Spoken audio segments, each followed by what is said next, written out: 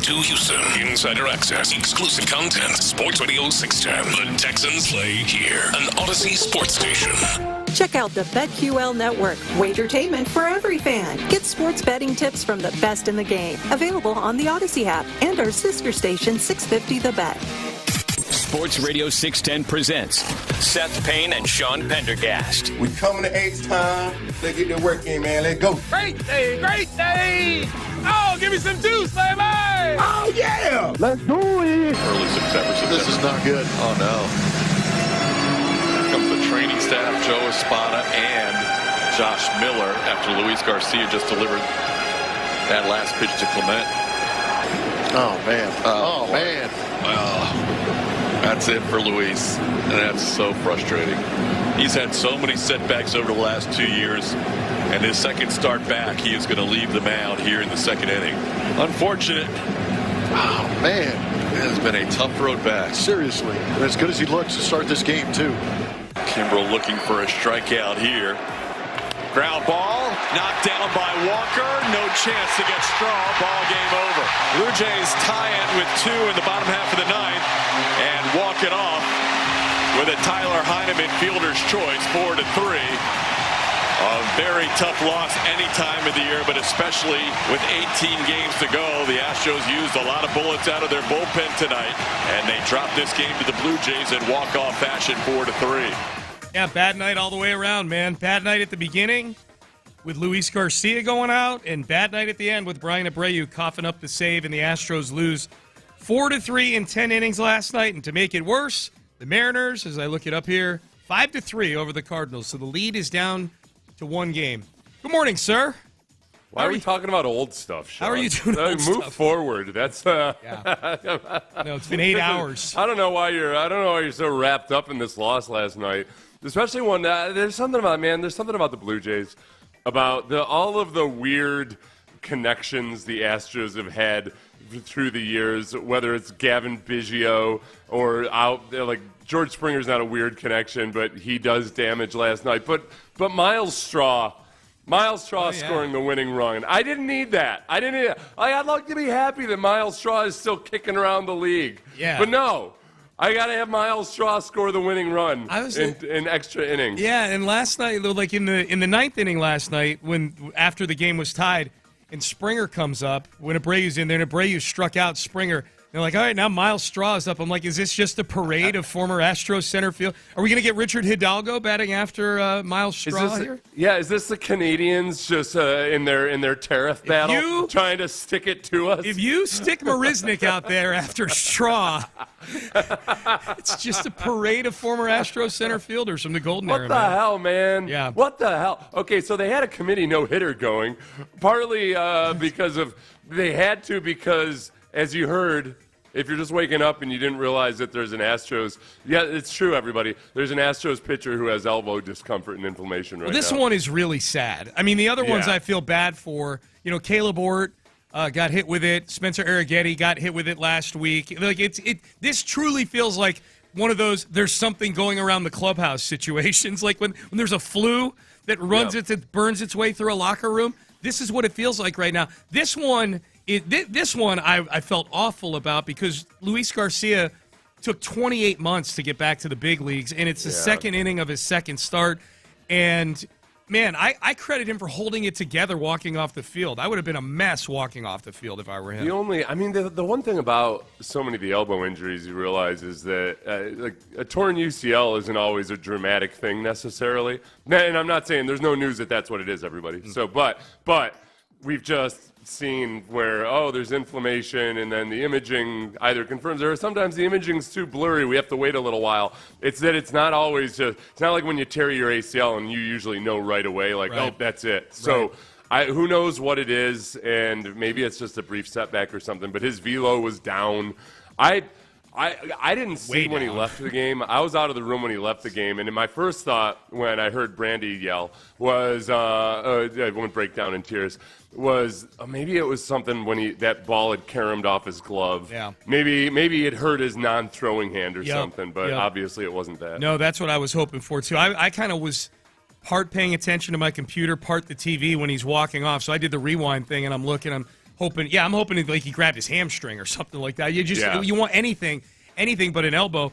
And I was hoping a sparrow had bit him in the gonads. Something, man. Yeah, anything but the elbow, and it was the elbow. And here's the thing now, if we can detach ourselves emotionally from the personal part of this with Luis Garcia, is we heard Todd Callis say it in that highlight that we played. By the way, credit Todd Callis, Jeff Blum, Space City Home Network, that we're down to 18 games.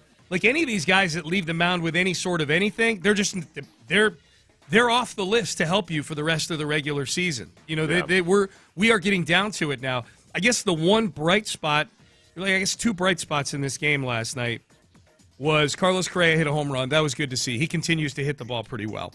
AJ Bluebaugh. And I think Chandler Rome tweet, hey, man, he might deserve to get a shot here in the starting rotation. And I don't disagree.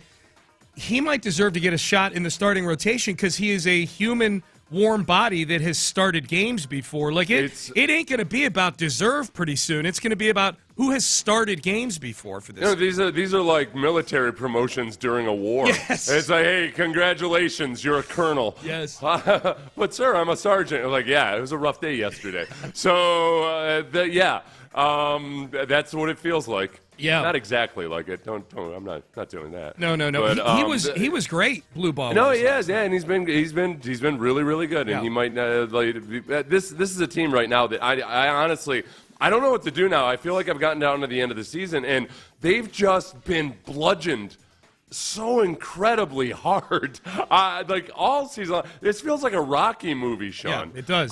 They just keep taking all these hits. The physical hits, the legitimately, not even metaphorical, just they're getting beaten down, and yet they've got a one-game lead in the division. If the offense, if they could just hit, were they 1 for 11 with runners in scoring position last night? I'm looking it up right now. I'm looking it up right now. They have 11 hits last night, and you can't get any more production than 3 runs out of that, and it's just over and over and over again. They left 10 on base, and they were 2. No, I'm sorry, that's Toronto. Toronto was crappy with runners in scoring. The Astros left 11 on base, and were 2 for 11 with runners in scoring position.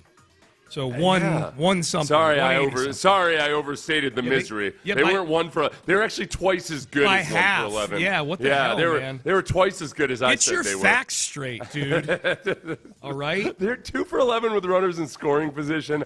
That's the part that. That's the one hope right now. If they're gonna continue to lose players once every 3 games, at some point this has got to click, does it not, Sean? You would think so. Does it not have to click at some point? The runners in scoring position thing, is that like turnovers in football where there's a regression to the mean? Like at some point, good hitters, and I do think they've got a bunch of good hitters in the lineup, like empirically talented good hitters in the lineup. They just don't get hits when there's runners on second and third or the bases loaded or anything like that. As Adam Spillane pointed out last night, just to pile on to the misery and the weirdness of this entire situation, the Astros are paying Jose Altuve, Christian Walker, Jose Abreu, and Lance McCullers Jr. a combined $90.2 million this season. Entering tonight's game, those 4 players have combined to accumulate a negative .5 B-WAR wins above replacement. For the season. Wow. Yeah. Wow. Well, the good news is Jose Abreu is not a negative number on that. He's just a 0 on that. Jose Abreu, because he's playing in Santo Domingo or something right now. He's he didn't even throw him in there. No, he did. No, he said Jose Abreu. He did. Yeah, sorry. I was thinking about Vlad Guerrero Jr. And how he became Altuve's pappy last night. Yeah. Altuve's running to third. It was a hard hit to Vlad. Vlad made the right side of the infield. Altuve was the ghost runner in the 10th inning. Yeah. Your first instinct is Altuve. What the hell are you doing? But that's a good play by Vlad.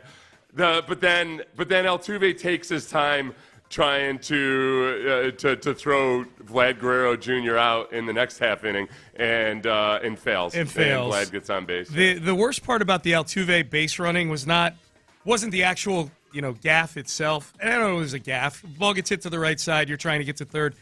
He was out by so much that his slide looked like a 6-year-old who just was taught how to slide.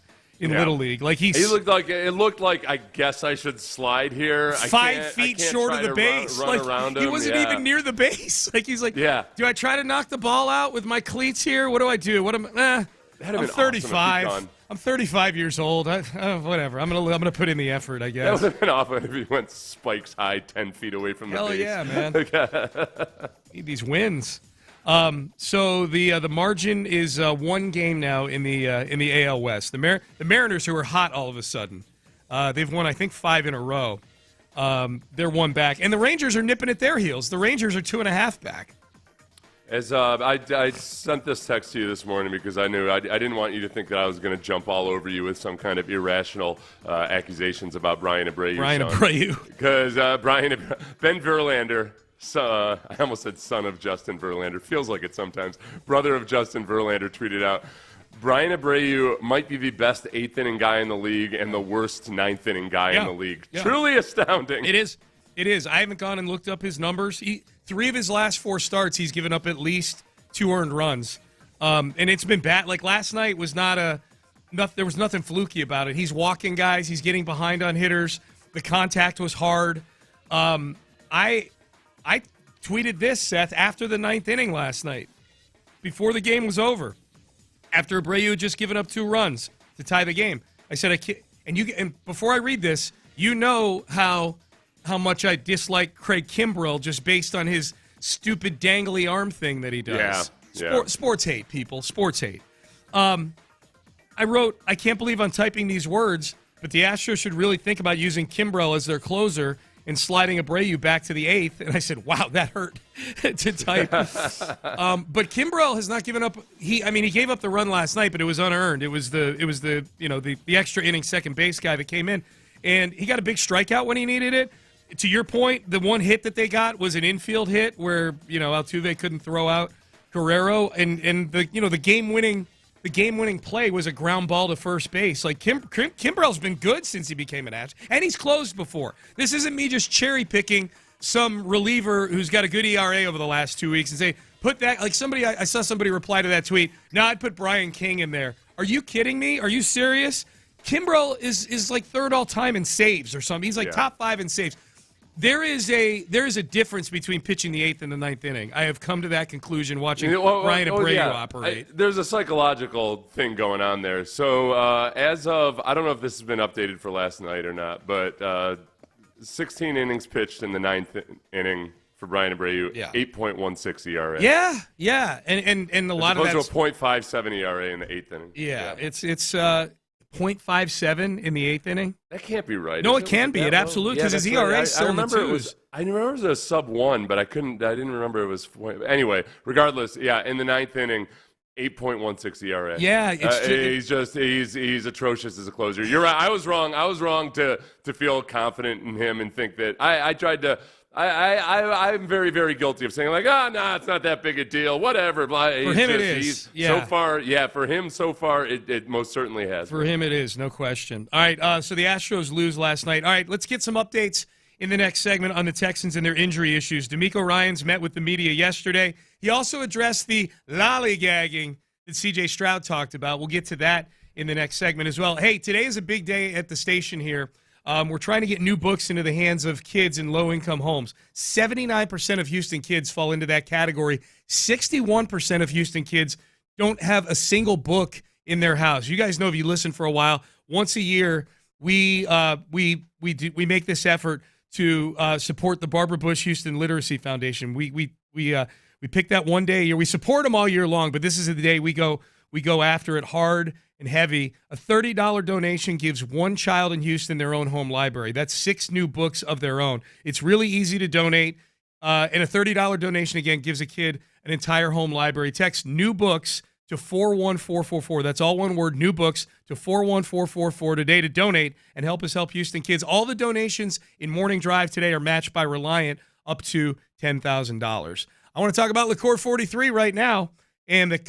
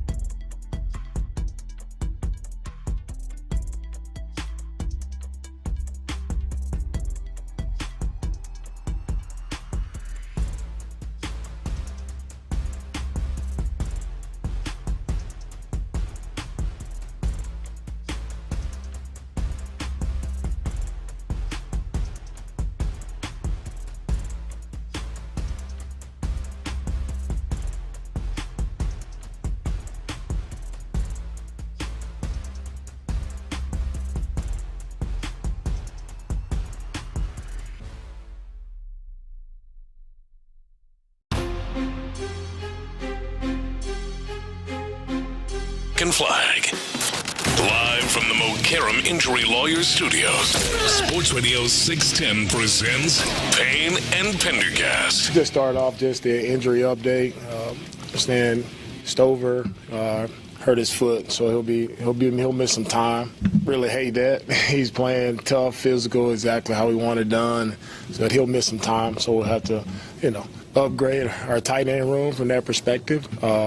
Andrews rolled his ankle, so he'll be day-to-day, see how that goes. Berrios and Kirk are doing well on their recovery. We'll see how they go this week. No timetable set right now for those guys. All right, so tomorrow will be a big injury report for the Texans. It doesn't sound like Jake Andrews is going to come back anytime soon. It said day-to-day, but a high ankle sprain for an interior offensive lineman. I would guess Jarrett Patterson's going to start on Monday against the Bucs. The wide receivers, we'll see. Stover is the big one.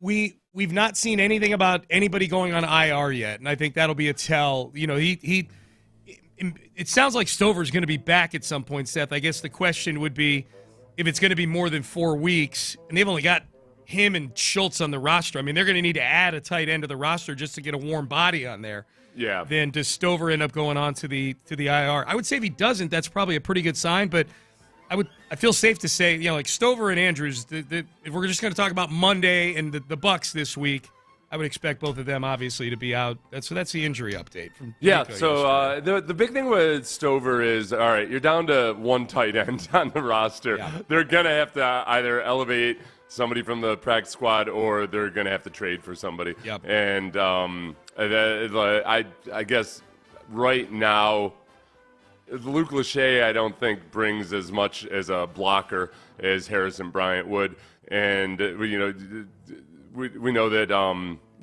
Dalton Schultz doesn't bring a whole lot as a blocker either. So I'm guessing Harrison Bryant will be the call up, or they end up going out and find somebody elsewhere, whoever's out there that's available in the league at large. Yeah, Caserio was on Texans All Access. Nick Caserio on Texans All Access last night, and was asked about the tight end position. Fortunately, that's just part of football, so we're going through it. Other teams are going through it, so that was a strength going into the year. So we've lost some players that we felt were going to help us, but there's nothing we really do about it other than try to come up with a solution. We've talked about this, kind of have some of our depth off the roster, whether it's internally or if there's a player externally on another practice squad or on the roster or on the street who might be able to come in and give us some snaps. So we'll look at everything and try to do what we feel makes the most sense. And we should point out that, he's talking about the year at large. They lost Brevin Jordan to a torn ACL in camp and Irv Smith to whatever he's on the IR for. I don't recall what it is. So it's like they dropped a bomb in that tight end room, and the only guy standing is Dalton Schultz. That's that's funny. I was texting back and forth with a friend of mine who just kind of casually checks in on the Texans, and yesterday he was like, "Didn't they already lose their other good tight end?" And I was like, wait, you mean Irv Smith? And he's like, no, the athletic one. I was like, oh, yeah, Brevin Jordan. That feels like forever ago. Yeah. That was actually, 3 weeks ago? It was like 3 weeks ago, yeah. It feels like forever ago. Yes. Because I can't keep up with all the Astros injuries and now the Texans injuries. If there's this could be a bright side, this could be a bad side. The Texans didn't have a great offensive performance, obviously, last week, but they ran 11 personnel, 3 wide receiver sets, the most in the league. Yeah. Which is a little bit of a surprise to me because before I went back and just watched everything, there were a lot of condensed formations where everything's all right down at the line of scrimmage, but there's a lot of wide receivers. I didn't realize quite how heavily 3 wide receivers they'd been.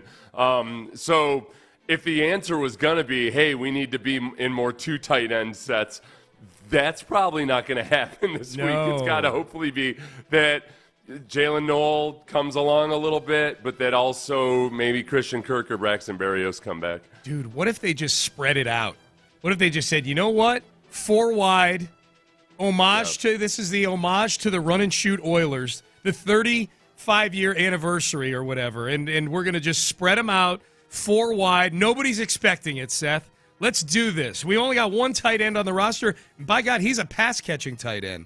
I mean, it doesn't have to be that dramatic. You just have to line up with guys out wide. It doesn't have to be, run and shoot or whatever. So I think the big question is they're probably the pass protection wasn't as bad as I was afraid it was when I went back and rewatched.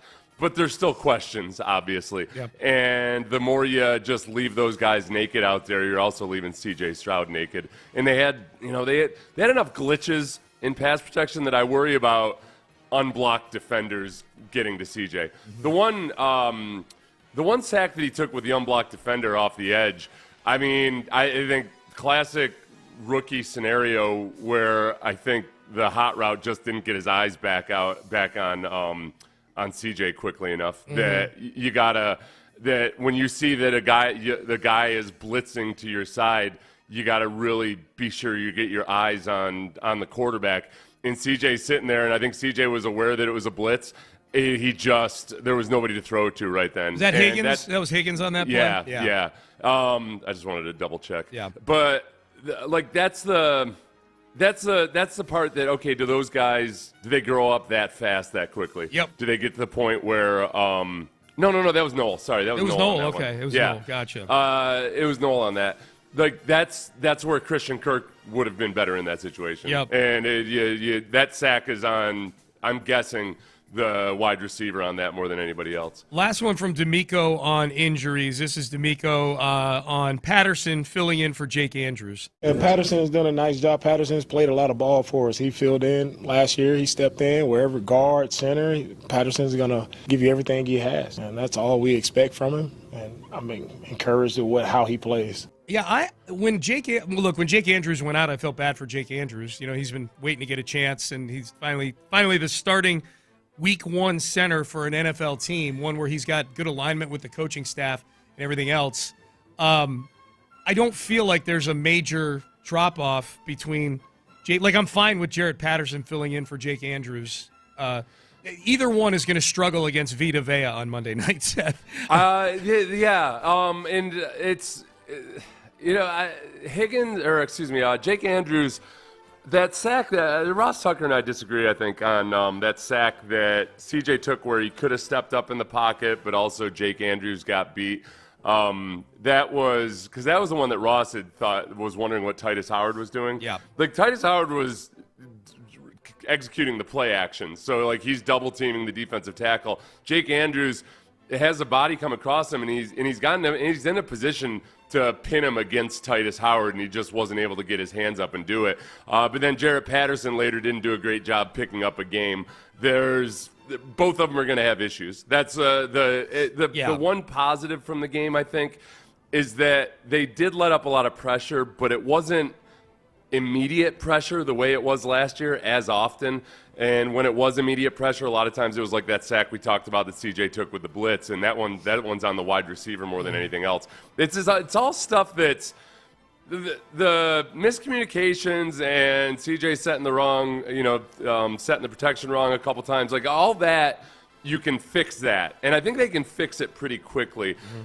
There's simply, right now at least, I don't feel good about some of those guys in pass protection individually. Ariante Ursery is still a rookie. He's got to figure it out. He'll hopefully continue to get better. The centers, that's going to be a focal point. Here was C.J. Stroud after the game on Sunday, talking about, especially at the very end here, talking about the pace of the offense and the offense lollygagging and going through the motions. Yeah, I take just negative plays. I think it's kind of obvious. We can't shoot ourselves in the foot consistently and expect to win. And that starts with me, with a lot of different things. I got to get rid of the ball better and, use my legs maybe a little more. But, I think, there's a lot of hope still. We did a lot of good things. It's a really good defense, a really good team. But I definitely think we could have won. But just shoulda, woulda, coulda all day. We didn't deserve to win that game because we didn't do the right things. So when you come out in NFL lollygagging and not going through the motions, that kind of what happens. So I think we'll be all right. But I think it's a good wake up call for us. All right. So then yesterday, DeMeco Ryans follow up was asked about the lollygagging comment from C.J. Stroud. Yeah, it's never an entire group. That's the one thing about it. So there are individuals that have their moments throughout the week, and the lollygagging, it's a term everybody want to use now. It's for me, it's just our tempo right in and out of the huddle. Right, we got to get in and out of the huddle quicker so we can get to the line of scrimmage so we can operate and make sure we got checks and things we have to make at the line of scrimmage. Well, to make those checks in the proper manner, right, we got to get out with some urgency. So the urgency piece from everybody has to pick up from the offensive side of the ball, right? The urgency picks up, and we'll be able to operate cleaner when it comes to pre-snap and post-snap. Okay, so this is where I had a flashback. And real quick, by the way, I was mixing plays up in my head. I don't put that sack on Jaden Higgins. I think CJ's got to know that where the blitz is coming from. Okay. And probably hit Nico. I'll check with Cecil Shorts later today. But as far as the lollygagging, the sense of urgency, immediately I think the knee-jerk reaction is like, what the hell are these guys being lazy about?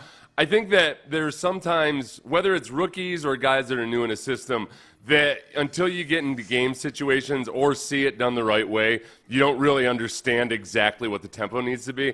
And I had a flashback to when Ryan Fitzpatrick was benched for Ryan Mallett.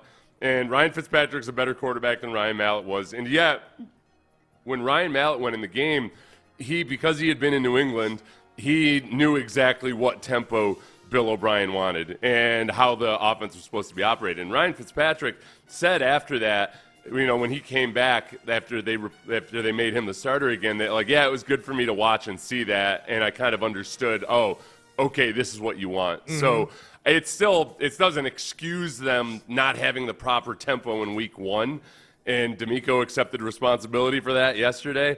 But do you fix it by week two? Yeah. That's another thing. That's one of the on the list of fixable things. I think that's one of the things that's very fixable. And the guys got beat up a little bit, and they see that they've got that negative reinforcement going to get that fixed this week. Yeah, I can tell you just it's like I hear that comment from DeMeco, and knowing that was it feels like that was a focal point in training camp. Especially with CJ now being in control of everything. It was like, man, we got to get out of the huddle quick. We've got to give him plenty of time to survey the field. I mean, we were tracking it during the preseason game, Seth. Okay, how much time is left on the play clock? I'm writing it down in my notes each snap. That had 16 seconds left. They had 14 seconds left. And then after week one to come out and go, yeah, we just got to get out of the huddle quicker. That to me, as a non-player, that I hear that and I'm like, that's infuriating to me. No, it is. It also, I think it speaks to the fact that this is the way teams treat the preseason anymore. That you don't get anything close to an actual game-like scenario or situation. Yeah.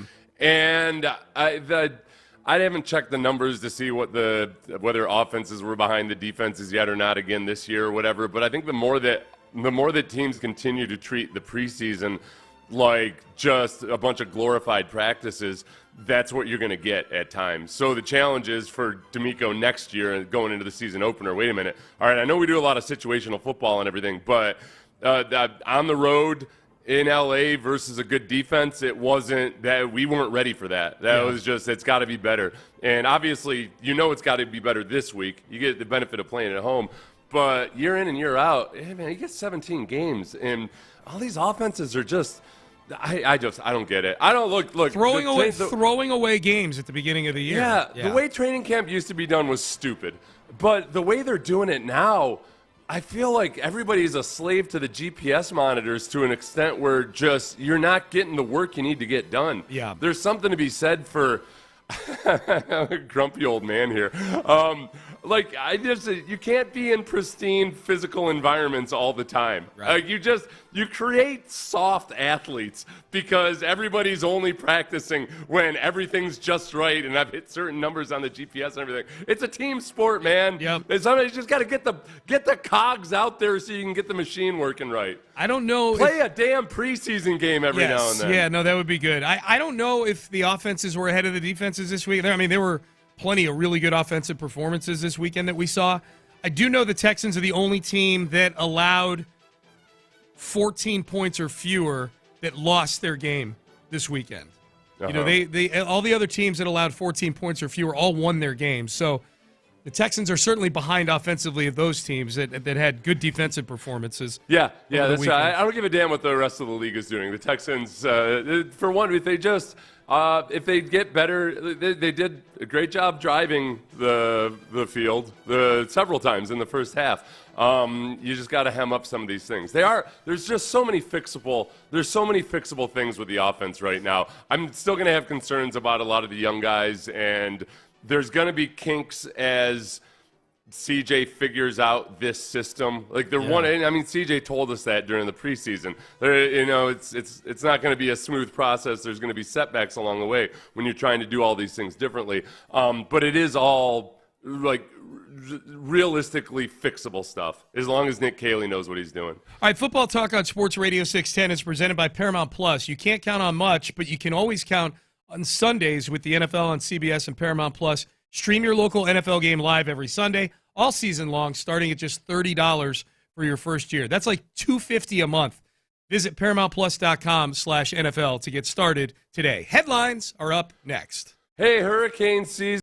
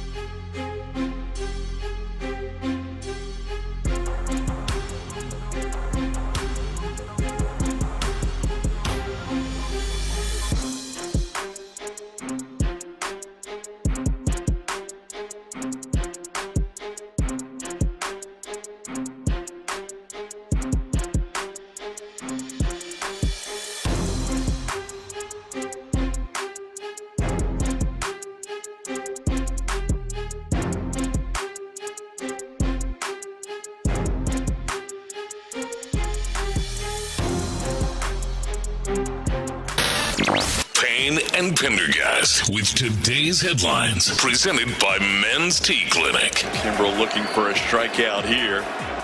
Ground ball, knocked down by Walker. No chance to get Straw. Ball game over. Blue Jays tie it with 2 in the bottom half of the ninth and walk it off with a Tyler Heineman fielder's choice, 4-3. A very tough loss any time of the year, but especially with 18 games to go. The Astros used a lot of bullets out of their bullpen tonight, and they dropped this game to the Blue Jays in walk-off fashion, 4-3. Yeah, that might have been the worst loss of the season last night when you consider the totality of the damage done, Seth. Another blown save for Brian Abreu in just horrific fashion. They lose in extra innings. Luis Garcia, like, of all these guys that are coming back from this Tommy John, there's a horrible power ranking, but if I could have power ranked them in order of the ones I least wanted to have a setback, just based on how long it's been and how many setbacks he's had, like, this is the saddest out of all of them is Luis Garcia. And oh, by the way, you go to bed and you wake up and the Mariners had beat the Cardinals last night too. So now you're down to 1 game. Like, that was a bad night last night, man. Is it possible, Sean? Let's just think, just abstractly here. The Astros are so advanced in so many ways when it comes to the sport of baseball. Is it possible at all that somehow the one area they've been left behind is in either diagnosis, treatment, whatever it might be? I mean, it's just been it's Tommy John after Tommy John. And to be clear, nobody knows exactly what's wrong with Luis Garcia's elbow right this moment. Right. But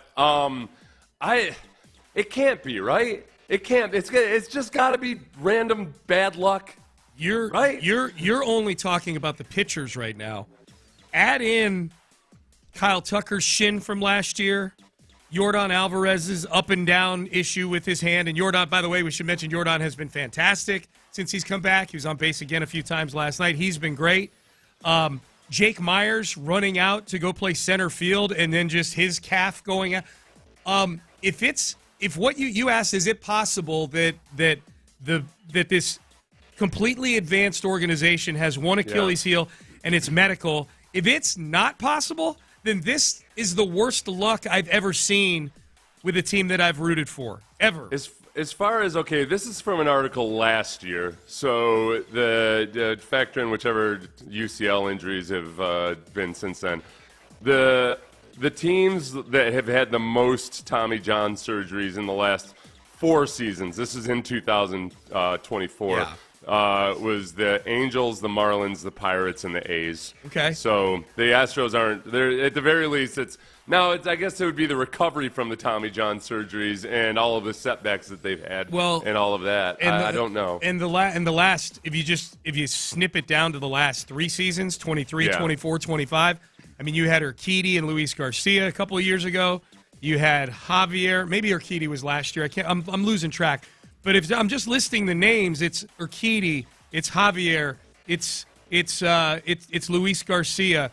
This year alone, it's Ronel Blanco and Hayden Wesneski within a week of each other earlier in the season.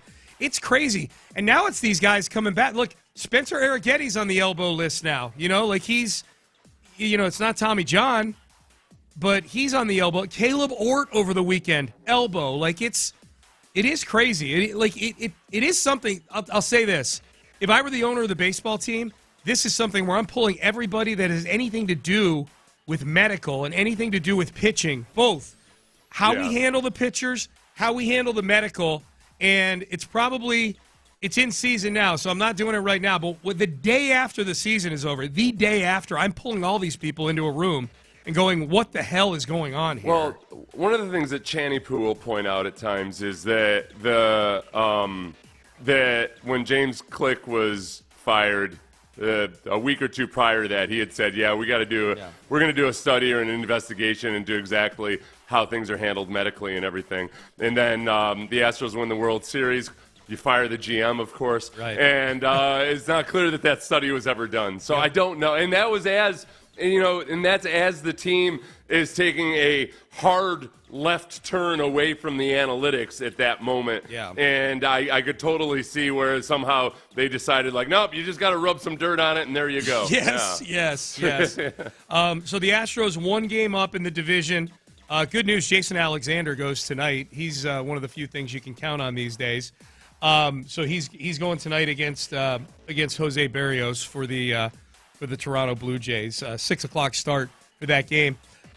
Meanwhile, with the Texans, as long as we're updating on injuries, here's DeMeco Ryans with his update on the Texans' injuries from this past weekend. Just start off just the injury update.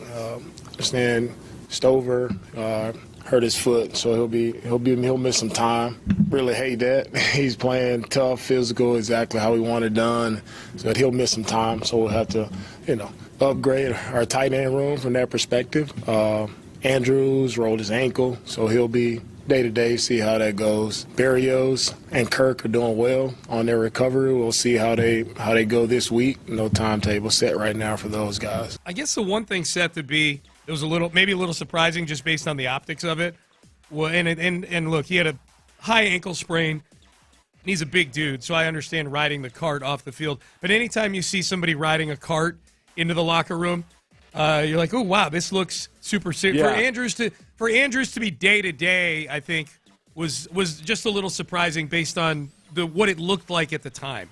Yeah, we haven't learned our lesson yet. Going back to Kamu Grugier-Hill, that's when we really should have learned our lesson about, Yes. oh, yeah, it's kind of like a foul in basketball. You got to ignore actually what the guy is doing after he, flops to the earth and everything. Like, Yep. wait, let's analyze the actual collision itself. Likewise with injuries, let's just not jump to conclusions based on the immediate aftermath. I guess the part that concerns me now is that, Jared Patterson's, he's been pretty injury-riddled, for a young player in his career. Yes. And, and Jake Andrews, we don't know how durable he is because headed into the game last week, Jake Andrews had a total of 75 snaps or so as an offensive lineman in the NFL. Some of that's because he was injured when he was in New England. Yeah, Yeah. So I mean, that's a precarious position right now, both because of skill level, but also perhaps having a couple of injury-prone centers. Tommy Togiai gets a 1-year extension for up to $3.3 million. I'm happy for Tommy Togiai. He was a street pickup last year who has clearly the coaching staff very fond of him. DeMeco loves his consistency. My question, is he the first player to, in the same week, be a healthy scratch for a game and then get a multi-million-dollar contract extension? It's a good question. Yeah, he might be. Yeah. It might be some kind of weird. Good luck doing the research. I don't know where on to that look one, this Sean. up. Yeah, I don't trust AI. Texans Cap has a way of figuring this stuff out. I don't know how he does it. He's our who's the basketball guy that's so smart? Wiener. Beam a Thug on Twitter. Yeah. David Weiner. Yeah. Texans Cap has kind of become the Beam a Thug. Football Beam a Thug. How's this guy know all this weird stuff? That, and he just seems to be able to find it really easily. Very useful. Yes. Yeah. Let me do a classic hot sports take, Sean. Give it to me. Oh, great! The extended Tommy Togiai. Is that what's going to beat the Ravens? Yeah. oh, that's what's going to beat the Ravens, apparently. I don't even want to look. Yeah, I know there's somebody that replied to the tweet about that with that. This is a little bit of the kind of what Casario's done with guys like Brevin Jordan is a higher profile guy just because he was a draft pick and everything. But at the same time, got an extension without having a huge body of work or anything because I think there's a combination of upside and you like the guy's work ethic and the way he operates and everything. And they very, very much like Togiai and probably see that at some point, the Texans rotate a bunch of defensive linemen in throughout a game. There's going to be injuries on the D-line at some point, and he's a guy that they could totally see being very valuable at some point later on down the road. Yeah, if it's worth up to $3.3 million, my guess is it hovers around the veteran minimum at its base, So got some good old playtime incentives. Yeah, playtime incentives, exactly. It used to be really good. They're not allowed to do it anymore, but the Eagles used to be brilliant at taking guys like Tommy Togiai, and they would have given him like a 7-year contract. You take a late-round draft pick or kind of a journeyman type or an undrafted rookie free agent, and before they've ever had big money thrown at them, you're like, yep, here you go. 7 years, $5 million. That's how you can just invest that wisely and you're set for life. And guys are like, hell yeah, I'll take that. Right. And I can't argue with them. No. I would have done it myself. Yeah, back in the day. I was at a part where it was like, all right, if I can check off a box where like, all right, I'm not going to haggle or too much or get my ego involved here. If it's something that genuinely sets me up for life, I'm not going to worry about oh no, I need more. Right. Don't worry about that with your third contract. That's exactly right. Hey, we're trying to get new books into the hands of kids in low-income homes in Houston today. You guys know this is our annual push to get books in the hands of kids. 79% of Houston kids fall into that low-income category. 61% of them have no books in their homes. A $30 donation gives one child in Houston their own home library. It's 6 new books of their own. They get to pick the books, too. I've been at some of the events where they get to pick their books out. It's awesome. Text new books to 41444 today to donate and help us help Houston kids get books in their hands. Literacy has a big correlation with things like crime and mental health, and this is you're helping all of that just by a small donation. All donations in Morning Drive today matched by Reliant up to $10,000. So help us out. New books. Text new books to 41444. You'll get a link, and you can make your donation there. Small $30 donation gets the job done.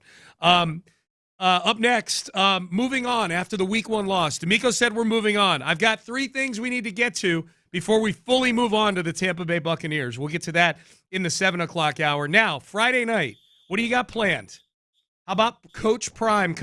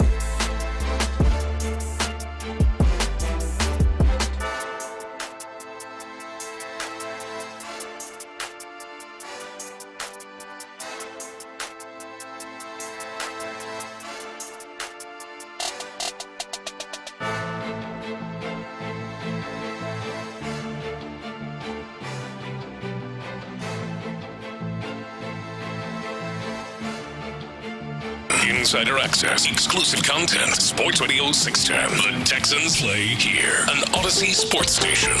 Sports Radio 610 presents Payne and Pendergast. Hey, before we get to DeMeco moving on from week one, seeing if we can move on from week one, Patrick Creighton, Seth, sent out the email. We have a pick contest here up at the station every year. It's an internal contest, and it involves not just on-air people and behind-the-scenes people with Sports Radio 610. There's people from other stations and from various administrative areas of Odyssey, Houston, that are in this pick contest, and we're just picking, all the Sunday and Monday games against the spreads, and it's just a friendly little competition.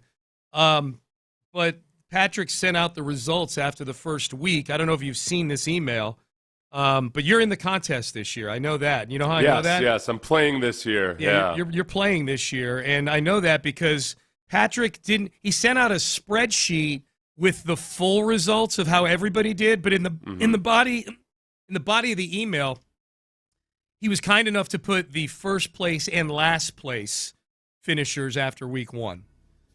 First place, Seth Payne, 10-4. That's right. Last place, Sean T. Pendergast, 4-10. I was 4-10. Boy, thank God I didn't bet on any NFL games on Sunday this past week. It would have been a bloodbath if I had bet. That is the nice thing sometimes about covering an NFL team on Sunday is on a Sunday like this last one where I was horrible on my picks, the distraction of, work kept me from putting actual money on any of these games. I'll tell you what, Sean, the one that really put me over and gave me an emphatic victory this week over nobody else came even within 2 games of me. Wow. Bob Merrill looks like was the so none of the on-air talent even came close. Is that Bob? Is Bob Merrill? I'm not looking at the spreadsheet, so I'm assuming I would guess Bob is Bob Merrill. Yes. Yeah, so he was the only one that came close to me, and the one that put me over over everybody else was that I did not like the Texans at -3.5, so I took the Rams.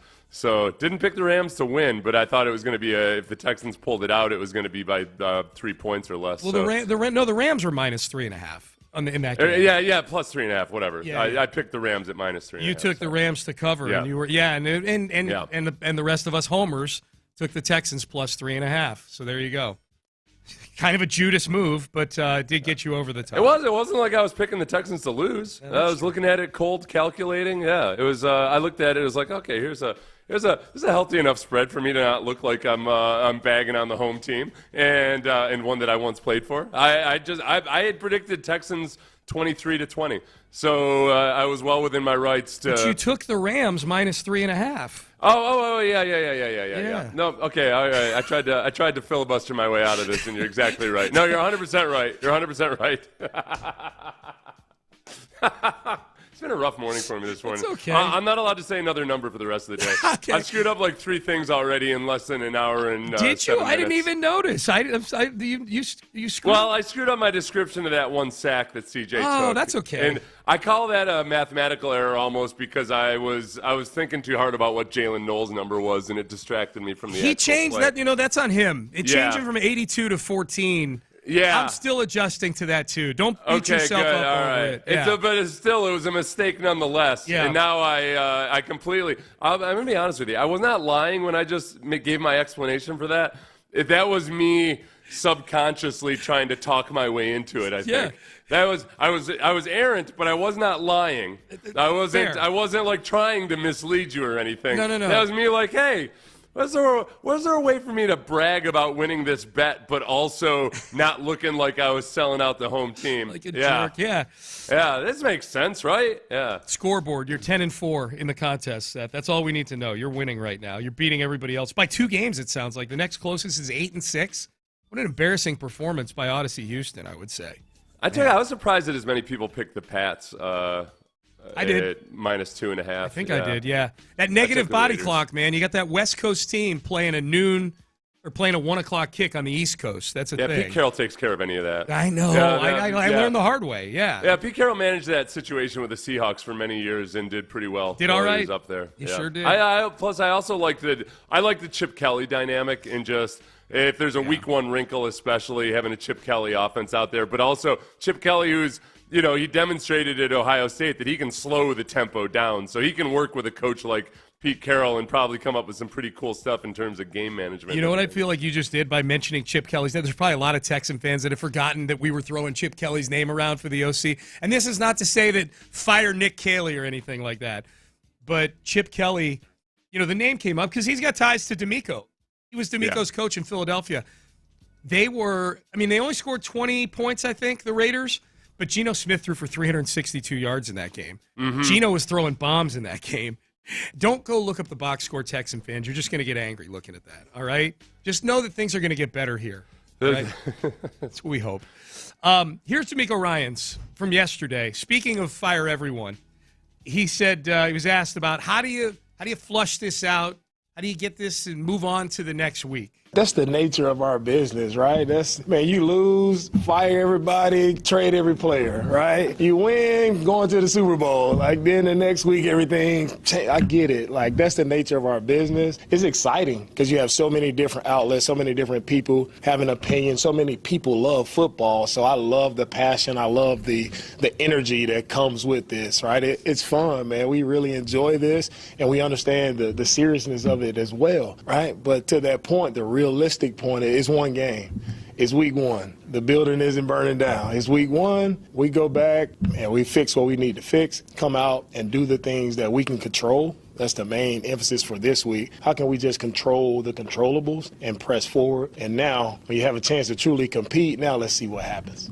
Is DeMeco saying that and kind of acknowledging that, hey, there's a lot of emotions run hot the day after a game, and there's going to be a lot of opinions out there all over the place. But as far as I think Sargent asked DeMeco about how do you preach to the team about staying the course and everything, and it really is I think everybody always wants things done like a 5-act play after a loss. Like, what's the dramatic moment where DeMeco's going to turn the tide now and everybody's going to rally together to overcome this devastating loss? It's week to week. You go back and you fix the errors and you just kind of steadfastly try to move forward with as even a keel as possible, whether you win or lose. But that's boring. That's not the drama we crave in our lives after being brought up on football and baseball movies and Netflix all these years. That's true. So, and as DeMeco was saying that, it reminded me that DeMeco did dabble with the idea of going into sports radio when he was done playing. I remember.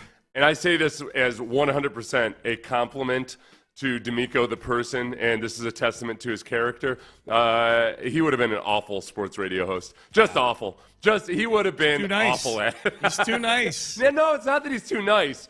It's that he's too even-tempered. Okay. I think, and what people really don't want to hear is people don't want to hear what you actually should be saying after a loss. Which the day after, all right, look, hey, let's not get overly emotional about this or whatever. That's what people want or need to hear necessarily the day after a game as a sports radio listener. But DeMeco would have been really good in certain roles in media, I think. Sports radio hosts, I think the grind would have gotten to him, and the constant negativity, it would have been and that's right.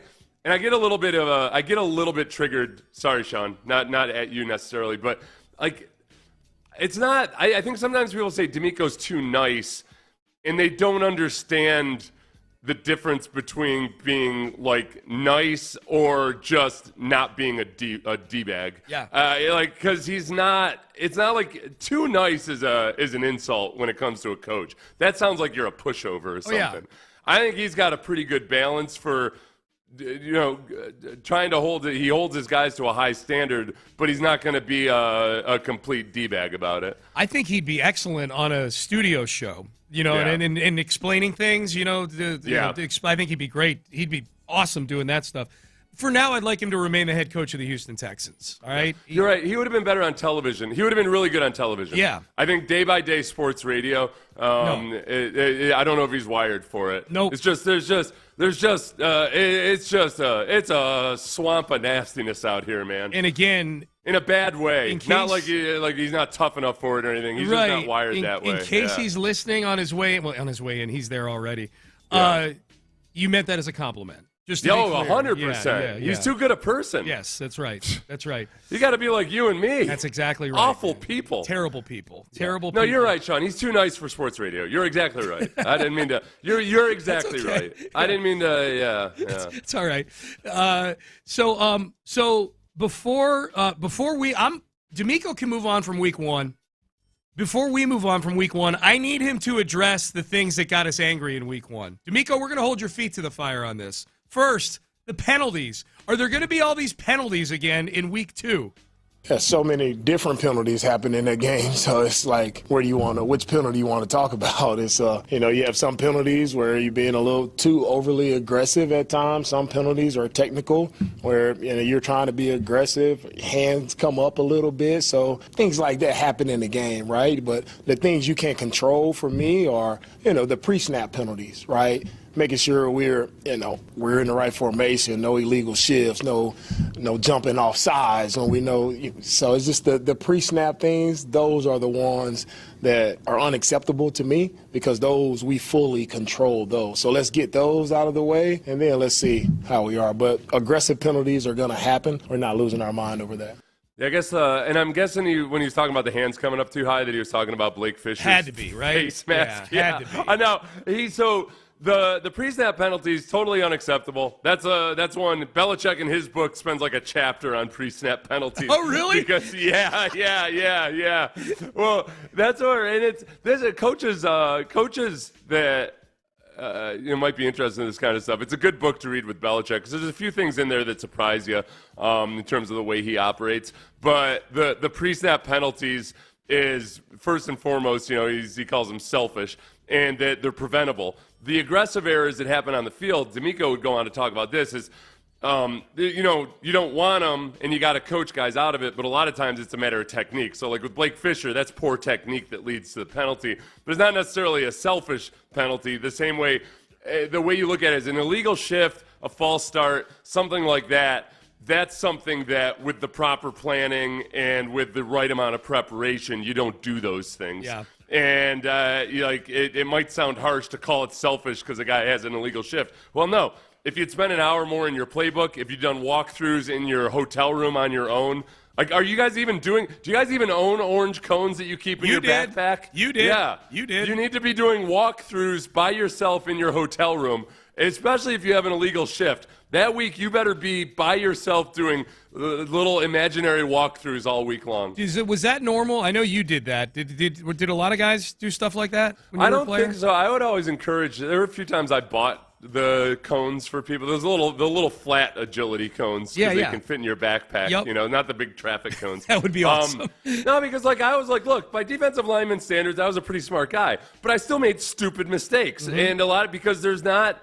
There's almost zero connection between the two. Some of the smartest football players I ever knew were Prop 48 guys academically, but they had a different type of intelligence, but they just drilled and drilled and drilled and worked at it and they would go through situations in their minds, and they were incredibly smart football players. And it's not because they were just some kind of, freakish super genius that was born that way. It was because they worked at it. So no matter how book smart you are or how book dumb you are, it's really, when it comes to that stuff, it's a matter of, are you putting in enough work? Yep. Are you drilling it enough? Because you can only practice so much football without breaking down physically, but you can do the mental stuff all day long. The penalties bothered people this weekend. Nico Collins only getting 5 targets bothered a lot of people, and I think rightfully so. You got to find ways to get the ball in Nico's hands. DeMeco was asked about that yesterday. Throw it to Nico as many times as we can. Yeah, of course, everybody knows that's a question everybody wants to answer. Of course, we want to get the ball to Nico. He's one of our best players. But offensively, I just think when you go back to the game on Sunday, we have so many plays where we're kind of playing behind the sticks and we're not doing things that we're trained to do. We're not doing things conducive to staying on track and being able to run our offense in that type of fashion. It's going to be hard, to get the ball to a certain player here or there, right? Because you're 2nd and 18, 2nd and 10, 3rd and long. Like, that's not where you want to operate as an offense. So we just got to come back this week, just do the things that we're coached to do, make sure we're staying on track offensively, making sure everybody's on the same page, and we're just putting ourselves in position to make positive plays. When we have those positive plays, then it opens up the offense for us to be able to get the ball to whoever we want to get the ball to. My counterpoint to that, Seth, tell me if I'm off base on this, and I agree with everything DeMeco said at the end there. We got to be ahead of schedule. You and I have been saying that all at training camp. The key for the Texans to be is to be in 2nd and 5 and 3rd and 2 this year. Like, we all agree with that. They had 3rd and the longest in the league the entire season last year on average, and Nico Collins had basically about 100 yards receiving per game last year. Yeah. This isn't like they were really successful in 2024 at staying ahead of the chains. And boy, Nico Collins had a 2nd consecutive amazing season. Like, what they were on Sunday was what they were all of last year, and you still found ways to get Nico Collins the football last year. Right. I think that, you got to look at it and think, for one, it wasn't like Nico Collins had 10 receptions every single week. Yeah. And then he did go through, especially in the, he went through a pretty hefty drought there for one chunk of the season. For me, some of it, too, it comes back to the pre-snap operation and the way CJ's operating right now, where it's going to take a while for everything to click in. And maybe it takes 4 games, maybe it takes less, who knows. But CJ made some incredible throws in that game, and you can't lose sight of that. Like, the talent is obviously there. As he gets more comfortable in this system, the ability to diagnose pre-snap, the reason you need time up there is that things like using a hard count to figure out who's blitzing and all of those things, that you can't do it when you're hurrying to get the play off. Or 12 seconds and you're right. breaking the huddle. Yeah. You want to be up there and you want to be able to give a hard count, see safety's coming, yep. Readjust the protection. And then the question is, can you dial up the easy stuff? In this system, what you want, and this is why people love to say in Peyton Manning when he won that Super Bowl in Denver, like, well, look, anybody could have made that throw. It's easy. No, he dialed up easy throws. He knows Peyton was a master, and CJ's not going to get to Peyton, peak Peyton 37-year-old level mentally right away. He's not going to do that in the first 3 games of the season. But it's the ability to diagnose pre-snap and then dial up Nico over the middle because he knows there's no safety help over the top, or he knows that a blitz is coming. And I think there were a couple of opportunities. There could have been a couple opportunities to do that in the game on Sunday, but everything else was just still off kilter. The operation wasn't quite there yet. And I hesitate to even blame CJ himself individually for it because it's got to be all 11 guys just operating at a higher level. Yeah. And this is where I hope maybe there's a comfort level of doing it at home on Monday night as opposed to being on the road. That seemed like a loud crowd there on Sunday. Last one here, the lollygagging. So we addressed the penalties. I'm okay with your explanation, DeMeco. Invisible Nico, you address that. Just target him more. Throw him the ball every play if you have to. The lollygagging, though. C.J. Stroud talked about it, that slow lollygagging, going through the motions early in the game. How about that, DeMeco? Yeah, it's never an entire group. That's the one thing about it. So there are individuals that have their moments throughout the week, and the lollygagging, it's a term everybody want to use now. It's for me, it's just our tempo, right, in and out of the huddle, right? We got to get in and out of the huddle quicker so we can get to the line of scrimmage so we can operate and make sure we got checks and things we have to make at the line of scrimmage. Well, to make those checks in the proper manner, right, we got to get out with some urgency. So the urgency piece from everybody has to pick up from the offensive side of the ball, right? The urgency picks up, and we'll be able to operate cleaner when it comes to pre-snap and post-snap. Yeah, I think there was a lot of elements of that game where at the end of the day, this isn't a huge revelation or anything, obviously. You know what? Oh, Nick Caley might not be as good as an offensive coordinator as Sean McVay right this moment. So yeah. McVay, who's been doing it really well for a long time, just in week one especially, I think you could see where there were certain things that were just a better operation, and that both Nick Caley with a younger quarterback who's learning the system for the first time, I'm cool, and I understand, and I expected that there's going to be hiccups. Now the real work begins, and all right, but how long does this last? And by way of reference, Sean, just to show how correct you were about Nico Collins and how it looked like more like last year or worse than last year. Yeah. In every game that he didn't have to leave early, the Buffalo game, he only had 2 receptions, but one of those was a touchdown bomb, and then he's injured and out of the game. Yep. So I won't count that one. So you take the Buffalo game out of it, there was only one game in which he had 3 receptions or less, and that was the Baltimore Ravens, which was not which was horrible, Texans, which was horrible, yeah. And the key thing is targets too. If I'm not mistaken, the only games he had fewer than 6 targets in a game last year was that Buffalo game and the Week 18 game where he got taken out in the first quarter, and he still had 5 targets in that game against Tennessee.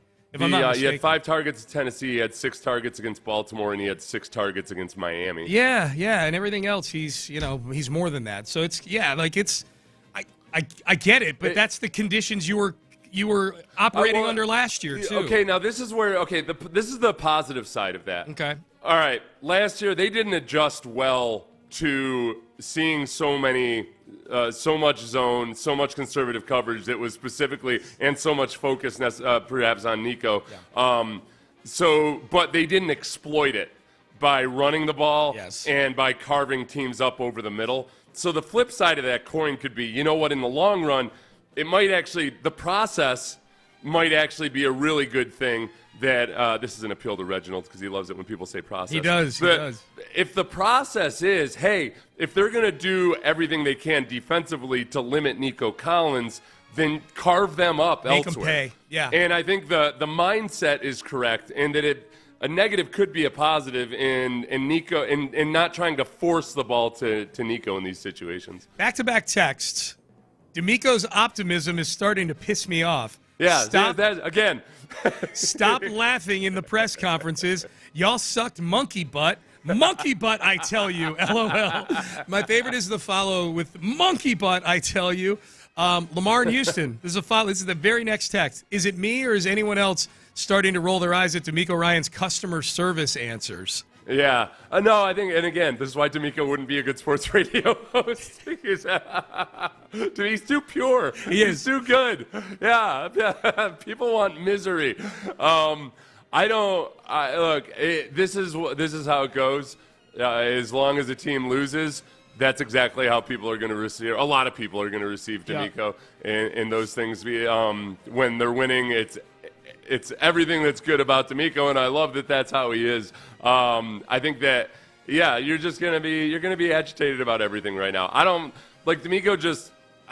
He's gotten more agitated more often, I think, as he's been a head coach longer. Dude, he went on a 2.5-minute rant a couple weeks ago about how we were all, how the media was peppering them with questions about injuries and reporting on injuries. You know who's entertaining in press conferences as a head coach? Rex Ryan. Yeah. Was that always the best thing to be as a head coach? Is that ultimately what saved Rex Ryan's job multiple times? Like, no, I'd rather have a coach that gives cliche answers, or if anything, like surly or testy answers, but doesn't give you any information, than somebody that's just out there, live pretending wire they're a sports radio host. Yeah.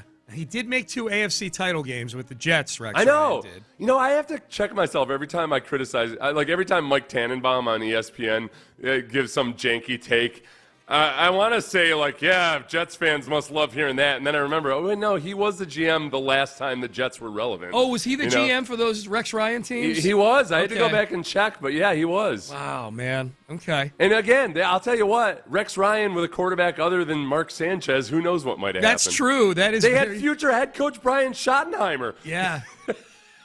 It's the offensive coordinator. OC. That's true. Yeah. That's a good point. What could Schotty have done with an actual quarterback? That's a really good point. Let's see. The Texans are a childish team next to the other teams in the NFL. Oh, I want to read this. The Texans are a childish team next to the other teams in the NFL. They just do stupid, immature, childish things. We have a coordinator instead of a head coach. Okay, so the defense makes some aggressive mistakes.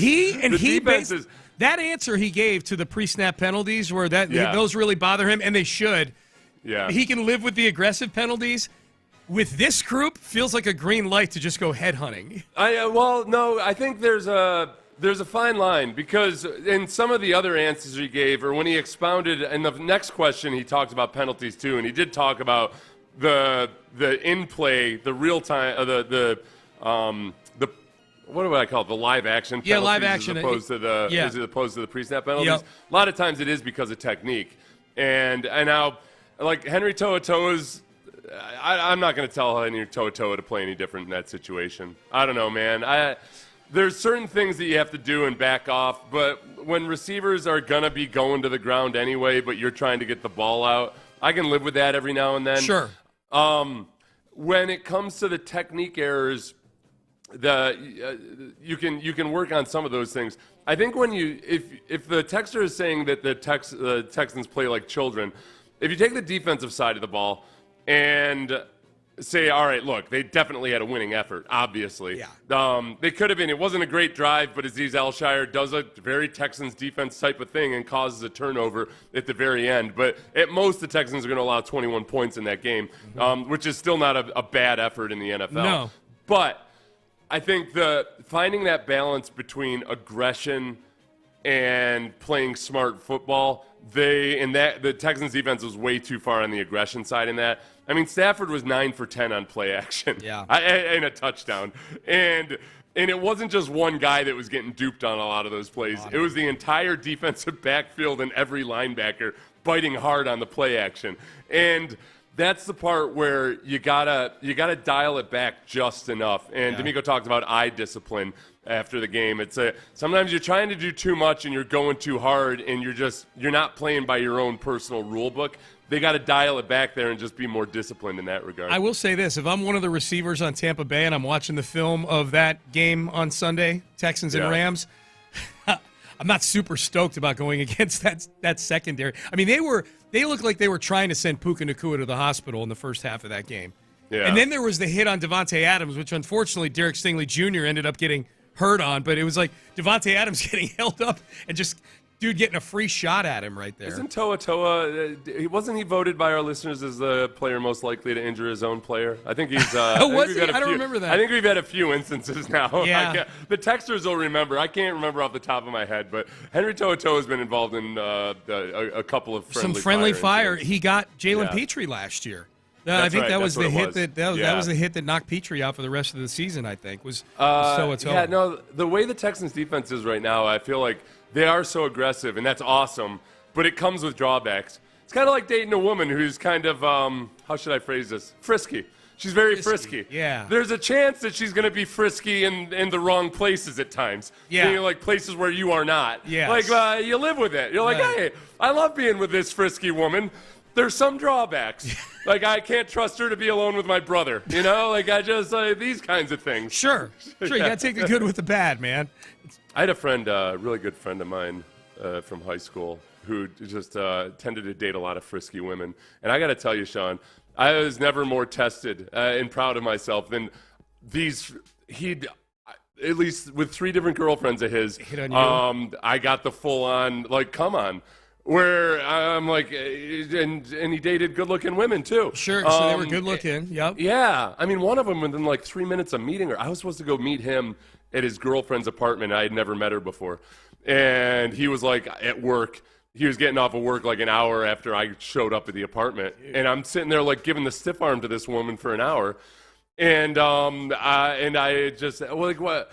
And you know when you're in that situation, like, what do? I'm going to tell him, or it just after it happened a second time with a second different woman, I was like, all right, this is just who he's into, and I'm gonna bite my tongue, man. I'm just gonna leave it alone. He'll learn. Ben, my favorite part about this story Seth is telling is when he's looking at me, going, "You know how it is when this happens to you." Yeah, totally. And then he's like, and it was the sin. Then when it happened the second time, it happened to me. No, I don't know how that is when it happened to me. Looking back on it though, too, BK was the kind of guy that totally would have been like, that's cool, man. I get it. He knew. He would have broken up with her, but he would have been like, I get it, man. Guys are going to be guys. He knew. I couldn't do it. He knew. I couldn't do it. So it happened 3 times, and you were able to hold off all 3 times. Yeah, one of his girlfriends went to Cornell, too. So that was multiple onslaughts I had to. Because one of those things where, like, she needs a ride home from the bar because she's drunk. So I'm like, no. Right. No, we can't. No, get out of the car. So she went to. So this is a high school buddy of yours, then. Yeah, he's a high school buddy of mine, but one of his girlfriends went to Cornell. Okay, were they together while this was happening? Yes. Oh, okay. Yeah, that's a problem. Yeah. Oof. No, but at a certain point, I stopped feeling like I never succumbed, but I also was like, I can't. Like, this is. I told him, like, man, you got to be careful about who you pick. You got to stop dating all these floozies. These girlfriends that you're dating are a little too swarmy. All right. Yeah, they're a little too swarmy. Because I had a conversation with him about it after the first one. And then after that, I was like, because it wasn't just me, obviously. Yeah. It wasn't like I had the Kavorka or something, and that I was the one that they just couldn't resist around. It was that they couldn't resist them. They couldn't resist themselves around anybody that had a different XY chromosome configuration. You had all the right parts. You had all the right parts. You just happened to. Wait, let me remember if I remember. Yeah, they couldn't resist themselves around a Y chromosome. That was basically it. Yeah, that's it, man. That's it.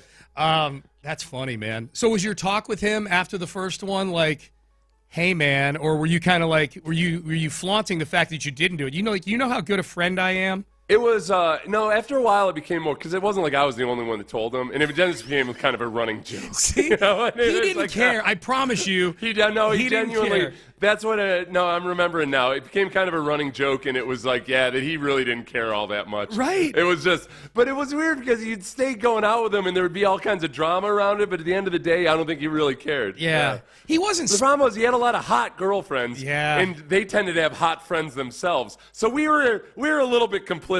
Sure. Because we were like, oh, I like the crew this girl hangs out with. Yeah. Oh, man. Payne and Pendergast with you. See, that's what you get. I say all that to say that every now and then this? The Texans got to stop being such floozies defensively. Thank you. They got to just, put on a chastity belt when it comes time to bite on the run, just to hold off a little bit. We're looking at you, Petrie. We're looking at you. Someone texts in, what if CJ... Okay, I love this. It's like a murder mystery. What if CJ was the lollygagger? I think CJ was taking a little bit of ownership when he was talking about the lollygagging. I think he takes responsibility for the entire operation needing to be faster. And that is, it's kind of, it's like your first live fire drill, I think, probably, where when there's real bullets flying overhead, the whole operation tends to fall apart under high stress situations. And I think DeMeco took responsibility for it too. I think how do you do that more than just emphasizing it? Some of the things you can do in practice are doing more things with crowd noise, with the annoying loudspeakers blaring and everything. There's times where going into the bubble is a really good thing for stuff like that. Yeah. Because you can't hear squat in the bubble in there when they got the speakers blaring. Yep. And making things more difficult in practice to execute properly. Maybe they just should have done more of that during training camp. Yeah, well, is that the deal? Like when it's moving slow like that and they're slow getting out of the huddle, is it something as simple as we just can't hear each other right now? Well, a lot of it, yeah, the communication is tougher. It's all these things that compound. It's the one thing that happens too is the fatigue of just not being in game shape. And there's another reason I don't like the fact that guys play so few preseason games, because there's nothing that gets you in game shape like being in a 12-play drive on defense or on offense. Those offensive linemen, they don't get gassed the way defensive linemen do because it's an inherently lazy job. But it's still, the offensive linemen get gassed when they're on a long drive, and especially if it's in the first game of the season. So what happens when you get tired? Your brain isn't working as well. It's loud. Like all of these things kind of compound, and one little mistake can derail the whole operation. And I think that's where they just didn't look prepared for all that. All right, we're trying to get new books into the hands of kids in low-income homes in Houston today. This is our annual push for the Barbara Bush Houston Literacy Foundation. 79% of Houston kids fall into that low-income home category, a $30 donation. And by the way, 61% don't have a single book in the homes. So a $30 donation to the Barbara Bush Houston Literacy Foundation gives one child in Houston their own home library, 6 new books of their own. They get to pick their books, too, which is really cool. I've been to some of the events where they pick their books. These kids are so happy to get their books. Text the word new books, all one word, to 41444. That's new books to 41444 today to donate and help us help Houston kids. All donations this morning are matched by Reliant up to $10,000. So we appreciate everybody taking part in that. There is something happening at an NFL game on Sunday between two teams that have ties that are very similar to the Titans and the Texans. Is this out of bounds what this one team is celebrating in the presence of this other team? This is a familiar feeling thing going on. We'll tell you what it is coming up next. I'm intrigued by this. I'll tell you what, as intrigued as our listeners should be by Zadok.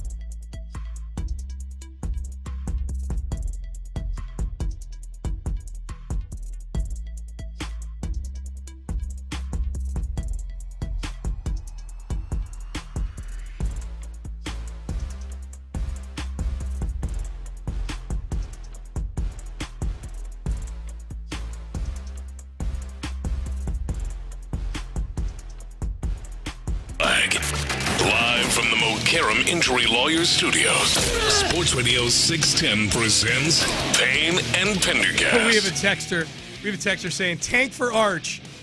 It was LOL afterwards. That's just what we need is more upper body injuries on throwing athletes in Houston. Right. Whether you're he's going to have the rare UCL injury as a quarterback if he came to Houston. God. Yeah, no, there was an LOL. So I'm pretty sure they're joking. No, yeah, I think they're joking there. One of the things that the other part about the Texans offense, just real quick, Sean, is that they didn't do as much pre-snap motion, the motion as the ball is snapped and everything. There's pre-snap motion, but then there's actually motion while the ball is snapped. Yeah. Some of the things that kind of put defenses in a little bit of a bind. They were amongst the lowest rates in the league doing that. But I'm cool with that right now because the opposite end of the spectrum was when Bobby Slowick tried to do everything in the offense in his first game against the Ravens 2 years ago. Yeah. And that was a mess. Like, you can't unleash everything all at once, especially when guys aren't operating with the level of urgency and getting up to the line. Like, you gotta nail the simple stuff first. I wonder how much that number would have gone up if Christian Kirk and Braxton Berrios were healthy. As far as pre-snap motion, Seth. Those are like those interior slot type guys feel like the types of guys that you would be using a lot of pre-snap and in-snap motion. Right? Yeah, when you've got a rookie there, it's a big difference between Kirk and Berrios. Yeah, yep. I mean, and for whatever it's worth, the Bills were one of the lowest rate teams too. So they scored 41. Seem to be doing all right. Yeah, they did okay. Yeah. They scored 41 points against the Ravens. Okay, I don't know if you've seen this headline. Do the Ravens really? This is from Cleveland.com. I think it's Mary Kay Cabot, actually, who wrote this. Yep, Mary Kay Cabot covers the Browns, does a fantastic job covering the Cleveland Browns.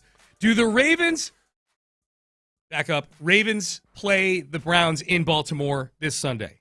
Okay. Do the Ravens really need to celebrate 30 years since Art Modell moved the Browns to Baltimore with Cleveland in town on Sunday? Is that their first home game? That's the Ravens' first home game. Yeah, they were in Buffalo on Sunday night. Right, yeah, of course they were in Buffalo. God, we just talked about that Bills game. Yes, of course you do. It's not their. If that's the anniversary of their first home game in Baltimore, by all means, yes, you have to celebrate that. What are you we have to worry about the Browns' feelings. It's not even, you guys aren't even the same. I know because of the weird intellectual property laws and all that stuff and the way the NFL has handled it, technically it's the same franchise there in Cleveland. Yeah. They got all the old records and everything. It's different for, like, sort of people that wonder how come the Oilers get to keep the Texans, or how do the Titans keep the Oilers record? It's because that's the way that they did it, and that's the way they usually do it with teams. And for whatever reason, with the Browns' new franchise got to pretend that they're actually just a continuation of the old Browns. Yeah, they're franchise. Cosplaying the Bernie Kosar era. Yeah, but it's a different franchise. It's not even the same. Yeah, I say celebrate away, Ravens fans. So the analogy here is what the Titans choose to do when the Texans come. The Texans who have no fiduciary ties to the Oilers at all, except other than the fan base that roots for the Texans, probably is made up of a majority of people who used to root for the Oilers back in the day. I'm going to read the first couple paragraphs of Mary Kay Cabot's column on this, and then I want to ask, is this worse or better, or does it matter when it comes to comparing it? Because a lot of people I saw comparing it to the Titans wearing the Oiler jerseys when they play the Texans. This is what Mary Kay Cabot says. Talk about rubbing their dog snouts in it. With the Browns visiting M&T Bank Stadium on Sunday, the Ravens will celebrate 30 years since former Browns owner Art Modell crushed the hearts of Browns fans and moved the team to Baltimore. It was a dark and horrible time in Browns history, and the Ravens will commemorate it Sunday before and during the AFC North matchup with the new iteration of a team that fled to Baltimore in 1996. You know what? The Browns fans, you're mad at the wrong entity. You don't be mad at the Ravens. It's not, and it's a different owner. It's not the same family. With the Titans, it's the same family. Yeah. And they're still, and with the Titans are celebrating their time in Houston when they do it. This is exactly the opposite of what the Ravens are doing. The Ravens are celebrating when they started playing in Baltimore for the first time. They are now officially and legally and by the laws of the league detached from the Browns organization. Yep. I say, no, you celebrate. You be upset with the schedule makers for making this the first home game for the Ravens. Which realistically, let's be honest, Browns fans, the schedule makers did that because they said, okay, we can get rid of this stinker right here because this is going to be this is going to be an absolute bludgeoning. So no, you don't have the right to be upset about this. Yeah, okay. You be mad at Art Modell. Be mad at the schedule makers. Be mad at anybody else, but Steve Bisciotti can do whatever the hell he wants to do. Be mad. You know who else you should be mad at? The Haslams. Because if you had a good team, then none of this would matter to you. You'd be like, okay, well, we're fine. We actually came out better on the other side. Look, we've got this good football team. The fact of the matter is, you have a worse version of the Browns than even the one that moved to Baltimore back in the day. Like this has been a horrific franchise since they came back into the league in 1999. So blame your owners and the higher-ups in your organization for not putting together a team good enough to distract you from this slight that you're getting here. You guys want to like a local blackout anytime they show any kind of anything about Bill Belichick winning a bunch of Super Bowls after your franchise fired him or anything? Like we can't protect your feelings forever, Browns fans. All right, you need to accept your lot in life and understand that you will never break out of this caste system. Yeah. You are an untouchable, and that's where you shall stay, okay? I saw a video surfaced online yesterday on Twitter of a cut-up of Bill Belichick's debut as the Browns his debut as a head coach back, and it was with the Browns back in the early 90s. And ironically, it was a win over the New England Patriots back in the early 90s. Old Tommy Hodson joint for the Patriots playing quarterback. But I was watching this, I'm going, okay, yeah, Belichick was a handsome young man back in the day. You know? Belichick had a way with the ladies, according to... Belichick is definitely somebody who, if his friend's girlfriend was hitting on him, definitely would have gone to Pound Town. He wouldn't have pulled the Seth Payne discretion. No. He's no Seth Payne. No, okay, so there was a scandal when he was an assistant coach with the Giants, for one. Very public scandal where a secretary's husband, Giants secretary's husband, made some accusations about Bill Belichick. In one of the books that I read about Belichick, one of his high school teammates said that Belichick just had a way with the ladies. There's always had a good-looking girl flirting with him at his locker or whatever. I could see that, man. He's got that still. Yeah. This whole thing with Belichick and his current girlfriend, I think some people probably assume, like, oh, gosh, older guy, all of a sudden a good-looking woman pays him some attention and he doesn't know what to do with it.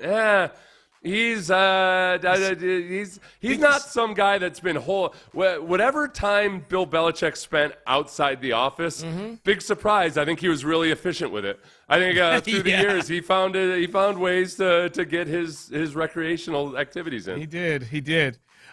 Hey, we are trying to get new books into the hands of kids in low-income homes in Houston. 79% of Houston kids fall into this category. The Barbara Bush Houston Literacy Foundation. That's what we're talking about. A $30 donation gives one kid in Houston their own home library. 6 new books that they get to pick. It's really, really cool.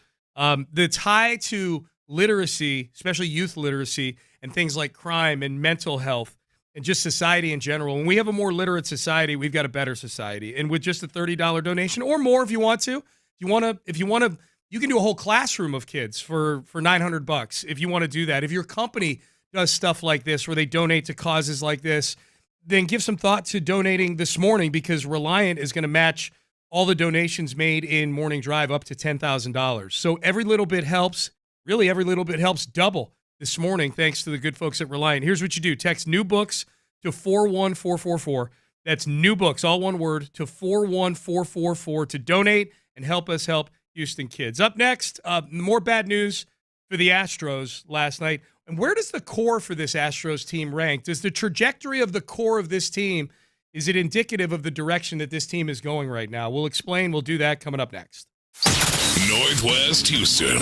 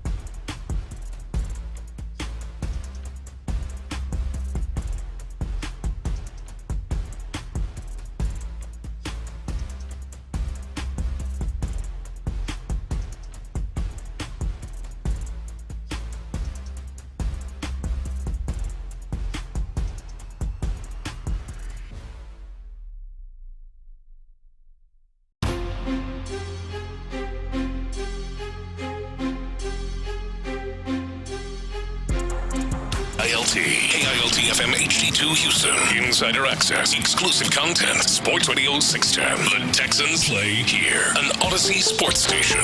Sports Radio 610 presents Payne and Pendergast. Early September. This is not good. Oh, no. Here comes the training staff, Joe Espada and Josh Miller, after Luis Garcia just delivered that last pitch to Clement. Oh, man. Oh, man. That's it for Luis, and that's so frustrating. He's had so many setbacks over the last 2 years, and his second start back, he is going to leave the mound here in the second inning. Unfortunate. Oh, man. It has been a tough road back. Seriously. And as good as he looks to start this game, too. This would be the part that I would have the hardest time living with if I were an athlete, Seth. And for those who didn't watch the game last night, what you were listening to, right? Excuse me. Right there, what you were listening to was Todd Callis and Jeff Blum reacting to Luis Garcia leaving the mound 5 outs into his second start back in the major leagues. We should point out his first start back in the major leagues 8 days ago or whatever it was really good. Pitched 6 innings, gave up 3 runs. It was one bad inning where he gave up a couple home runs.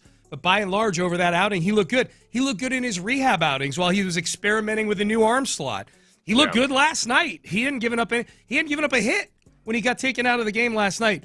The hardest thing for me looking at this, because if this is another elbow, like anything happening with an elbow in Luis Garcia, it's got to be a question as to whether or not he's going to be able to ever pitch again, right? I mean, it took him 2 Oh gosh. It took him It took him 2 years to get back, or at least pitch at a high level again. The thing I would have the hardest time with is the fact that, I mean, Luis Garcia is going to wind up having made a few $1 million, having pitched in the major leagues, but you can be a mediocre pitcher these days and get completely generational, life-changing money.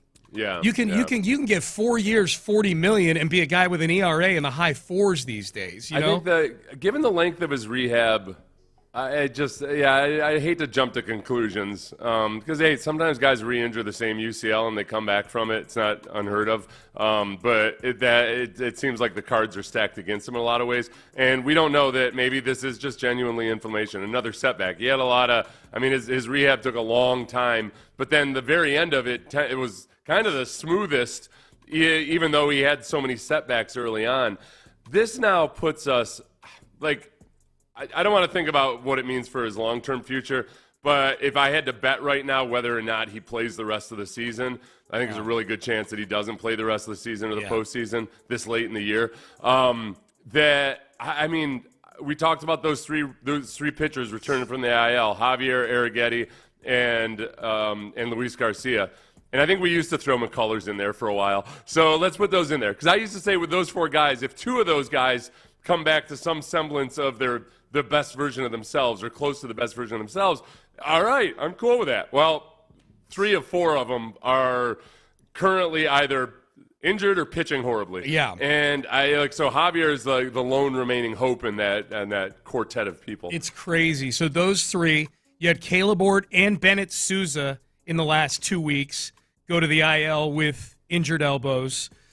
Josh Hader is dealing with a shoulder. That's the only separation between Hader and these other guys is that it's just a different injury. And then add on top of it, Seth, if we just want to take the season in its totality, they went into the season thinking that their starting rotation was going to be Hunter Brown, still healthy, Framber Valdez, still healthy, Ronel Blanco, done for the year with an elbow, Hayden Wisniewski, done for the year with an elbow, Spencer Arrighetti, he's got an elbow. Now, he's probably done for the regular season. It doesn't sound like the long-term severity with Arrighetti is what it was for these other guys. We haven't heard anything about Tommy John for him or anything like that. But there's 18 games left in the season. Anybody who gets hit with this elbow thing going around the clubhouse right now is probably useless to you for the rest of the regular season. What percentage of the total elbows that are on the pitching staff for the Astros this season or have been on the pitching staff for the Astros are actually healthy at this point?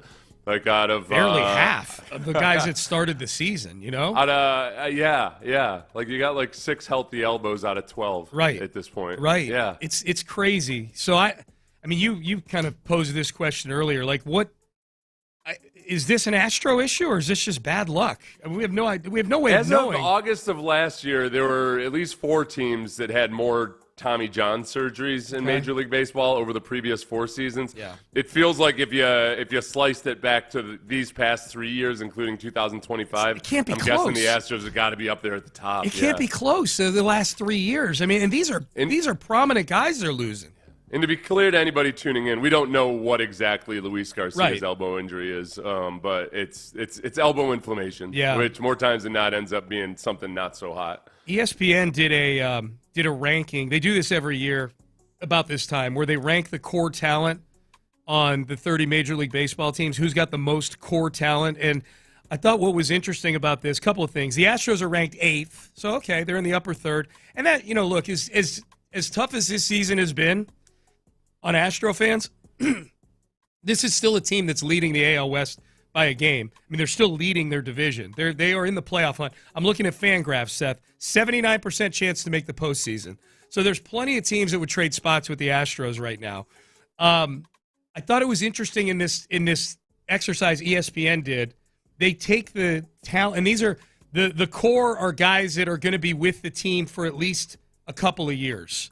Yeah. So Fromber is not part of this exercise here. You got to be somebody who's under contract or under team control for at least 2 more seasons to be considered part of the core. This is a forward-looking type of thing. Jeremy Pena and Hunter Brown are considered the 2 elite Astros. Yordan Alvarez is considered in the category of plus. The 3 categories are elite, which is the best, plus, and then solid. And Did they explain why Yordan is in that? They don't. They must be looking at just either production this year or what the hell? Or health, or just health. Like he misses time every year. Since he came off the IL, he's 19 for 43 with 10 walks in his first 53 plate appearances. I think that was before his final plate appearance. That wasn't before the end of last night. But, he's been pretty damn good. He's been good. It's got to be. He misses 20 games a year at least with injury. That's got to be the reason. But still, I don't know. I guess, I'm with you. I think you and I are both surprised he's not considered the elite, part of the elite of this core. If we're using several years, or if you're factoring injuries into it or what have you, like, okay, Pena has been, you're going to put Pena above Alvarez for what they've done over the last few years? Yeah. So Pena and Hunter Brown, plus players Yordan, Carlos Correa, Paredes, and Josh Hader. And then they've got a slew of guys that are considered solid. I think it's interesting. You get a feel for where Jose Altuve is kind of settling in here in these latter years. He's considered a solid guy of this core. And that is kind of where he settled in. He's not a useful defensive player anymore. He's a disaster on the base paths, but he can still go get you 25, 30 bombs a year and hit about 270. So yeah, the ones that Bryce Matthews and Jacob Melton they have is solid. Yeah, so the youth part of it there. Yeah, and then Ronel Blanco is on there too, which doesn't make me feel good at all about. Just please remind me more of the various guys that aren't available to the Astros right now. I think what's interesting about this whole thing, this exercise, is that in 2022 they had the 3rd best core in baseball. The year that they went on to win the World Series. In 2023 they had the 5th best core in baseball. The year that they would go on to lose in the ALCS to the Rangers. In 2024, they had the 7th. So they're kind of gradually descending this sort of list. Mm-hmm. And last year they got swept in the wild card round. Now they're 8th. The next step is to not make the playoffs in this whole thing. You know what I mean? It is interesting how the rankings, because they do these rankings before the season is over. So it is interesting that, that 3 years ago, the year they won the World Series, they're 3rd. The year they lose in 7 in the ALCS, they're 5th. Last year they get swept in the wild card round, they're 7th. And how do we feel about Jeremy Pena and Hunter Brown being Astros long term? Pena is now an all-star, and he hired Scott Boras. Hunter Brown, I think, has Scott Boras as an agent. So we get to have that fun. It's just become such a great annual exercise in which guy do you keep and what do you who's worth potentially stretching a little bit on your salary parameters. Yeah. Between Hunter Brown and Jeremy Pena, have to choose. Knife to your throat. Which one you taking? I would take. I'll take Pena just because of all. And this isn't because I feel like Hunter Brown's the next elbow guy. The pitching is just. First of all, this organization has been decent at grooming pitchers. Yeah. So that's, I think it's the same reason why people, if you had to pick Framber or Tucker, most people would have picked Kyle Tucker. It's harder, the Astros have been able to find pitching. These elbow injuries have spooked me into giving any pitcher 5 years, $150 million, that kind of thing. And that's the neighborhood Hunter Brown's going to be living in. Now I'm depressed just even thinking, like that. Okay. It's hard. It's one thing when you have to say goodbye to Correa and all of that, and people were upset about that at the time, but you're still in a relative, at that point, you're still riding high. Hell yeah. You feel really awesome about everything that the Astros have accomplished as of late, et cetera, et cetera. But then with each successive year, it's, all right, now we're letting go of really good baseball players, and the pipeline is not proffering up Jeremy Pena's and whatnot. It doesn't feel nearly as good, and you've seen what mortality looks like.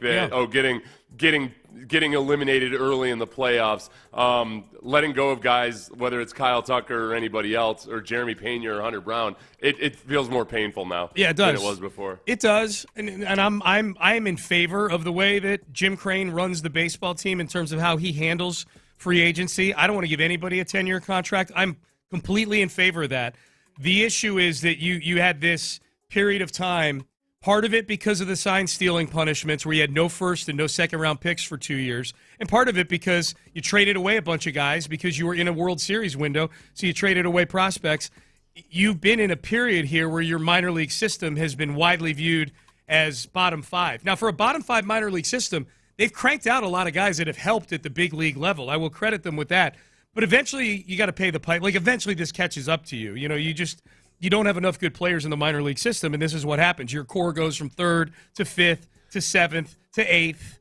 Next year it'll be 10th or whatever, So that's I thought that was an interesting exercise. Did you see where the Philly Karen, the woman that demanded a baseball back, a home run ball that was hit in her vicinity? Yeah. It was very, very legally scooped up by a father by the name of Drew Feltwell. He was there with his 10-year-old son for his son's birthday. This is at the Marlins. To reset for people who didn't see it, the Marlins and the Phillies in Miami were playing. Ton of Philly fans there, a lot of them in the upper deck. Harrison Bader hits a home run in this game, and it lands on the ground in a row where there's some Philly fans, and this Drew Feltwell runs down the row, didn't run in front of anybody, the seats were empty, picks up the ball as others were reaching for it, holds it up, got the ball, walked over, put it in his son's glove. Happy birthday, son. Yeah, didn't jostle anybody, didn't elbow anybody out of the way, certainly didn't elbow a kid out of the way. But the woman that was standing in the row above that was not making any kind of real aggressive attempts to get the ball, angrily dashed over and demanded that he give the ball to her because that's her baseball. That's her baseball. And when you say that he did it legally, I would say by the large majority of people who say the unwritten rules of scavenging a baseball are, look, it's first, whoever gets to it first, that's their baseball. Yep. And as long as you're not wrestling it away from a kid or even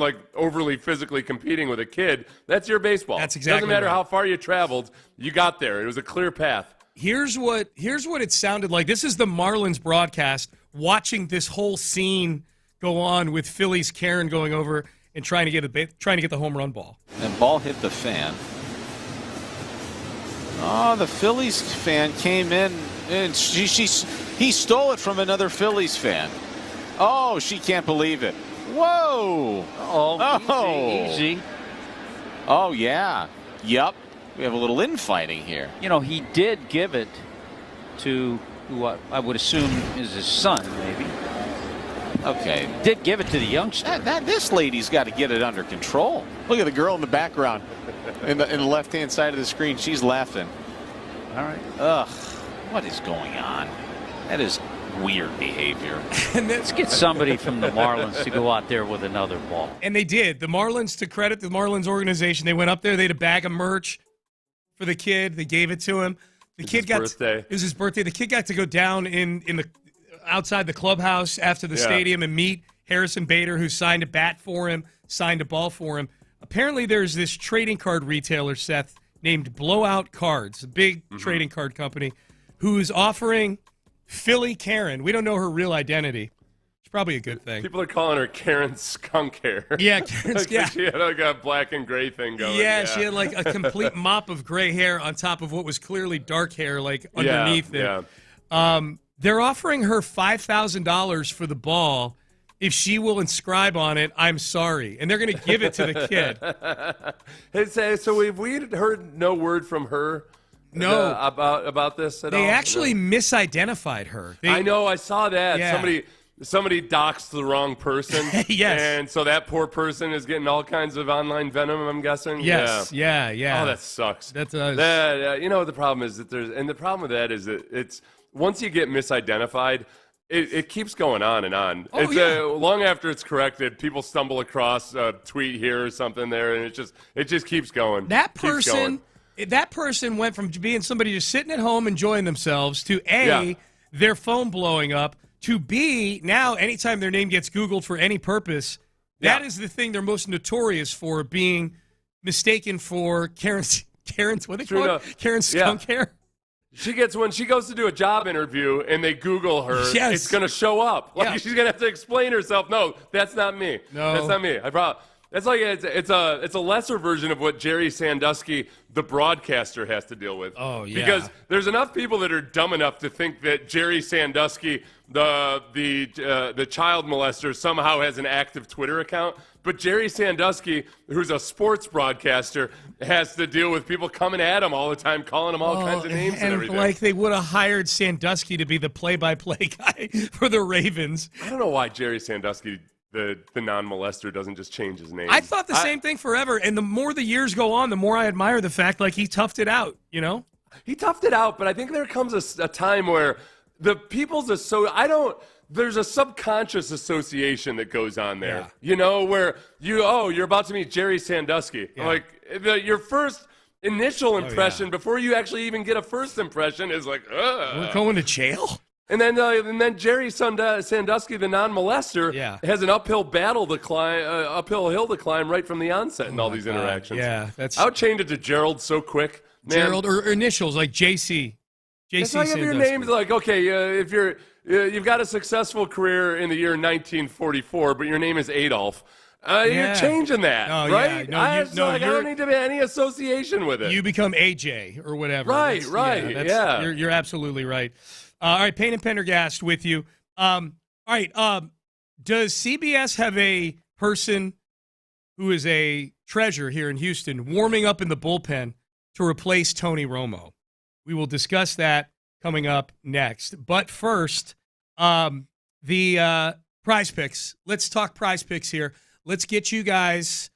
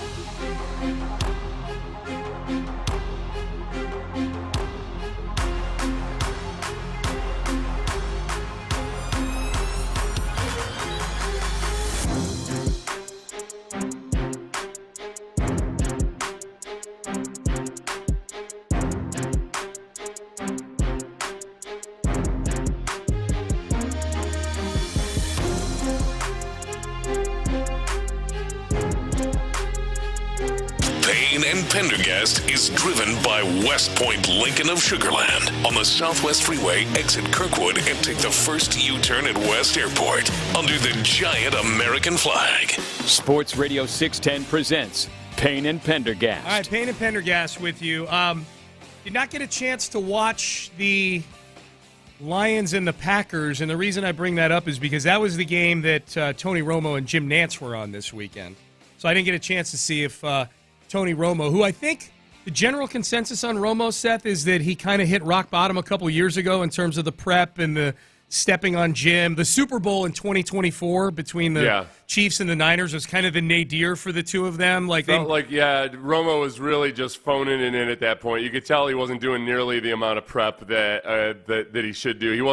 He just didn't sound like he knew what the hell he was talking about half the time. They botched the final call of the Super Bowl. That's the worst. That is rock bottom.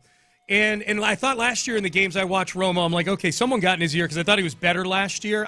There were reports that they had an intervention that offseason. That's right. The CBS executives actually went to his house to meet with him. That's right.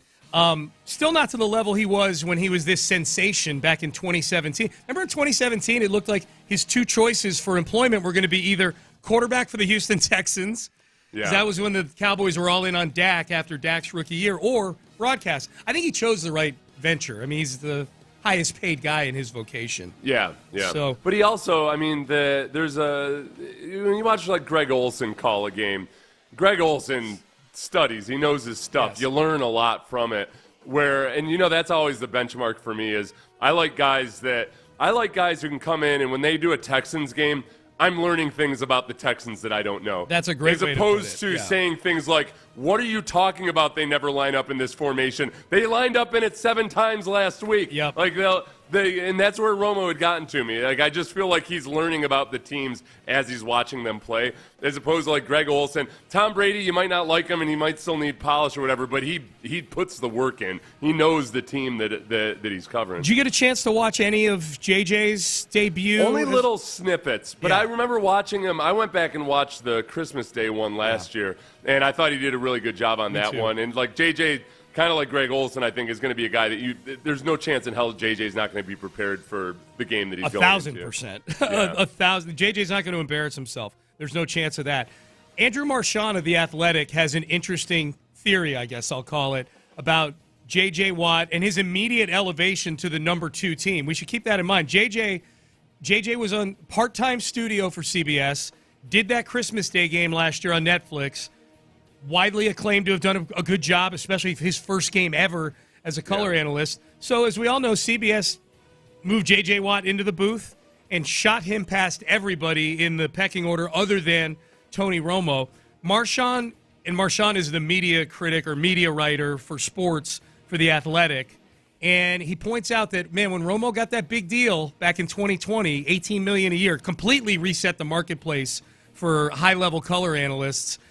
CBS didn't have a plan B. Like, Romo had them over a barrel, and he got a big payday out of it. Their next guy down with Iron Eagle at the time was Dan Fouts, who was aging his way out of the business. Charles Davis was on their roster as well. Not a big enough name. JJ is a big name who works hard at this, who's a future Hall of Famer, and who I think, and on Sunday, I think Marchand says here, J.J. Watt showed potential with a foundation to eventually be excellent.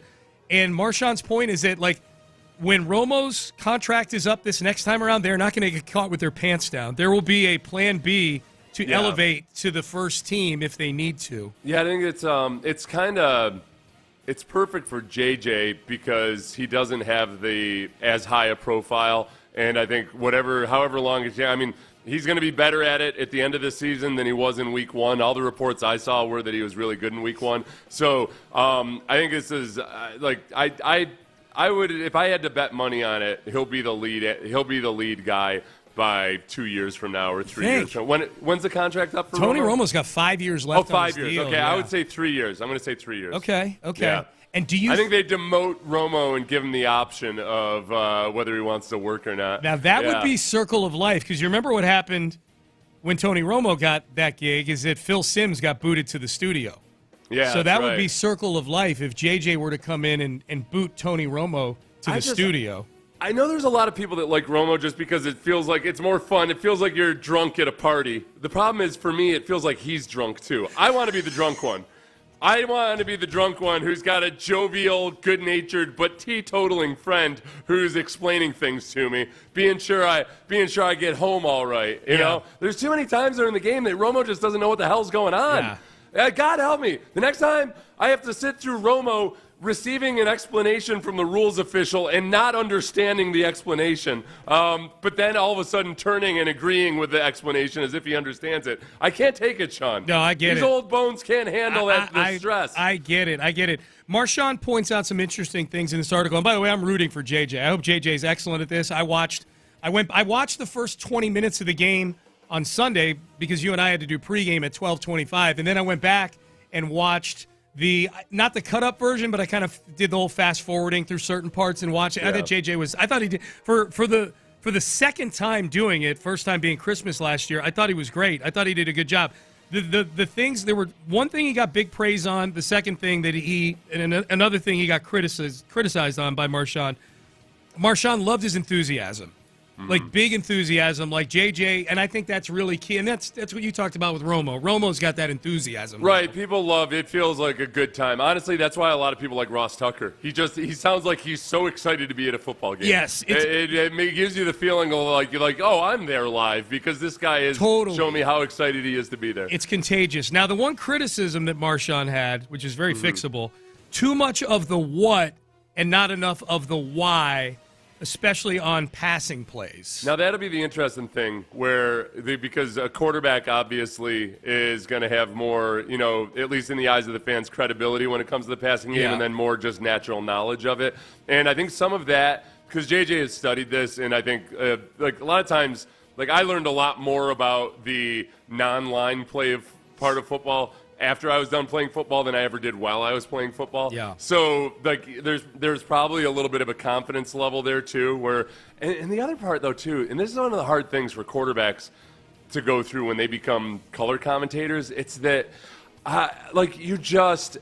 it's impossible sometimes to know exactly what coverage a team was in, even if you watch it on film 20 times, because there's little tweaks and it might look like cover two, but that's textbook cover two, but no, there's differences there. So you got to kind of be confident enough to speak about how it looks like it actually happened. But if you don't want to go all the way there and skewer a guy who wasn't actually in the wrong, there's a balance to that. And that's the kind of thing that I think over the course of 17 weeks, JJ will get better at. And I didn't listen, so I'm just taking Marshawn's word for it. Yeah, well, I texted you early in the game, like 12:15 I had texted you, and I'm like, man, like I know it's early, but I think JJ is going to be really good. And to that point that Marshawn makes about, maybe JJ not being comfortable explaining the parts of the game that when he was a player he wasn't directly involved in. The part of the game I was watching was heavy on D-line stuff going on in the game, and I'm like, wow. I'm really learning a lot from JJ about why this guy did this, why this guy did that. Marshawn points it out, Seth. He explained what the D gap was, which, a lot of commentators will say things like they're in 12 personnel. Oh, he gets right in the D gap. This 3 technique, blah, blah, blah. Yeah. 90% of the people don't understand what that stuff means. JJ explained it. He got on a casual fan level to didn't consume a ton of time. Yeah, but he was educating people. And that's honestly, if you go, people point to John Madden, as one of the all-time greats and beloved, et cetera, et cetera.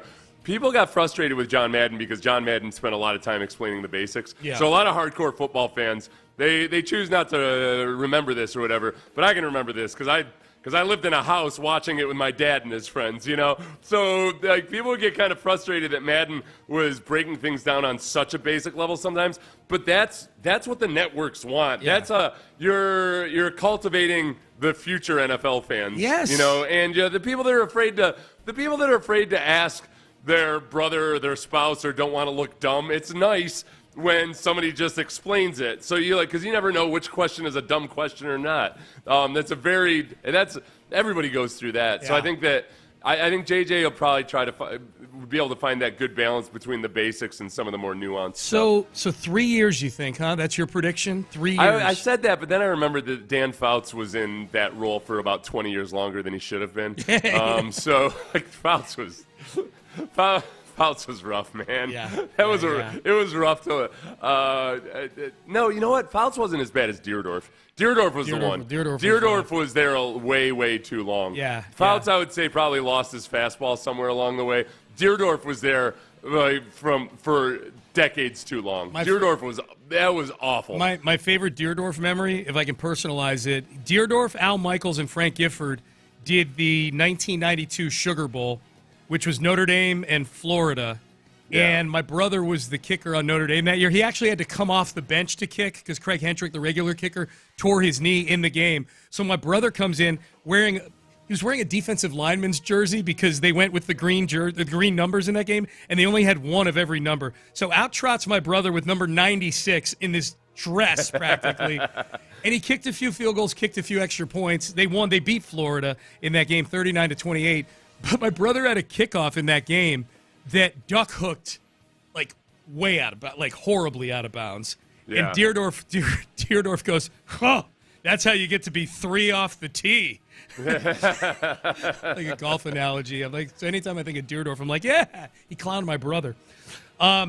So J.J. Watt. How bad was the kickoff? It was bad. It landed behind the the people that were standing on the sidelines. So they started off field position. They started at the 35 or whatever it was. Yeah, it was late in the game, but it was he's like, so you get to be 3 off the tee.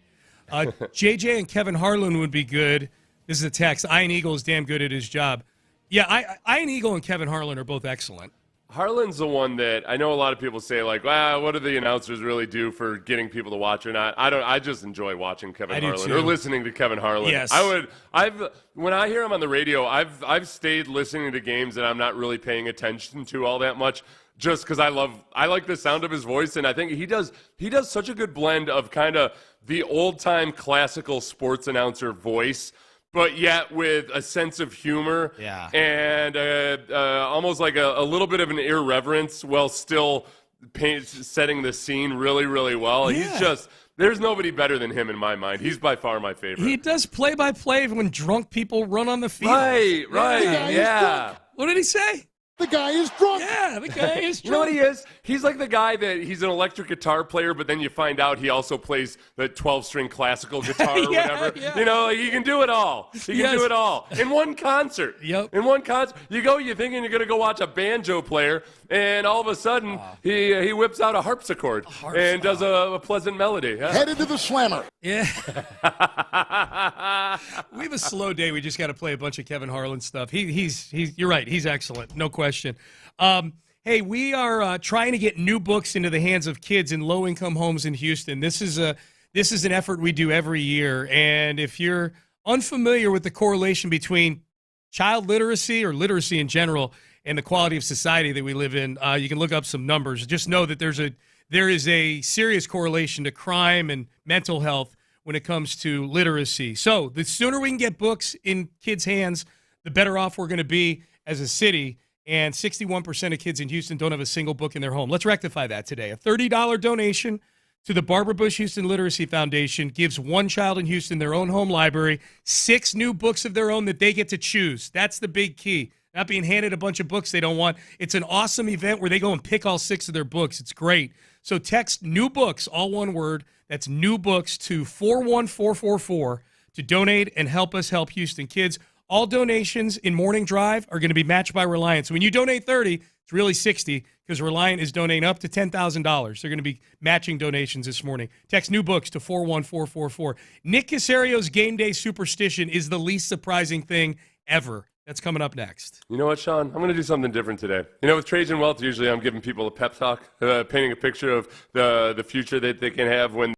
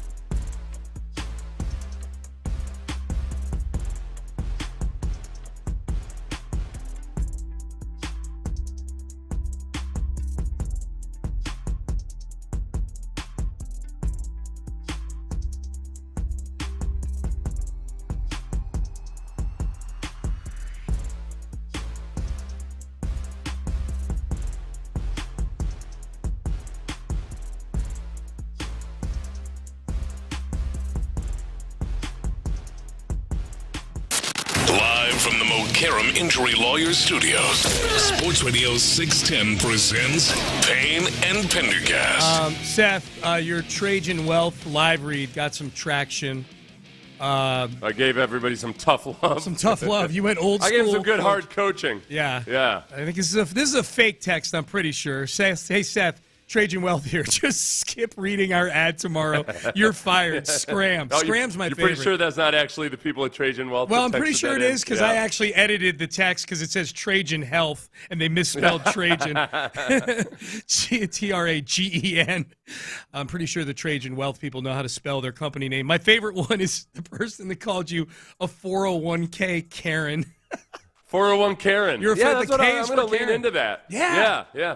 I'll tell you what, when it comes to taking tough love or coaching at all, honestly, I'm a little bit worried about some of you guys because yesterday you and I were going over some of the things that needed to be corrected from the Texans game, right? Mm-hmm. Yeah. And I never once remember predicting or forecasting doom or that there was no way out of this or anything. We're just doing exactly what football coaches do after any game, including the wins. This is what needs to get better. And I got an email from one of our listeners that basically said, Seth, that's enough. You are, what was the word that he used? It was like abusing the Texans or whatever. What? I come to listen to you for entertainment, not to be just told how awful they are. Give them a little bit of time. And I'm like, man, you would be, if I were coaching you, I might have to kick you off the team. Yeah. Are you kidding me? You can't point out what's wrong and what needs to be fixed, and you're going to be sensitive on behalf of other men? This is like Sean and I, if you're going to accuse Sean and I of being the over-the-top vicious when discussing teams or what they're obviously not doing well, I don't know. You just don't have an appetite for life, I don't think. No. Except the coaching, man. Yeah. Except the coaching. I would say, and you know what? I would submit that all the things we were saying were things that the Texans themselves largely agree with about that game. It's not a bunch of dummies over there that didn't see what happened on Sunday. It needs to get better. They didn't score a touchdown. One of my favorite things to do back when I was more just combative on social media, and X specifically, formerly known as Twitter, was take a quote from Jeremy Lin and basically say the exact same thing when he criticized something he did after a game. Take the same quote and instead of I, turn it into he, just change the pronouns on it. And the amount of hate you would get from people just livid that you're being mean to Jeremy Lin. I am rephrasing exactly what he said, almost verbatim. Settle the hell down, man. Wow, what an just settle experiment. down. I love that. Yeah. That's a great experiment. So Nick Caserio was on Texans All Access yesterday, and this was the least surprising thing that he said.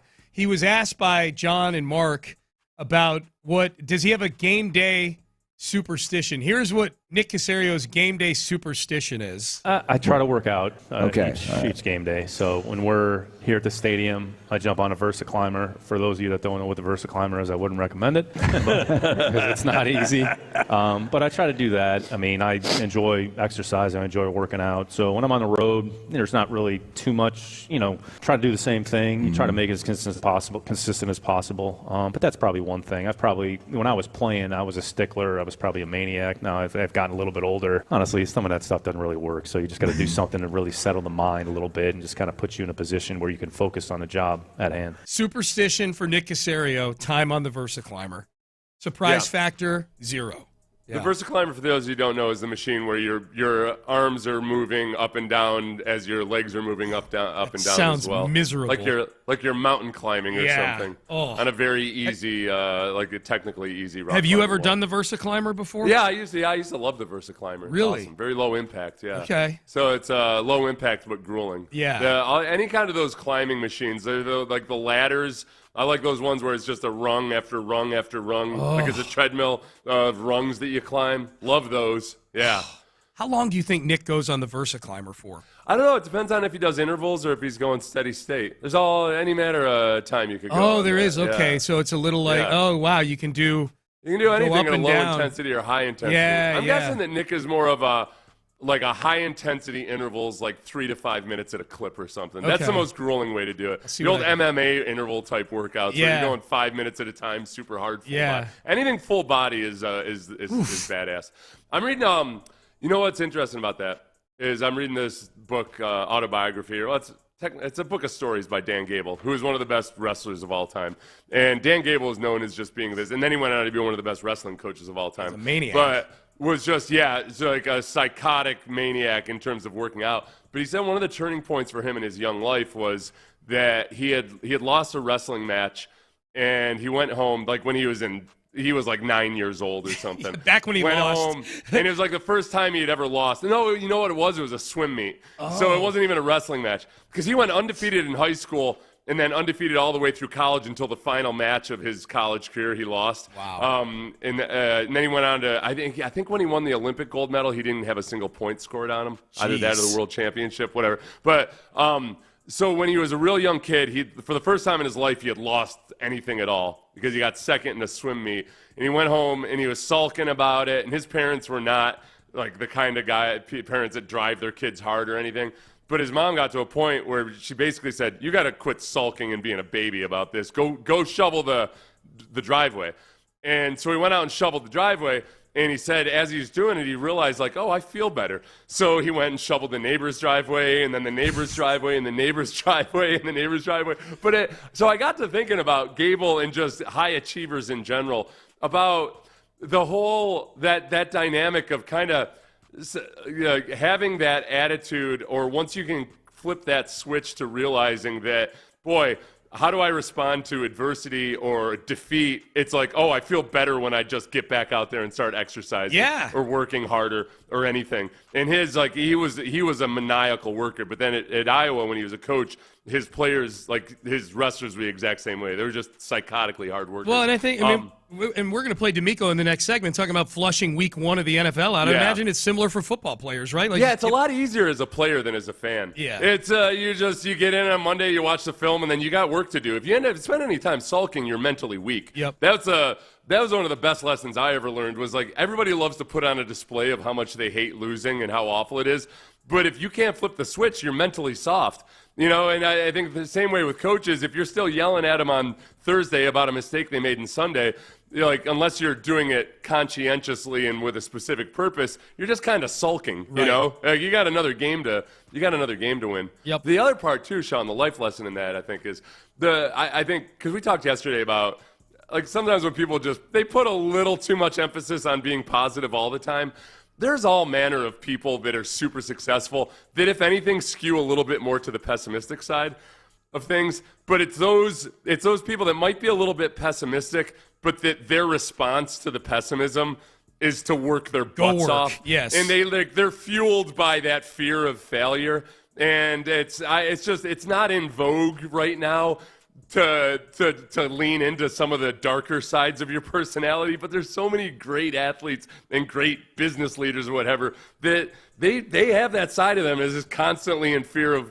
I've talked to so many Hall of Fame NFL players who basically before every game said that they were terrified they were going to suck. Yeah. Like, I'm just going to. But Selly was like that. He's like, I'm going to suck. Oh, I'm going to suck. I'm going to suck. But his response to that, instead of despair or kind of going into a shell, is just as a motivator to work that much harder. Totally, dude. Fear it's of okay failure. to have negative thoughts. Yes. It's how you respond to them. 100%. I worry that people watch too many TED Talks and they think that you should never be upset in the moment or anything. It's always happy, moving forward. It's okay it's how you respond to those moments where you just want to burn your house down and move to Mexico. Amen. Yes. Amen. Someone saying they did the VersaClimber once. I didn't last 25 seconds on it.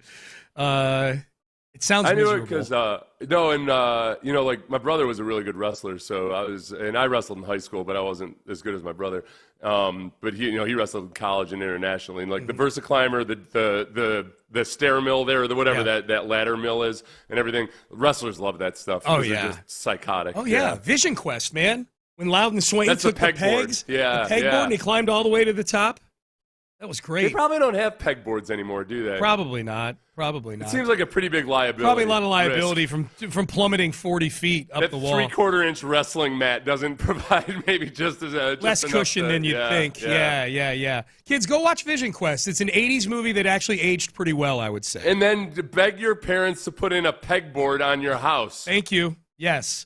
All right, into the 9 o'clock hour we go. I mentioned DeMeco Ryans. He is flushing week 1.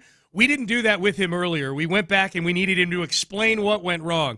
Now we are flushing it. We are looking ahead to Tampa Bay. Initial thoughts on the Tampa Bay Buccaneers from DeMeco Ryans is coming up next. We're trying to get books today into the hands of kids in low-income homes here in Houston. 79% of Houston falls into that category. The kids in Houston do. A $30 donation to the Barbara Bush Houston Literacy Foundation gets one of those children a home library. 6 new books that they can read. It's amazing how many kids, especially nowadays with phones and everything, how few words they even hear, let alone read. Literacy is huge for the quality of the society that we live in. So let's get some books in the hands of these kids. A simple $30 donation, which will be matched by Reliant, up to $10,000, is going to get a home library in the hands of these kids. New books. Text new books to 41444 today. That's new books, all one word, to 41444. It'll give you a link to donate and help these Houston kids for the Barbara Bush Houston Literacy Foundation. Now, I want to help get you into a brand new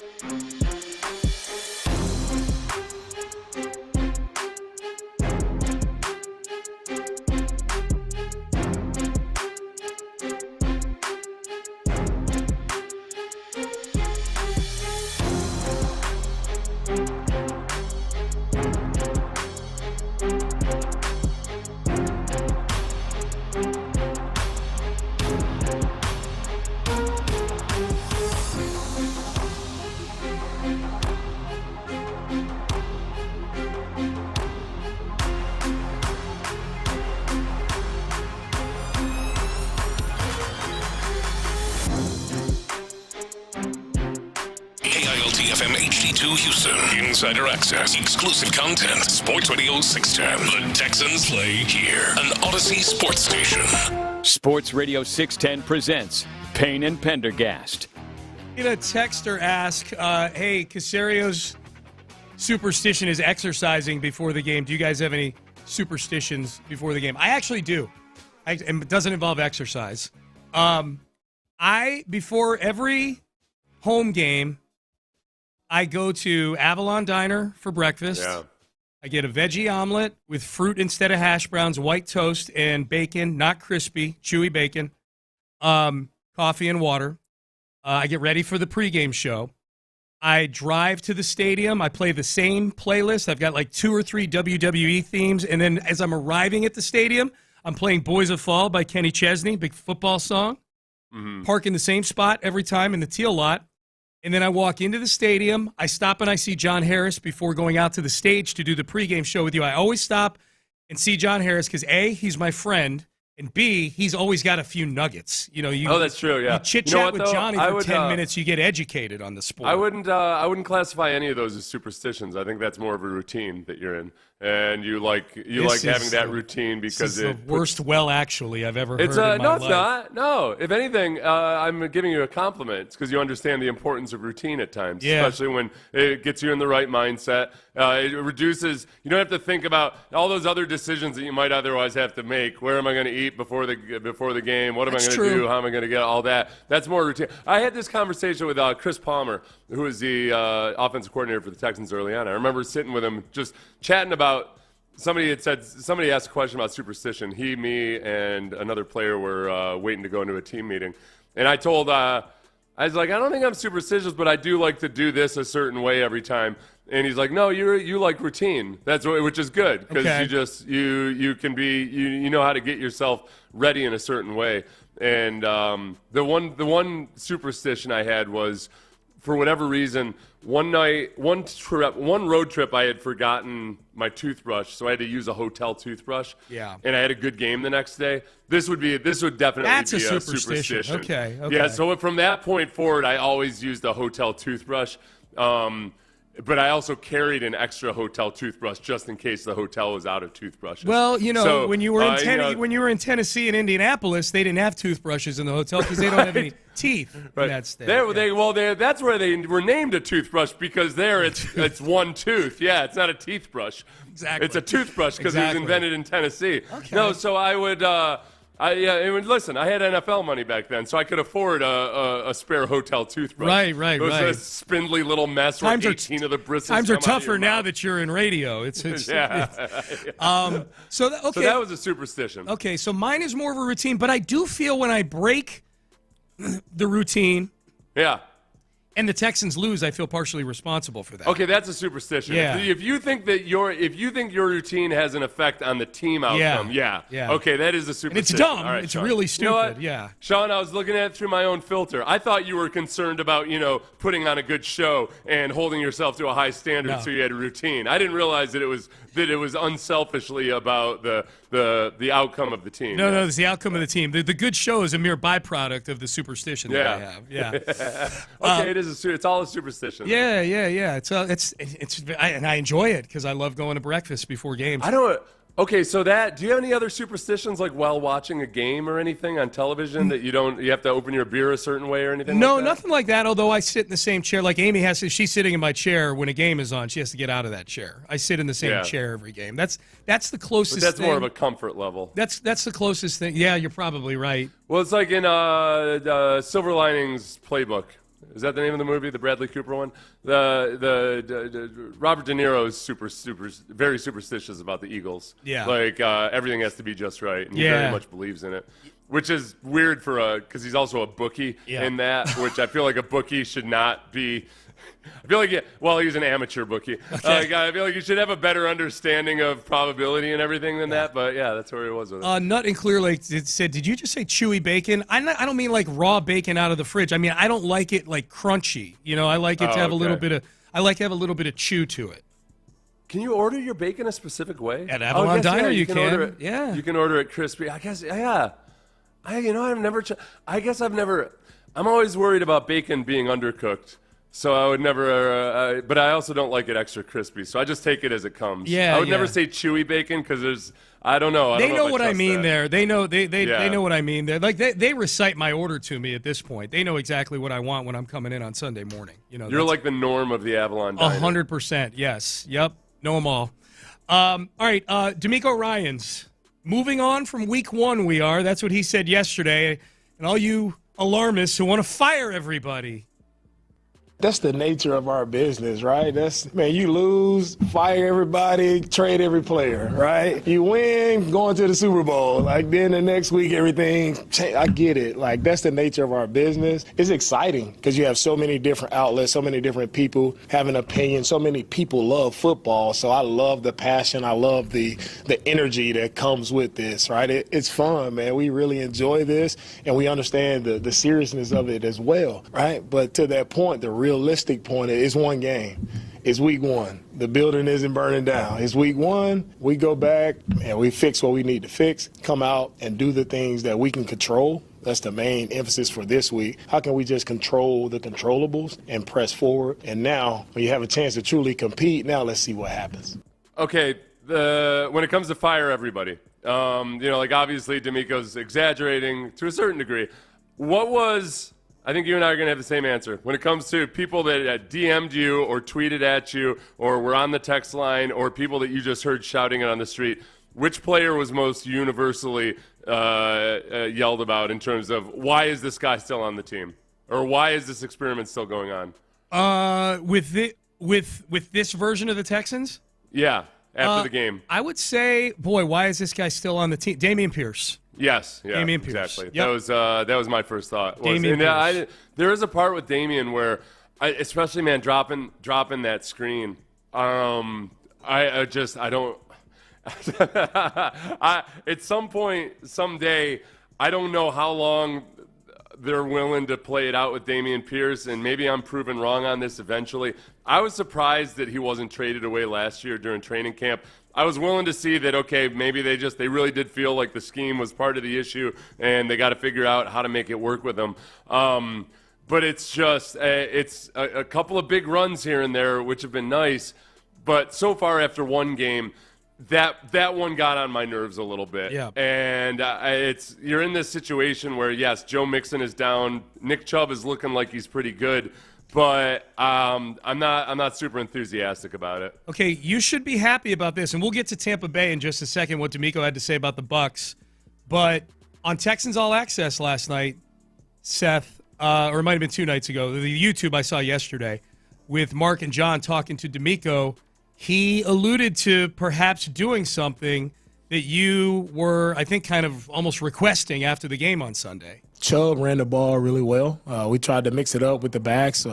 Got Woody some touches. Damian, we're going to try to lean in with Chubb a little bit more. I think he deserves it. He's shown that he continued to get better as the game went on. You saw him running stronger, finishing plays in a physical manner. So we got to get him going a little bit more, right? And I think he can really help us. CJ did a nice job helping that rushing average by scrambling a little bit. Such a nice drive there before the 2-minute.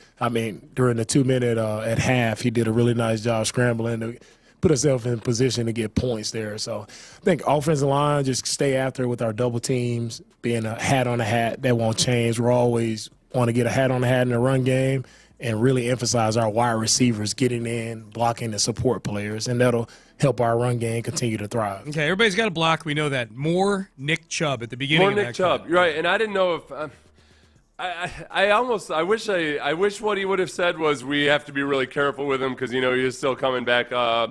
He's not off of that devastating knee injury from 2 years ago. Even though he played last year, that's a 2-year recovery on that thing.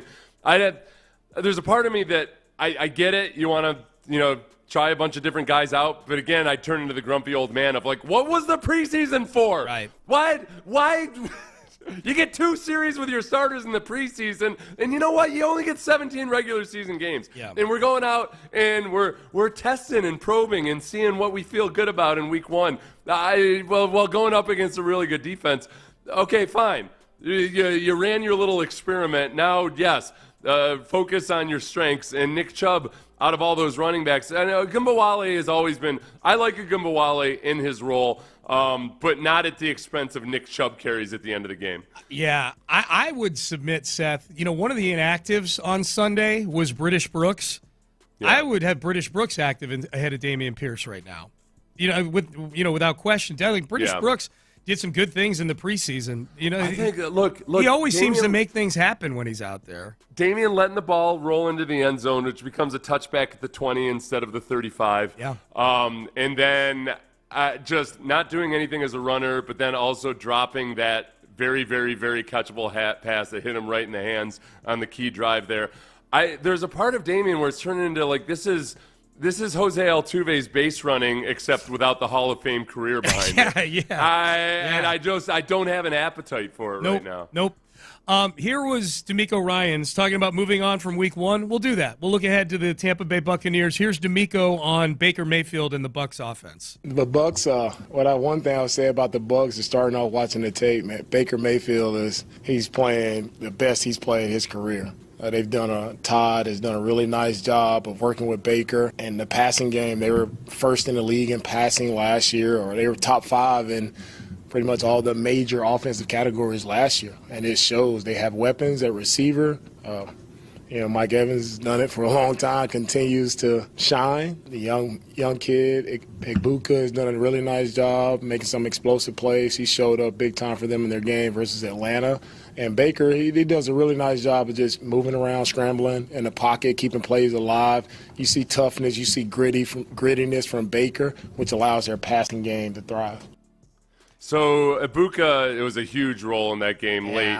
I think it was Mike Evans was saying that he wished they'd been mic'd up in the huddle because Igbokwe basically was calling a shot, requesting a post. Yep. And Mike Evans, I think it was Mike Evans was saying, like, you got this rookie in here, never played before, and he's calling a shot and demanding that they throw him the post. But Igbokwe was one of the guys who was still on the board when the Texans started trying to trade up, right? Yeah. Or had he gone already? He went before the Texans picked. The Tampa was picking. No. I know he went before the Texans picked, but Caserio said right around the mid to late teens he started trying. They were trying to trade up. He went 19th to Tampa. Yeah, he was one of the guys that was still on the board. Yep. Because there were a few guys that when the Texans are sitting at 25, and Nick said, I think he said around pick 16 or 17, that's when they started calling around about moving up. Mm-hmm. And at that point, Gray Zabel, the guard, was still on the board. Igbokwe was still on the board. Donovan Jackson was still on the board. Matthew Golden was still on the board.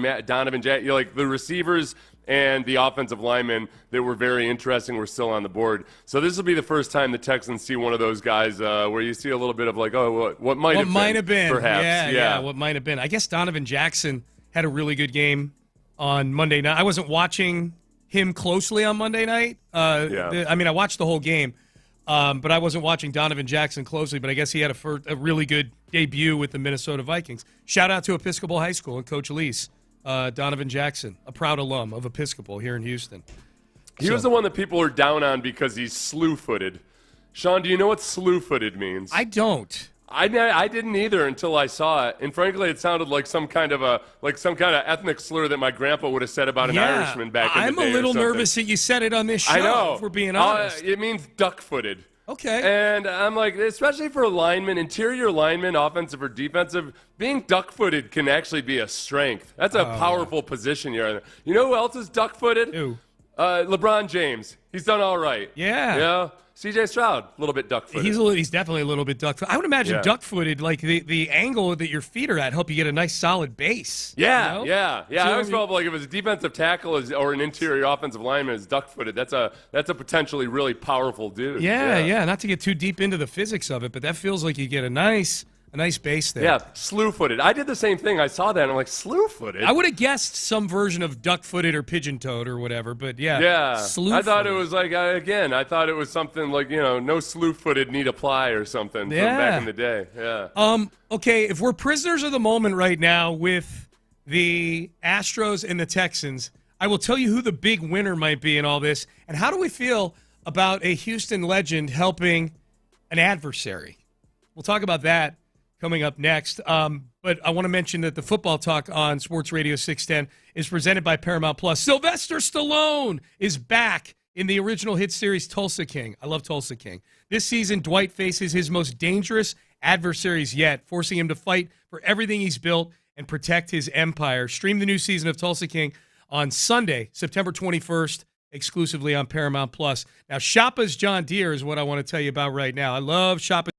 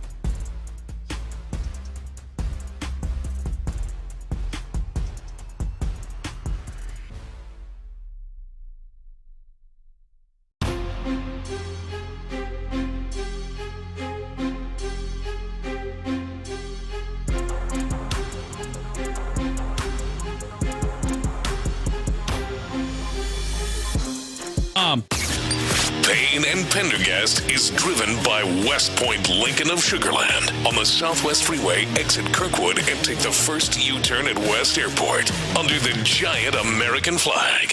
Sports Radio 610 presents Payne and Pendergast. So if we are prisoners of the moment right now, I would say everybody's a little upset with the Texans over losing on Sunday, the way in which they lost, a lot of penalties.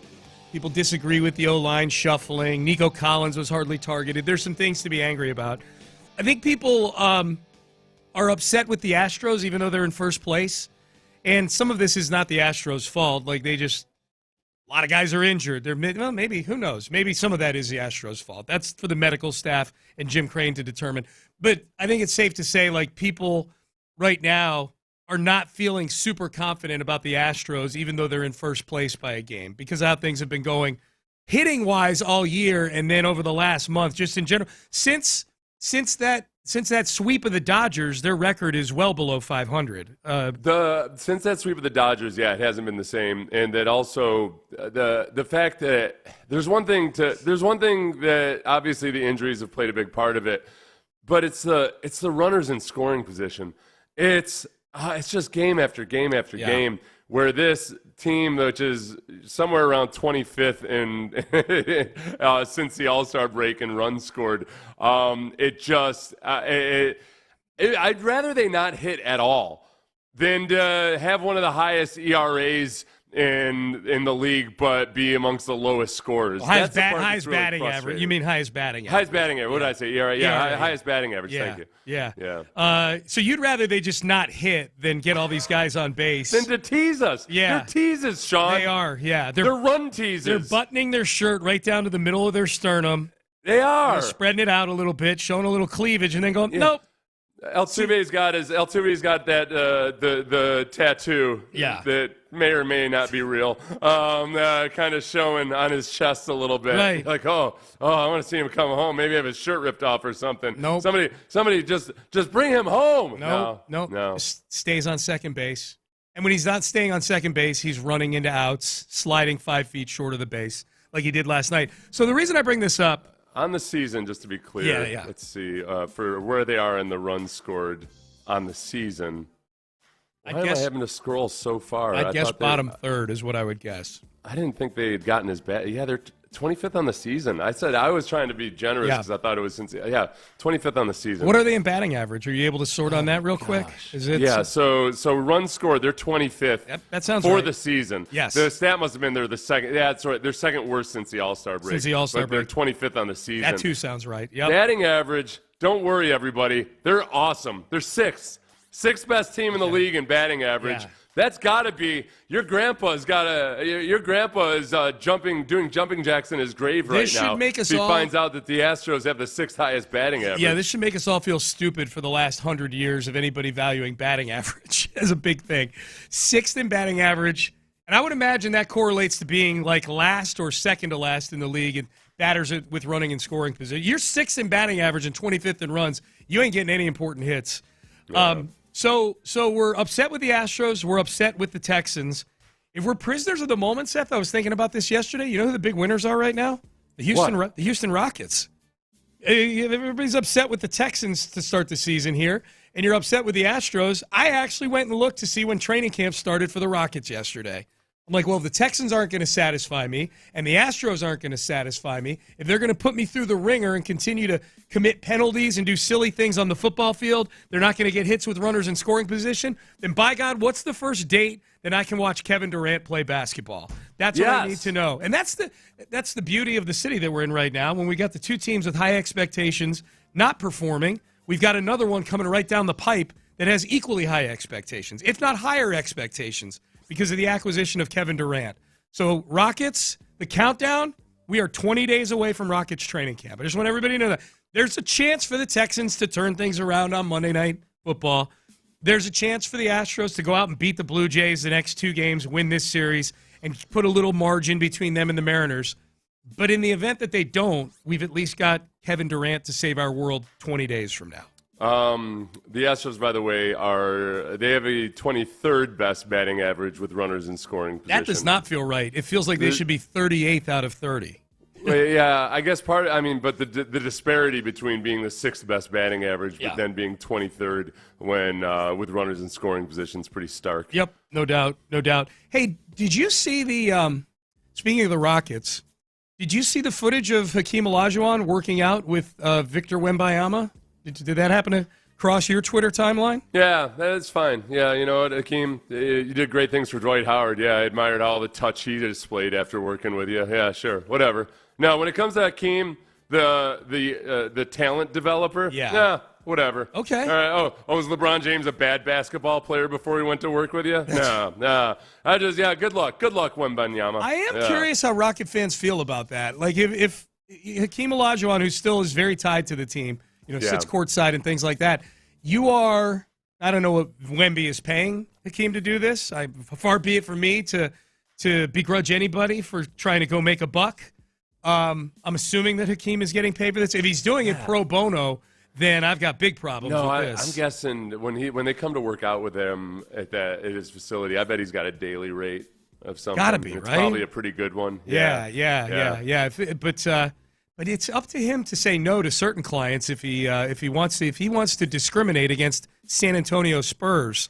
Yeah, I'm okay with it. Was he going to get sued by Victor Wembanyama? It's interesting. I think there's just way more these days in sports in general of guys working out with other guys. Too friendly. It's too in the friendly. Summer. Yeah, there is something about Hakeem being an old school guy, but that does have this side gig of making other non-Rockets players in the league better. I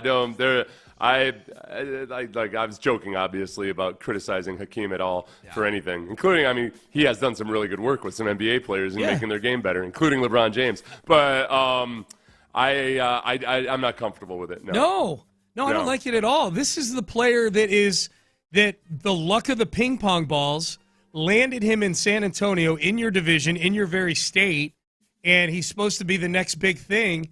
And we've got the guy who I would say is the biggest sports icon in Houston. I think it's Hakeem Olajuwon, it's Jose Altuve, and then there's a tier below that Andre Johnson and J.J. Watt and Earl Campbell and Nolan Ryan and other guys are in. I think Hakeem Olajuwon is the boss. I think Jose Altuve is the underboss or the consigliere. And if we were doing this FBI mob chart style, I think those are the top two kingpins of the Houston sports mafia world. And he's over there helping Victor Wembanyama out to make him better to potentially beat the Rockets and dominate the NBA. I don't need any of this. Hakeem, you can say no. You can say no to certain clients. Unless you're that hard up that you need to be educating everybody on the ins and outs of basketball, I do not need to see Hakeem Olajuwon working out with Victor Wembanyama. No. Did you see that Pat Beverly said that he almost signed with the Rockets this offseason? No, I didn't. Yeah. I didn't. He said he recently revealed via stream, I don't know who he is on with, that he's been continuously working out to get back to the NBA, and he's been working out with the Rockets. However, with Houston's cap situation, things haven't worked out. I was this close to signing for the Rockets. That's why I've been in Houston. I've been in Houston working out with the Rockets for the last 2 or 3 weeks. I was really close, but with the cap, they don't have a lot of space, which means they can't really guarantee. Yeah. He's 37 years old now. He's hung around, man. He's hung around a while. He's not a 22-year-old right out of Russia, I've not watched a ton of Beverly over the last couple of years. They need some depth at the point guard position right now. I mean, they're really betting heavy on Reed Shepherd making a jump here in year 2 behind Fred VanVleet. Would you take Patrick Beverly back on the squad? Yeah. At the contract, it sounds like he didn't want to accept. Yes. Yeah. No, if he wants to do a veteran minimum deal. I'm like, okay. Honestly, this makes me feel good about the Rockets. They weren't going to splurge for sentimentality's sake or anything. No. They just they said, all right, we give you something that didn't have many of the guarantees that Beverly wanted. Then there you go. Yeah. Text message: is no one going to talk about Jalen Petrie and how he's the weakest part of our secondary? Oh, okay. We've talked about him a good chunk. Maybe you weren't listening yesterday. We were talking about a lot. I think that was one of the things that people are upset with me about. There's limitations with Jalen Petrie doing what they ask him to do sometimes when he's manned up on guys like Puka Nacua.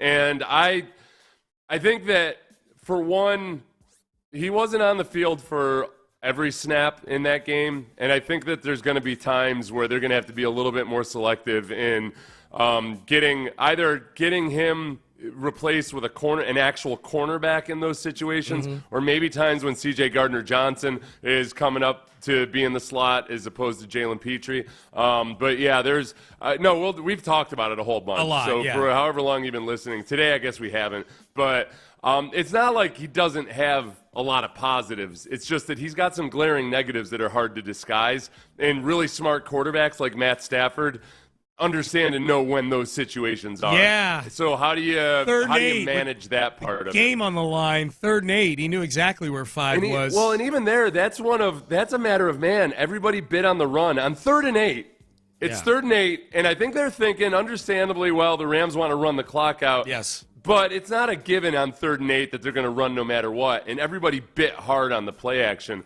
That it wasn't like he would have had to he wouldn't have to be one of the best cover corners in the league or anything to cover Puka Nacua for about 1 second as he worked his way toward the sideline if he hadn't bit so hard on the play. Well, if any team was going to go unconventional and throw there instead of just, or I shouldn't say unconventional, non-conservative there. The conservative thing would have been to hand the ball off, force the Texans to empty their timeouts. If any team was going to do it, it was going to be boy wonder play caller with experienced quarterback who has the ultimate chain mover as his wide receiver right there. Well, the other part of that play, too, the play that sealed it for the Rams, was that Kalen Bullock bit real hard also.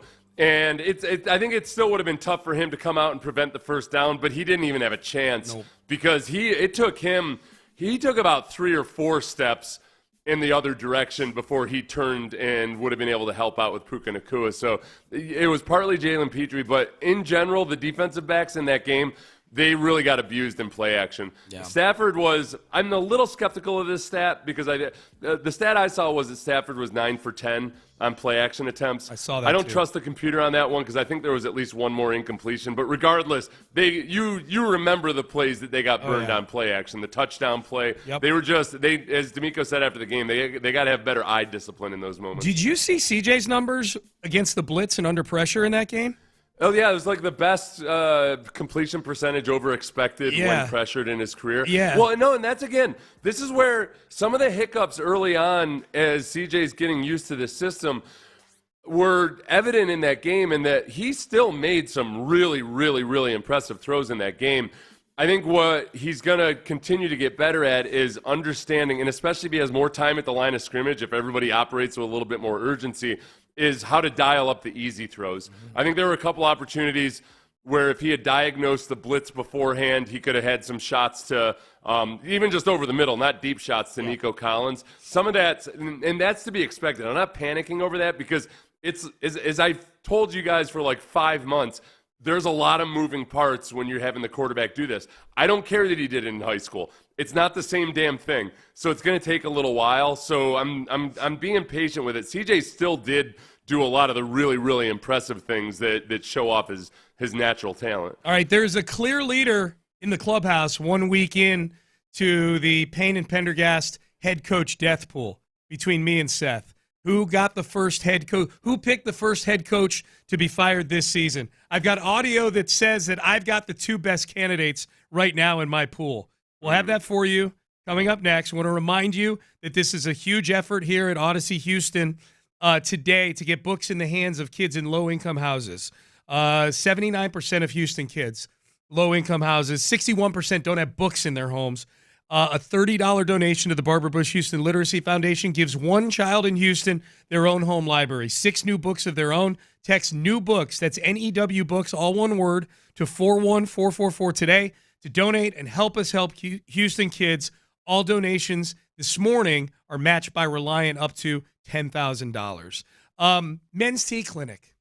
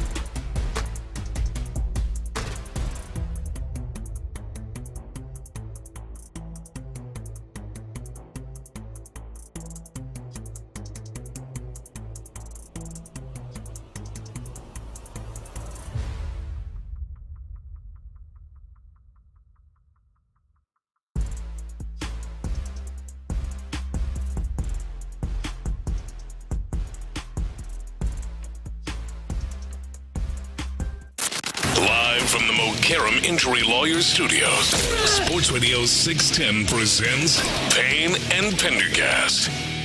All right, Payne and Pendergast. Seth and I did our NFL head coach death pool last week. We each pick 4 coaches with the effort being to find the one that gets fired first. Seth won last year. He had Robert Saleh in his 4.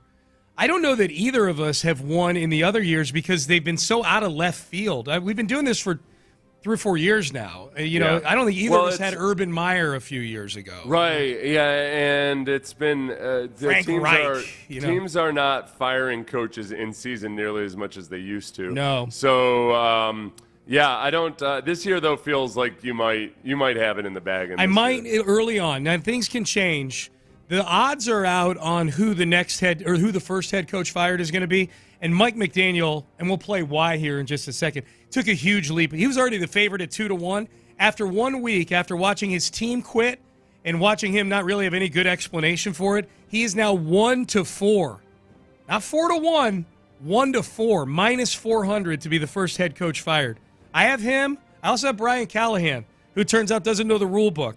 So I feel right. Now, my other 2 are Jonathan Gannon, who's 1-0, and Shane Steichen, who beat the crap out of Mike McDaniel. Those don't look like great picks right now.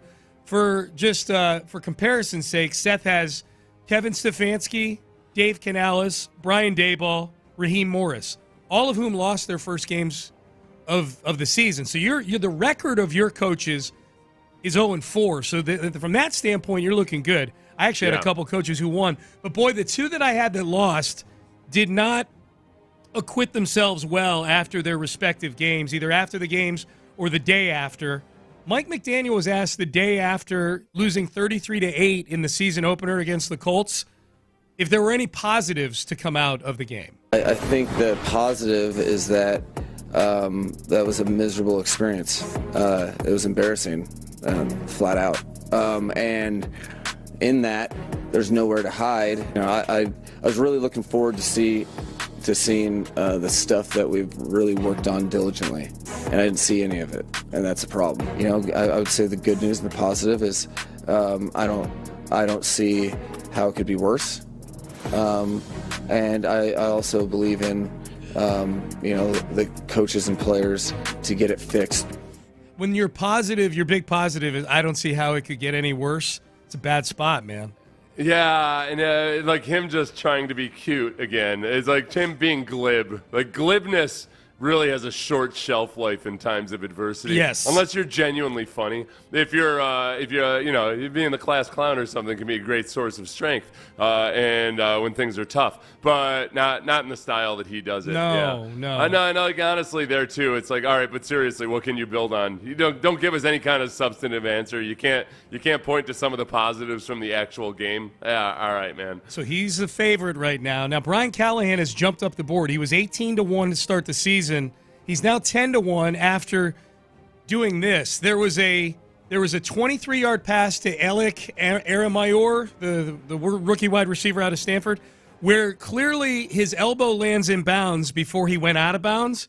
Yeah. 1 elbow equals 2 feet. Well, don't tell Brian Callahan that. He didn't even challenge. The referees missed the call. He could have challenged it. He didn't challenge it. Here was his explanation after the game. Is there a challenge on the Isle Manor play where they moved out of bounds on the sideline and it looked like his elbow hit inbounds first? Yeah, you got to get a foot inbounds too, which we didn't have a clean look at whether his foot was down as well. An elbow doesn't equal 2 feet, so his foot would have had to come down as well. We didn't have a clean look, so the call from upstairs was that it wasn't worth challenging. Okay, he took a lot of heat.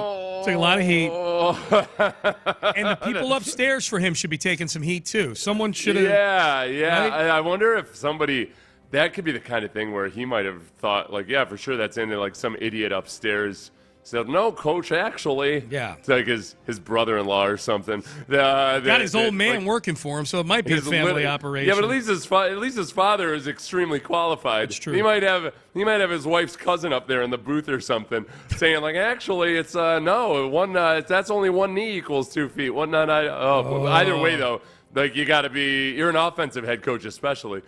Come on. This isn't like some arcane part of the rule book or anything. No, dude. This comes up quite a bit. John Madden wrote a book that said 1 knee equals 2 feet. And I know this is an elbow, not a knee, but you've got to know the rule, man. Now, in that book, which I read a long, long time ago, if I recall properly, Madden admitted to not knowing the rule when the situation came up. Now, that was back in the days of standard definition television and everything. Sure, yeah. And basically, you couldn't even be aware of which team was playing on either side. Go watch some old clips on YouTube. I don't know how we watched sports back then. Madden was literally discussing a receiver who probably left the field and lit up a cigarette on the sidelines. Yeah. That's how long ago it was. No, that's a bad one. I don't know, though, man. I'm, I was a little bit – I've got Brian Daboll. And the part where I was hesitant to take Brian Daboll is it seems like neither he nor the GM are ever going to get fired no matter what they do. But this week, I saw so many Giants fans posting highlights of Daniel Jones and saying, hey, aren't we supposed to have an offensive genius as the head coach of this team? And why is Daniel Jones looking like this under Shane Steichen and never did necessarily under Brian Daboll? Because even Daniel Jones, like, really good season wasn't actually all that great of a season. Right. And as soon as Saquon Barkley was banged up in that season, Daniel Jones fell off a cliff. So I think that Daniel Jones, I don't know what his ceiling is or what he is, completely and totally as a quarterback, but he looked good in week 1 versus the Colts. His really good season that people like to point to, 3,200 yards passing, 15 touchdowns, 5 interceptions in 2022. Yeah. Like, that's not that great, man. What did he have? Do you have the numbers in front of you? You want rushing touchdowns, I'm guessing? I'm curious about rushing. That's the big thing on Sunday. He had 2 rushing touchdowns and 1 passing touchdown. Yeah, I hate looking for rushing stats. Oh, don't worry, but if you don't have it in front of you, don't worry about it. Oh, no, I've got his stat sheet pulled up, but you have to scroll down to rushing and receiving. Oh, no worries. So he had, let's see. Oh, wow. Oh, no, that was in his career. He had 7 rushing touchdowns that year. Okay. So 22 total touchdowns. Yeah, which is, that's it's about what CJ had his rookie year. When he was Rookie of the Year. Which is a really good rookie year. Really good rookie year, But not necessarily like an awesome year for a veteran quarterback. That was year 4 for Daniel Jones, so you're absolutely right. People weighing in, Seth, on the Hakeem working out with Wemby situation. Oh, yeah. That I was completely upset with. Yeah. I'm curious about this, yeah. Someone says Hakeem is the one wearing a wire. Ooh, yeah. What if he gives him bad coaching tips? Well, that was another one. As long as he's teaching him the wrong things, it's fine. Yeah, yeah. Great. Teach him a Euro step. He's like, actually, the Euro step. You Americans think the Euro step is one big step. Actually, it's best when done in 4 steps. Right. Yes. Right. I'm going to teach you the 4-step Euro step. Why does Wemby keep getting called for traveling this year? So he was taught. And then someone says, I think probably what a lot of Rocket fans feel, the dream is the best to ever do it. He can do whatever the hell he wants. Yeah, that's where I kind of am with it. I'm like, it's one of those things where you're like, I don't have to like it. I don't have to like it, but I get it. You know what he needs? He needs to teach him the dream underhook. That's the dream hook is one thing, but the dream underhook, unstoppable when performed correctly. Literally underhand. Oh my God. John Lopez, Reggie Atatula, they are here. They are in the loop, fellas. Hi there. What's going on? I'm going to be a little bit of a jerk, as I'm want to do from time to time. 3 days in a row you've prefaced things with being a jerk. That's right. Like I said, I want to do this. You were mentioning how, the way that this season has started, the way the Astros are going, you could easily just look over and be like, hey, man, the Rockets are the one that I look to. 20 days. 20 days. I'm looking forward to it as well. I feel like you might have an opportunity to have some of those feelings as well when you go, hey, where's the half-court offense? Oh, it'll take me 1 week to be to be the way I am on these other two. Just wanted to temper expectations, but also I'm killing the hopium, which is really vivid in this time period headed into any season. It's hard to vanquish hope with me. It's vanquish hope. Yeah, I'm easily sold to. The Texans could.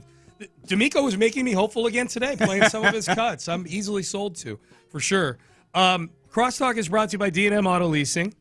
I should mention as well that we are trying to get new books into the hands of kids in low-income homes here in Houston.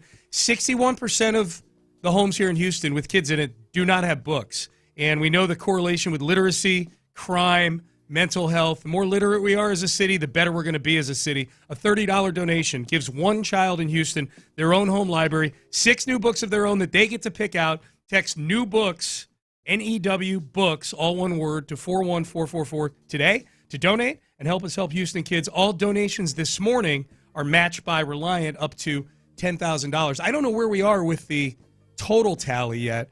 If we're at $10,000 or not. I know we got big goals for this thing here, but just know that up to $10,000, you're donating $30.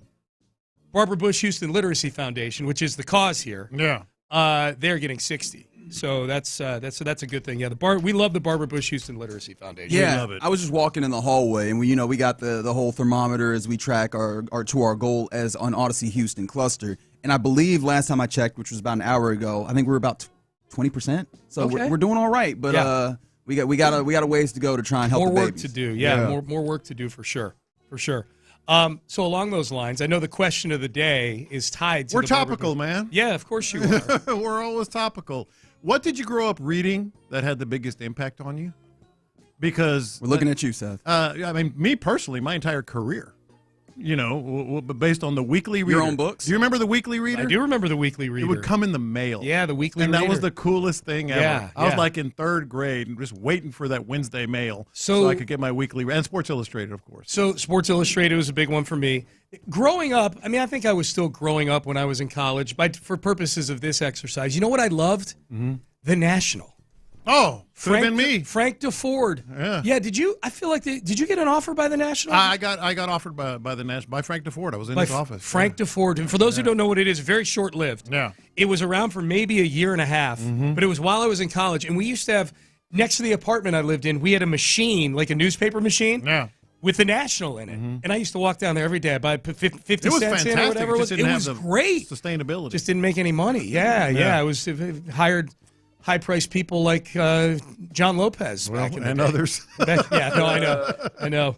The 2 biggest sports books that spring to mind were one, you guys might be surprised to know this. When I was a wiry young kid, before I'd had my growth spurt, I dreamed of being a cyclist in the Tour de France. That's not a joke. I was a skinny kid, and I saved up all my money from working on the farm to buy a Cannondale road bike and everything. This was back when Greg LeMond was the non-doped Tour de France winner for the United States. It's a big deal. But I read his book, The Complete Book of Bicycling, and the one thing that stuck out and still sticks out in my mind today was he pointed to the ability to suffer is one of the best athletic traits you can have, and that if you can out-suffer people and just keep performing when you're miserable and get yourself to a spot where you're more miserable than anybody else, you can beat people that might be more talented than you. So I always took that with me. And then the other one was there was a book called Mental Toughness Training for Sports by Jim Lair, who's a sports psychologist. And I read that going into my 5th year in the NFL, and it kind of just flipped everything. And then it went into, he has like a training facility. He works mostly with tennis players and golfers, but it was in Orlando, and I was playing in Jacksonville at the time. I actually went down and spent a week there, training down there and everything, and that was kind of transformative for me. It turned me into a completely different football player. It really did. That's a great story. That's really good. That's really good. And I read probably 4 or 5 Dan Jenkins books. Okay. Just big time. Yeah. Do you have a book, Reggie? I do, but just hearing Seth, I was like, man, I was reading the things that I was assigned. Honestly, I could think about some of the things that I read as a youth, but actually recently, what's coming to mind is actually thinking about reading, Boys Will Be Boys, especially since that has come up recently by Jeff Pearlman. That's been relevant, the Jordan Rules. That's a good The Jordan Rules is one of those ones that I've been thinking about a lot lately as well. Just, I love the opportunity to get that insight that is embedded like that. Obviously, Friday Night Lights. I'm a big dude who I'm the dude who's like, book is better than the movie, because I do think that being embedded in those instances, having the opportunity to do real journalism, give us an opportunity to see the inside of the locker room in a way that even the reporters of the day aren't able to get. Just getting some of that insight has been so valuable in telling the stories of what's happening with players, telling the stories of what the interpersonal relationships are and giving us a better idea of not just kind of the 30,000-foot view that we typically get when we talk about sports, but like some of the actual interworkings that help us understand how this stuff works. That's better. good. That's good. Reginald, you know what you got to go seek out? Is because I'm reading this the autobiography of Dan Gable. Or it's like a book of stories of by Dan Gable, who is an Olympic wrestler, or also one of the best college wrestlers of all time. But when he was a coach at Iowa, when he first started coaching, this young author who was in the MBA or in the master's program at the University of Iowa for writing came up to him after practice one day and said, "Hey, do you mind if I work out with you sometimes? I'm a writer here. I was a college wrestling captain and everything, but I'm a writer." So he followed Dan Gable around and ended up doing this article in Esquire that was just really got a lot of praise, doing all those things that you just talked about, kind of following him around and just picked up on all this detail and everything. That young author was John Irving, who would go on to be one of the most successful novelists of the previous century. But he was also like, it was really good sports writing, just in profiling a guy. And of course, I'm getting into like some of the, I got to, a better understanding of the interpersonal workings in West Texas, or a better understanding of like who Michael Jordan is. And then also as I'm doing that, I think about, and I feel bad because I don't remember who had the byline, but a story of someone who went to Oakland and just hung out with Marshawn Lynch, and how Marshawn made them take a shot of Hennessy before they even like got to their ride along or anything they did. That had to be amazing. But like things like that, just more personalization and more humanization of the dudes that we love seeing do incredible stuff on the field and on the court, just getting a feel for who they are. Or like how Mina Kimes sat down with Aaron Rodgers for that long form piece where it's like, I better understand who this person is. My favorite book of all time was an autobiography written by Mick Foley, wrestler, who's Cactus Jack and Mankind and all. And he's written 5 books since then that are autobiographical, but this was about his biography of growing up and coming up through the ranks in wrestling, and eventually became a huge star in WWE. And it's called Have a Nice Day, which is like his catchphrase, A Tale of Blood and Sweat Socks. He wrote it. He did not have a ghostwriter. He wrote it himself, handwritten, in notebooks while flying across the country to all the wrestling shows he was doing. Great. He wrote it. He walked into the publisher and handed them a stack of notebooks and said, "Here's my book." And if you know anything about Mick Foley, those planes he was on where he's writing that stuff, he was in pain. Yeah. Because that dude abused his body. And he's the one that got thrown off the top of the cage. The cage. It is a phenomenal. I read this book. I'm like, you don't even need to be a wrestler. He's really funny for one thing, but he's a great storyteller. That's my favorite book ever. I've read that book I don't know if I've read 10 books in my whole life. I've read that book 4 times. And to me, it's really funny, and this ties in with what we're doing today. Like listening to you 3 guys, it is a testament to who you are. Like Seth with the feeling the pain and going ability to beyond suffer. that, ability to suffer. And what did he become? You with the inside knowledge. You with the wrestling and the funny and all that. And mine was always just like Dan Jenkins, John Steinbeck. Yeah. Just how they turned a phrase. Yes. Which kind of is a reflection on what I became. Yes, like, for sure. I just love the way they wrote, the way they said things. Yeah, that makes a lot of sense, man. Yeah. And by the way, I've read more than 10 books. I just want to be clear on 11? this day where we're highlighting. No. I read plenty back in school back in the day. No, my first book I ever read, Charlie and the Chocolate Factory. I was 3 years old, man. Roald Dahl. Really? Yeah. Look at you. Yeah, I was a really good reader when I was a kid. What happened? Yeah. I wasn't going to do it. Not on the day where we're trying to encourage literacy. I was a good artist, too. I used to be able to draw back in the day. I wish I could draw. Yeah, I used to be able to draw, yeah. I could tell the other side of the coin, too, is like when I read On the Road and dropped out of high school 2 weeks later. Well, that's also you. That's also you. Hopefully we don't have the babies doing that. Like, hopefully when we get them their individual libraries. Let's get these books in their hands, people, all right? Text new books to 41444. All right, fellas, the floor is yours. Seth, antibodies to you, my friend. Antibodies, and may you not somehow in your mind mix up the Dream Shake and the Skyhook all in one sentence like I did 10 minutes ago. Yeah, it's okay. It's okay. I'm a lost cause. It's all good. All right. No, I did it. Usually I rely on you to correct me on things like that, but I think you're a little scared of me today, so fine. Probably. All right, we are done. We are out of time. You're listening to KLT AM, KLT FM HD2, Houston, an Odyssey sports station. Reggie Atatula, John Lopez, Figgy Fig. Oh, by the way, Crosstalk, brought to you by D&M Auto Leasing. They're in the loop, and they start now. All right. Happy Wednesday to you. You are indeed in the loop here on Sports Radio 610. It's a fantastic day for a lot of reasons. It's nice and cool outside. Had a nice stroll into work. That was fun.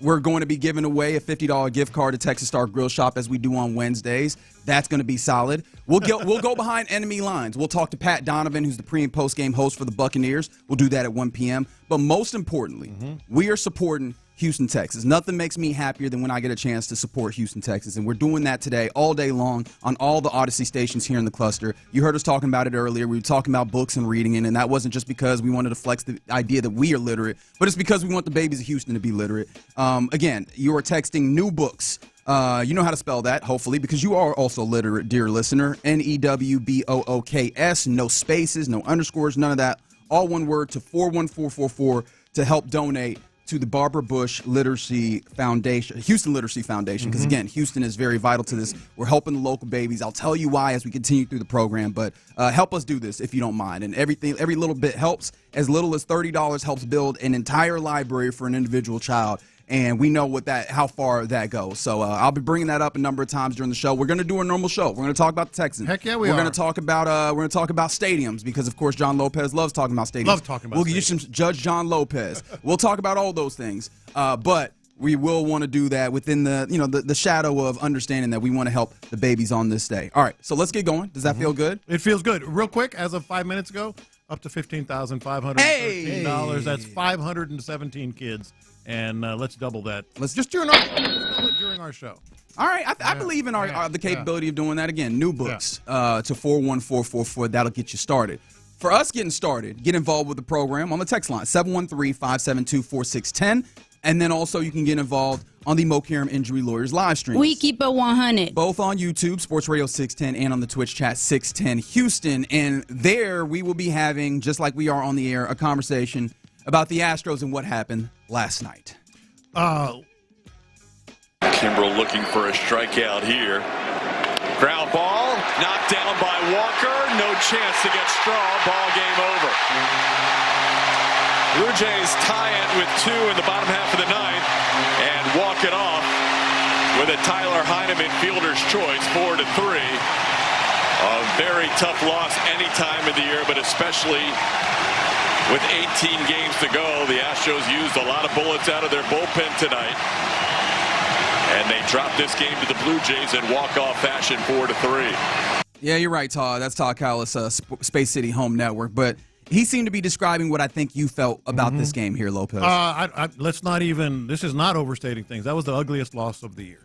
There is no question about it. That was about as ugly a loss as you will ever see for a number of reasons. We can look at the standings, first of all. The Mariners, 1 game back. Astros 2.5. Yeah. I'm sorry, Rangers rather 2.5. Yeah, Mariners are only 1 game back. If you were feeling a little uneasy before, there is a number of reasons to feel uneasy now about the Houston Astros. Foremost. Okay, yeah, I was going to ask which one takes the cake for you right now. Foremost, not only that was a loss that was ugly, the ugliest of the year, and it didn't exactly set you up for a big comeback. To take this series. He mentioned it. The bullpen, all of the presumed leverage, bullpen arms were used and used a lot last night. Obviously AJ Blueball was terrific. You wasted that 40 pitches.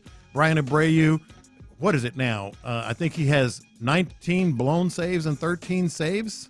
That is career. Career. That is awful. He threw 30 pitches. Craig Kimbrel threw 11. Brian King threw 21. Steven Okert threw 21. That's in terms of on the field.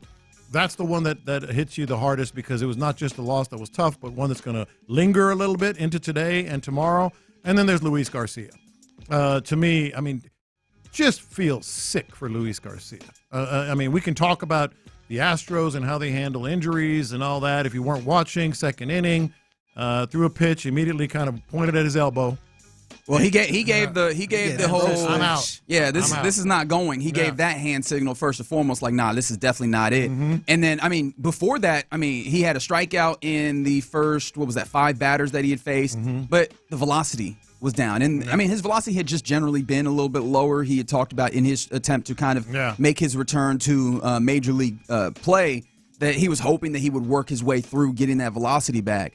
And unfortunately, it seems like that lower velocity was an indication of what we typically wonder if it is, which is re-injury or re-aggravation of the injury. However, we haven't gotten that full detail. But what we do know is this is yet another setback with yet another of the pitchers that you were hoping to be reinforcements. Like this was part of your plan. You did not go and acquire a pitcher at the trade deadline because you were like, reinforcements are coming. And out of a number of reinforcements, you were hoping that a few of them would hit. You want to reevaluate our progress on that? How's Arrighetti? Question mark? Yeah, Luis Garcia. And this is not to be harsh. I mean, it's just the reality. We have to start thinking about him being done. After 2 years, comes back. It just breaks your heart, man. It comes back, has 2 outings, and then he's pointing at his elbow and pulling himself out of a game again. That's a no-go, man. I mean, it's just brutal when you start reevaluating and evaluating what they have. Starting pitching, Fromber, who knows what you can count on, and then some of these other guys that you were counting on are not going to be there. Yeah, because Arrighetti is still getting he might be done for the season. He's still trying to get a second opinion on his elbow. Lance McCullers Jr., are we in a situation to see him return to the starting rotation and try this one more again? As if we've seen anything that's really given us an opportunity for competence. Yeah. It's not there. It's non-existent. This was a problem because that felt like when we were talking about at the trade deadline or after the trade deadline in the fallout, we were like, all right, cool. You found some guys that will hopefully help you sustain or withstand the trials and tribulations of having injuries. And which we'll come back to that. Yeah. But then you were like, all right, and we will hope that these guys will return and give us the pitching that we absolutely need. You're not getting that return because of these continued injuries or inability to come back and be effective. And so it's really this game last night was just all of that because you have those injuries in the starting pitching, and that remains an issue. That's been one of the bugaboos for you all year long. You have, obviously, the pen, as you mentioned, that, again, has been something that it helped you early on, and it's withered, and that is another one of the issues. And then let's talk about the other thing. Offensively, how'd you feel in this game? I'm glad you brought that up because we talked about the bullpen use and how moving forward. We talked about Luis Garcia. Let's talk about maybe some people out there are saying, yeah, but it's the Astros. They'll dial it up. This is the time of the year when they thrive. Let's talk about how they're playing, just how they're playing. Overall, last night, 11 hits and just 3 runs, 2 for 10 with runners in scoring position. Obviously, a blown save by Brian Abreu, which should not have. I mean, it should have been a cupcake. Then in the 9th inning or 10th inning, Jose Altuve, he was jogging. He was jogging with a ball hit to the right field. I don't understand it. How can a guy so great at so many things be so bad at baseball? And Patrick Creighton pointed this out, and he's 100% correct. Shout out PC. Didn't even take a secondary lead when the ball was hit. He was just standing there and then decided to start jogging to third base. It was the easiest throw and catch to put him out. So how they're playing on the field is not good. It's just they're not playing well. It wasn't even a close call either, man. He was out by a mile. Yeah. And in a sport like this, like with any sport, I think, but in a sport particularly like this, the marathon of the baseball season, you have to be playing your best baseball at the right time. And this is far from the Astros' best baseball. Like, the vibes are off. I hate to be the guy that talks. No, you're right. But the vibes are off. It doesn't feel right. Like even a Jose Altuve, are they lollygagging? Yeah, they are. Like they're not locked in. Like if you wanted to have an indictment of Joe Espada, who has been, we have to give him his credit for holding things together. I'm in my mind right now. I'm imagining Sam Raimi's Spider-Man, where you have Spider-Man holding up the front of the train by just pulling everything together, pulling all the loose ends together to try and hold things together. That's what it felt like Joe Espada had to do, and so we have to give him his credit for that. But when it comes to the effort and energy that seems like your guys give, and obviously ultimately the results still land at his doorstep as well, it does feel like some of this goes, man, why does this team not feel like the championship team that you clearly have the capability of having? Now, some of that I think you take higher to the front office and the ownership for not maintaining some of those pieces through this, and that's something that we discussed well into the season. But at this time, it feels like the guys that you have in here, they should be ready for battle. And I mean, something as small as your best player on the team not having that ability to lock in and pay attention to what we're doing here in this vital moment to get a much needed win that you're obviously going for because of the ways that you used all your bullets out of the pen. That's frustrating for me. But that's something where I go, hey, what are we doing here? Well, I think you're right when you talk about the vibe. Jose Altuve has never ever been good on the base paths, but at least he's run. At least he's made fast outs on the base paths. That to me was like, okay, something's going on here. Now maybe we can couch it a little bit. The whole vibe was bad with Luis Garcia going out early. I mean, you could tell. That's a fair point. Many reports about the clubhouse was just kind of gloomy. Everybody's sick about it for him, et cetera. So we got to give him a little bit right there. But nevertheless, that doesn't take into account 2 for 10 with runners. They should have won this game like 6 or 7-1. And then, on the field, how are they playing? Well, no Josh Hader.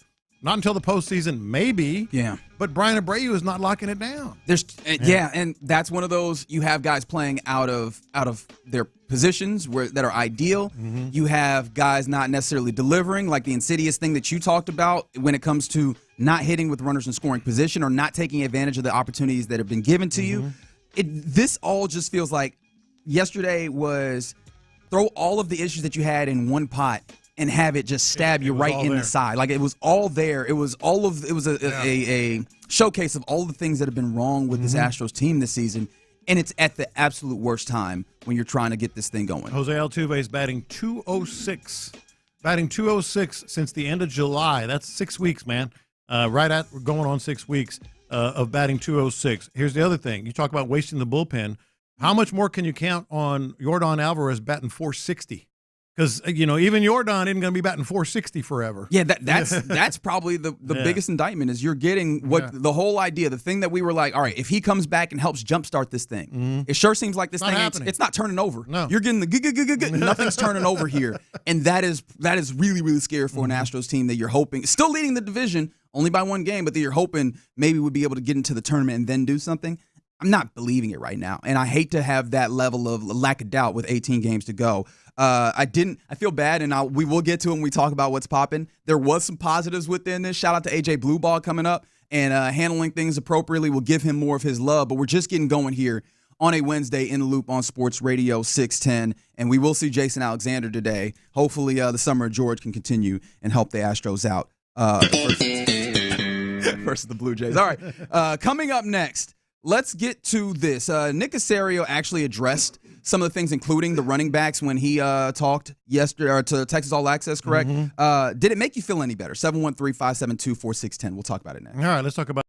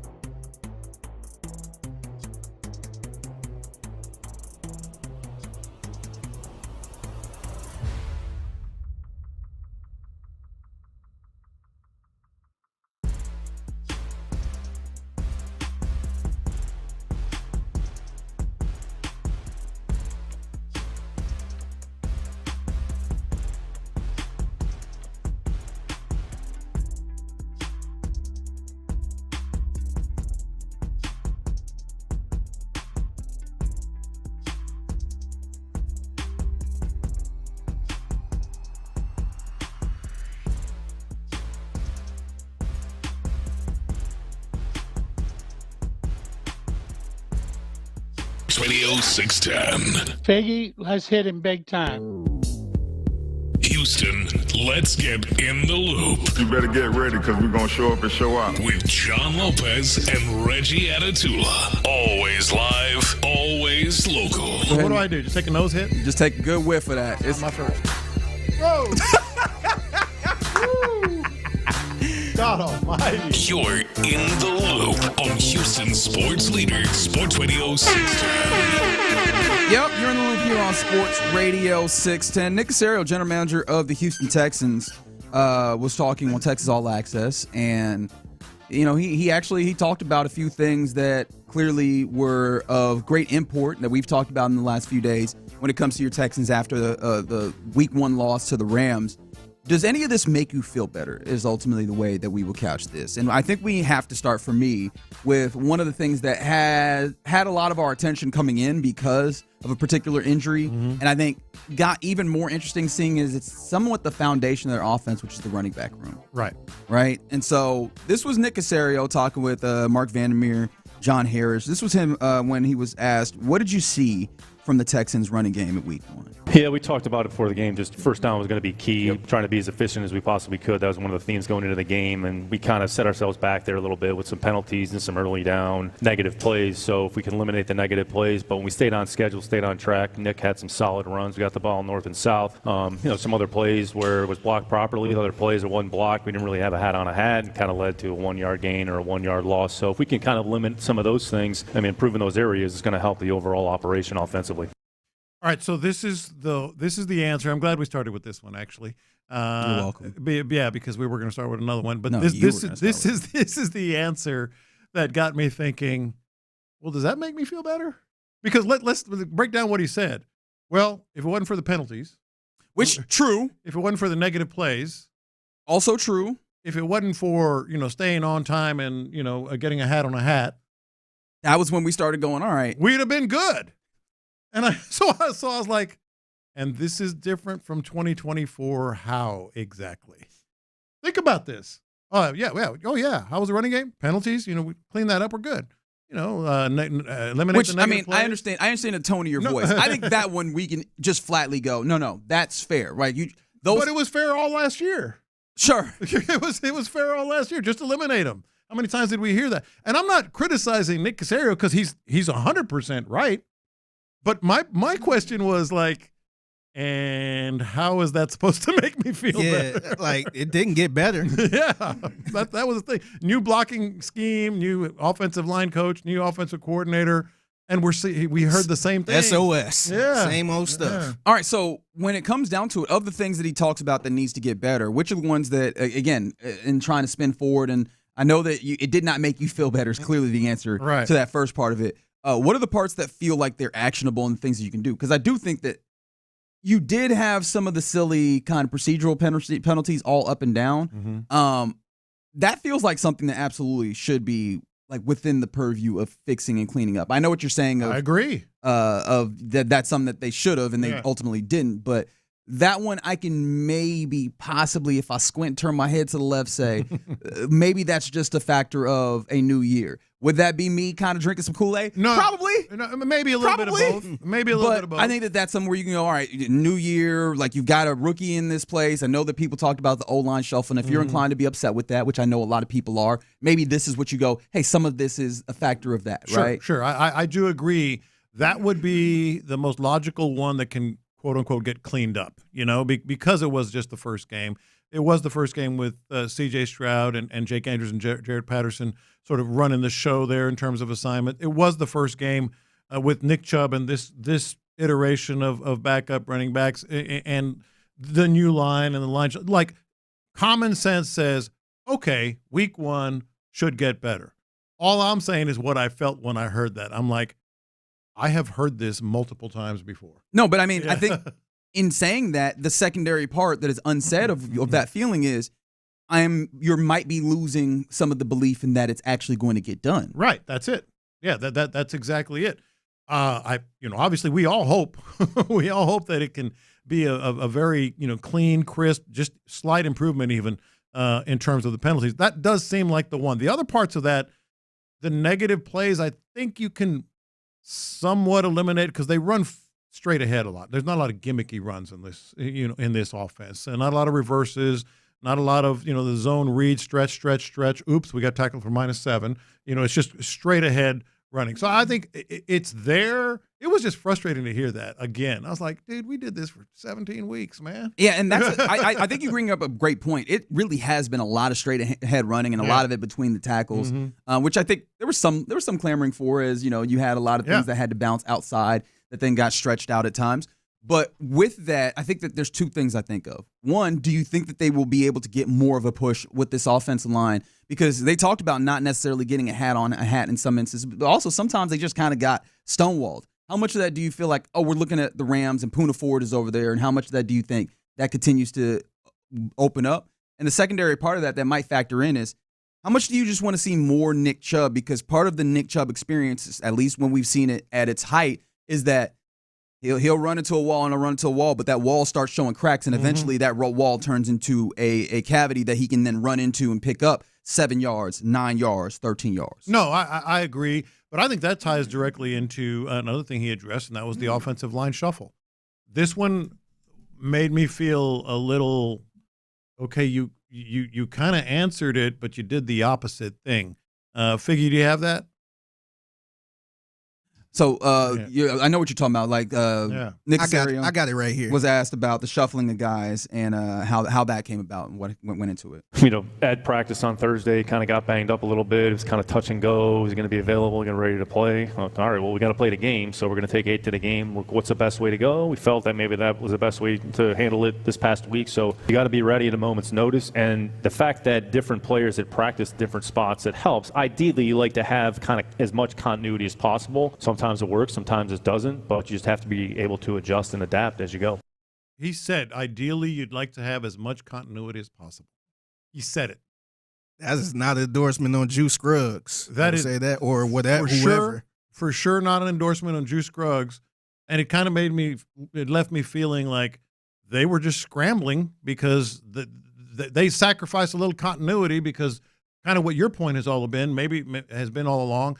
Maybe that's the best 5. It's the best 5, but again, it didn't work. No, it didn't. And again, I know people on the text lines like, got to quit being soft on the Texans. I'm trying to give them as much benefit of the doubt with this, but I think again, it starts to run out, especially when you've seen these things over and over again.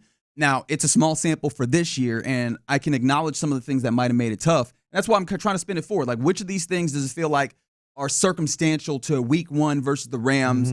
Poona Ford is on the opposite side of you. You've got some rookies. You did the O-line shuffle, which, again, it feels like they felt like they had to do in that answer, right? Like, that's some of what I hear there. But how much of that is then – because, again, I always talk about isolating – did feel it. I talk about isolating the variable. How much of this then becomes isolation of the variable that is, as a team, as an organization, the standard that we've heard about is not actually making its way and filtering its way down to the actual playing field. Well, not only that, I also think – this is another little sort of bad mark on Nick Caserio because he said ideally you'd like to have continuity, but we had to shuffle.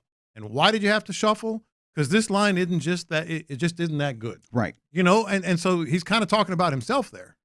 No, and yeah, that's going to be fun to continue to watch. And maybe fun isn't the right word, but for me, this is why we were all, banging our heads against the tables and saying, like, the talent level needs to be raised. And for me, one of the things that I keep coming back to is, how do you find your way out of this? Because in my mind, the offseason is when you raise the talent level on the offensive line. It is really hard, damn near impossible for you to raise the talent level of the offensive line in season because typically those guys aren't just out there. And because offensive line is such a valuable position where there is not as much talent, that teams are not willing to give you those just because in the season. And so I look at this and I go, it's kind of crazy that in week 1, you already get that test of how much do you actually believe in the talent level in your offensive line room? And it feels like the answer is not as much as you would like to say. That's exactly right. That's exactly where I was. Yeah, I think the first thing I thought about was because I think before the draft, we thought they was going to draft a couple more linemen.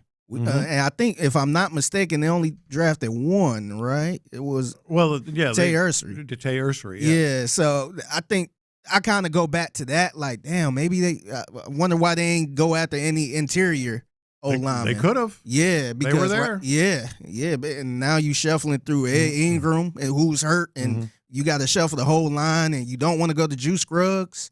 It seemed like a mess. Yeah. Now going back to that running game, I didn't get the audio for this. I apologize, but DeMeco Ryans, when he was on Texans All Access, he did make mention of the idea that he would actually like to see more Nick Chubb. Are you with him? Because you did see that effect of Nick Chubb going through, and especially until you get Joe Mixon back, it does feel like with at least the game plan that we saw in Week 1. I don't want to say that that's entirely the most desired game plan. You have Nick Chubb going downhill, battering, and then later on in the game, the last drive, you're starting to see him find those gaps. Do you feel like if you give him more than 13 carries, that you can get more of that maybe even earlier? I'd love to see more of Nick Chubb.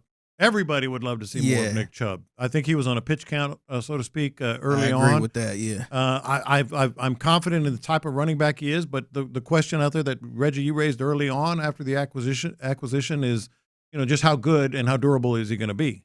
I think that's what they're monitoring. Yeah, I think he will get more carries. I kind of want to see the I guess the touches or whatever for Dare to kind of go down a little bit. And Woody marks up. Yeah, in a perfect world, I would like to see that happen. I might be trying to convince myself that I want to see more Nick Chubb just because as of right now, that feels like the path to, at least finding some level of success, at least in the small sample, again, of one game that we saw. Yeah. The success that we saw was, hey, battering ram that thing down with some Nick Chubb. I just wonder if he can handle that to a high degree. We'll see. But to the original question, I don't think any of that made me feel better. Like, I don't think any – and to be fair, I don't think that's his intention, is to make me feel better, but I did not come away with any of that in there. All right, you're in the loop here on Sports Radio 610. Coming up next, I want to remind you that all day long we have, a radiothon of sorts happening that benefits the Barbara Bush Houston Literacy Foundation to try and get some books for the babies to obviously increase literacy in the city of Houston. And in honor of that, and we'll talk more about that, our question of the day, what did you grow up reading that had the biggest impact on you? 713-572-4610. Let's talk about it next. In the Loop. This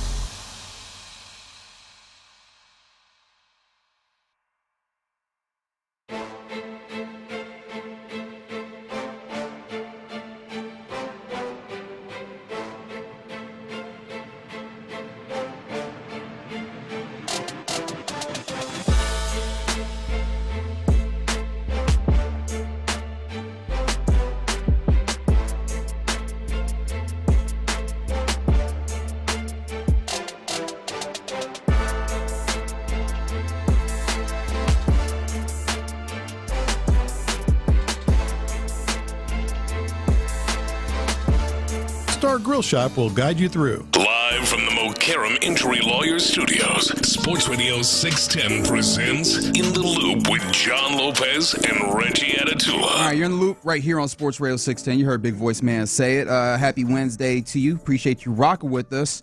We wanted.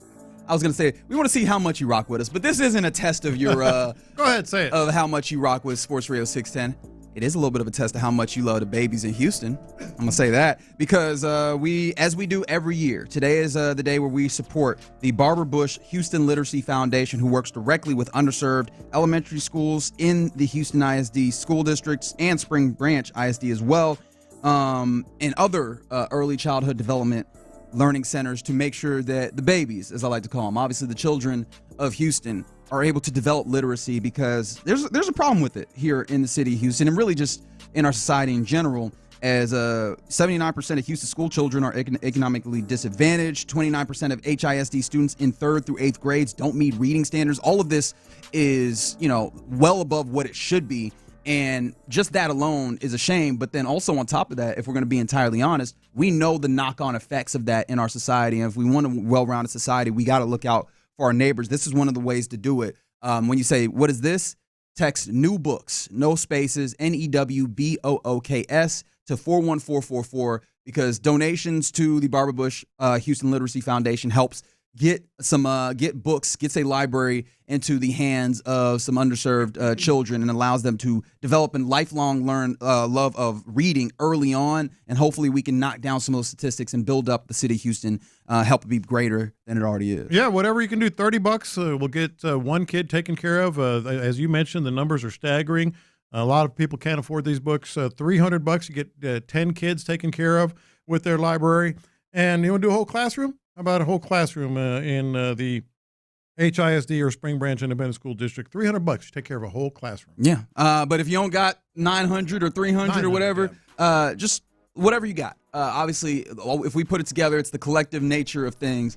We can make something happen. So think about that. But also, in thinking about the literacy and the books of it all, answer the question of the day, 713-572-4610. What did you grow up reading that really inspired and impacted your life? Because I think that if you think about those thoughts, you can see in the ways that books and reading and some of those things help push you towards being the person that you ultimately grow up to be. Yeah, and think about it in these terms, too, because we were talking about it with Sean and Seth, and I was just fascinated by how the books that impacted them the most kind of you can see in their careers and in their lives. Like Seth was talking about a book that really was a cycling book about pushing yourself beyond pain, and that's going to make you a better athlete, better person, et cetera. Well, look what he ended up being, an NFL player. You were talking about a lot of the deep dives that you did in some of these personalities and behind the scenes stuff, which is kind of in your wheelhouse. Sorry, some of those more in young adulthood. Yeah. I was thinking about. I actually didn't love reading books all that much, but some of the books that you had to read in school. Like, I think you mentioned Steinbeck when I started thinking of going back to of Mice and Men. Mm-hmm. I was like, that's probably the book that most vividly I think back to, and I was like, oh, I remember having an emotional reaction. I remember where I was sitting. And I read that final line in Mice and Men, and I threw the book smooth across the room because it had that effect. And I was mad in the moment, but I actually appreciate that because I was like, oh, I was able to take this story that was given to me, see it so vividly, and have such a raw emotion. I was like, oh, okay, this is the power of writing, and this is the power of getting into a good story. And that's what's kind of crafted my career path, because I was all about Dan Jenkins and John Steinbeck as an older adult. I want to ask you guys a question here in a second, though. And you both have been to my office at home. I started collecting first edition. This is the impact. First edition John Steinbeck books, the hardbacks from the 1940s and the 1930s and 60s and 50s and all that stuff. So I have those in my office. That was the impact. But let me ask you guys this. What about as a kid? Like what you remember reading? Because mine was I didn't read children's books that much. I was all about Superman and Spider-Man comic books. Man, I was the opposite, man. You weren't a comic book kid? I never got into the comic books. Yeah. They were always kind of a little confusing to read. Mm-hmm. But the first book I ever read was Are You My Mother? It was a children's book. Mm-hmm. And I think it was a little bird trying to find his mother. Mm-hmm. That was the first book I can remember reading and just reading from front to back. Outside of Cat in the Hat and all that stuff. Oh, yeah. Green Eggs and Ham. But another book I want to point out, I got to give a shameless plug to my man Wade Smith, friend of the show. He actually have a children's book called Smitty Hits the Playbook. Hey. So, yeah, if you kind of into sports and all that stuff, man, just check that out. Another book I read once I got I was kind of grown at this time, but this book stuck with me was Styles P. He released a book called Invincible. Oh wow! So like you looked up and you were like, I like this artist, this musical artist. I want to go read this book. It was a damn good book, man. I just remember working. I was on break just reading that book, man. It was like my jaw was in the ground because the story was so good. Yeah. Another book I read, I probably shouldn't have been reading this book. I was in 9th grade. But I'm kind of ashamed to say this, but Kareem Steffens, some people might know who that is. Yes. Video Vixen. Yes. She released a controversial book during that time called Confessions of a Video Vixen. And it was very messy. I mean, she was name dropping Shaq and all this other stuff. It was I was in 9th grade reading that damn book. So I was definitely anticipating this because we were talking about books, but reading goes a lot of different ways. You mentioned comic books. I did that for my little brothers. One of my little brothers I know loves art, and I was like, I'm just going to get you a whole bunch of comic books. Yeah. And that's been something for him that he's really loved. I was looking for this. Someone said Calvin and Hobbes. Oh, yeah. When you talk about you know comic what? strips. The Sunday comic strips was another big one for me. Those are some classics. Another thing that kind of had an impact on me because I really wasn't into the books like I should be, but I was definitely into like the hip hop magazines. That was kind of my go-to. So the Source, XXL, and Vibe magazines and stuff like that. I was really heavy into that because I was into rap music. You know what's funny is one of the things, obviously we're a sports station. When it comes to the sports of it, I always find it interesting the kids who grew up as sports kids and the kids who didn't, but then maybe found sports afterwards. Because the kids that grew up as sports kids, we get answers like, people just reading the newspaper and reading like the sports column, or people like this texter who texted in from the 346, the autobiography of sports people that I like, Yogi Berra, Brett Favre, Craig Biggio, like being able to go and tap in the same way you were talking about Styles P is like,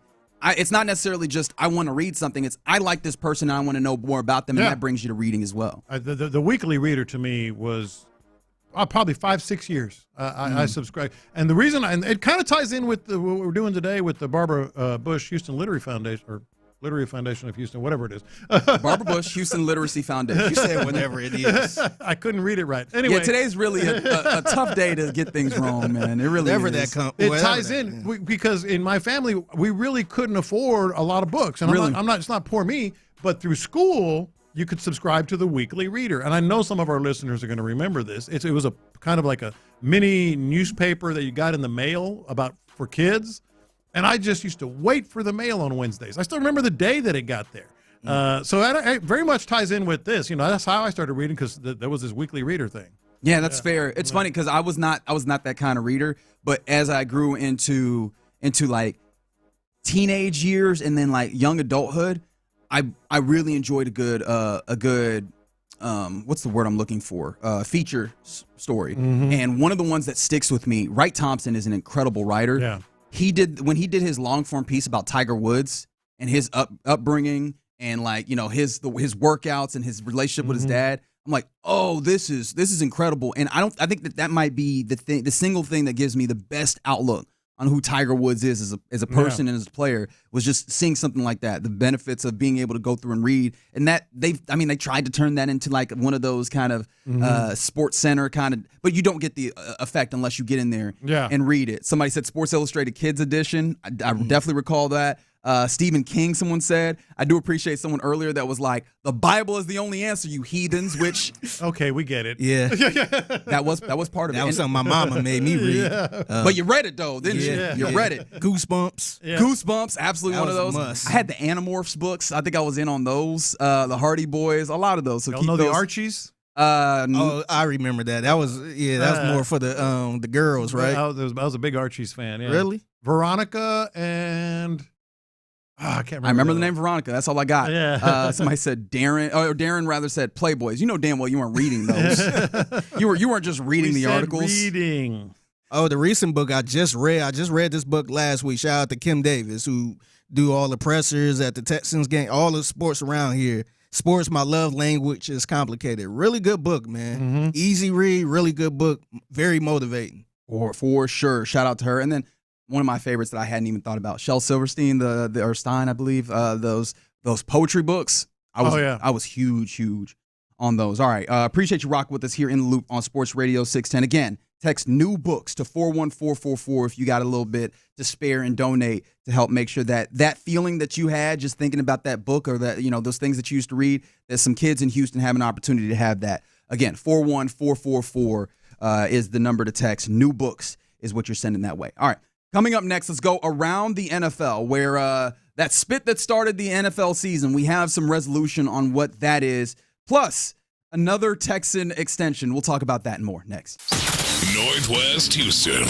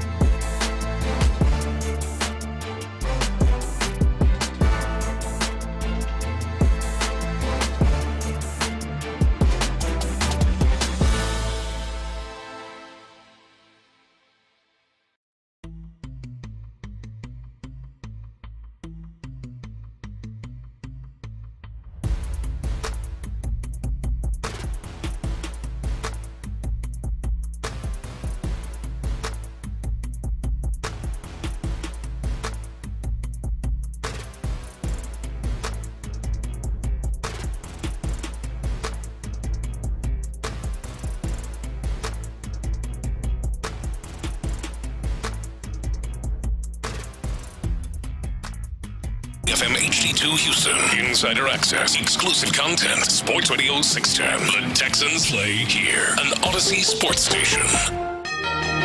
Let's go around the NFL in the loop style. Why are you smiling? Because I love football. Here's John Lopez and Reggie Adetula. I'm going to tell you all about how much fun you're going to have this season. On Houston sports leader, Sports Radio 610. All right, we're about to go around the NFL here in one moment, but I know that we were talking about the things that we read growing up, and Darren on the YouTube page mentioned Playboys, and I made obviously the joke is like, you know where you weren't reading those. Mm-hmm. But as we were talking in the break, I did recall, and of course, I can't take this back to when people were younger. I guess there's people that were young now or in the last decade or whatever, but I'm like, in the last decade, I remember some actual really good writing that's happened in Playboy that I could say for certain that I did read. No, sincerely, some great writing. And then you went and did a little bit of a Google search now, didn't you? No, I remembered in the 70s. On the work computer? Yeah. That is a great point. That is a really good point. In the 70s and 80s, full disclosure, when I would, sneak away my brother's Playboys like every kid did, every red-blooded American kid did, I remember the greatest authors you can think of. It's like the last 10 years, yes, some good authors. But how about, Ernest Hemingway? I've heard him. Norman Mailer. Who was the other one I was telling you that wrote for him? Ian Fleming. Ian Fleming, the author of the James Bond books, which, funny enough, I'm pretty sure weren't actually all that good. The movies have done a lot of work. I didn't even know they had books. That's how it started. Yeah, that's how it started. Kurt Vonnegut wrote for Playboy. I mean, it was back in the day. It was legit. You didn't do it, but if you wanted to, they were the greatest authors and writers in the world that wrote for them. Hey, that check cleared, right? That's right. And the vistas were good too. All right, so let's go around the NFL now. And I did say that I would give you a little bit of update because I asked about this. Was it yesterday? Damn, week. It's fast, but also it's slow in some ways. I was like, hey, we did not get any updates on the Jalen Carter thing. And I was like, does that mean that they're not going to suspend him? Because I thought that meant that they were not going to suspend him. Well, ultimately, yes and no is the way that this comes down. The NFL fined Jalen Carter, the defensive tackle for the Eagles, who hocked a loogie right on that number 4 for Dak Prescott on that Thursday night opening game of the season. Fined him $57,000 and change for spitting on Dak Prescott. The league also said after the game, or rather that the game that he was ejected will serve as the 1-game suspension that he would receive. Fair. Because he missed the majority of that game. You feel like that's fair? That's fair. 2 games. We can talk about it. We did talk about it. How awful it is and insulting, etc. Disrespectful. It's disrespectful. It's funny. I brought this up to B. Scott. I broke the news to B. Scott as he was walking past my desk, and he was like, "Yeah, that sounded about cool." Really? But also, if they would have banned him from life, that would have been cool too. Two would have been a bit much for spitting, right? I'm surprised it got talked about this much. It was. No, I'm not surprised it got talked about. No, it was. But I'm not about the suspension. Yeah, no, it was a big story, man. No, for sure. And so that was ultimately the way this came down.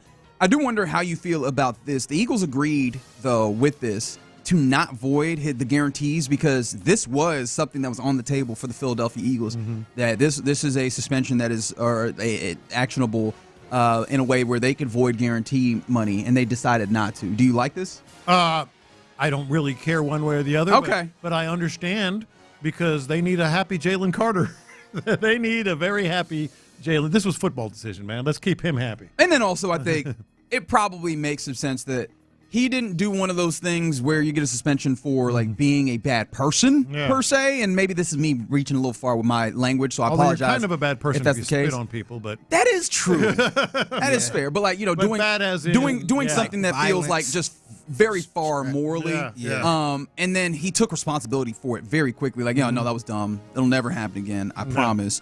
I sure hope that he could keep that promise. But I was like, that seems to make sense that this is the way that you have to go about that. But yeah, I kind of did like that. It feels good that the NFL is maybe moving away from being so damn punitive in the way that they handle some of these things. Some other things around the NFL. We talked about this a little bit yesterday, but the Niners put Kittle out on IR.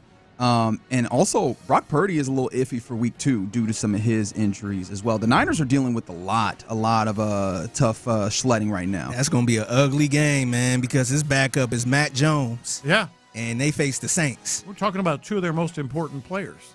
Yeah. I mean, maybe they're 2 most important players. Who knows? That's going to be an ugly game. It's for it to be, week 1 and those types of players already out. Well, Kittle out and Purdy, hurting. That's huge. Yeah. Because that's going to linger, man.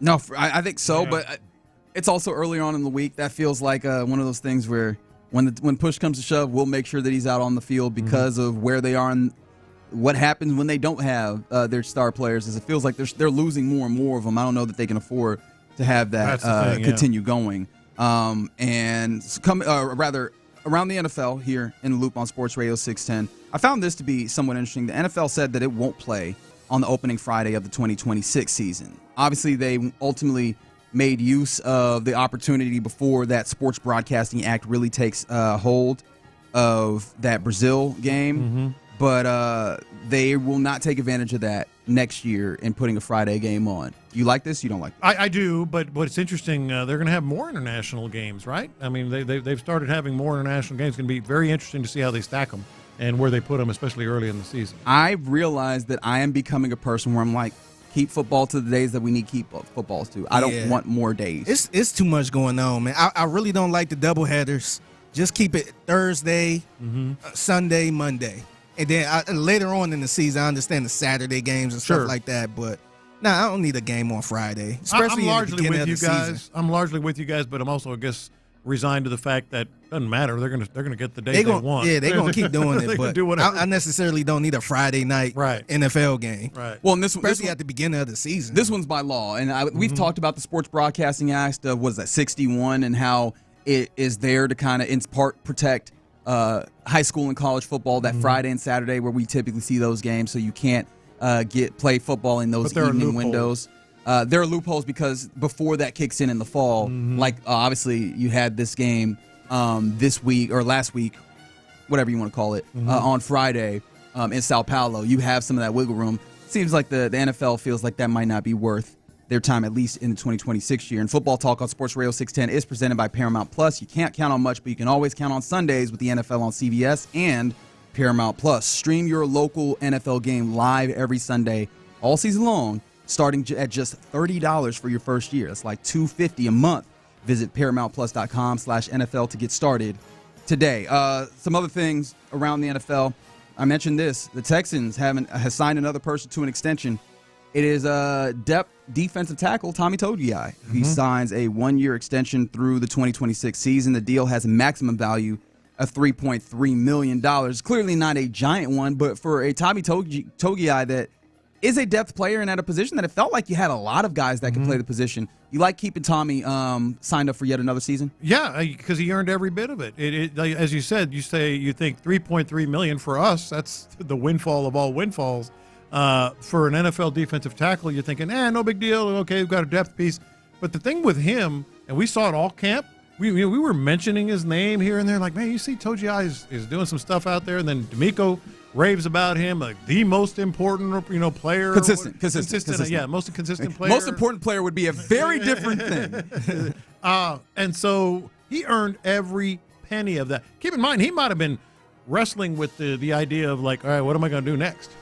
Yeah, because he kind of came in a little late last season. How am I going to make a living? Well, now he's making $3.3 million. Yeah. And just has another year of somewhat guarantees.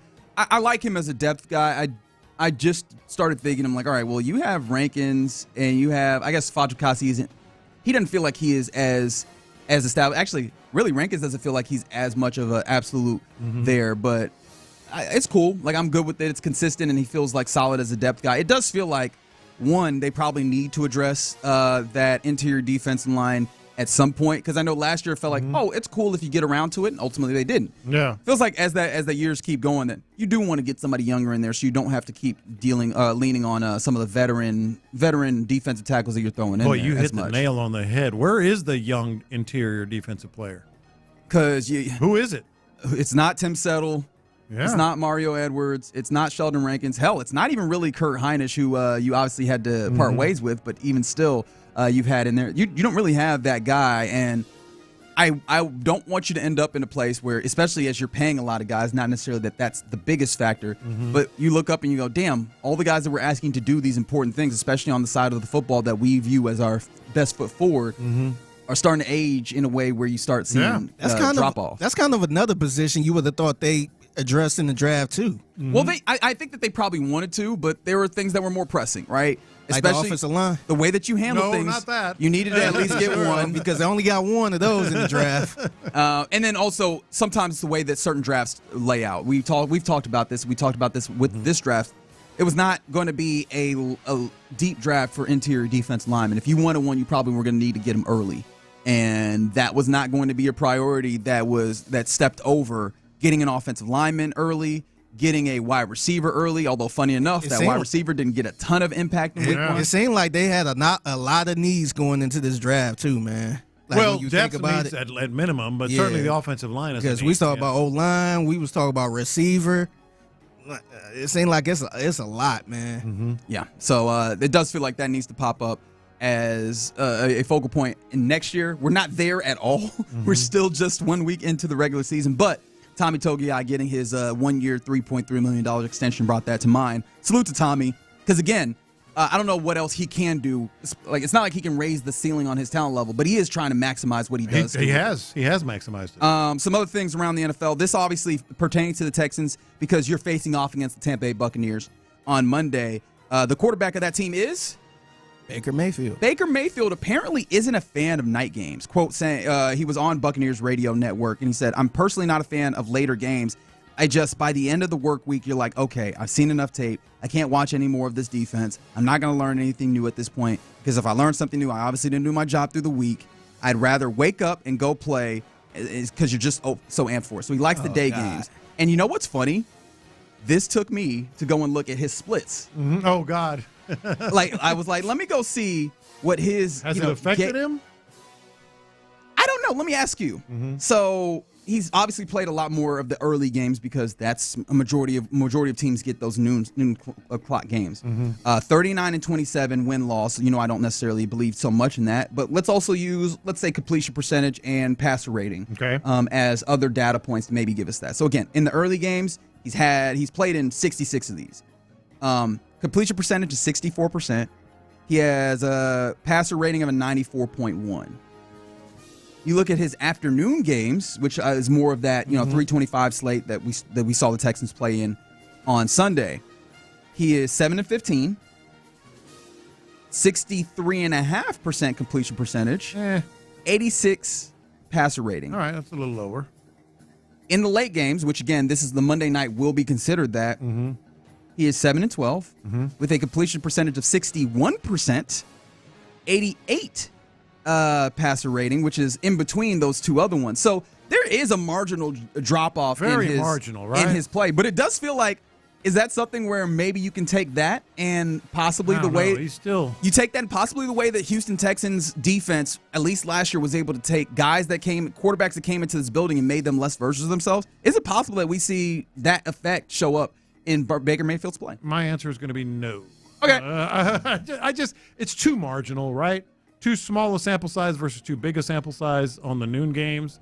Not that they clearly there has been a small, decline, but I don't think it's effective enough to say, okay, now you got a chance. Yeah, I think honestly, just looking at Baker Mayfield as a quarterback, and he's been a really good quarterback the last couple of years, especially in Tampa Bay.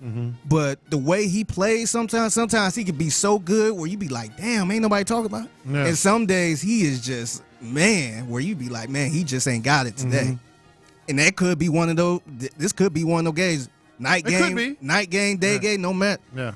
This is a tough defense. Ain't playing on the road. Right, and with the defense like this, all I'm looking for is a crack. The slightest, yeah. All I'm looking for is a crack. And again, he could play this game at noon, and it's probably going to be a tough game for him. Oh, 100%, right? You can still look at the pressure. He was great under pressure. Team was able to make. He was, and that's one of the things that his mobility is going to always allow him to do. In fact, he's one of those guys that I think about where I go, oh yeah, him under pressure, I kind of like it because that seems to feed just his general ethos. Yeah. But under Todd Bowles, under the watchful eye of Todd Bowles as head coach, the Buccaneers are 3-9 in these types of games. Now that's something else. Okay, so you lean into that one more than that's 3-9. I mean, you go from 94 to 88 quarterback rating. I'm like, okay, a little bit. You go from 64% completions to 62 or whatever it was, 61 something. That's a little bit. But you go the number, the head coach number. Can I interest you then with specifically Monday night games for Baker Mayfield? Okay. 1-7. Again, I don't necessarily believe in quarterback wins. 57.5% completion percentage. Now that's a bigger drop. Yeah. And a 77 passer rating. Yeah, that's a bigger drop. Damn, you should have led with that. He only won in 7. You should have led with that. No, I wanted to land it. Monday night, baby. Baker, we coming for you. But by the way, I think every single player would rather just get up and play. Every one of them. Now they sure? Yes, they love Monday night games. If you get a Monday night game, they get amped up for it. But given what how he described it, like just put it in our lives. Like you got some event that you got to. Don't you want to just like let's go? As soon as Do you think that's just a quarterback thing though? Maybe the quarterback kind of get a little antsy. Just get up and get because going. some people do like to play under the lights. No, I'm not saying you don't like the spotlight, and the attention and being an island game and all that stuff. What I'm saying, just generally, your body, your mind, is like, let's get up, let's play some football. It kind of lingers a little bit. Honestly, that's kind of like me when, like it's a Monday night football game, and we still got to work Monday, right? And so it's kind of lingering. Really? On. Yeah. It's like damn, it's still kind of lingering on. Well, a little bit. even as someone who was an observer, like if I was covering a team and they had a night game. I'm sitting in my hotel room like, what am I going to do all day, man? Like that's one of the reasons. Let's get to the stadium. I like the noon Sunday games because you wake up, you get a little time to get yourself together, and bam, that's the game right there. Mm-hmm. But if it's a night game, you kind of waiting around a little bit, getting a little antsy. Yeah, I will take any level of any sliver advantage, of help that I can because that's how I am. So we're looking forward to what that looks like. What's that 6 o'clock start?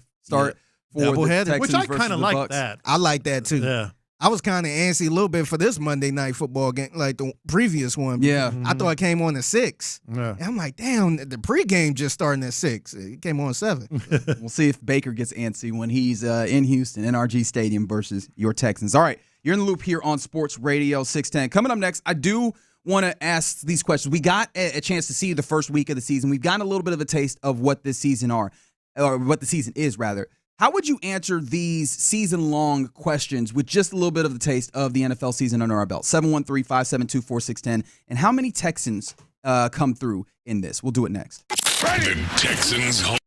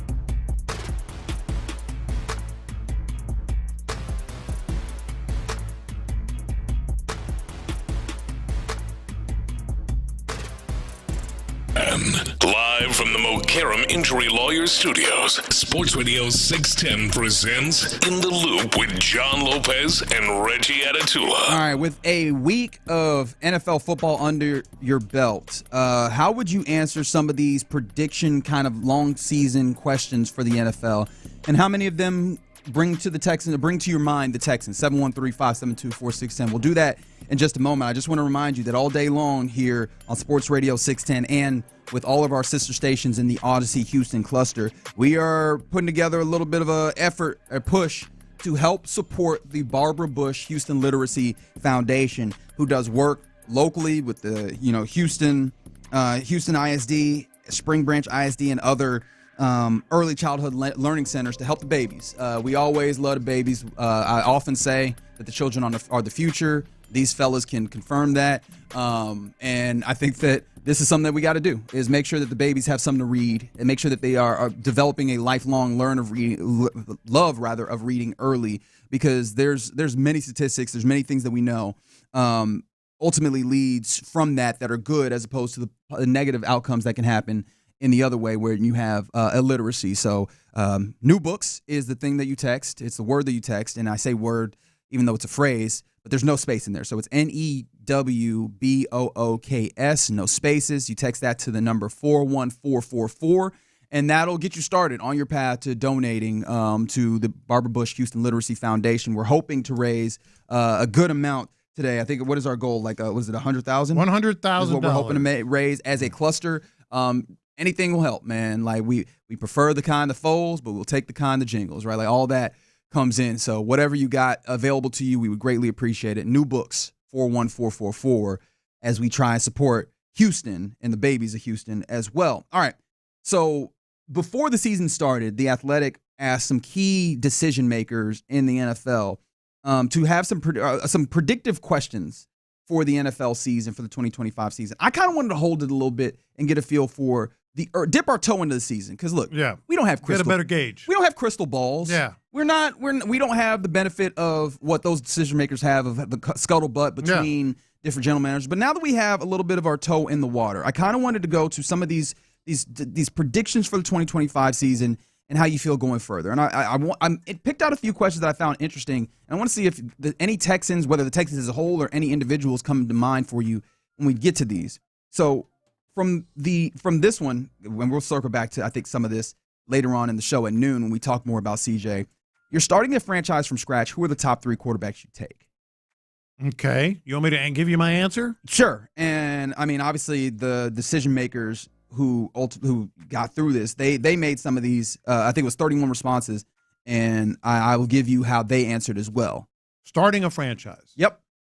And I think with this, inherently, you look at... Why is this a much more difficent question? Because it's not just who are the best quarterbacks. I think it's who also has youth that gives you more runway to have that player available to you. And I think that this kind of comes into mind when you start thinking about CJ and what he means to this team. Yeah, no, it wouldn't be CJ. No offense, obviously. Really? I think he's one of the top quarterbacks. No, he is. There's one name that he could say that will really get the text line going. Yeah, there is. I knew you was against it. I've often said that, actually. All right, are there any guarantees where you're like, I'm putting this guy of the 3 quarterbacks that I'm going to start my franchise? Lamar Jackson.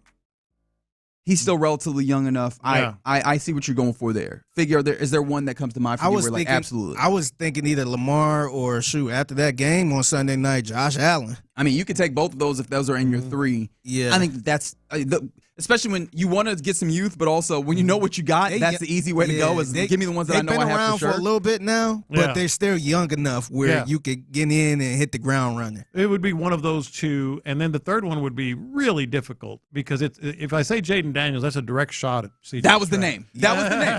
I was like, there's one name that you could say. When it came to the decision makers, again, remembering there was 31 respondents, and then there was a number of actual responses within the 3. The player that got the most votes, Josh Allen, the reigning MVP of the National Football League, had 22 votes. So 22 of the 31 respondents were like, Josh Allen is one of those guys.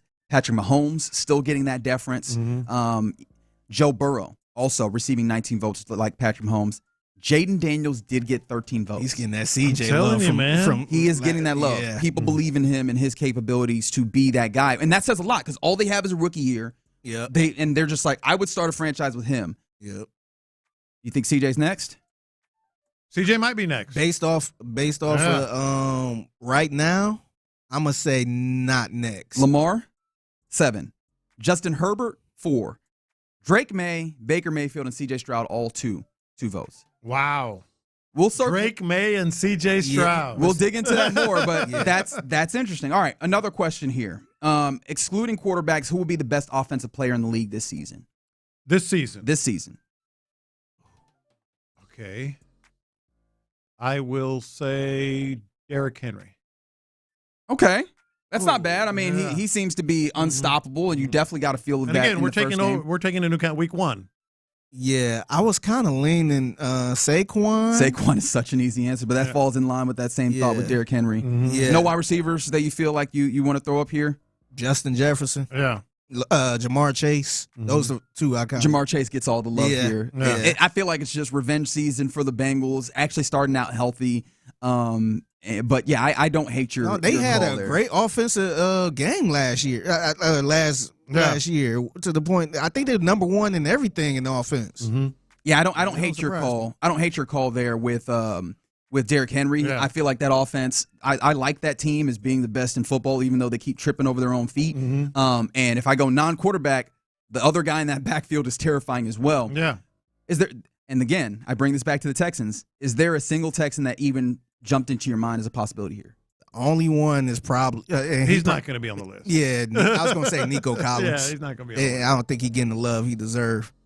Who will be the best rookie in the league this season? Oh, that's Ashton Genty, right? Oh, okay. That's a good call. Yeah. I like the Ashton Genty love. And remember, this isn't offense, defense. This is just all over. Who will be the best rookie? Right? Yeah. Abdul Carter. Yeah. I would say Abdul Carter or Ashton Genty. Yeah, one of those two. I agree. 13 votes for Abdul Carter. Travis Hunter was second. Genty and Cam Ward get the and it feels like we're kind of in that space already. You saw Abdul Carter against the Commanders really getting out there, rushing the quarterback as they all do. Travis Hunter, fine in his start. Ashton Genty, he still leaves more to be desired early. And Cam Ward just, I mean, he was in hell, as you expect a quarterback in his rookie year. I think another one we probably gonna see him Monday night, but Emeka Egbuka. Might be he's raising his stock, and that's one that after week 1 you got to put him on the list somewhere. Yeah, right. Yeah. I remember everybody kept saying the Texans should get him if he's there. I'm like, I think I said it on the show. I don't know if he's gonna be there. Yeah. Right, and it kind of worked out that way. And then you look at the Texans rookies, and there's some guys that you maybe would have hoped, and they still have an opportunity. It feels like week 1, if this is any indication of how the Texans are planning on using their rookies to some degree, seems like they're going with more of a conservative, wait and see approach, which might hurt from that perspective of like who's going to be the best. But I do wonder, like those guys were all brought in to help address positions of need and to help. I was kind of surprised that they were that conservative with using their rookies. I was very surprised, especially given that there was at the wide receiver position, there was an absolute need. Christian Kirk. You would have thought one of the rookies would have played more. Yeah. Who are the 3 best offensive play callers in the NFL? I would say Andy Reid. Okay. Kevin O'Connell. Okay. And Sean McVay. Those are not bad calls. Figure any names that come to mind for you? Yeah, play callers right now. I would agree with that. I would agree. I was thinking Kyle Shanahan, but I don't want to kick none of these 3 off. Yeah. It's hard to kick these 3 off. Of the guys that got the most love, Sean McVay. I said Sean McVay. Yeah. Kyle Shanahan. So there you go. Ben Johnson got a lot of love. Early on, it felt like that's very early. There's still more to be desired there, and of course, new quarterback, new system. 3? Those were the top 3 that I put up there. Okay. Kevin O'Connell was 4th, just to help you out there. Yeah, and Andy Reid. Andy Reid came in after those guys. It might just be a really looking at last season. Last season, that offense, and some of this is also weapons, right? You look at the weaponry that these play callers also have, and that helps out. But there was no way Nick Caley was going to be on this. I was kind of hoping that after week 1, we might see some things that give us some hope to maybe go, right, let's back our guy. Yeah. I don't think you can do that right now. Oh, God, no. Yeah, you can't do it. Yeah. No offense. It's crazy because remember Bobby Slowick first year, people was talking about him possibly getting a head coaching job. Oh, he interviewed, didn't he? Yeah, I think so. Yeah. It's no way in hell Nick Caley is being entertained as a head coach right now. No way. Right now. All right, there's a couple of names on here where I just want to get your feel for them. So I mentioned McVay had 25 of the votes. Andy Reid, just for reference, between first and fifth, Andy Reid got 7 votes. Any type of way about Liam Cohen getting 4 votes here? Oh wow, that's just for best play caller, for best offensive play caller, and that's before the season. Before the season, no, come on, what are we doing? That is ridiculous. What are we doing? That here, is crazy. All right, any type of way for Clint Kubiak getting a vote here? Not too bad. Do you know what I'm getting at when I throw up Clint Kubiak here, right? Right. It's not necessarily that it feels bad, but could have had him. Yeah. But you're still. How are you feeling right now about the Nick Caley, this decision? Again, it's early, overreaction. I want to put all those caveats, but just one weekend, and I know that inherently I'm giving you only negative data points here, but where are you at? I'm not raising any red flags here, but I'm certainly not, rejoicing and endorsing it as a smash hit. It's just truly okay, this was not the best start. I don't know. I mean, how much of it truly is play calling versus personnel, the situations that you're in and off the field stuff? Because, ultimately DeMeco Ryans always says, well, we got to clean that up in terms of penalties, negative plays. That falls on Nick Caley too, man. That's on him too, and how he's preparing this team. And there's a lot that he has as a responsibility that he has to find a way to juggle all that. And speaking as someone who took a job and started doing it new, there's more things that you have to find a way to get a grasp on, and you're not going to have all that down in week one, understandably. But unfortunately the NFL doesn't give you an opportunity to have your training wheels. You just jump right into it. And he's got his task, because if you looked at the defensive play callers from obviously the decision makers in the NFL who were polled for this, asked these questions, Todd Bowles comes in of top 6 in these, and we know he likes getting exotic with things. He likes giving you some disguises. So again, you go from the Rams, who have maybe a little familiarity with what Nick Caley was going to do, to a defensive play caller who's going to make it tough on you. So excited to see that. In fact, we'll talk to Pat Donovan at 1 p.m., get a little bit of a feel for what Todd Bowles might be throwing at the Texans later. All right, you're in the loop here on Sports Radio 610. Coming up next, let's get into what's popping, including I'm so excited for something that's coming up here this weekend, and a little bit of a salute to somebody who actually played well yesterday for the Astros. We'll do that next. The Drive.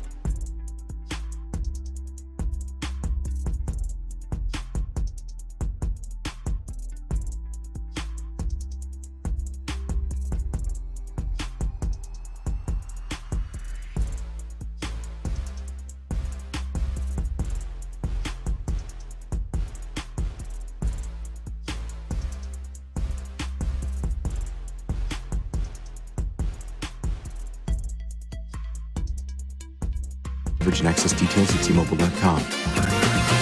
The biggest stories in sports and entertainment. Sports Radio 610 style. In the Loop presents What's Poppin'. All right, let's get into What's Poppin' here in the Loop right here on Sports Radio 610. First and foremost, what is poppin' here all day long is that we're trying to raise money for the Barbara Bush Houston Literacy Foundation. Children who don't read proficiently by the end of third grade are 4 times more likely to drop out of school, and low literacy rates impact all of us. And so with that being the case, that is the reason why we are supporting the Barbara Bush Houston Literacy Foundation by texting texting new books, all one word, no spaces, to 41444, and whatever donations that you can muster will go to helping put together a library for a child in need. And $30 will help one kid just get a solid library of books to help them develop a lifelong love of reading early on and help avoid the dropouts that happen, all the bad outcomes, because I don't want to get too in the weeds here, that can happen when a child just does not have that love and that ability to read early on. Listeners coming through, 16,000, almost pushing 17,000 here. Donate $30, take care of a kid's entire library. Kids that do not have books, which is just silly, by the way. I mean, it's just dumb. Little kids especially should be reading or read to all the time. There's a lot of donations. $30 for that, $300 gets you 10 kids, $900 you can basically get an entire library of books for an entire class. Come on. It's new books too. New books. That is also beautiful, because that's also in a self-esteem type thing. Like especially imagine for someone a new book all crisp, someone who's underprivileged. You're the first person that got that book. It make you feel special. Yeah, right. For an underprivileged child who you can maybe count how many instances they have the opportunity to have something that's uniquely theirs and brand new for them. They're used to hand-me-downs. Not this time, baby. Yeah, it's kind of the same thing with clothes. Like you'll feel it. You might appreciate somebody giving you a hand-me-down shirt or something like that, but if it's a brand new shirt, that's right. That's a different feeling. Yeah, that's right. Now, in this moment, on this radio show, we're not going to be able to fix the issues that create the circumstances that make these inequalities. But at least we can try and stand in the gap a little bit. So, new books, 41444, help us out. We appreciate it, and support the babies of Houston through the Barbara Bush Houston Literacy Foundation. All right, some other things that are popping. I hate to say it with a smile on my face because I was not happy when it happened. The Astros fall 4-3 in extras versus the Blue Jays out there in Toronto. And it felt like a game that was very winnable. And really, more importantly, it felt like a coming together of all of the issues that the Astros have had in one singular game. That's why. Yeah, that's why it was the worst loss of the year. I'm not going to fight anybody over it, but I don't think it's very arguable. All the things that went wrong from Luis Garcia, another huge, devastating setback with his elbow, even though they say it's whatever inflammation or soreness. 1 2/3 innings. Yeah, and then just out. And you got one start out of him, right? Like this was his second, wasn't it? I don't count this as a start. Yeah, really. exactly. You know what I mean? Like you got one start out of him, and then boom, back to it. And he already had setbacks in trying to make his return to baseball. Yeah, and if you're wondering about the Astros end of this, I mean, this is another player like, okay, guys, you brought him back and said he could go, and he obviously was not ready to go, or at least not 100% ready to go. I mean, Jim Crane's got it. I mean, figuratively speaking, heads have got to roll. Yeah, how are y'all handling this Tommy John situation? Everywhere. Because nobody really came. The only person that really came back 100% was Justin Verlander. And he can't. I think he probably doing some stuff on his own, to be honest. Well, for sure. But everybody else struggles. This is a big problem. It was a horrible, worst loss of the year. They blew a lead. You had 11 hits and only 3 runs, 2 for 10 with runners in scoring position. You blew out your bullpen, at least for today, and you wasted some really good efforts. AJ Blue Ball. My goodness, he was good. He didn't even let him finish. He needs to absolutely 40 pitches. Salute. AJ Blue Ball was fantastic. I think the broadcast Space Stadium Home Network did a great job with Blum and Todd making mention of how well he handled the situation where you have to jump up and you're not ready, and in a road environment you could be right there. You could be rushed into just get on the mound and throw a few warm up. He took his time, he got himself ready, and then in getting himself ready, he went out and pitched fantastically. He gave you 3 1/3 with 4 strikeouts. And I mean, he looked. It looked even better than it shows up on the box. On the box. He actually lucked up into this, man, because it could have went really bad. Oh yeah, the way this went down. Oh yeah, and I felt like he pitched just well enough to hand it off to the bullpen. Should have been a win. Flat out. They didn't do. Should have been a win. They didn't really do their job. Then you blow the lead in the ninth inning. Brian Abreu, all of a sudden, very shaky. On the back end of the bullpen. That's one of those things where you need Hader back in the postseason. You need Hader back. You appreciate Abreu. He does a damn good job, but he just feels so much better when he's able to handle the eighth rather than And then Jose Altuve on the base pass. I'll say it again, to be not just good, but great. One of the best there's been at so many things, and to be one of the worst there's been on the base pass.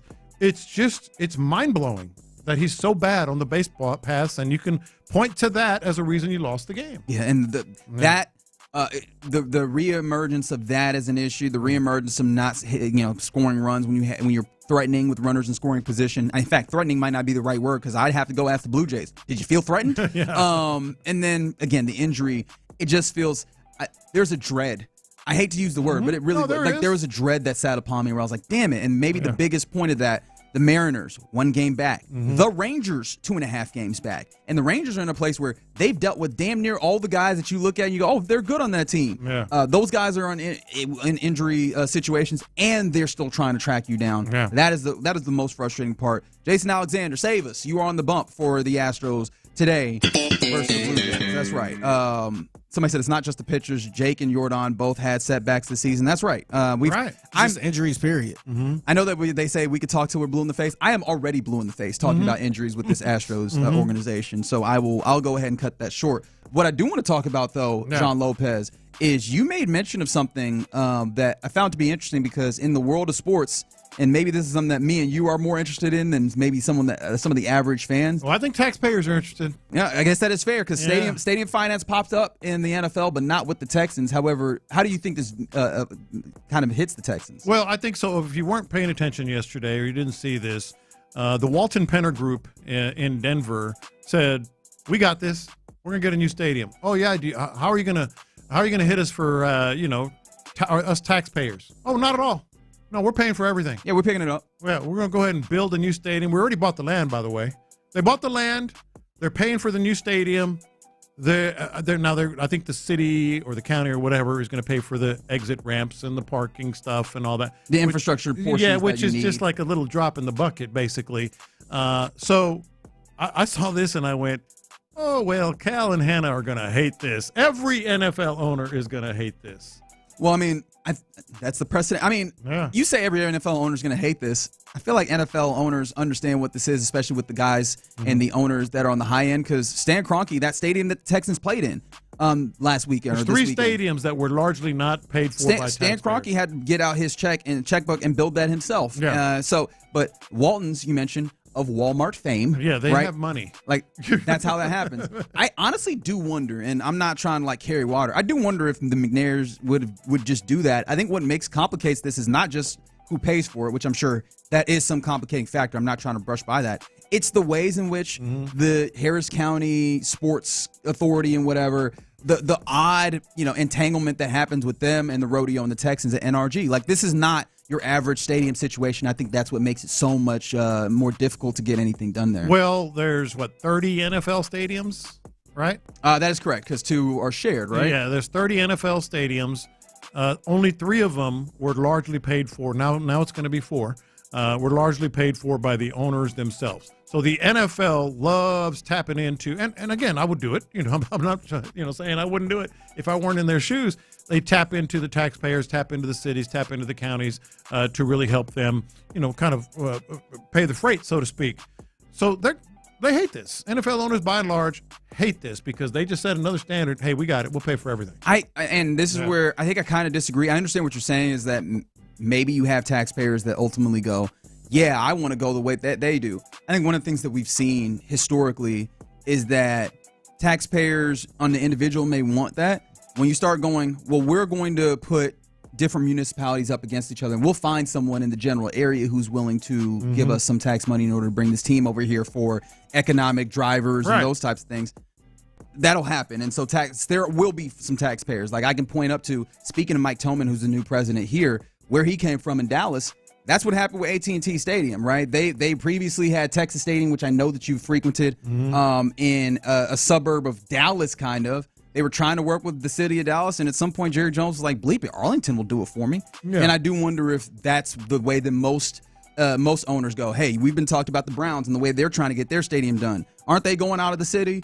Chicago, they're talking about going out of the city. Like, that's how that gets done, as much as you go, hey, taxpayers won't pay for it. Maybe not these taxpayers, some taxpayers will in the area. No, that is more than fair, and they've already kind of floated Pearland and Katy and all that. But I think while that will happen, rest assured, there will be grandstanding, there will be politicians, there will be – this sort of changes the whole sort of vibe around, the new stadium. And we don't need – hey, the point is going to be the Broncos did it. Why can't you? I'd be interested to see if that if that does, I will be interested. I think as someone who very much comes from the school of pay for your own stuff when it comes to the rich people, I do wonder, because sometimes I'm amazed is the word that I'll use here, by the general public's willingness to actually lean towards the millionaires and or not the millionaires, the billionaires. They want their teams of these things because they want their teams. What I care about is that jersey, and not. I think one of the tough things for the Texans, and I don't think it's a bad thing that it's this way, but if you were just looking at it from their perspective, they can't use what is one of the strongest weapons that owners use at times. Oh, we're going to move? You can't. You couldn't. This city would disown you. You couldn't do it because of the history here, so that's not in your back pocket. Yeah, you can't do that. You might end up like Art Modell or something like that. Oh, we'll get to there during confessions. But either way, this is all these things are why I'm like, yes, they might be able to go to Pearland or Katy or Woodland or whatever. Yes, the fans ultimately might vote in, if there is a vote, or support. That if is. Yeah. Okay. Or support, the team and the taxpayer, paying the freight for the stadium. Yes, all these things might happen. You're right. But the McNairs hate that this is all of a sudden out there. You can do it. Politicians are going to be, there will, people say there will be lawyers. There will be politicians. I promise you. Yeah, I feel you. All right, and then one more thing before we go, just in the spirit of giving, as we are asking you to maybe donate to help the babies in Houston get some books so that they can read, be literate, and raise generally our society in Houston. Salute to Yusei Kikuchi. It's been a little while since we've been able to say we absolutely do, especially when he does things like this. Currently a Los Angeles Angel, but we all will remember that half season that he spent with the Astros. Apparently, he was among 4 Angels players that put down $16,000 to the GoFundMe of Rio Foster, who is currently in critical condition, and per a post on GoFundMe that was put up by his mother. He underwent brain surgery over the weekend. He was a passenger in a car crash on Friday morning, and so he's in that situation. And shout out to Yusei, not in the organization that he's currently with, clearly not an obligation, but doing something kind. And utilizing the funds that he had available to obviously help somebody in need. So shout out to you, Say. We love you. Absolutely. And if hopefully that gives our listenership, everybody involved, a little bit more willingness to possibly put a little bit of money down on helping someone else. In this instance, we ask you to text new books to 41444. Help the babies of Houston. All right, you're in the loop here on Sports Radio 610. Coming up next, this has been a conversation that's really been going since Sunday. And I kind of want to jump into it, if you don't mind here, Lopez. Has the worm turned on Houston Texans quarterback C.J. Stroud? And possibly, do you have any concern about paying him? 713-572-4610. We'll talk about it next. In the loop. This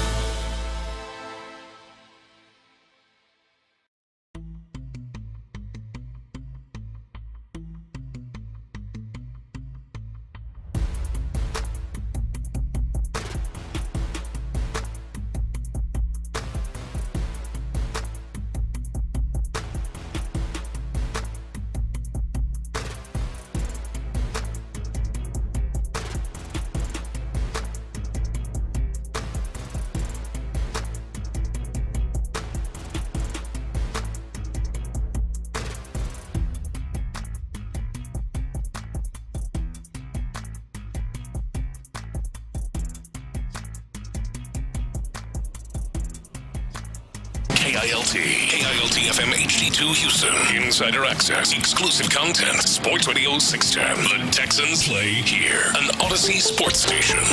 Sports Radio 610 presents In the Loop with John Lopez and Reggie Atatula. Yeah, you're in the loop here on Sports Radio 610. Happy Wednesday to you. A few things that we got going. In this hour, we're giving away a $50 gift card to the Texas Star Grill Shop. And remember, if you win that, because we do that weekly, you'll be entered for the chance to win, Qualified, yeah. Yep, chance to win. A grill from Texas Star Grill Shop. And a case of OG sauce. And a case of OG sauce. And are you going to bring it? I'm going to bring it. Okay. Again? I've done it the last 2 years. Okay, excellent. Yeah. Very good. Lopez going to carry it in. He's going to help you set it up. Oh, hell yeah. He's going to cook the first couple of things that you do on it. Yeah. He will personally be there. I'll take it over. He's going to cook a brisket on it. Yeah, step aside, pal. I'll show you how to make some meat. That's right. Hey, yo. And then also worth noting, at 1 p.m., we'll talk to Pat Donovan, who's the pre- and post-game host for Bucks Radio as we go around, behind enemy lines, get a feel for start getting a feel for what the Texans have in store on Monday Night Football versus the Tampa Bay Buccaneers. But first, C.J. Stroud has been such a topic of conversation, which isn't entirely unusual for a football team because he is indeed the quarterback. That's how we talk about this thing. However, it feels like the worm is turning a little bit on him, and I feel old even using that phrase because I still don't understand. Do you know the genesis That's one I of do that? not know. Okay. All Where right. has that come from? So I'll have to Google that in this segment. But do you have concerns about C.J. Stroud? Because I think this is where we start getting to. He is indeed headed or in what you could view as a contract year. Like, you do need to start making decisions on whether or not you're going to make that payment, and it feels like the easy answer has been to this point, yes. It feels like more people are starting to vocalize, if not, like, come to the idea that, well, hold on. Like, let's think about this further. Do you think the worm is turning on CJ? Okay, so let's do this. Let's ask the people. You mentioned the people. Oh, yeah, 713-572-4610 is the number to text. How do you feel about C.J. Stroud? Is the worm turning? Because this came up. Well, it's come up multiple times. Yeah. But yesterday there was, I think it was DJ Bieniemy was one of the first ones I saw anyway. ESPN. Just asking about. He was like the first kind of media person that threw that out there. A lot of fans been kind of asking the question. Yeah, how have your feelings been or how have they changed regarding C.J. Stroud? And I'm like, okay, I get what he's doing, but boy, this is, who's going to say otherwise other than, he's your guy, he's a franchise quarterback, he's the future, et cetera, et cetera. Much to my surprise, there were more people, a lot more people than I thought that were like, yeah, man, I don't know about C.J. Stroud. I don't know about this. And part of me is like, are you crazy? I mean, of all the things that we can be talking about, and I'm very biased, not for no other reason than my own, eyes and my own judgment. I think I've seen a really good quarterback in some bad situations. Even Sunday, he did some really good things, and he did some things that are irritating, taking the deep sacks. Yes, et cetera. Is that the only one? No, I understand you want to kind of move on, but I think that this is the place, right? There's some times where it's like, all right, let's move on, let's get. But this is what we're talking Showing about here. Frustration. Okay, is another one. You want your quarterback to be more J.J. McCarthy, and that's not to compare him as quarterbacks. I'm just saying, going in. You're Man, you really hold love. the bleep on. Hold the bleep on. Love with J.J. McCarthy. He won you a little money with underdog. He's no J.J. McCarthy. Just happened. Allow me. You to need to be more like J.J. McCarthy. Allow me to finish. Michigan quarterback at that. Tough guy. Yeah, how you gonna offend Figgy like that? That's right. How you gonna offend Figgy? You want Ohio State, a quarterback from the Ohio State University, be like a Michigan quarterback. Again, I'm about to walk out of here, man. Allow me to finish. In week 1, we saw J.J. McCarthy getting his ass kicked. Gets into the huddle in the fourth quarter, down 2 scores at least, and says, "Hey, is there any place you'd rather be? We're going to get this done." That I'm just talking about what the visuals. Yeah. Here. So CJ don't do that.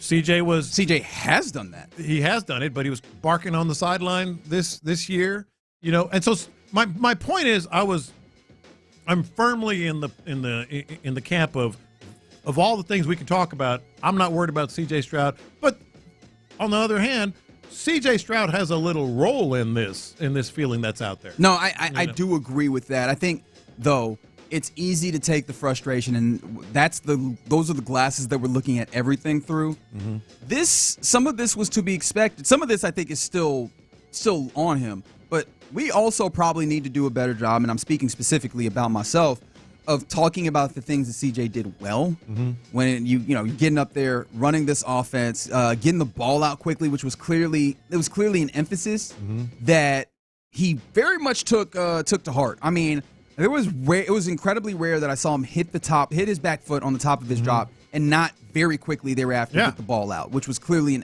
something they wanted to do. When we talk about getting a handle on getting the offense out, breaking them out of the huddle, getting them to the line, a little bit to be desired somewhat there. How much of that is Kaylee getting that call in? How much of that is him executing that? There was still a little bit to be desired also in getting the right play there. But he still had some fantastic throws in this game when he was able to get this ball out, which is one of those things that was deeply encouraging considering where we were last year, where we were starting to ask, is CJ being broken by this offensive line? I think you can maybe say that in his inability to step forward. He was still getting that ball out and getting it to where it needed to go. I thought that was like there's still so much encouraging. There's still so much of like the pieces of this that are good. And I think that some of the frustration that we're getting is because we're doing the quarterback win thing, man. Mm-hmm. And like, are we? No, I don't. Do you think I'm wrong in this? I don't agree with that. With CJ? Yeah. Nah, I mean, you won 2 division titles. Well, yeah, so I don't think that was it. I think it's just the drop off from the rookie year. That's part of it.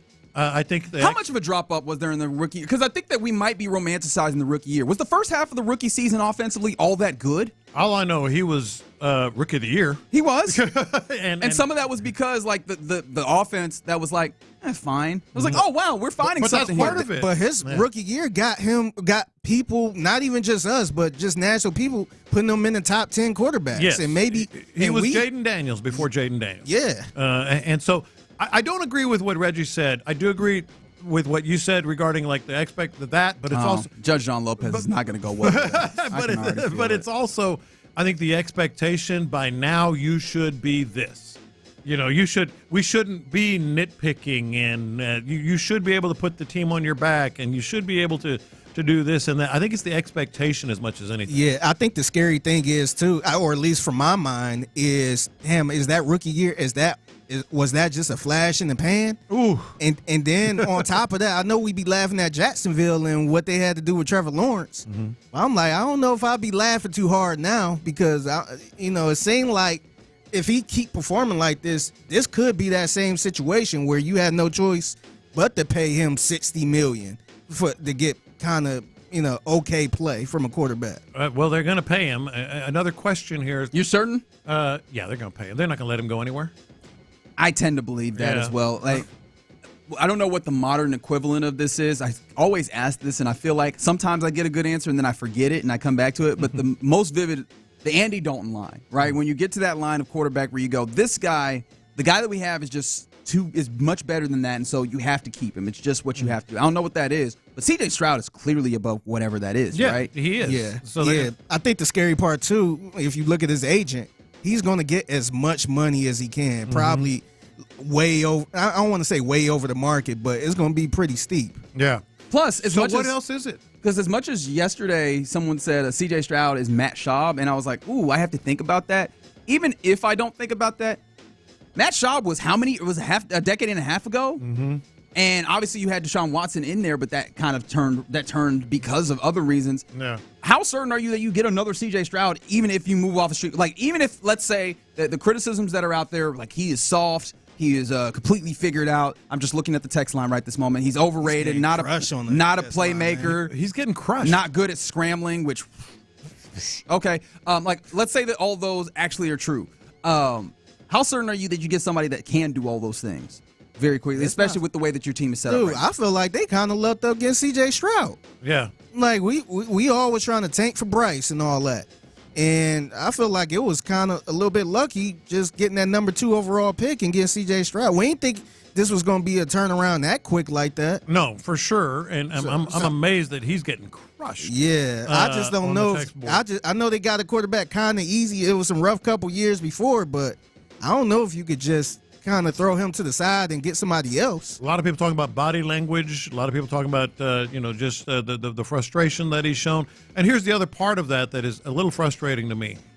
I don't think the frustration is his fault. He's not frustrated that there's not opportunities to win. He had good numbers in terms of catchability and all the stuff that you like, and completions under pressure. And I think the frustration, it goes back to one of the conversations we had yesterday.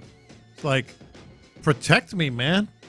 Put some, it's a Casario, put some we were talking about what the Vikings are doing with the line and the Packers and all that, and all these assets and first rounders and high dollar, players. And they're hodgepodging this thing together, as best they can. I think that's his frustration. Like, help me help you, man. Right. I mean, somebody said this, and this is poetic. I appreciate you doing this from 8 through 2. You can't put the team on your back when you're on your back. Yes, but I think help me help you. The larger portion of that is I'm trying to think, and help me as, veteran sports guy who has covered this a long time. How often or how frequent is it that you see a guy in the midst of a mess be able to then carry everything out of this? Like, I think you need to give him at least a foundation for then him to do the incredible things. That's that's usually the beauty of a basis of a system, is that it gives a great player an opportunity and a foundation to go and do great things. I think the tough thing about it is you're talking about year 3 and he's having to find a new foundation because you're doing something new. And the first time out with that, there were some problems, yes. There's also still some good things, and I still think that there's room for progress here. There is absolutely. Look, we saw Matthew Stafford just this past weekend. We don't want to see Matthew Stafford with the Lions. Yeah.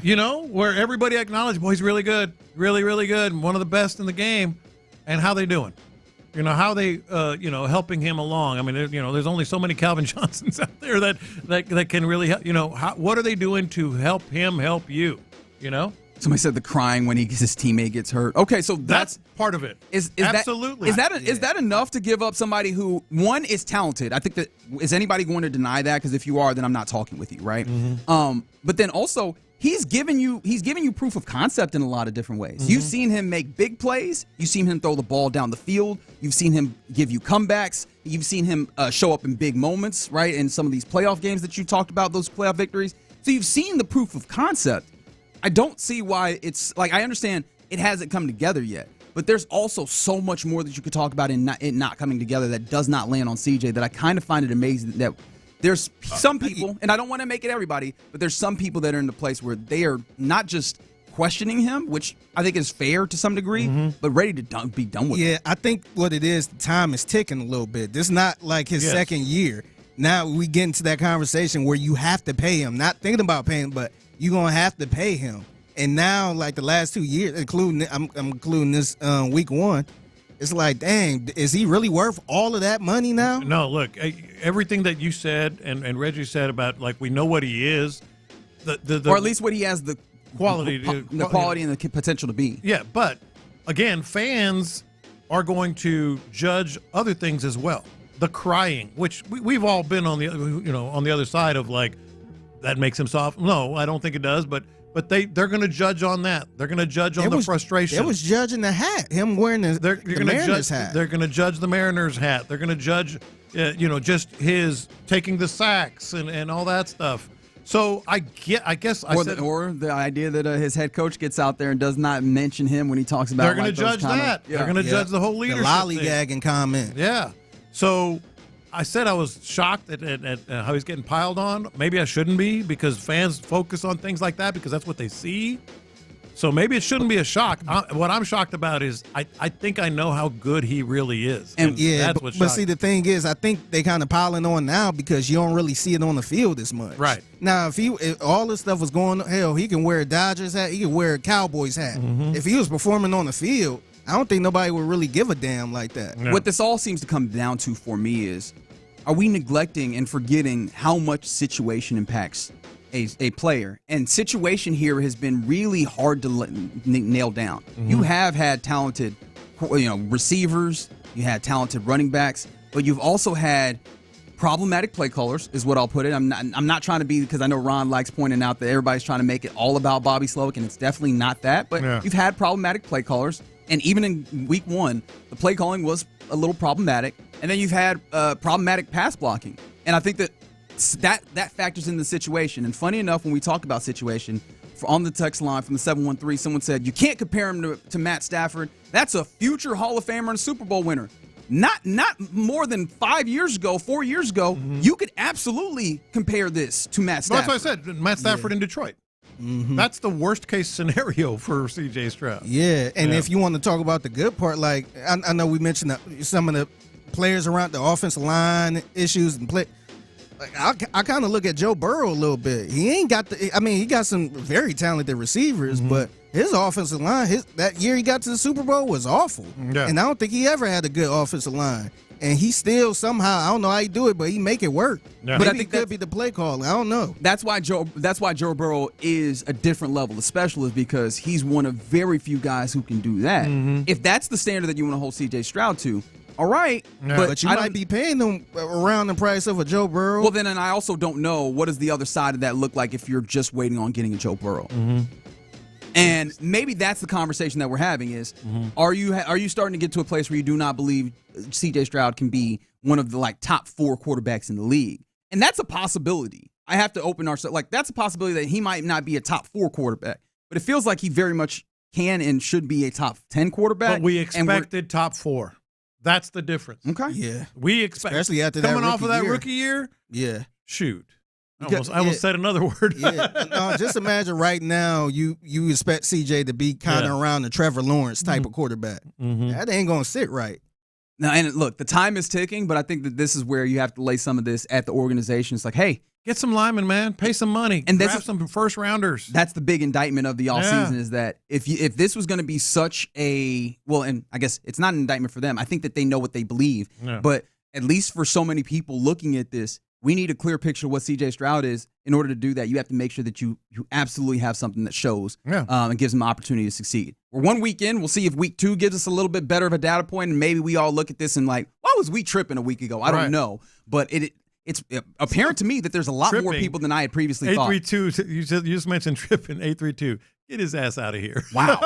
All right. Somebody said paying CJ is a dumb point to make. All quarterbacks that look to be the future starter of a team are getting paid after year 3. I mean, yeah. He's definitely a starter, but I think that probably. Are you going to be cool with what they pay him though? That for me that's where we're starting to get to. We're early on that as well, but I'm interested that there's so many people having this conversation already. This is not going to be the end of it by any means, but I did find it interesting. I think the answer is absolutely yes, that the worm is starting to wiggle a little bit on CJ in a way that I did not anticipate. Just after 1 week. All right, you're in the loop here on Sports Radio 610. Coming up next, let's get to our lunchtime confessions and maybe do a giveaway for a $50 Texas Star gift shop gift card. We'll call that next. Yeah, Cougs fans is Ficky Fig holding it down. And I got an early confession. I'm fired up about this Friday night. The Cougs are battling Coach Prime and the Colorado Buffaloes at TDECU Stadium. Kickoff is at 6:30. U of H AD Eddie Nunez says sales are already between 25 and 30,000, and that's not even counting the student draw. So trust me, get there early. Get your tickets now. Tailgate kicks off at 3:30. Cougs on Parade hits around 5:20-ish. Then it's all about the Cougs under the lights. And this is just not a game. This is the Hispanic Heritage Game. Halftime show is going to be special with the Spirit of Houston performing Selena classics, plus the UH Mariachi Pumas bringing one-of-a-kind performance. Tickets are moving fast. Get your tickets now. Don't wait. Get your tickets now at uhcougars.com/tickets, or you can call 713-GO-COUGS. Come early. Be loud. Wear red. It's Houston Cougar football, baby. Northwest Houston, Thirsty Thursday is coming your way.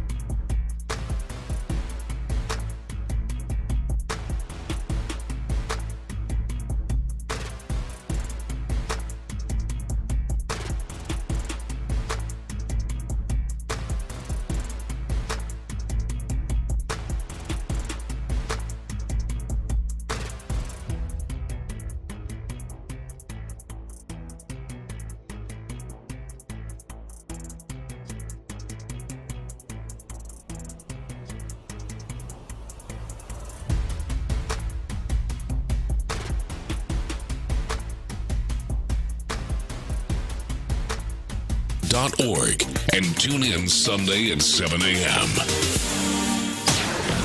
Sometimes it's sports, sometimes it's not. Whatever it is, Reggie and John are keeping it real. It's In the Loop's Lunchtime Confessions, presented by the Men's Clinic on Sports Radio 610. Watch this. These are my confessions. All right, I just want to make sure I get this right. Figgy, I need you on this first confession because I didn't hear this part of the morning show. Are you saying that Seth and Sean had the Ravens back on this whole celebration of 30 years thing of the Browns moving? Yeah, pretty much. It's, and then I'm not sure if it's just a little Cleveland bias because it's the Browns and they just kind of laughing at the Browns a little bit. Wait, can you explain to me what's happening here? So the Ravens are celebrating their 30 years in Baltimore on Sunday against the Cleveland Browns. Nice. Which was the most venomous, vile, awful split you could possibly have between a team and a city. And this is a guy that lived through Houston leaving. Yeah, see, that's the part that got Oilers leaving. That's the part that got me. Mm-hmm. I feel like that's worse than what the Houston Texans. It was. I feel like they got their name back. It was such an uproar. I feel like I feel like people here should kind of sympathize. I ain't saying sympathize. With the Browns, yeah. But yeah, I feel like that part. I feel like we in Houston can combine with that. It's like it's wearing the jerseys. It's wearing the old Oilers jerseys when they play the Texans. And that's awful. And you know how I feel about Amy Adams Strunk and celebrating all the Oilers players that never even played in Tennessee. Right. That's doing it in front of the Houston Texans. So to think that this isn't just a middle finger bleep you to the this fans. Is why we're doing it to Cleveland and the Browns fans. You got to be crazy. Yeah, you got to be crazy. And I've heard we were talking before the show. Oh well, they scheduled it all along for their Week 1 home opener. You can schedule that thing any damn time you want. In fact, I've seen them scheduled other times because they're trying to bring former players back. And they have to schedule it to make sure they get the right players, the big names and all that stuff. No, if you think this is anything other than bleep you, Cleveland, you're crazy. And I think they should celebrate the 30 years. I think it's an accomplishment, man. Sure. It's good. But to me, against and it was such a mess the way they left Cleveland, too. And you know how people feel about Art Modell. Yeah. To the point, I think that's one of the reasons he's probably not in the Hall of Fame now. I think that would be a little awkward if they get him into the Hall of Fame and you in Canton, Ohio. Yeah. And I know that it's a lot of Browns fans, a lot of hometown people in that area that go to the Hall of Fame and all that stuff. You don't want to see somebody like that getting booed. Yeah. So I think it's just, I don't know. I didn't understand. I don't understand. I don't understand how I wish I could have heard that segment. I didn't. I don't understand if they said no big deal. I was listening big deal. I was listening in the car. I had to cut the radio down. I ain't cut it off. But wait, so I had to turn it the down. The takes hit you a little bit less hard when it was just quieter. Yeah, you were like, I can stomach this just a little quieter. I could have easily turned it off or turned to another station, but I'm like, you know what? I'm gonna let it play. But I'm gonna just cut it down a little bit and talk to the wife. Kind of like I do when I have those company online things I got to do. Oh, yeah. So you're just going to say that on air, huh? Just turn it all the way down. On mute. Yeah. You're supposed to learn things from those. I did. I learned how to use my mute button. Yeah. I was shocked they were just like, oh, well, like that. The Browns need to be mad at the NFL. I'm shocked. I do think the Browns should be mad at the NFL, though, because I hear what you're saying. You could do it at another time. But it is fair to go the logical time to celebrate us getting here 30 years ago is the start of a season 30 years after. But you can't sit there and say that's not a stab at the fans. No, I'm not saying that it's not. But I'm saying, like, I can understand how the Ravens would have been like, this is when we want to do it, and look up and be like, oh, well, that's the Browns. Well, this is really when we now want to do it. the whelp part of it is something that makes me a little, because again, you're doing this and all of the history. I don't have to relitigate. How weird is that? You're gonna have Ozzie Newsome on the field in Baltimore. Come on, man. Yeah, well, man. Ozzie Newsome is very much a part of Baltimore. Well, yes, though. Like that's a little bit different than some other instances where you could have a dude. Bernie Kosar. But yeah, and he I don't even know if he's gonna be there. Well, that's going to be interesting to watch. How many of those guys are? Yeah, let's not try to act like there's no big deal. This is 100% of a. No, I'm not saying it's no big deal. I do think though the league is a little complicit here, where it's like, hey, the 30 year they're going to do the anniversary. let's not make that's this the case, we got to that stop mess. crying about the Houston Texans, or not the Houston, but the Tennessee Titans wearing the Oilers stuff. Well, no, if the Tennessee technically- Titans were like there is a time period like this, specifically this date 30 years ago, I'll just use that number again, and it happens to line up with the Texans, is cool. They'd be like, Texas come town week 14, that's when we're doing it. But that's a little different. Okay, that's what I was going to say real quick. That's technically their stuff, though. Yeah. No, it is, and I hear you on that, and I agree with you on the. Hey, you don't have to rub it in the Browns fans' faces, because that is something that is so fraught. It's still a wound that hurts. Here's but I'm just saying, logically, if you are hitting 30 years ago, we got here week 1 or week 2 But in let's your line first it home up game. with the Texans. It's your first home game. Here's where I'll leave it for you guys, because I know we have other confessions. I guarantee you, in my view anyway, if the Browns were week 2, they would have celebrated week 2, not week 1 at home. 'Cause this is a bleep you Cleveland. Yeah. If they were playing someone else, what would have happened? Mine is not nearly as robust as that. Although I think some Rockets fans have not been excited about it. I don't know if you guys saw. Victor Wembanyama, alien of a man, plays for the San Antonio Spurs. Not necessarily well liked by the Houston Rockets, the Spurs. And he was seen working out with the man that people work out with, Hakeem the Dream Olajuwon. And me, as a Houstonian native, as a person who grew up as a Rockets fan, and as a Nigerian, love me some Hakeem Olajuwon. I gotta admit, this didn't upset me, maybe for no other reason than I don't think that working out with Hakeem matters that much anymore. Oh, God, why?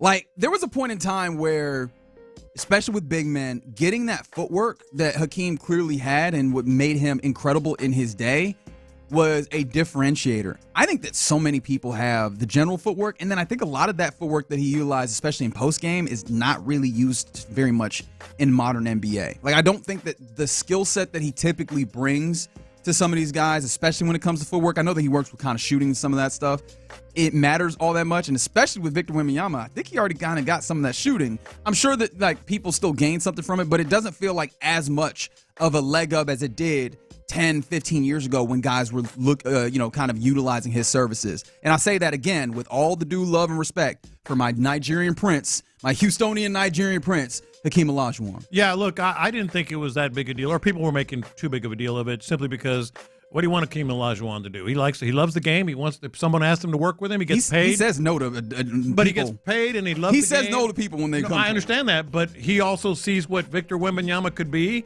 I don't have that's why I didn't have a problem with it, but I hard disagree on what he could do in terms of effect with Wembanyama. If nothing else, forget the post moves. Just some of the footwork on the baseline that he obviously mastered, the up and unders and all that stuff, and the fadeaway shots and the dream shake. Those are still key elements in the NBA. Yeah, so were people mad that he was just working out with Hakeem? I felt it was more like Okay, yeah. Because I was about to say, I felt how dare you, Hakeem? I kind of looked at this as Hakeem just getting that money after repossessing the MVP from David Robinson. You just gonna go and give him back to him? You gonna just go help him? Hey, money talks, man. I don't think he was sitting there helping him out for free. Money. Oh, he always takes money. Yeah, Hakeem don't need that money. Man, shoot, he take whatever money he can, yes, and he ain't doing that for free. Yes, he does. I actually do wonder how much, like, if guys are paying him for those. No, I've seen what they do. 100%, man. Yeah, no, I see a lot. All the big men that did work with him. I know he ain't just doing that off the good looking out type of deal. Nah, he definitely getting a little bread for that. Got time for one more? Real quick. Right. These are my confessions. So I think I kind of going through the same problem I get. Remember I talked about the Wingstop situation? How I got there around 11:22. Oh no, another one? I kind of ran into another situation here. And remember yesterday I mentioned how I had to go to urgent care because of my ankle? Yeah. So my ankle was hurting and my wife told me, come on, we got to go to urgent care. They were open. They didn't let you get your ankle fixed? This is the thing, though. I went to the urgent care around they the corner. Limp out. No, sorry, we don't fix ankles after 11. No, see, this is the thing, though. So I think they closed at 7. I got there around 6:25. Okay. It was only like maybe 10 minutes away from my house. So I'm like, let me stop in. I think it should be good. As soon as I walked in, it was totally empty. And the lady came out, oh, we're not taking any patients now. Wow. I'm like, is this a Houston thing? All right, that's what I'm saying. I don't know if I'm the problem if I'm just getting there way too late. No, you're not getting there late. I'm like, man, I kind of, this is my confession, I kind of want to side with B. Scott on this. When he talked about the whole Wingstop thing, just lock the door. If you close, yeah. Like, you should have just locked the door at that point, man. What's the purpose of, like, I just don't, I get coming in at 6:55. Yeah. And y'all wrapping up. And Yeah. I totally get that. But damn, is it like that? Like, do I got to get there that early before it closed? This is another one like your other. It's kind of a borderline, I might be the problem. Then. Nah. Maybe I'm the problem. But No, I'm you're like, not the problem. And I totally understand if the place was just jam packed and they said, hey. Yeah, I was going to ask you, what the waiting room It was totally empty. The TV wasn't even on. Mm-hmm. And I'm like, dang. I'm like, all right, appreciate you.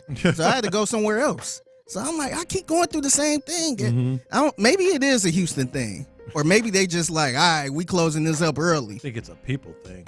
Well, they had to shut off the Fridays and the urgent care. They had to clean up. That's why they couldn't see your ankle. Yeah, just close at 6 o'clock then. Just lock, like B. Scott said, just lock the door. And I won't even be Then we're mad. good. Yeah. Then we're good. Those are your lunchtime confessions here in Loop on Sports Radio 610. How about we give something away? I talked about Hakeem the Dream.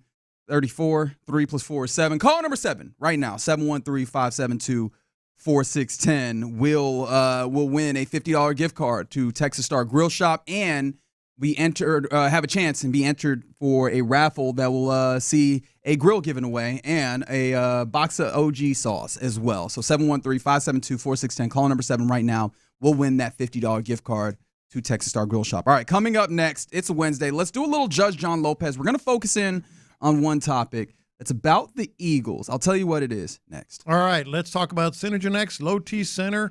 And you know,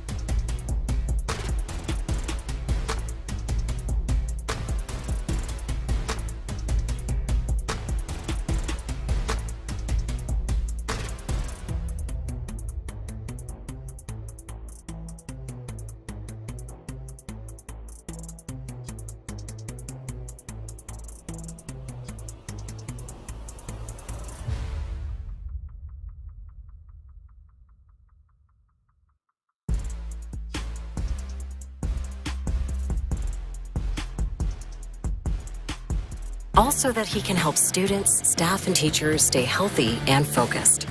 Call 1-800-GRANGER, click Grainger.com, or just stop by. Grainger, for the ones who get it done. Live from the Mokaram Injury Lawyers Studios, Sports Radio 610 presents In the Loop with John Lopez and Reggie Atatula. Yeah, you're in the loop here on Sports Radio 610, and that sound means that you are in the court of the honorable, or maybe dishonorable, Judge John Lopez, and it's time for a little Judge John Lopez. 713-572-4610, get involved with the program. I think we're gonna stick in on this one because I think that it has pertinence to the larger NFL world. If you're unfamiliar with how this works, we take a thing in sports, sometimes non-sports. Myself and Figgy will be the litigators that will argue the points, and Judge John Lopez will decide. I'm here for you. Who wins it? All right. Yeah. You see Leroy walk by, he saw you in the wig, and he just that wig just throws everybody off, which is hilarious. It looks like it. You look like a glam rocker from back in the day, but like not no good one. 80s hairband. Yeah. All right. This one pertains to the Philadelphia Eagles and the way that they build. We saw them, Howie Roseman, do it again in a way where he acquired Tank Bigsby from the Jacksonville Jaguars for a 5th and 6th round pick was the trade. They got Tank Bigsby, and they're talking about just more looking at him as a return guy as opposed to jumping in that running back room. That's not the point, but the bigger point is just their team building philosophy. Is this kind of the modern way? Are they the new standard of how to do things in the NFL, basically, is the question here, Judge John Lopez. Figgy, are the Eagles the new NFL model, or is this an anomaly? Yes, I think this is the NFL model in 2025, Your Honor. By the way, big J.J. McCarthy fan, just like you, man. Hey, how about that? Yeah. So, anywho, that's besides the point. Unbelievable. Every time, though. Your Honor, he's badgering. He's badgering. I've noted it. Yeah. So, yes, I think this is the way you build a team now in 2025. Because over the years, we always had questions on what these GMs look at whenever they're drafting talent or signing talent. And it's been a lot of head-scratching cases where they don't sign a clear better player or they don't draft a clear better player. And the Eagles been operating like they're playing Madden, where they just get whatever best player available, even if they have a stat position like that. We've seen them do that with the cornerback room. They draft whoever's there, whatever position it is, they draft the best player. And they did the same thing with the running back position by trade for Tank Bigsby. Yeah. They clearly got probably the best running back in the league right now in Saquon Barkley. But that didn't stop them for getting another running back that was on the market and available. And a lot of teams wouldn't have did that. They would have said, we're good at running back. We got 2 or 3 of them right now, but that didn't stop them. And I think that's why we kind of look at the Eagles as like, man, they're doing something that a lot of teams aren't really doing. And so, yes, I think this is the way to do it. Don't play. They're not playing scared. They're taking chances. They're using those late draft picks to get the best player. They're not just looking at a position and saying, we're good right here. They are getting the best players they can to contribute to the team. Your Honor, I'm not going to flatter you, but I will give you what I believe to be the answer here, which is I think this is more anomaly than the new NFL standard. This is a team in the Philadelphia Eagles that, in addition to obviously drafting really well, which you have to give them their credit, they spend a lot of money. They've spent over the cap, I believe, the last 5 seasons. And it doesn't seem like they have any plans on slowing down there because they're paying a couple of really good wide receivers. Obviously, we talked about Saquon Barkley. The quarterback has already been paid. Now, of course, C.J. Gardner-Johnson is sent on because of that, it seems. But they are constantly paying guys, and they're constantly acquiring talent. They're constantly utilizing their draft picks. Like, it just feels like at some point that has to come home to roost. And even if they are able to find sustained success with it, which it feels like they have, I think this is more anomaly because I don't know that this can be something that can be translated to other NFL teams or to a number of NFL teams and it work consistently. Now, I do want to acknowledge that there are teams that are finding success while spending a good amount of money. I think that that's inherent to being a salary cap sport. You need to be able to maximize what you do there.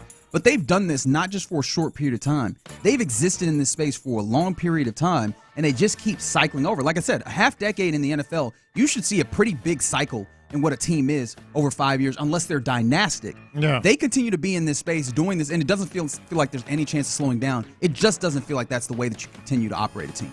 Okay, so this is a very good back and forth discussion. By the way, you say this is going to be your only, case today. I do have a public defender type case if you guys want to take on at the end of this segment I'd like to offer. I got a little pro bono work and drop in y'all's laps, so to speak. But here's where I am in every court, every judge, every honorable, smart, handsome judge like myself. Who said all that? Even Figgy didn't say all that. Has to go into law books, right? And you have to go. I would hope so. And see where is it's a term that's used a lot. Precedent, right? Is there precedent for them becoming the new standard, and maybe this standard being something that is sustainable?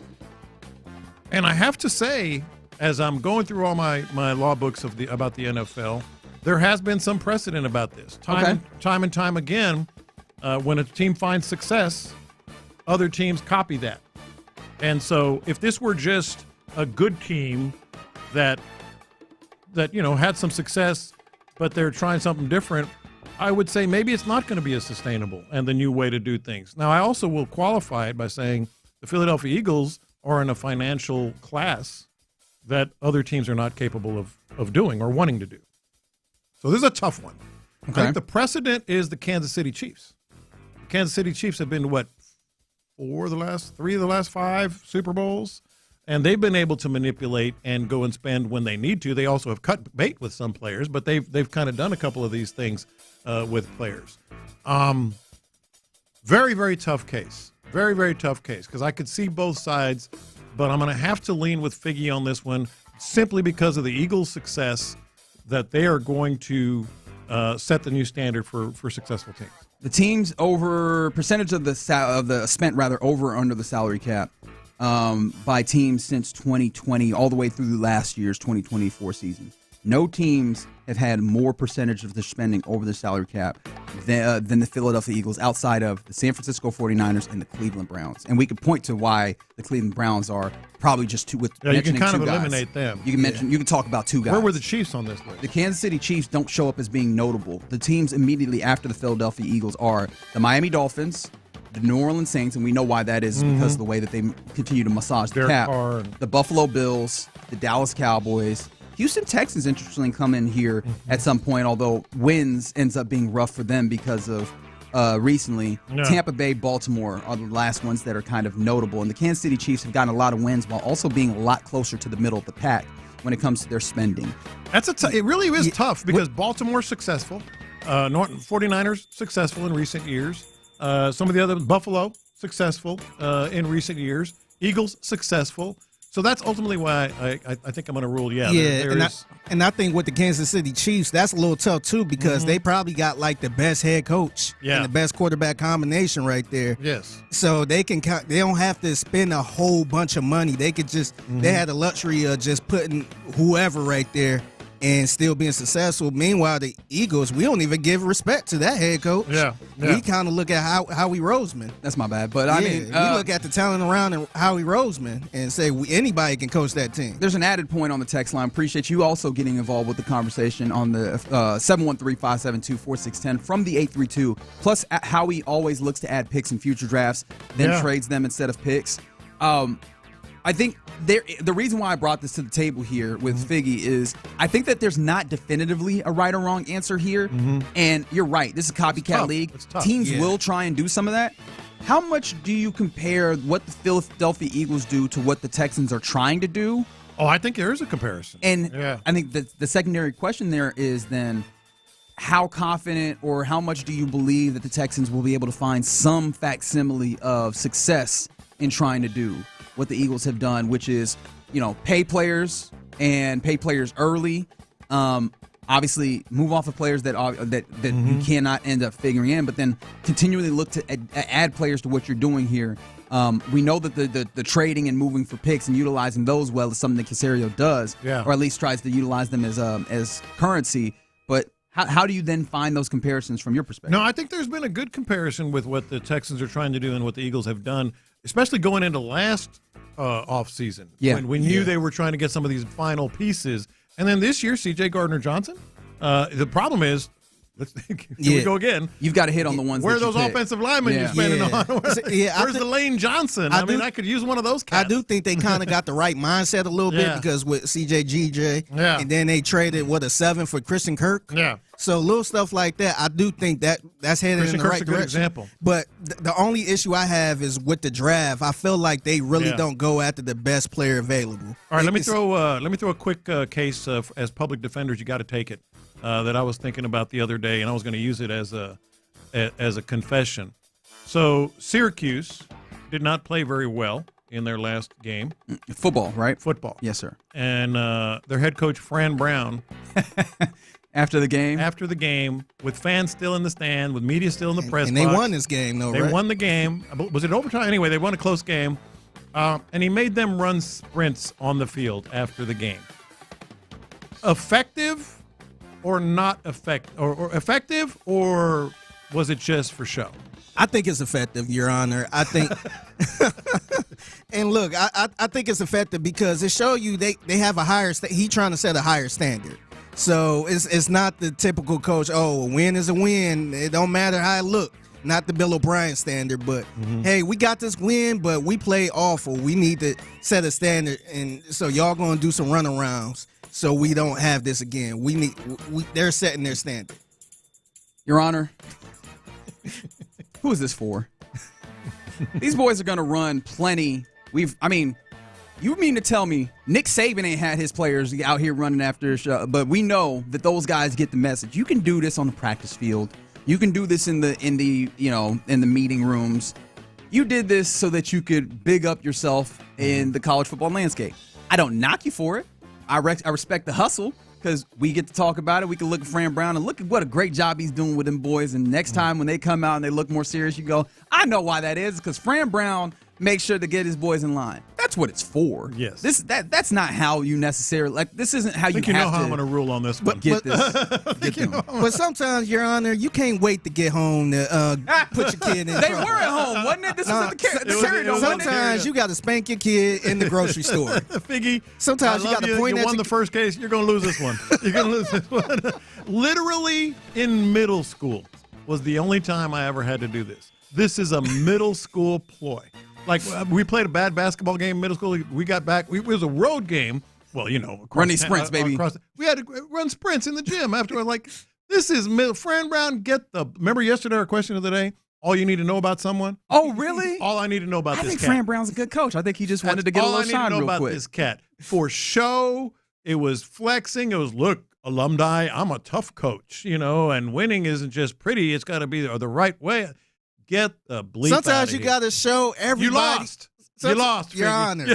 Sometimes you got to show I'm a good parent. Look what I'm disciplining my kid in front of everybody. You can't wait to get home for some stuff. Sometimes you just got to do it right there in the in the parking lot.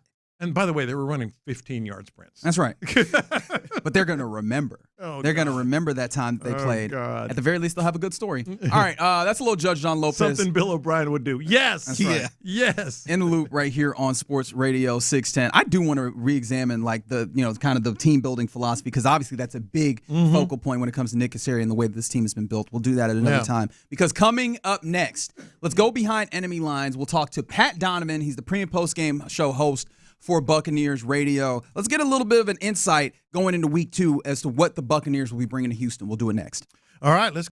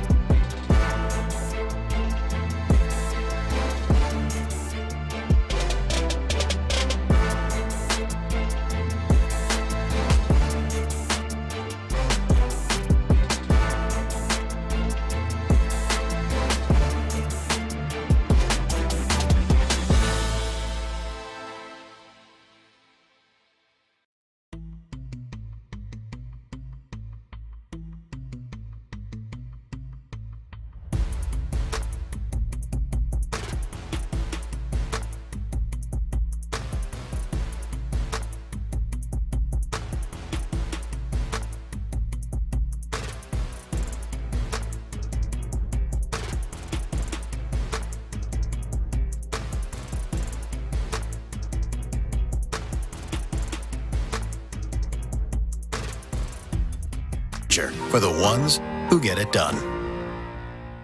KILT FM HD2 Houston. Insider access, exclusive content. Sports Radio 610. The Texans play here. An Odyssey sports station.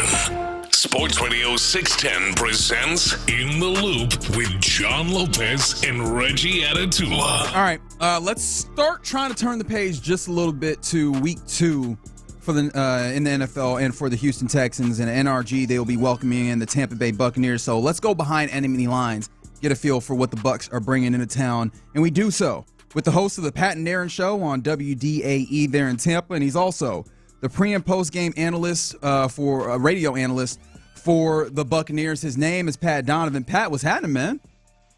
Man, it's good to be in the loop. And I got to tell you, I thought it was weird when I moved to Tampa that we had like fishing shows on the weekend. We all got a gardening show. Gardening and fishing, baby. Yeah, we got a fishing show bright and early every morning. No, we take care of the people of Houston here, just like you do there in Tampa. And I want to start by talking about the best football team in all the great city of Tampa. How is Tampa buzzing about USF out here just beating the mess out of Florida, just really taking them to the mud after having a great opener in week 1? I mean, they're loving it. The USF fans. We've got plenty of Gators fans and FSU fans. We're very mixed in Tampa Bay, but USF fans, I don't want to say when I'm a USF fan, but I pull for them since they're in our backyard, actually right down the street from my house. I can't wait for the new stadium to be built on campus, as a matter of fact. But yeah, people are definitely buzzing about what they've done, and if they find a way, and I don't really think they're going to, if they find a way to shock Miami on Saturday, then the buzz is going to get very loud. Oh, they've been killing it. But let's get to the game at hand here. The second best football team in all of Tampa. Okay, I guess so. For now, anyway. But yeah, man, you can talk a lot about just the consistency of the Tampa Bay Bucks, and it has to start with Baker Mayfield. And I'm telling you, the way he performed under pressure, he's like talked about as someone we need to talk about more than any quarterback I know right now. It just seems like everybody keeps saying, "Oh, he's really good. He's really good." What are you seeing from him this year in terms of that, just the ability to play at that level? Well, the buzz around Baker is fair, and he's been, such a welcome kind of part of this football team. And I don't know that anybody realized that we'd be able to move on so easily from Tom Brady, right? But I got to say, as much as it starts with Baker Mayfield, it also starts with Todd Bowles. And as much credit as Baker Mayfield is getting nationally, I think sometimes Todd Bowles is overlooked, and it's at the point where he may be an underrated head coach. There's things he still needs to figure out. His clock management isn't great, but he hired somebody for that over the offseason. And remember, for years, Andy Reid, one of the biggest criticisms was his clock management. So Todd Bowles is far from a perfect head coach, and there's things that he needs to kind of do. But I think he's a little bit underrated. But when it comes to Baker, he's done such a good job taking over this team, taking over the reins, being a leader. When it comes to this season, hey, we're going to see on Monday night, because Game 1 for Baker, 3 touchdowns, no interceptions sounds great, but if you watch the football game, it really wasn't pretty. He was very erratic in the first half. He'll tell you the same. And Cade Otton, he had, wide open. He would have been walking in for a touchdown from about 30 yards out, and Baker probably missed him by yards. He was really pretty rusty or out of rhythm, as he put it, in the first half on Sunday. So he's going to have to do better on Monday night if he wants to win in Houston. Hey, Pat, what kind of factored in, at least from your perspective, into a little bit of the rust? And I do wonder, how much does the continued change of coordinator happen with Josh Grizzard now taking over for Liam Cohen? Yeah, you know what? Liam was fantastic, and you saw what he was able to do with the Jacksonville Jaguars, at least on Sunday, not necessarily against the greatest competition in the world, but he seemed to have them really prepared. But even that Baker put on himself on Sunday. He kind of said, it's hard for a new offensive coordinator or any offensive coordinator to do a great job calling plays when the offense isn't in rhythm and isn't executing, which is exactly what happened on Sunday. Like, they were 3 and out the first couple times. All of the time of possession was going Atlanta's way in the first half. So it's kind of hard to get in rhythm as a play caller when your offense isn't doing the job. So that could be part of it. I'll be honest with you. I'm 47. I don't know. I guess kind of old nowadays. I'm one of these guys that remembers when guys would play the first quarter in the first preseason game, and 2 quarters in the second, and 3. They actually go into the third quarter in the third preseason game, and they had a fourth. And now it's like guys play 5 snaps in the preseason. Baker actually played 0 this preseason, and now we expect them to be ready for week 1. And it's why I think we see sloppy football league wide. And I don't know how you fix it. The CBA is what it is, but nobody's playing in the preseason, and I don't think it leads to good football early in the regular season. I want to go to the other side of the ball, because clearly the Texans, as I'm sure you know, have had some issues running the ball, had some issues getting the ball to Nico Collins. They've had some issues just in general on offense. How do you feel that matchup is looking from Tampa's perspective? Well, it's another thing that kind of remains to be seen to an extent. The Buccaneers at times last year, even though they didn't give up a ton of points at all times, they were just a sieve in the middle of the field and did not cover anybody. And a lot of that was about personnel and some of the injuries that they had last season. But it's still a unit that needs to prove it can be a lot better than it was a year ago. The reality is this team scored nearly 30 points a game a year ago, even being without Mike Evans for a stretch of time, even being without Chris Godwin for the vast majority of the season. This year they drafted DeMeco Ryans. The offense on this football team is there. If the defense does its job, if it can just be adequate, if it can just be opportunistic, right? You guys know this. In the NFL today, there's no such thing as a great defense. This can't happen anymore under the rules today. You can have a pretty good defense But if you have an opportunistic defense, a defense that takes the ball away, you just imagine giving an offense like we have here in Tampa Bay a short field every now and then, and they could do some really good things. So it really remains to be seen what the defensive side of the ball is going to look like. Servastier Dennis had himself an up-and-down game and looked really bad on Bijan Robinson's 50-yard touchdown on Sunday. But he's a huge upgrade being healthy this year in the middle of the defense. They also spent a lot of their draft capital on defense this year as well. I still have my questions about whether or not they're deep enough at pass rusher. Hassan Reddick did have a sack on Sunday, but he did it against the third-string right tackle and didn't generate a ton of pressure outside of that. Yaya Diaby, the young player on the other side of outside linebacker, has generated a good amount of pressure the last couple of years, hasn't resulted in as many sacks as the Bucs would like. If they can get better pressure, if they can do a better job covering on the back end, if they can just be adequate defensively, it makes this football team very dangerous. Yeah, we're talking to the radio pre- and post-game analyst for the Buccaneers, Pat Donovan. And, Pat, that's exactly where I was going to go because we all know the big boy in the middle, Vita Vea, is going to handle things. But what happens with this Bucs defense if the Texans are, optimal in their offense and they are able to get the ball out quickly? Are they able to handle it if they're not able to get pressure on the edges like you're hoping from Hassan Reddick and Diaby? I think that they're better equipped to handle it this year than they were a year ago, and they're better in coverage, or they're going to be better in coverage this year than they were a year ago, just based on personnel.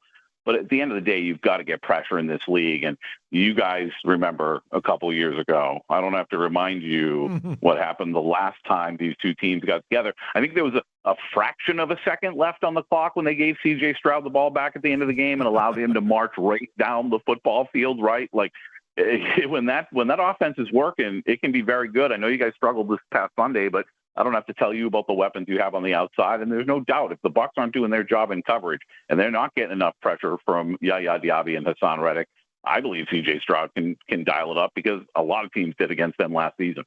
Yeah, I want to get back now on the offense side because Mike Evans, something of a homecoming here down in Galveston, but the story of week one was Egbuka and what he can do for that offense. What is he doing for the offense, especially, with Chris Godwin's status? When you just say the names, I said the other day, I feel like the Buccaneers are breaking laws of nature. I didn't know you were allowed to have this many really good wide receivers and not a jerk in the bunch. It's unbelievable, the wide receiver room that we have here. Mike Evans, like you said, it's a homecoming. So you guys know in Houston, I think more than most of the country, the kind of not just wide receiver, but young man that Mike Evans is. And it really has trickled down. Chris Godwin got here a couple years ago and was just immediately ready to go. Moved here with his wife before rookie training camp and was just totally prepared for his opportunity. And Emeka Egbuka is reminding everybody a lot of Chris.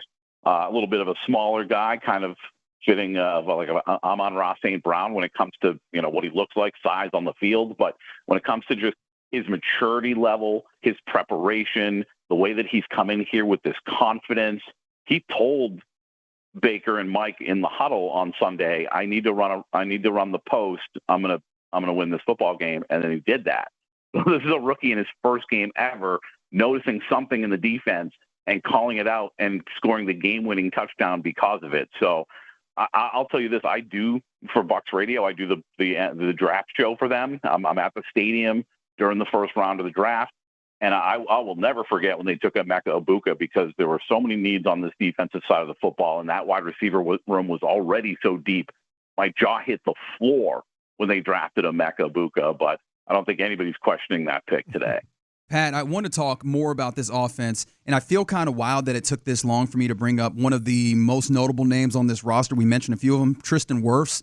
I know that we haven't really gotten into the real practice portion of the week, but what's kind of the thought on where he is? And then, if he does not play, how equipped is this offensive line for the Bucs to handle what is one of the better pass rushing duos, especially considering the Falcons were able to get a little bit of pressure, and that's not a great pass rushing team. Yeah, no, it's a really good point, and I don't think Tristan's going to play on Monday night. Now, I wouldn't rule it out.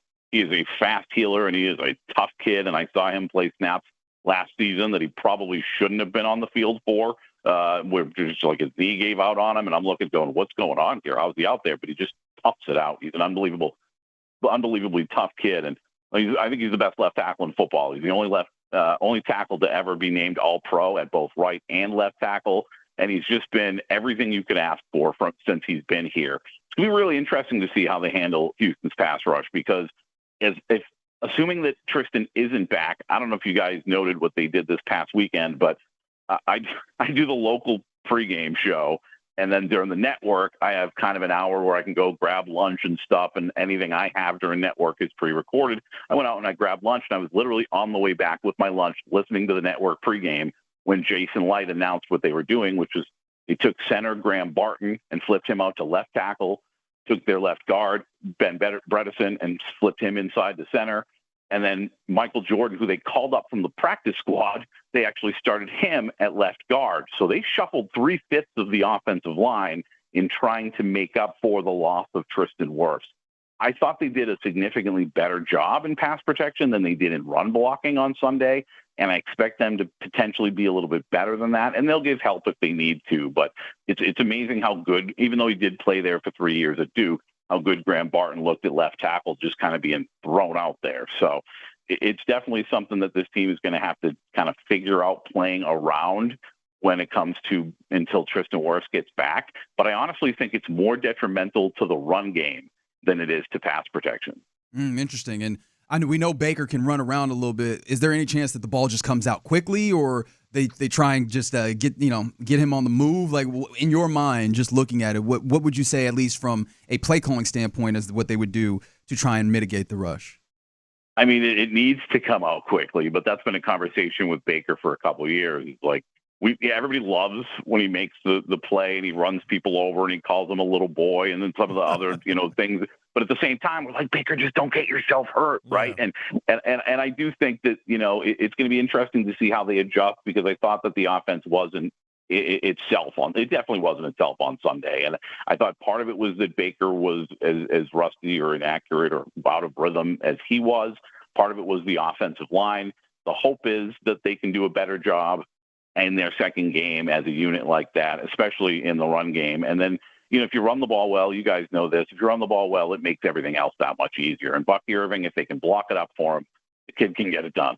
All right. It's Pat Donovan. He's the host of the Pat and Aaron Show out there on WDAE in Tampa. And then also he is a pre and post-game analyst for Bucks Radio. Pat, we appreciate you giving us some of your time. And we look forward to seeing your team come up here and hopefully take an L. The same. I would say good luck, but I wouldn't mean it at all. Great being with you, gentlemen. I expect nothing less. All right, my man. Have a good one. That's Pat Donovan again joining us as we went behind enemy lines there. I enjoyed that. That was good. Quite a bit. You know what I was thinking about too? What's that? Because that was very informative, very good. How don't you know that he wishes there were a lot more Mike Evanses on that team rather than Emeka Egbuka? He was talking about. Well, he said that Emeka Egbuka came in kind of giving you some of the pronunciations. Mike Evans. You got Mike Evans. Cool. I can deal with that. Servosi Dennis. You got Yaya Diaby. You got Emeka Egbuka. Especially as a radio. That's what I'm saying. As a broadcaster. He's all right. I almost asked him about it. He hit all those, man. I don't know him that well, so I didn't ask him about it. But I'm like, all these, really difficult. He's not the play-by-play. Is he the play-by-play? No, he's not the play-by-play. Okay, yeah, you got Luke Godeke in there. Yeah, you got some names in there. Chukwuma Benjamin. Yeah, I got all them folks in there. I'm actually glad he said Servosi Dennis, because I had no idea how to pronounce it. You were looking for it? I was looking for the right pronunciation. And then that's what made me think, don't you know he wishes they were all named Mike Evans? Yeah, more Mike Evans is not something that anybody is upset about in any circumstance. Appreciate Pat for joining us, and appreciate you for rocking with us here in the Loop on Sports Radio 610. Also, if you do this and if you have done this, please let us know, because I appreciate you. And if you're going to, I appreciate you as well. Text New Books, NEWBOOKS, to 41444 in order to donate to the Barbara Bush Houston Literacy Foundation. That's what we're supporting as a station. That's what we're supporting as a Odyssey Houston family, because here in Houston, we want to make sure that the babies get a chance to read, get some books that are brand new, that are fresh, that give them a level of ownership over reading and give them a desire to read, because ultimately we can look at the numbers, I can read them off to you, but what's most important is knowing that when we support the youth and we get them reading, ultimately we have good outcomes in all different facets, both on the individual level, the family level, the societal level. So do a little something for the Houston community. Text New Books to 41444. I would thank you very much. Obviously, Odyssey Houston thanks you very much, and the city of Houston will as well. All right. Coming up next, we hand things off to Figgy Fig for the mixtape. What you got for us, bro? Yeah, so I ran across this survey talking about NFL fan bases that drink the most. And it's not, spoiler alert, is not the Browns, which is crazy. So I'll let y'all know who is number one on that list and where the Texans rank on this. All right. Those damn Colts. We'll do that next. In the Loop. This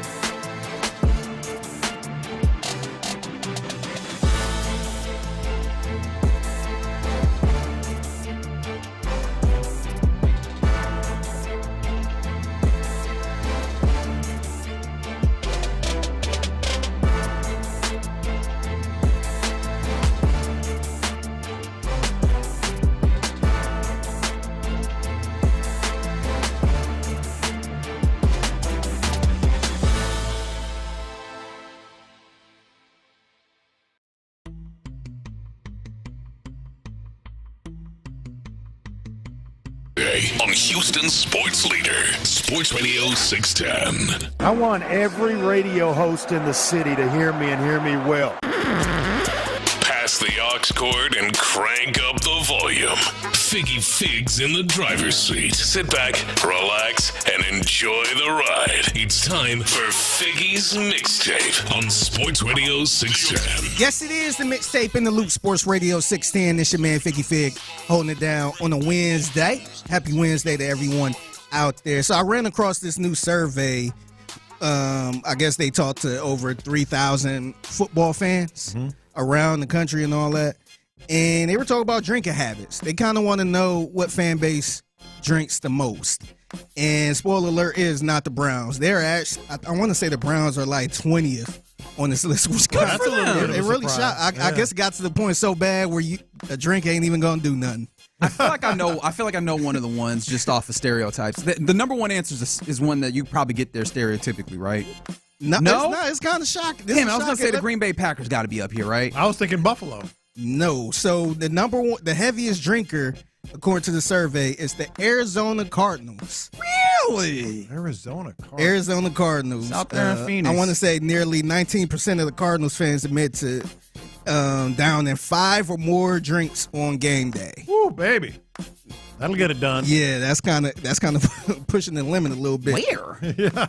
So just at the bar before they get to the. Okay. I guess so, but Buffalo Bill fans are next. Okay, yeah. They are number 2, followed by the Houston Texans. Oh, that's on brand.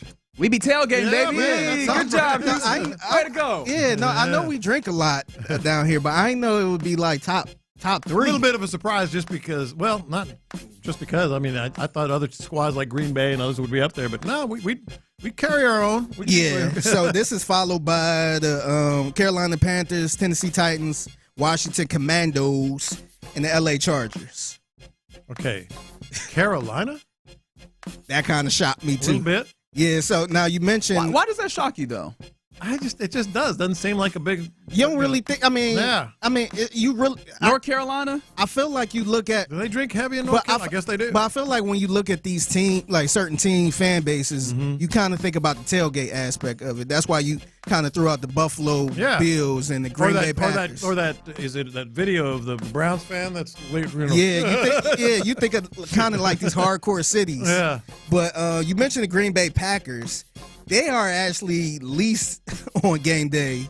The least drinkers, yes. Only 3% of Packer fans have consumed 5 or more drinks. That's a place to love their beer. Well, maybe they're saying drinks? No, we drink beer. Yeah, that's what I said. Yeah, not like beers, mixed drinks, no alcohol. We just drink a lot of beer. So the second least is Seattle Seahawks, followed by the Pittsburgh Steelers. I thought Pittsburgh will probably be in the top. I would too. 10 too. And then the Miami Dolphins. Oh, okay. So we have someone on the Twitch chat who is a Phoenician. Is that what the Phoenix demonym is? Did not realize that. Guess. Okay. Bars open at 7 in the morning on game day because Eastern time games start. Oh, I didn't even think about that aspect. On game day, if you're starting that early. That's probably why like the Chargers and all that stuff in there because the bars probably open way early. Yeah. To get ready for. Good point. Yeah. So I could kind of see that. You'd be drunk all day. That's sick behavior. Can you imagine going on a college football Saturday or a NFL football Sunday? Your normal drinking except shift that about 2-3 hours earlier and then go and do something at night afterwards. Because, normally here, by the time Sunday night football over, you're done. You still got time to shake if you're a little bit on the West Coast. Or Saturday night college football, most home fans are just plastic. Yeah, they probably. I wonder who. Well, it's probably not even a question to be honest. College or NFL get the drunkest? College. Yeah, it got to be college. More tailgating, cheaper beer, younger crowd. Mostly at times. cheaper beer. Yeah, younger crowds. Yeah. Yeah, so I thought that was interesting. So shout out to Houston. Yeah, coming in third. Kind of makes me proud. Yeah, I know. And I thought about that. Way. I had that same feeling, and I was like, "All right, let's go." Should I be? Yeah. No, I was kind of shocked they were on this list that high like that. So salute to all the Houston folks out here drinking it up. Just make sure you be responsible. All right, it's the Mixtape in the Loop, Sports Radio 610. So yesterday I talked about the passionate fans that I like. I shouted out the group chat that be on the Twitter Spaces probably every day. They probably on there now. But this is the type of fan base or the fans I don't really care for. Okay. I don't know if you guys saw this, but apparently we saw this Sunday night football, that legendary Sunday night football game against the Ravens and the Ravens? Yeah, Ravens and the Bills. God, what a time. Yeah, that was a good game. And apparently it was a guy who was not happy with Lamar Jackson. And he decided not only, he didn't just jump in the DM with a nasty message. He actually left a voice message to one Lamar Jackson. You guys want to hear this? Oh, God, yes. I don't, but we will. All your ass want to motherfucking do is sit on the motherfucking field and show them motherfucking grills. Throw the ball. Throw the motherfucking ball. All the you want to do is show them grills. We know you got them. We get it. Throw the ball, bitch. Nobody give a about the motherfucking VVs. I don't even want to laugh about this. It's funny. I'm sorry. Why did you think that was a good thing to do? Now, it didn't stop there. You thought he was just going at Lamar Jackson. Yeah. He decided he wanted to send a little message to Derrick Henry. No, don't say Derrick Which Henry. I would look. I want to send Derrick Henry. Look, I want to send a message to anybody first of all. Yeah. But the last person I want to send a message to is big ass Derrick Henry, and he decided to do that. And your big, swole, strong, gorilla built ass out there fumbling the ball and 6'2", 280-pound pure muscle out there letting the little ass skinny rip the ball out you. You was a finna stop putting my money on y'all bitch ass. Oh, okay. Yeah. Oh, you were surprised that was the impetus for this? I thought it might be, but and see, he confirmed. And see, I had to make sure I don't put this on Ravens fans because I think Ravens fans they kind of been going through a lot as far as like the heartbreaks and stuff like that. Doesn't John Harbaugh have like the most of these losses that you absolutely should win of any active head coach in the NFL? I think so. Yeah, I think so. But I'm like, man, I know a Ravens fan ain't crashing out that bad. Yeah. To their players like that. I know they giving them a hard time right now, but you could tell that dude was just bet money. Well, I thought so, obviously, because he was so irate. But then he went in and said, last time I'm going to bet on you guys. Which, okay, again, confirmation. That's a you problem. But then on top of this, man, like, how did we get this audio, right? He took videos of him, of the videos that the audio that he put, and he posted it for attention. Like, this is nasty business.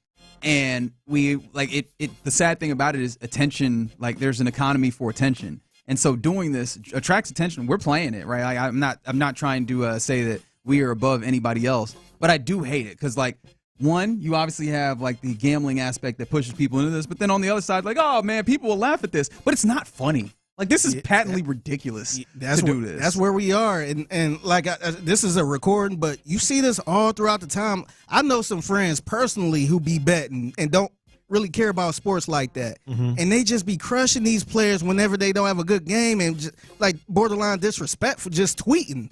I'll be like, damn, like if you got to do all of that, don't. Why are you putting your money on somebody else? Here's the difference. Here's the difference, because what Reggie said is correct. To do it, to a player or an athlete or a coach or something. But what he said, I guarantee you, anybody who's ever bet money has said. Oh, yeah. I'm not saying that those words can't come out your mouth. There's a lot of things that you could say in the comfort of your home that you probably should not take then to digital means or say to that person. Yeah. Look. I've said part of things like, it's the tension part of it. And then also, like, hey, be a bleeping human being, right? Why are you sending that to somebody? Man, people don't care about that part, man. Nope. They do not care. Nope. So, yeah, I mean, it sucks, but that's part of life, man. They just don't, they care about themselves. I'm saying we as everybody is selfish. We just worried about ourselves. Yeah. So, please don't be that type of fan. You know what I mean? Like, just, that's one thing I don't really care about that. Like, I love the fans I played yesterday. Just that raw emotion and just want to win. This is just selfish. He just, it's a personal level for him because he probably lost some money. So.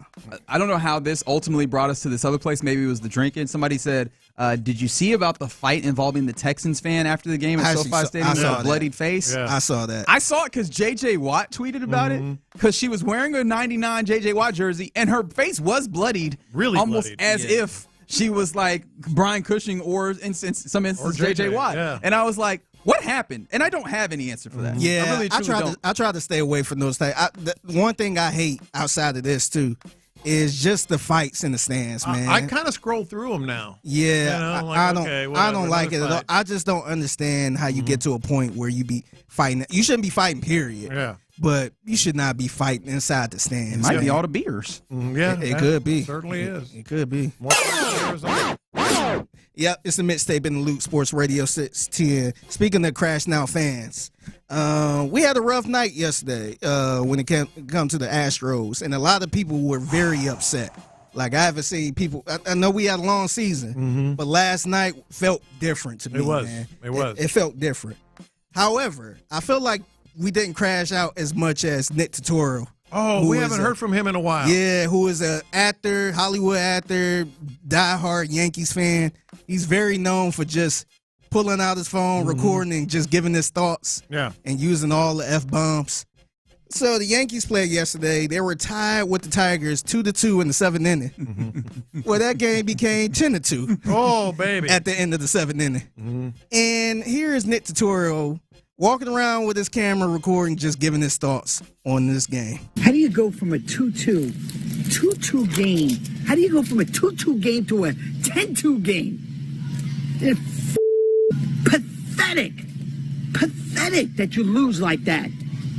That you let the game get out of hand. That you let it explode like that. Nobody's ever responsible. Nobody. So sick of this shit. Expectations. They just got to go. Forget about having expectations. Forget about it. Embarrassing. Embarrassing team. Well, at least he could do that in the comfort of his own home, right? If we didn't know who he was, that could sound a little bit like he was talking about the Astros, too. The funny thing is, if you watch this video, he was just walking around. I'm like, where is he at? He's not on that balcony that he always sits on. This brother was doing this video in Costco. He was walking in front of the samples. He was walking around. I'm like, where is he? I see a big old box of cereal, just a whole bunch of stocks of food and all. I'm like, is he in Sam's Club? And cussing like a sailor. Yep. He was. Yeah, he had a couple videos in Costco. I saw the sign in the back. Yeah. I'm like, this brother is in Costco. He couldn't wait till he get to the car. Well, you know what I'm guessing happened? Something set him off. You know how you in Costco or Sam's Club and you get to that middle where they got all the clothes? I think he was watching in Costco. No, he was. He mentioned one of the videos he did. Okay. I was watching the game on my phone. He just had. So it's like 7 instances of just like somebody dropping a ball in the outfield on a play that they absolutely should have made, and he just lost it. I thought it would have just been he saw like some Yankees, gear in there, and it just sent him off. But no, he was probably watching it on. He was watching it live. He was watching 95-inch TV. That's over there. Meanwhile, some mom is in a big cart with, just 78 rolls of toilet paper and her little kids. Just 78, so she's getting the small pack? Yeah, and he's F-bombing like a Just imagine walking past there and you looking like, what in the world? That's Nick Totoro. It's freaking pathetic. Just imagine going past somebody and they doing all that. I just want my sample, my little meatball sample or something, Yeah. Real quick before we get out of here, we talked about Dwight Howard and Carmelo Anthony. Maybe Rockets legend. I don't know, but they got into the what was it? Basketball Hall of Fame. The Naismith Basketball Hall of Fame. Yeah, we missed a big Rocket legend. I feel like this guy might be better than both of the guys that got in. Chris Paul, Chris Paul, and LeBron James are also elected or inducted to the Hall of Fame. The thing is, they are active players. I don't mind it. Yeah, so I was going to ask y'all this. This is the first. These are the first 2 players ever to be inducted into the NBA Hall of Fame as an active player. But it's kind of in a roundabout way because they go in as parts of the 2008 Olympic team. That's how they go in. So I don't. Hey, they've been around for a long time. They have. This is the first time 2 active players got inducted like this. Yeah, I don't hate this. Like, I understand why it feel a little weird to folks, but one, we always talked about future Hall of Fames anyways, but this is not about those guys' individual careers. It's about that performance, which again, they can't, like, they're not continuing. It's not active. So I'm okay with this because they're not being inducted as the individual players that they are yet. Well, and their active coaches have been inducted as well. Right, so, right. It's not without precedent. For sure. No. So I'm good with it. Okay. And shout out to, he's definitely the best Rocket of those 3. right? Without question. Yeah, I think so. Yeah, I think so. Yeah. So salute to all of them going into the Basketball Hall of Fame. Salute to the Houston Rockets, who every day I'm looking more forward and forward to them playing, just so that we can spread this out a little bit. Chris Paul going in as a Clipper. He a Clipper now. It's got to be. Yeah, he's going in as a Clipper. Because definitely not the Pelicans. He was solid. He was solid in New Orleans, but that was really not good his best. in New Orleans. He was. We forget, Yeah.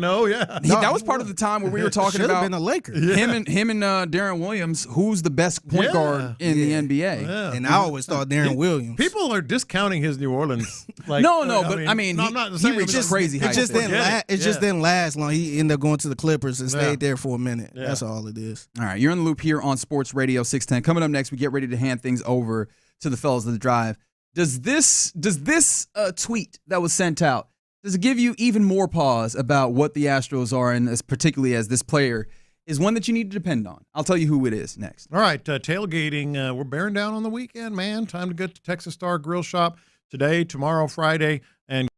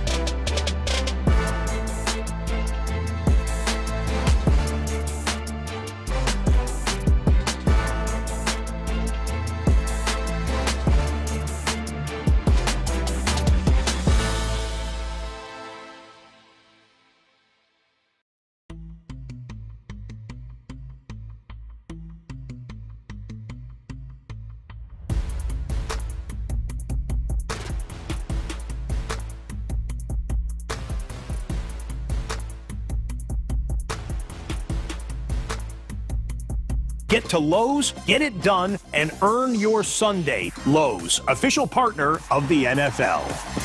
Thank you, Figgy. Live from the McCarran Injury Lawyers Studios, Sports Radio 610 presents In the Loop with John Lopez and Reggie Atatula. Appreciate you rolling with us here in the Loop on Sports Radio 610. It's been a fun Wednesday to this point, and it's been a very special Wednesday as we've been supporting the entire Odyssey Houston effort to get some support behind the Barbara Bush Houston Literacy Fund. You would think that'd be a little bit easier for me to read, right? But we do this in order to help the 61% of children who are in low-income families and have no books in their homes have books in their homes.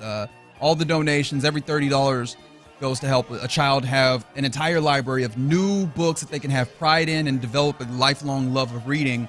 And we know, I mean, children who don't read proficiently by the end of third grade are 4 times more likely to drop out of school. These things are not beneficial to our Houston city, our city of Houston, and our society. And so we're trying to do a little something to bridge the gap. There's obviously a lot more that needs to happen, but this is something that we can do in the meantime to help that out. And all you got to do is text new books, no spaces, all one word, NEWBOOKS to 41444. Again, that number is 41444. Anything that you can put in helps. And we're definitely trying to make a dent in the childhood illiteracy rates here in the city of Houston. We appreciate you supporting us in this and all the other endeavors that we have here at Sports Radio 610. You guys are the ones that make us Houston sports leader. All right. I did tease this, John Lopez, because I don't know if you saw this tweet that was posted by a Houston Astro. Mm-hmm. But I wonder if it at all kind of tells you something about what's happening with this team, especially as they are hold on to just a 1-game lead over the Mariners, just a 2.5-game lead over the Rangers in that division. And we are really crash landing into the end of the season with 18 games to spare. But it comes from one Framber Valdez, and should I try and read in Spanish? You heard me try and read in Spanish the first time. You did well. You did well. All right, let's see if I can get this together. Don't laugh at me. No te aferres a algo que te hace mal, solo porque a veces te hace bien. You did very well. Thank you. All right. And this was yesterday. And what does this mean? Basically, it means don't worry about the mule. That's one way I put it. But don't worry. What the mule? That's an old saying that I've said occasionally. Like a Moscow mule? It's an old. This one I do know where it came from. Okay. A lot of times, mules are slow and they just take their time, and people worry about their stuff getting in somewhere in time. And there's an old saying, "Don't worry about the mule." So like the mule will get there. Okay. So the translation that I see, it basically means don't worry about when things go bad, because a lot of times they do you well, they do you good. Okay. Yeah, as I see it. What do you think that he's speaking to there? Because look. We honestly at times have to become, especially in the modern age of social media, interpreters of things. And sometimes it's just like, oh, this is a lyric. Yeah. He's just posting a lyric. Don't worry about it. You good. And sometimes it's like, oh, this is Deshaun Watson with the future lyrics. Had everybody in the chokehold. And then sometimes it's like, oh, no, this means something. This is some level of indication of how they are feeling. Well, first and foremost, does that feel like what this is? And second of all, does this give you any concern about him? Because you need to be able to lean on Framber, even though we know that there's some level of unevenness to him at times. You need to be able to lean on him in this final 18 games and whatever postseason baseball you're able to play. I see where he's going with this. Basically, I'm going to come out of this whole thing stronger, and I'll be good for you, is basically what I think he's trying to say. But this is let's think about this. With all the injuries, with Luis Garcia, with the the ineffectiveness of this team, with the bullpen, certainly taking its lumps now, and sort of hard to figure. The starting rotation has taken its lumps. This is what it comes down to. The Astros' hopes rely heavily on Framber Valdez. Mm-hmm. Let's say that again. It's Hunter Brown and Framber Valdez. The Astros' hopes rely heavily on Framber Valdez. How does that make you feel? Well, I mean, just in the abstract, a little uneasy. Not great. I do wonder, actually, if this goes the other way than what I was originally thinking, because a couple of people on the text line have given, I guess, the fullness of that statement that you were saying. Both Darren and the 281 on the text line said, don't worry about the mule, just load the wagon. There's two ways to go. Is one way that you can Don't worry about the mule. The mule ain't going blind. And don't worry about the mule, just load the wagon. It's an old saying. I love it. And I do wonder, if is this Framber maybe rallying for the team in some way, saying, all right, well, look, this might be because you could easily apply this to the way that the season has gone. Is hey, these things that have clearly hurt you, don't worry about them. Put them aside. Just load up and keep going and try and push forward, which would be encouraging because you need that kind of like mental lock-in right now from a Framber Valdez, who, as you mentioned, a lot of your season, whether you're going to determine this as a success or a failure, is going to be determined by can Framber get up on that mound and shove. See, that's where I am. It's just we've been scarred too many times. We've been burned too many times. I see where he's coming from, and I admire the effort. But a lot of times when you say I admire the effort, you're really still worried, and I think it's fair with Framber. Who's to know what is going to make him lose focus next, if he's going to lose focus next? Who's to know if he's not just talking to us, he's talking to teammates that have maybe lost. There is absolutely no doubt that somewhere in that clubhouse, maybe it's a small place, maybe it's a big place, somewhere in that clubhouse, players are looking at him differently. They look at him differently. And so is he talking to us? Is he talking to, the teammates? I just don't know if you can count on him. I know you can't count on him. He can be very reliable in given starts, but you just can't count on him consistently. And that's what the Astros have to count on now that their season is really, sort of on the brink. And I don't know if maybe this says something as well. If you're letting someone of the mental kind of place of Framber Valdez be the inspiring voice of the team, you're sunk. That's kind of what I'm saying. Like we have to count on Framber Valdez. Think about that. But not just him on the mound. You do wonder if you have to count on him to kind of somewhat rally the troops. It does feel like the vibe is just off, man. Mm-hmm. It doesn't feel like, and maybe I'm just projecting because it looked bad, right? Sometimes the vibe in a place actually isn't all that bad. It just looks bad on the outside. I can recognize. No, I am with you. It feels different, man. It feels weird. And some of the things that we would use as indicators of, the morale is still high. It doesn't feel like those things are there. Mm-hmm. If for no other reason than we were talking about earlier, just the base running or the lack thereof, not just in the normal way for Jose Altuve, but seemingly to a even worse degree in a huge moment. When you need someone of his caliber, someone of his supposed leadership to lock in, it felt like he went the other way. It was. I know a lot of people use this a lot now, but it truly was a vibe yesterday that is not one that you're comfortable with. Jose Altuve, never a good base runner, but at least he ran hard. He was jogging. That's something, And obviously, Brian Abreu has had more than his issues closing a game. That's going to happen, but he's not someone you can count on.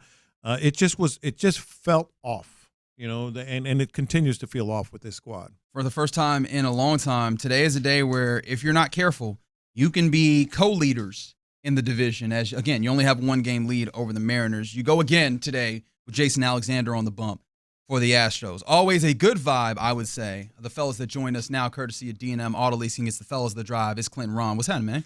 What's good, man? I was listening to you guys riding in. I was listening and what did I do this time? I mean, you do you, but I was listening to the three of you, and it seemed like it was interesting. It seemed like, Clint, in real time, they were seeing and hearing, and you could hear the surprise in their voices of the honeymoon ending with certain fans. Oh yeah, CJ Stroud. 100%. It was like it was interesting. You all were trying to give your points, but then you could tell, I could tell they just looked at something, saw something else. Like, damn. Oh, it was like a ticker. The text board. And it was interesting because it seemed like you guys were experiencing it in real time. Mm-hmm.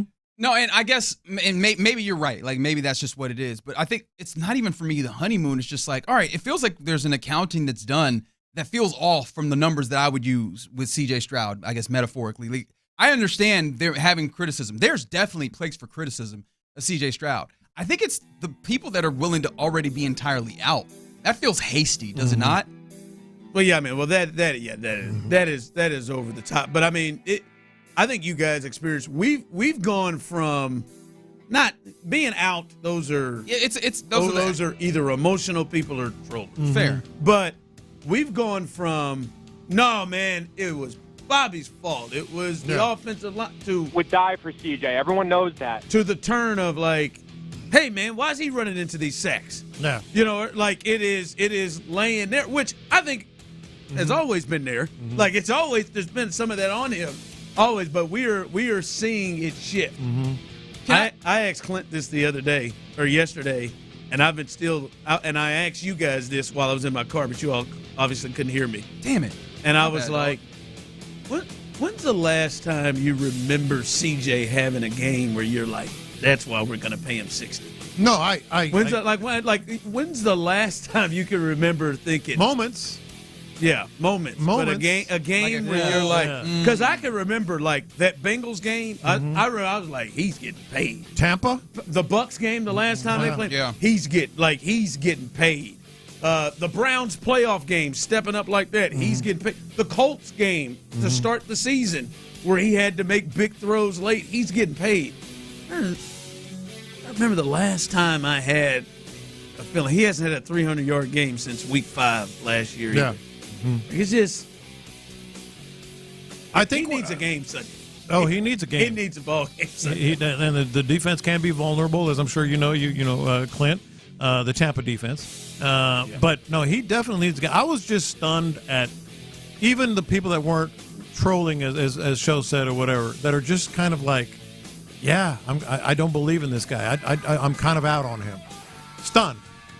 Yeah, look, I think it's, I mean, the year 3, man. It's year 3, and there's got to be some evidence of helping your offensive line in those moments. There's got to be, to me, like the most damning thing I think with CJ is year 3. Forget the processes of picking up different blitzes and different pressure. Yeah. And I may have said this yesterday in the crosstalk, but it's like, I don't care what everybody else is doing on the field. If I come to the line of scrimmage and I notice, hey, I got an overload over here to the left side, and I see a guy creeping, when I take that snap, I'm peeking at him for a hot second, just is he coming or not, right? Yeah. And then if he comes, and I got to figure out something to do. If he doesn't, then I'm gonna get back into my read, get back into my routine. I mean, there's half the time he's not even looking at it. No. So it goes beyond just the communication piece and the scheme piece and there's some instincts involved of like, hey, man, I got a bunch of dudes coming at me from my left side. Let me peek this and see what I'm dealing with. Like, the great ones do that, you know.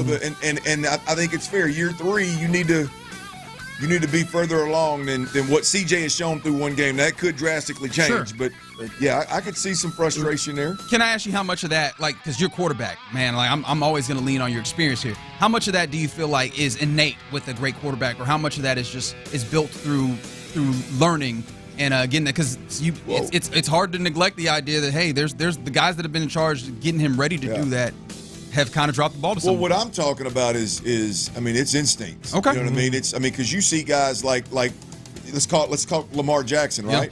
I mean, Lamar Jackson would see that and get out in his feet, and everybody's like, oh, well, he can't process and he can't dip. But at least he's seeing it. Yeah. I mean, at least he sees it coming and he has the ability to get away from it. You know, and then you fast forward like Anthony Richardson getting the hit right here. Like, you didn't even see it coming, bro. Yeah. Like when you don't see it coming and you don't feel it, you don't have the instinct, like the sixth sense of being able to, I'm getting heated up from one direction or the other, and let me peek at it. Like that is just that is a major concern for me. The other stuff, the clock matters, the OC matters, the O-line matters, the scheme matters.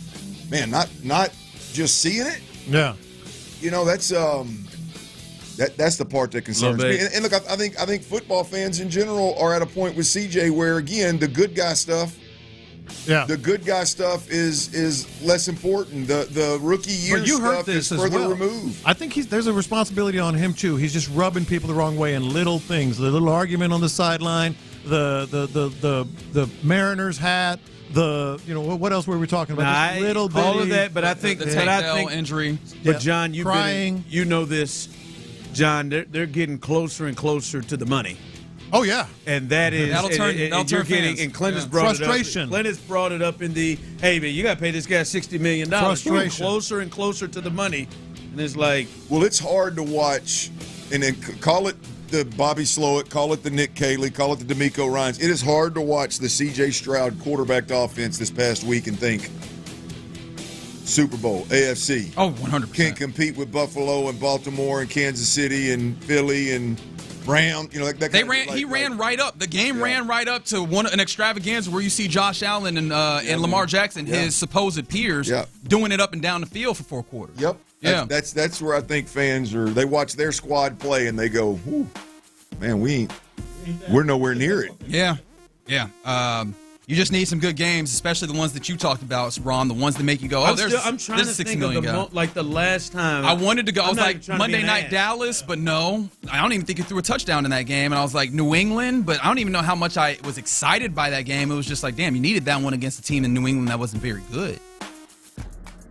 Second half Chargers playoff game, he really... Yeah, that's probably the best case you got. But that start was like... I don't know. Running for his life. All right, not running for our lives, but handing things off to the fellas of the drive. Fellas, have a great show and keep doing the good work, raising some money for the Barbara Bush Houston Literacy Foundation. I appreciate you, gentlemen. I appreciate you listening. And right now, you're listening to KLT AM, KLT FM, HD2 Houston, and Odyssey Sports Station. The drive is live. That's right. The drive is live, and the hell's wrong? He handed that thing off to me. He handed that thing off to me. That thing right there in the pocket. I had that right elbow up. I was running off left tackle, and I hit that seam, Chief. I just kind of coasted. Then when I broke clear and didn't have no threat, I put that thing in one hand and just kicked my head back and started. Well, there you go. Well, you know what they're handing us off? Clint, Tyler, they're handing the drive. As he said, the kids read Radiothon. We are trying to raise money there. They're handing it off to us, and they are at right now we're at $17,204. We are trying to push this up. And listen, Houston, you'd have messed up. I didn't seen you in action before. Now I know. I know what you're capable of. So please, as we get going here, we are trying to raise money, as he said, each and every year. How you can donate. Text New Books, NEBOOKS, New Books, all one word, no spaces, New Books to 41444, and you can donate there. And remember, Clint, at this point, if you are donating during the drive, during afternoon drive, all donations will be matched by Phillips 66 up to $25,000, Clint. And 61% of children in low-income families have no books in their homes here in Houston, and we want to change that. We do this every year. It is always a great, great time, and we always are able to help some kids out. Let's do that right now. As I said, man, we're taking over $17,204. We're here till 6 o'clock. Let's drive this up, good people. Let's run it up, man. That's NEWBOOKS. Text NEWBOOKS. New Books to 41444. $30 gets a kid, a child, 6 new books. Yep. 10 kids, $300 gets 10 kids those books. And if you want to sponsor an entire classroom of 30 kids, that's $900. You do whatever you want. I'm just giving you some round numbers out there. It is a serious problem in our community, and it's a serious problem with those kids that just flat out don't have a choice, hadn't been given a chance. Flat out don't they need us. Flat out need us, and now's the chance. New Books to 41444. You will get a link that will allow you to then donate whatever amount you would like at that point in time. So, yeah, we you know how we do it around here, Drive Family. Let's run this thing up over the next 4 hours. That's right, baby. $100 already just now. Really? $100 just went through right here. Solid here in the bucks, go. huh? Let's go. I love to see it. About three and a quarter kiddos right there. Got them a library. Go, baby. There you got go. Them some right books, there. baby. We're sitting there. Right there. All right. Big shout out to Phillips 66. I know you mentioned him, Ron, but I thought, hell, $25,000 is worth another shout out. Well, big ups to Phillips 66. Yeah, it is. Clint, in moments like this, I like to check on. Check on OT. Yeah, It's like a little brother to us. He's clearly the young one. I think I saw a text message come through at 2 a.m. Post 2 a.m. Well, he has the worst knees of all of us. And that includes a guy who's all three of them who played quarterback for 20 years, and a guy who's been overweight for a smooth 32 of them. But he still has the worst knees. I tore my ACL playing football, though. I know you did. Still hadn't been right. Still clicks when he walks in. He knows it. It does a lot more than click. he said he bent down and somebody said, "What the hell? Seriously? What the hell? Crack. What But these are the moments, man. I thought about you last night. Last night, man. What did you do when that game concluded? When that ground ball and Christian Walker dove for it and couldn't get it home in time. What did you do after that? 713-572-4610 YouTube and Twitch. What did you do when that game ended? Because that's not one where you just turn over and go to bed. Oh, no. I think I tweeted something to this effect last night in the moment. I can't remember. I blacked out in anger. But I can't remember the last time, definitely this season, that I felt that angry and that pissed off at the end of a regular season game. A loss for the Astros. I don't know if I can remember one last year where I was that angry. I mean, it completely all fell apart. And a game you needed in so many ways, not only because now you're only leading the West by one game, but just like the emotional factor of it. Seeing Luis Garcia leave that game with an injury, we'll hopefully get an update on that at some point. Which will be meaningless, but go ahead. Yeah, but just that heartbreak and the way you battled, and you were winning that game. I mean, you were no-hitting those suckers for a long-ass time with blue ball in the game. For it to come down like that, I mean, I just wanted to vomit, man. I was in that studio behind you, honestly, right whenever the game ended, just yelling a bunch of four-letter words while Area 45 was on. Old Ray said he just turned the damn TV off. Somebody else texted and said, I just turned the TV off. I put it on YouTube. And just stared up into the ceiling. Well, I'm gonna be honest with you. I'm thankful I did not see it live, boys. You should be. Yeah, thankful for my baby girls. I was busy putting them to bed, and Laney was an absolute wreck last night. But I don't like you said, Tyler. I think the hard part of it, going back and watching, I think the hard part of it is you're immediately reminded of the starting rotation issues.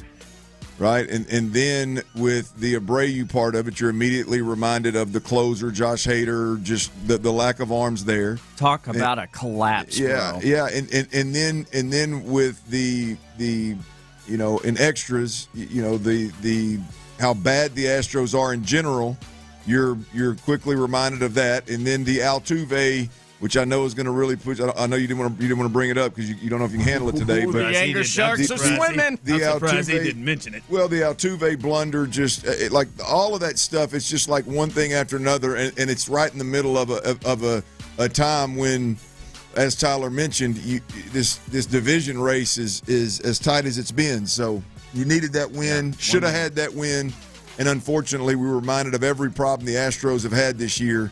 All in a stretch of 9 innings. You're right. I guess 10 innings. The Mariners have now won 4 in a row, and they're a game back. And they're playing the Cardinals, who shut it down, as they're ready to go wherever they want to go. Text line coming through. Threw a punch at my daughter's stuffed animal for looking at me. Knocked that sumbitch clean out. That's a good spot to let it out on. Yeah. Went Clark gives Griswold Jelly of the Month Club of Christmas Vacation. Turned it off and played Call of Duty to get my frustrations out. I remember in college, I had a suite mate. His name was Lance. Lance seemed like he was about 4 or 5 years older than the rest of us. But Lance had one of them big old Coca-Cola bottle piggy banks. Yeah. That he had full of change, and that was a year the Chiefs just found really fun ways to lose games. And when they would happen and they would lose games like that, he would then take that thing off and pour it across his bed, and he would then just count change. Yeah. Just count. I said, I said, Lance, what are you doing? He said, I got to count the effing change. Just leave me alone. And he just I've cleaned my entire home top to bottom because of the Aggie football team before. That's it. I stress clean like crazy. Same kind of deal. Listen, you brought up the Luis Garcia.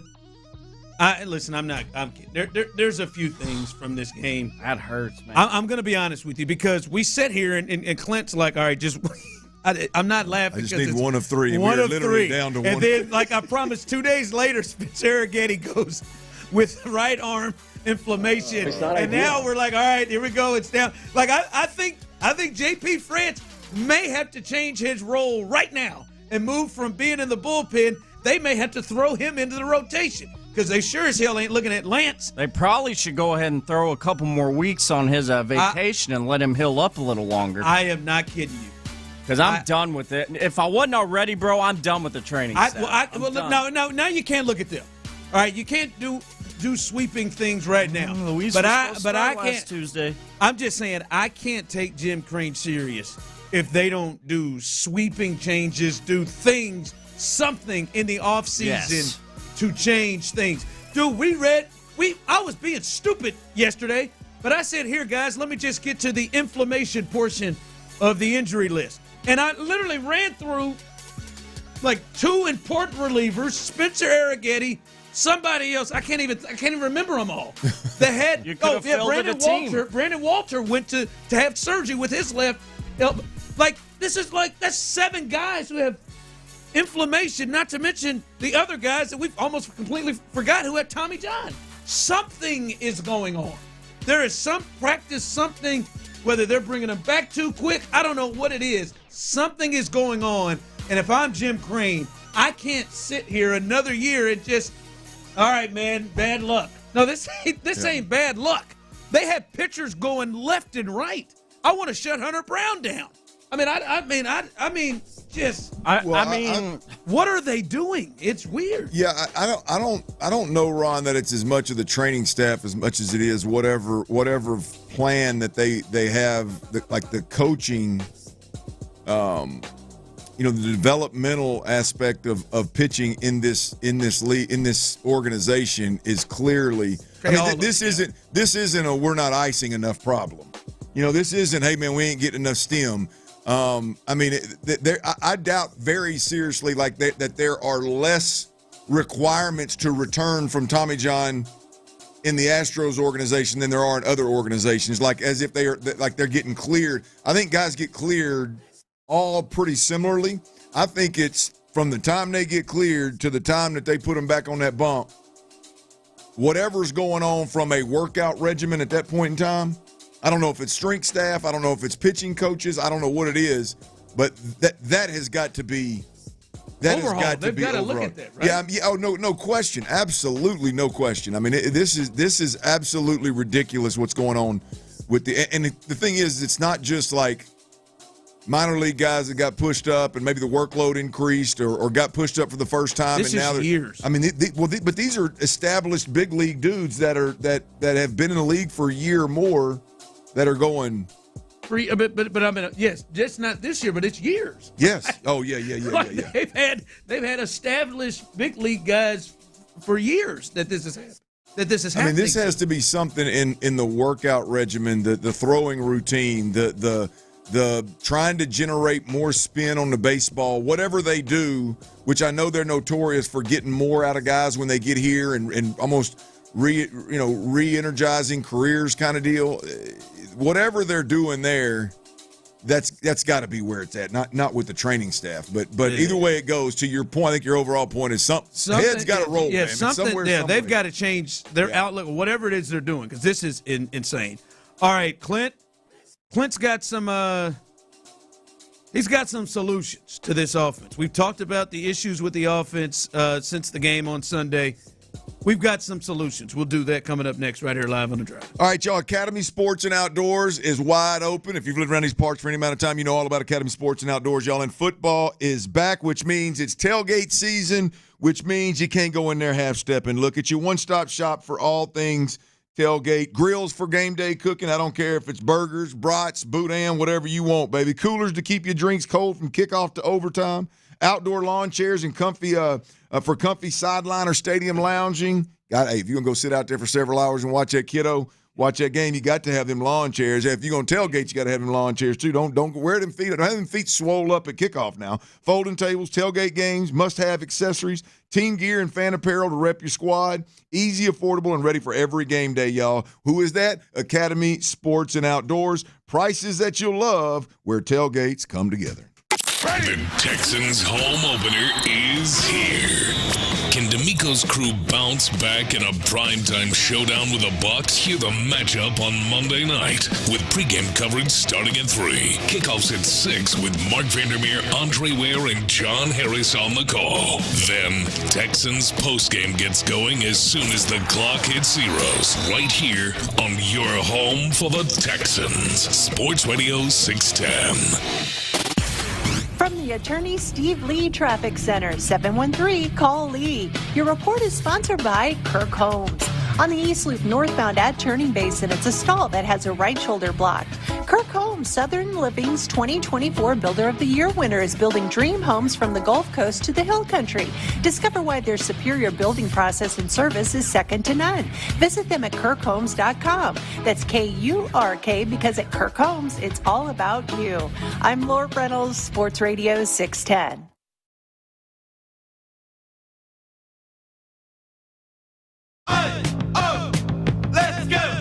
You still got it, but your immune system weakens as you age, making it harder to fight flu, pneumococcal pneumonia.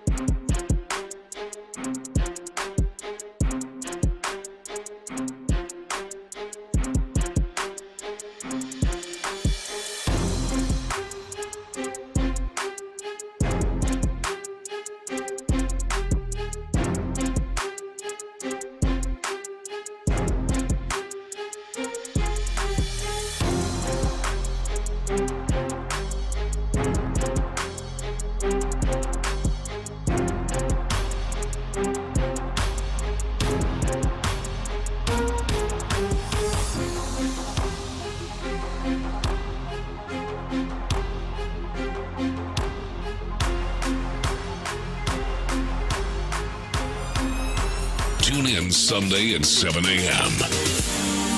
Live from the Mokaram Injury Lawyers Studios, Sports Radio 610 presents The Drive with Stoerner and Hughley.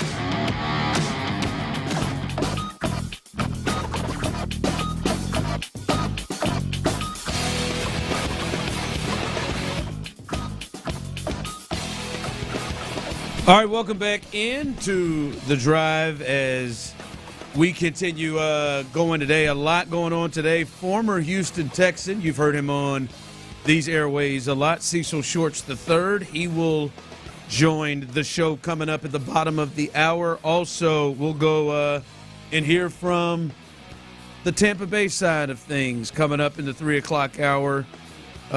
J.C. Allen, who covers the Buccaneers for Sports Illustrated, he'll join us. And then it's a Wednesday 4:40. We got that's mañana.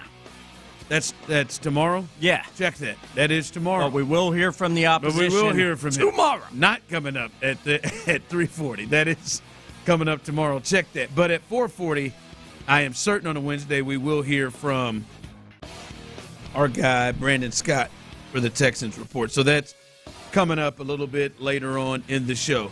All right, Clint, you said you got some solutions to the offensive issues that we've been seeing. Yeah, look, we spend 2 days, Monday and a reaction Monday, and Tuesday as a tape drop Tuesday. Kind of my format here is those 2 days. We got to cuss and discuss. We got to talk about what the hell we saw. We got to talk about what they said. We got to talk about how they responded and what they told us were the issues, the whys and hows. Whether you win, lose, or draw. Unfortunately, week 1 it was a loss, and so there's some negativity. There's some trying to figure out what the hell's going on.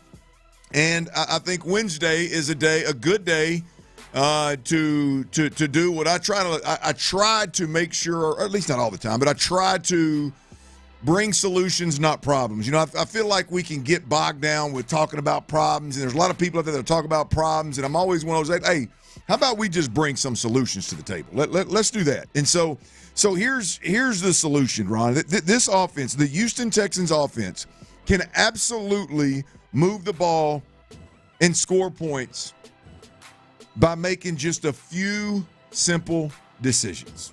That's it. You don't have to reinvent the wheel. You don't have to hope that Nick Caley is some kind of the next offensive brainchild in the NFL. You don't have to change all. You have to hope that happens. Here's the deal. We talked a little bit about some of these things yesterday, but I just want to rapid fire these things, Ryan. They got to get the best O-line on the field. Period, point blank. And I know that they feel like they got the best O-line on the field last week, given some different injuries. Well, it's obvious now that they didn't get the best offensive line on the field last week, and they can do better, right? And here's the deal. You get the best offensive line on the field, which, by the way, I believe it's Ariante Ursery at left tackle. I believe it's Laken Tomlinson at left guard. Right now, it's Jarrett Patterson at center because Jake Andrews got hurt. At the right guard position, it's either Ed Ingram or Juice Scruggs, whichever one is healthy. And then the right tackle is Titus Howard. You got tackles playing tackle, you got guards playing guards, you got centers playing center. I think that's where you start. And you make a strong point this week. If you don't finish through every damn whistle, I don't care if you get beat. You better get beat chasing the guy that you're supposed to be blocking. You better stay attached to somebody and give us a chance. And if you don't, your ass is going to get yanked and we're going to talk about it. Period. That is what has to happen with this offensive line. Let's stop the best five stuff. Let's stop the musical chairs of guys playing positions they shouldn't play. Let's stop with playing guys for 3 weeks in training camp at one position and they play the first game of the season in real NFL action at a different position. Let's stop practicing a rookie on one side of the ball and then to start the season against an NFL defense, a good NFL defense, you switch him. Let's stop all that. If you put Ed Ingram in there, Juice Scruggs in there, and you struggle at right guard, that beats the hell out of struggling everywhere else. So at the end of the day, again, simple decisions. Get the best offensive line on the field. And as I said yesterday, I don't believe that best offensive line consists of Cam Robinson. And so that's got to be the foundation. I mean, that's got to be where it starts. That's it, Ron. And because here's the deal. You can win with this offensive line. You can win with subpar offensive line play, right? But you can't magnify the problems by your decisions that the management and the coaching staff and the organization are making. You're taking a bad situation and making it worse every time we turn around with this offensive line. And it's easy. Put the guys in the positions they play and say, if you don't finish through every whistle. I remember watching training camp over here, Ron, and I was blown away. Not at one guy or the other, but I'd watch training camp, and there'd be a ball complete to the left side on a little curl route 10 yards downfield, and I watched 5 offensive linemen bust their ass over there just in case that guy broke loose and needed some help and could push him over the goal line, whatever. None of that was going on Sunday. None of it. Damn sure wasn't all 5 of them, right? And so I think that's the decision that has to be made. The second decision, we talked at length on this one as well. You got to move Nico Collins around formationally. Yep. You got to move Nico Collins around with motions and shifts, right? And at the end of the day, you got to find a way to get him touches, period. Line him up in the backfield and toss it to him. Line him up in the backfield, throw swing screens to him. Line him up in the backfield, put Higgins and some other guys out there. If they get one-on-one coverage, let them have it. If not, you're checking it down to 12, and he can break tackles as well as any wide receiver in the league. Get him more involved in the screen, more than one screen game, right? I think that has to absolutely happen. Not just get him the ball, but move him around formationally, move him around with motions and shifts, and get him touches. Is that a big thing that you think is more difficult than you would think for somebody who has not really designed offensive call plays? Absolutely not. To find ways to get I can watch Bobby Slowick's offense from whatever week that was a couple years ago, last year, whenever he did it, and just copy what the hell he did with Nico Collins. I can do that. Yeah, no. He's with a guy that just at will got a Hall of Fame wide receiver touches on third down in critical situations to win a game. He just got one of the best wide receivers over the last 2 years in Puka Nacua the ball.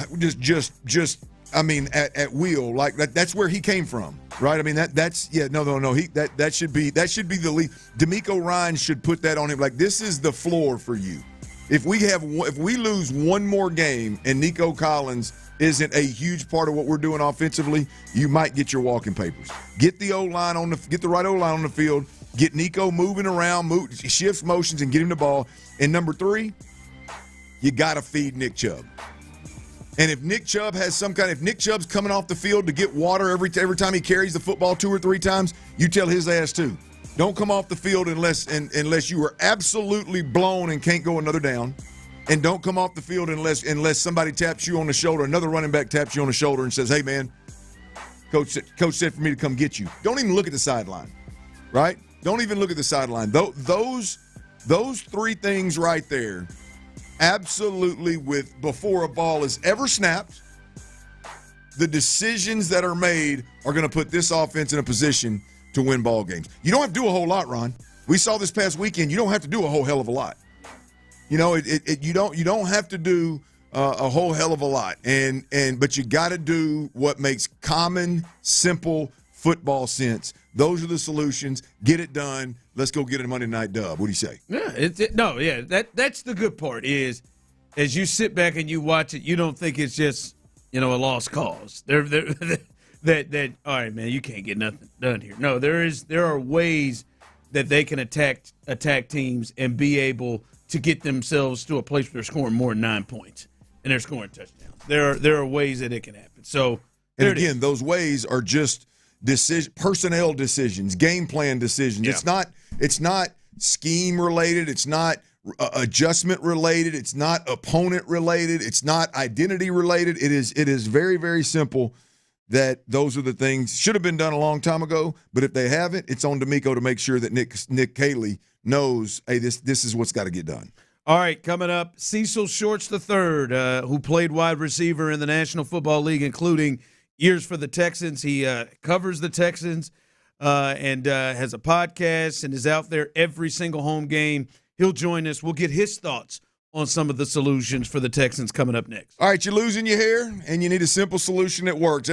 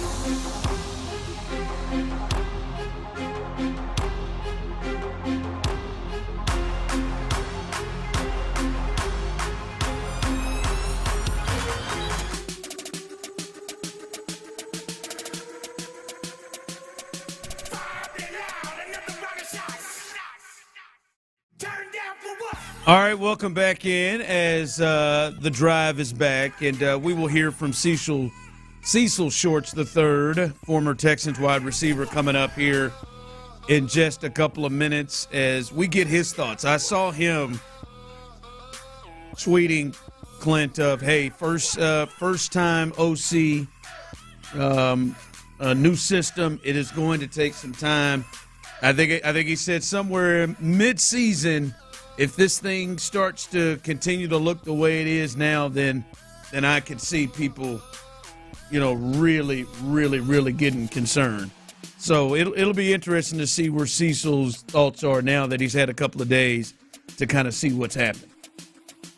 So yeah. I mean, we'll see. I mean, I completely agree that boy, you get to mid-year and we see some of this. Boy, you ain't never lied. I mean, hell, at that point in time, we got to be talking about jobs. Again? So, yeah. Well, I mean, that's there ain't no doubt about that. So, I'm anxious to. I love Cecil's insight just from that receiver position. Seeing the game through a different lens, and obviously having played in multiple systems with multiple coaches and multiple quarterbacks, and so it's always good to get the insight. No question about it. All right. Well, let's go to our guy Cecil Shorts III joins us, and we appreciate you jumping in with us. Clint, earlier in the week, and a lot of people shared it, Cecil said, I don't understand how Nico Collins isn't involved in the offense. There's no Joe Mixon. There's no Christian Kirk. Maybe that has something to do with it, but were you surprised of the level of his involvement in the game plan and in the game on Sunday? Yeah, I was surprised. Like, if anybody needs to get 10 to 12, maybe even 15 targets, especially with Joe was out, it should have been Nico. And I don't care how you do it. It could be screens. It could be a go route. It could be whatever. Feed the boy the ball. He's supposed to be top 5, top 10 in the league. Feed him the ball. He's a bona fide playmaker every single game, every single time, and he's healthy. So give him the ball. So that was a little bit confusing, especially with Christian Kirk being out. You got 2 rookies in there. It's just a younger group overall. I'm like, give that boy the ball. It just didn't make a lot of sense to me, not understanding why. But I did like what I saw from Nick Chubb, and I did think his touches were reasonable for the first time coming out, especially after injuries the last couple seasons. I don't think he's explosive anymore, but I do think he can get the job done until Joe comes back. And if Joe is the old Joe, Nick and Joe can look good together. Then you got a running game to complement Nico and to complement the other receivers. But when you have what you have on Sunday, you got to feed Nico the ball. Like, I expect Nico to get 10 to 12 targets Monday night at the least. Like, he needs the ball in his hands. He is the proven playmaker and the best offensive playmaker you have right now in the squad. Give him the ball. Cecil, I think one of the things that I mean I can stay positive about, because I clearly am on a page of where I think there are like glaring concerns. It's 1 week, but it's glaring concerns of like, man, what are we in for here? But I do think as I look and more I watch the film, particularly on the offensive side of the football, the defensive side of the football is fine. They're going to give us a chance every week, regardless of what gets fixed on offense. But the offensive side of it is, man, I do think it's like coaching decisions, management decisions. Like, they're just a handful of decisions before the game's ever played, before the ball's ever kicked. They're a handful of decisions away from being a significantly better, but a better version of Houston Texans offense. And just that notion or that thought, I mean, are you in that category, or do you disagree? No, I'm with you. To me, I'm on the patient side. I didn't understand not getting Nico the ball, but I'm still patient. I understand it's a new OC, it's a new system. Your number 7 got a lot more responsibility at the line of scrimmage, which I think can be a really good thing for him in the offense. It's going to take a little bit of time, but at the same time, I understand, like, if you really want to be a contender, like you said, it's only a handful of decisions have to be made that you can really be a bona fide top-tier contender. You got to speed things up. Does that make sense? Like, I understand it's new and everything, but I'm not going to wait till week 8 for you to get things right. That's going to be too long. Like, you got to figure things out as soon as possible. And one of the decisions, I think Erster needs to play left tackle and left tackle alone. Like, let the young boy learn left tackle. If you drafted him in the 2nd round and you think he can be that guy, Cam Robinson can play the other side. He's a veteran. When it's a rookie in that building and he has to learn all this stuff, make it simple for him. Make it easy for him. Don't make him switch from one side to the another and then coming back to the other side. No, that's two totally different sides. You're doing two totally opposite things. So I would want him to be on the left side, stay on the left side, make the veteran Cam Robinson go to the opposite side, or somebody else if he can't do it, right? But if Ursa is supposed to be that guy, let him learn left tackle. I understand the versatile part, right? But let him learn left tackle, get really good at it because he has some darn good potential, and let him just stay there and take his lumps and let's just grow from there. But continue to move him from side to side, I'm not a fan of. So I think that's one of the decisions that need to be made ASAP, in my opinion. But I'm with you. They're not far off. We got to be patient. It's just they got to make sure there's a sense of urgency on that side of the ball as well. Well, Cecil, at least you're allowing Cam on the field. Clint's completely out. Clint's out. Well, Cam Robinson even on the field. No, hear me out. I'm with you, Clint. Like, I'd rather have somebody else at that other spot because he's proven time and time again that he's incapable of doing good consistently. So if you show, and that was before you even got here. So now that you're here, you saw week one. I'm the same way. I'm out. I just mentioned his name because that's what happened on Sunday. Well, Cease, for me, look. I don't know if he's injured and playing injured. I don't know if he was sick earlier in the week and didn't recover. I don't know if he's just not ramped up and ready because he missed so much training camp. I don't know if it's just – it seems to be like a lack of interest in really pushing through some things the way that they've been asking him to do. But either way it goes, I mean, whether it's the poor play – or just the simple fact that, like, when I watch Jake Andrews' season, it is you exactly what Cole Popovich and DeMeco Ryans have been preaching. You're getting it. Now he's not the best center in the world, but he's out there flat out getting it. Laken Tomlinson flat out getting it. I believe Titus Howard's doing the best he can at right guard. Ursery, I mean, he's a rookie. He's going to take some lumps. He's going to screw some things up, but he's out there giving it. The one guy to me that stuck out was Cam, and if that your $12 to $14 million man is going to do that. Like, I think it just goes against everything they've been preaching. So I feel like that's got to be the change that's made this week. Well, I tell you what, it was the reason they were shopping him around. Like, there was rumors that he was being shopped around after trade. It was a reason for that. If they're serious about getting guys that are nasty in the trenches and that have this attitude and that going to go after it every single down like the other four are doing, like you mentioned, then they got to get rid of Cam. He doesn't fit the same system. Just watch the film. He doesn't fit the same thing that everybody else is doing. And to me, I just think that's what he's later in the years. I get all that. He's making all this money. I get all that. But if he's not going to buy in, then he got to get out. Cecil Shorts III joining us. And Cecil, I gotta get your thoughts on this, being that you understand this as well as anybody, and especially now I got a quarterback and Clint with me, and you a receiver. What did you think about the passing game? Because you look at it and, you know, Higgins leads the team in yards on 2 catches with 30-something yards. As we talked about it, you couldn't get the ball to Nico Collins. Just the passing game in general was not, in sync, didn't look good. I know Kirk wasn't there, the young receivers. What did you make of what you saw and how that can get better? It's gonna take a little bit of time, but I do expect, for me, they need to take more shots down the field. You got to go more. You have to find ways to. I love the quick game. I love that part of it. I think they did decent in that part. I would even want to see it more of a moving quick game, so more slants, more outs, especially if you're condensed. They had tons of condensed formations, and when you go condensed, to me, and I'll let Clint speak on this. To me, I think some of the errors that CJ had when it comes to protection or seeing the line of scrimmage or seeing the blitzes, when it's condensed and there's so many people inside, I feel like that's harder to figure out who's coming and who's not, or where the pressure is coming from, right? But if you're going to do that, use that, because when you condense your splits, it automatically, the DB backs off. So that means you can have a running quick out route, 5-yard, 10-yard out, and then you can match that with a 10-yard glance route or a 10-yard in. Like, there's things you can do. I wish I would have saw more of.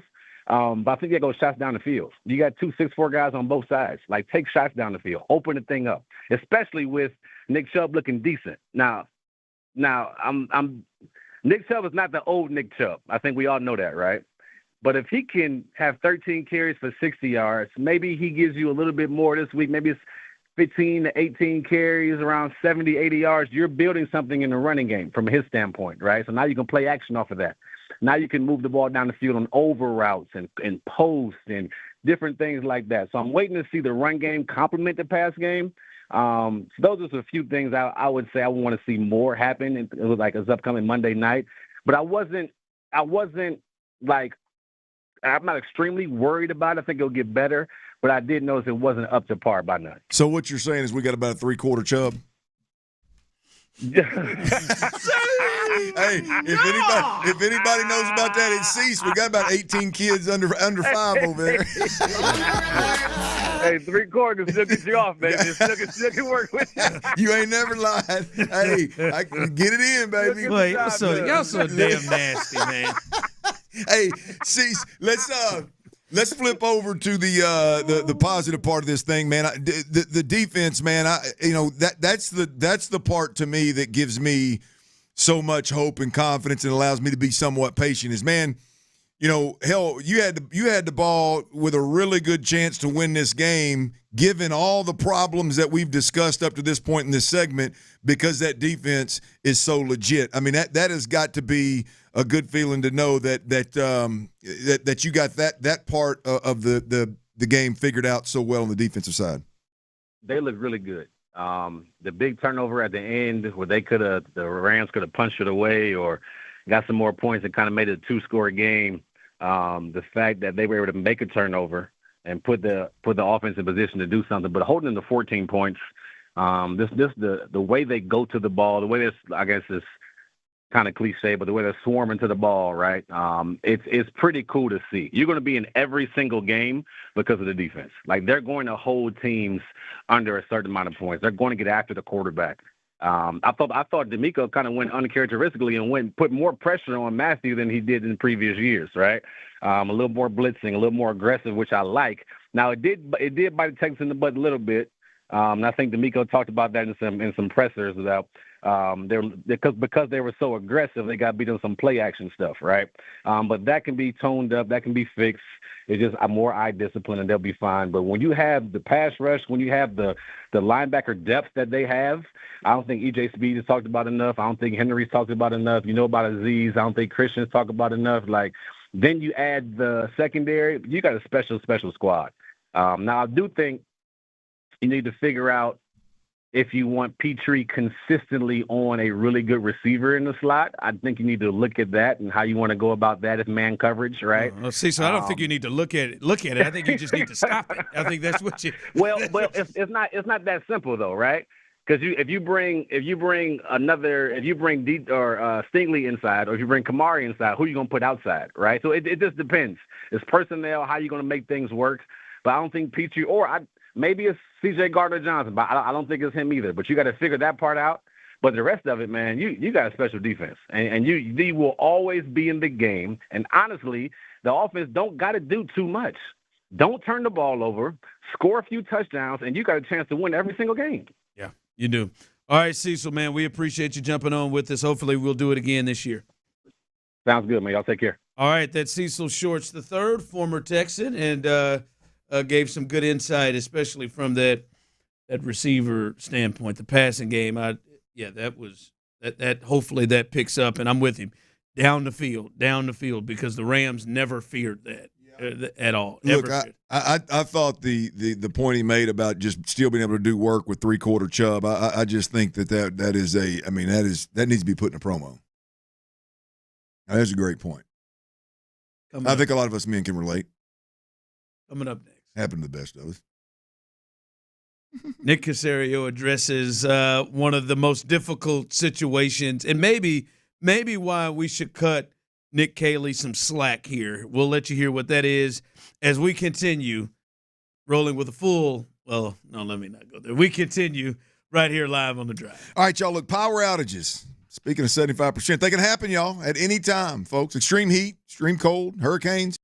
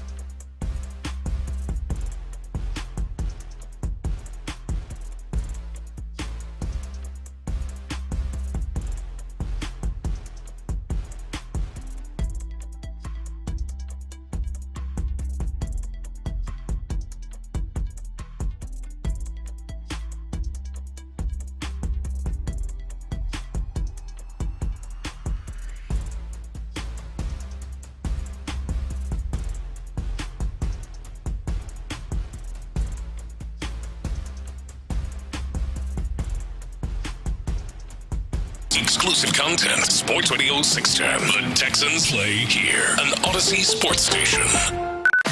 Sports Radio 610 presents The Drive with Stoerner and Hughley.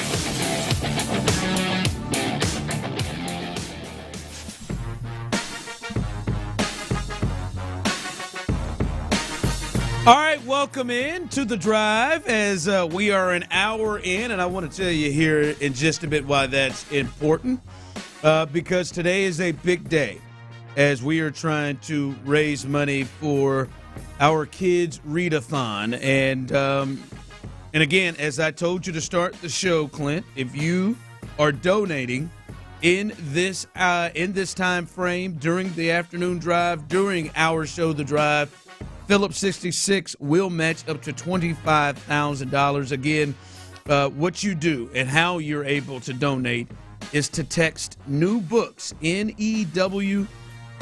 First off, I didn't know Clint was a W.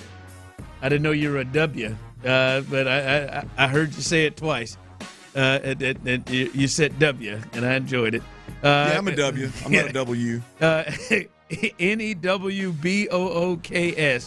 New books, all one word, no space, to 41444. That's 41444. And you can help. And what we're trying to do, 79% of Houston school children are economically disadvantaged, meaning books are a luxury their families just can't afford. And we want to be able to help these kids learn and read. And Clint Tyler, we started the 2 o'clock hour. When it was handed to us, we started at $17,200. We are now in 1 hour up to $42,684. Golly. So talk to them, Drive. Let's do family. it, baby. Let's continue to run them up as we can do this. As Clint will tell you, man, the amount of money, whatever you can, but the amount of money that you donate can go a long way. The Barbara Bush Houston Literacy Foundation, y'all, works directly with the underserved elementary schools in the Houston Independent School District and Spring Branch Independent School District, as well as a plethora of other early childhood learning centers to ensure that students have the literacy resources they need to be successful. Just so you know where the donations are going, the Barbara Bush Houston Literacy Foundation is the real deal. Directly tied to the Houston Independent School District and Spring Branch Independent School District, along with other childhood learning centers around the area. So, just so you know, that's what's going down here, and we appreciate everybody that's donated so far. And like we said last time, we mentioned it, man. Let's run this thing up. Yeah. So continue to roll with us. You guys have been amazing already. As I see another 100 just went through.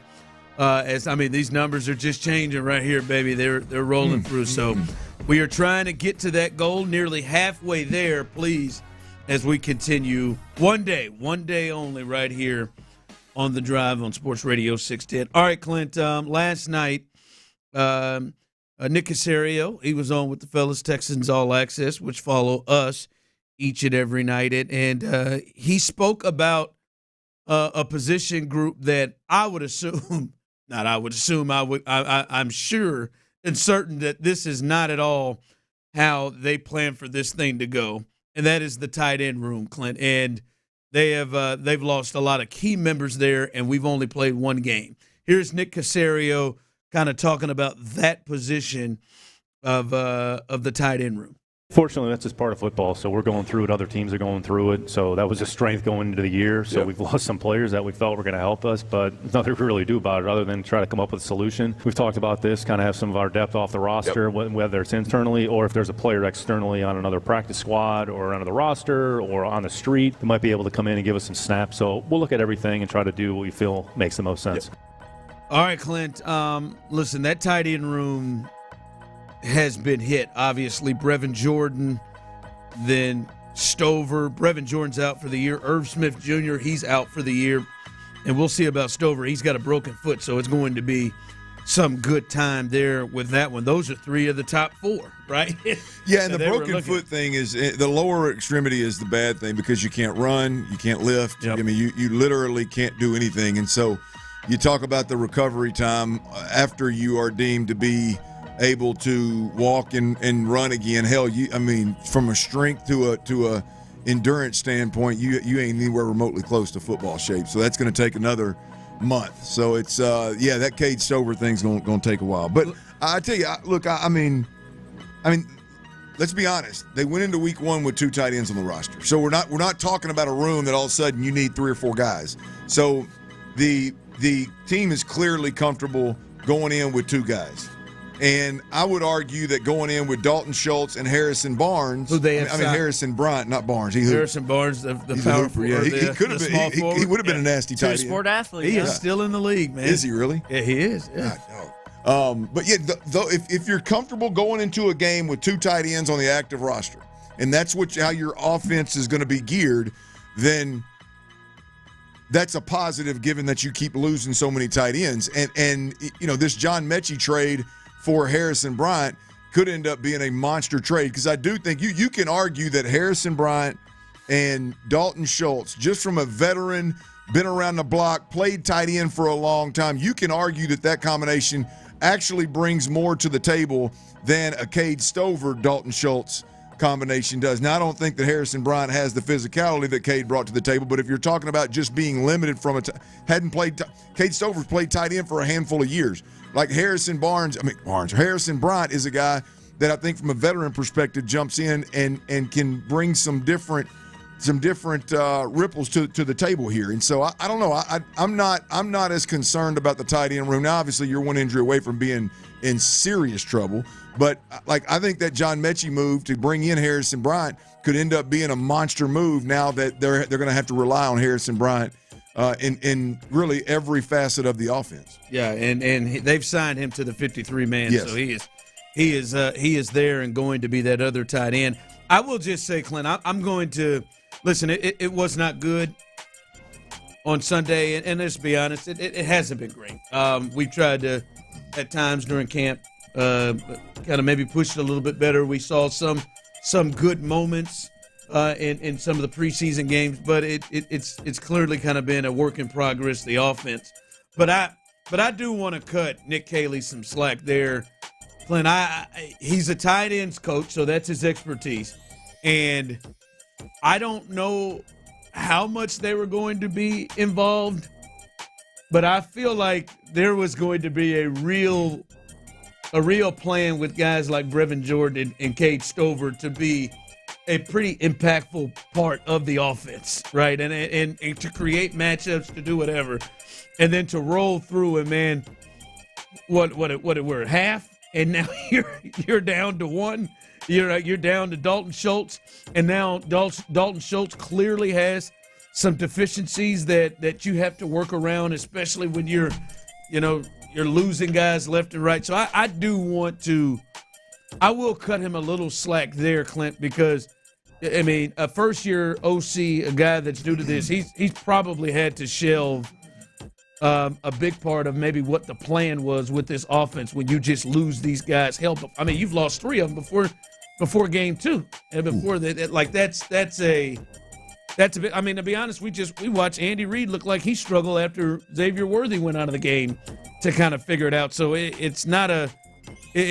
I would at least want to cut him some slack on the thought of like, hey man, you didn't just drop 3 of these guys in what I believe was going to be a big part of the team. We talked about it leading up to it. The tight ends were going to be a major part potentially of the offense. Yeah, I'll cut him a little slack going into this second week. I can't cut him slack for what I saw. Hell, the tight ends were productive. I mean, they were there and not the whole thing, just and should have been more productive. So yeah, I mean, this week, I mean, clearly, just like. I mean, for being honest, there were a couple of spans of Bobby Slowick's sophomore year where he didn't have an offensive line, he didn't have wide receivers, and so cutting those guys a little slack, showing a little grace is probably the fair thing to do. And I think with Nick Caley here, the fair thing to do is with the tight end position in general is to show a little grace. But like I said, I think you're going to be able to roll in there and do really anything that you want to do. I know. If you look at Harrison Bryant, I believe there's and not that this. I mean, this isn't something that just gets you good and worked up. But he does have an O-line background. Before being a tight end, I believe he was a tackle. And so, I mean, there is a background of technique and pass protecting and run blocking and this and that, being more physical. So you are talking about a guy that's not only a veteran, but he has he has what you have to have in a number 2 tight end, which is the ability to put your hand in the dirt, the willingness to block, the willingness to be physical. Like, you got to have that counterpunch to Dalton Schultz, and I think Harrison Bryant's going to bring that to the table. So we should be okay. And as I said, you could argue they're already clearly comfortable going in with 2 tight ends, which I don't like. I don't like that at all. But they clearly were okay with it. They were comfortable. They were forced to, because Brevin Jordan would have been playing, right? Brevin Jordan would have been. Brevin Jordan would have. But I mean, I'm just talking about going into a game. If you're going to use a lot of 12 personnel, which most offenses today do, boy, to be one injury away from taking that completely out of your playbook and handcuffing your rookie play caller is a suspect decision, especially when, on the other hand, you're going to get 4 different running backs touches early in the first half. Like that, it doesn't seem like those were great decisions, but they're clearly comfortable going in with that. And you can argue that a veteran that's been on several teams that has played the position for a while with an O-line background, you can argue that's probably a little bit more OC friendly than a young guy that hadn't played a whole hell of a lot. Yeah. By the way, the Rangers are about to win. Shout out to the text line. And if they do that, they will pull to 2 games back in the division. The Astros are doing exactly what I hope they would not do, which obviously is let the division tighten up. But they're going to make the head-to-head matchups the rest of the way that they're going to make those be do or die, and they're going to make those last, what is it, Angels and A's? Yeah, that's who they finish up with. They're going to make those be, I mean, have to be sweeps in order to win. They're going to put the, well, I don't know what they're going to. They have. I mean, they're making those games. They're going to make this thing so much tighter than it should be. Yeah, they still got 6 left with Texas and Seattle to the rest of the way. So yeah, that's got to be the thought of both of those teams, Seattle and Texas. Is can we stay in striking distance so that the head-to-head matchup, if we win it, like we either jump them or we get tied or get close. That's got to be what their thought process is right there. Tyler, man, you ready? How you feeling right now? It's Wednesday. It's Hump Day. How you feeling about the Aggies? I saw them as a 6.5-point underdog going into South Bend. Beautiful campus, by the way. You feeling all right? You feeling good? You're 2-0 going into this 16th ranked team. You feeling good? I'm feeling really good, which scares me, to be honest with you, now that I'm like evaluating these feelings and emotions within me when you ask me that question. But I'm feeling good, dude. I'm feeling almost too good to be a fan of the maroon and white. What is it that makes you? Say, are you feeling good for him? Are you feeling good for him, Clint? Seeing the big jump. Right? Seeing the big jump from Marcel Reed from jump in this season, and then from first game to second game, Marcel is balling out. I think the world's about to find out who this Concepcion fella is at wide receiver, the transfer. That dude's a baller. And Mike Elko and that big old belly of his. I got a lot of faith in old Elko. I already had a lot of faith in Elko for the Texas A&M Aggies, and then I started watching this SEC Netflix show. And it wasn't no 3/4 chub, boys. Full-fledged, full-fledged for these Aggies. And Robber, huh? Yes. Tell me why I'm wrong, Clint. I was seriously asking because I have not watched much of any. I did watch a little bit of their game 1. You guys are a lot like Arkansas. That's the quarterback position I'm talking about. Is you've got a guy that could be. I mean, if he comes into his own, the dudes could be in a damn Heisman hunt. Yeah, lightning in a bottle possibilities. But I just don't know where to go until you see them against. With A&M, obviously it's a top-ranked defense, and hell, Arkansas's got them next week, so or 2 weeks from then. Anyway, it's. We need to go to that game, man. Oh, I believe I will be going. That's the Hall of Honor weekend, Chief. Yeah, are you talking about A&M or are you talking about Notre Dame? Aggies going up to Arkansas. They got to be in Fayetteville. Yeah, no more neutral site. Who are these 2 wins against A&M? Not UTSA. Yeah, UTSA and somebody terrible last week. Yeah, I watched the whole game. Was it New Mexico? I can't remember who it was, but we've Notre Dame's only played once. They played at Miami, obviously, and they were in that game and and could have won that game and played right along with the talent that they have in Miami. So I don't think the talent thing will be something.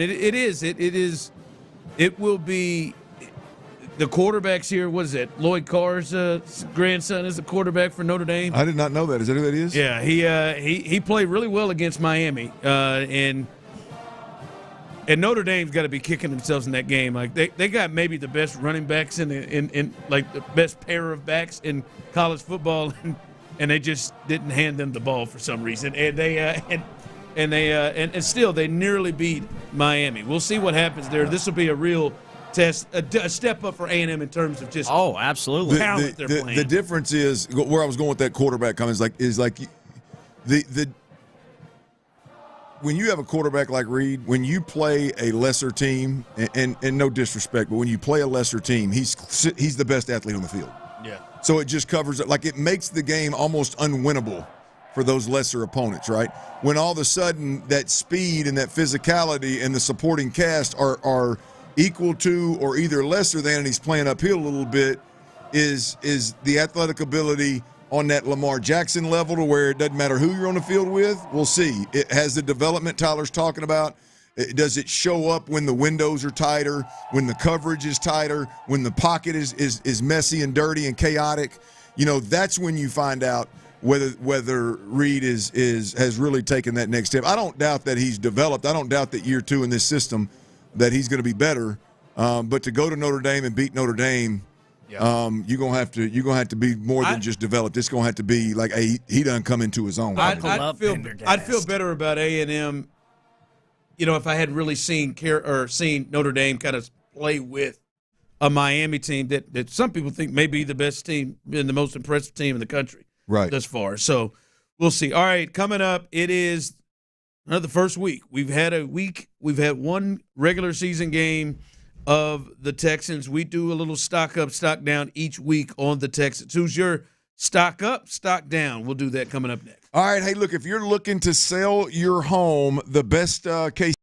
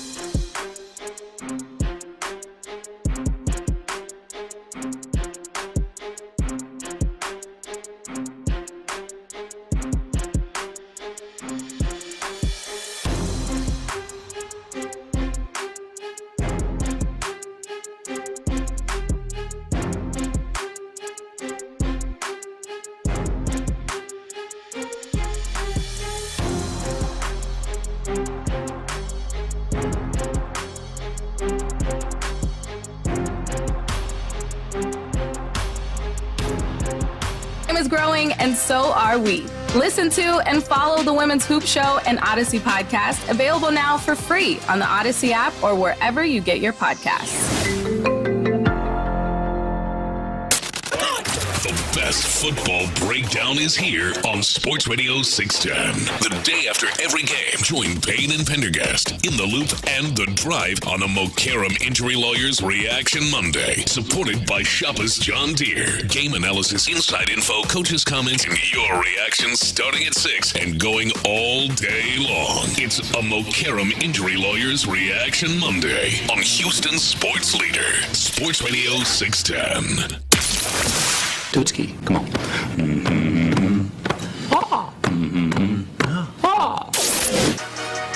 Every football season brings highs.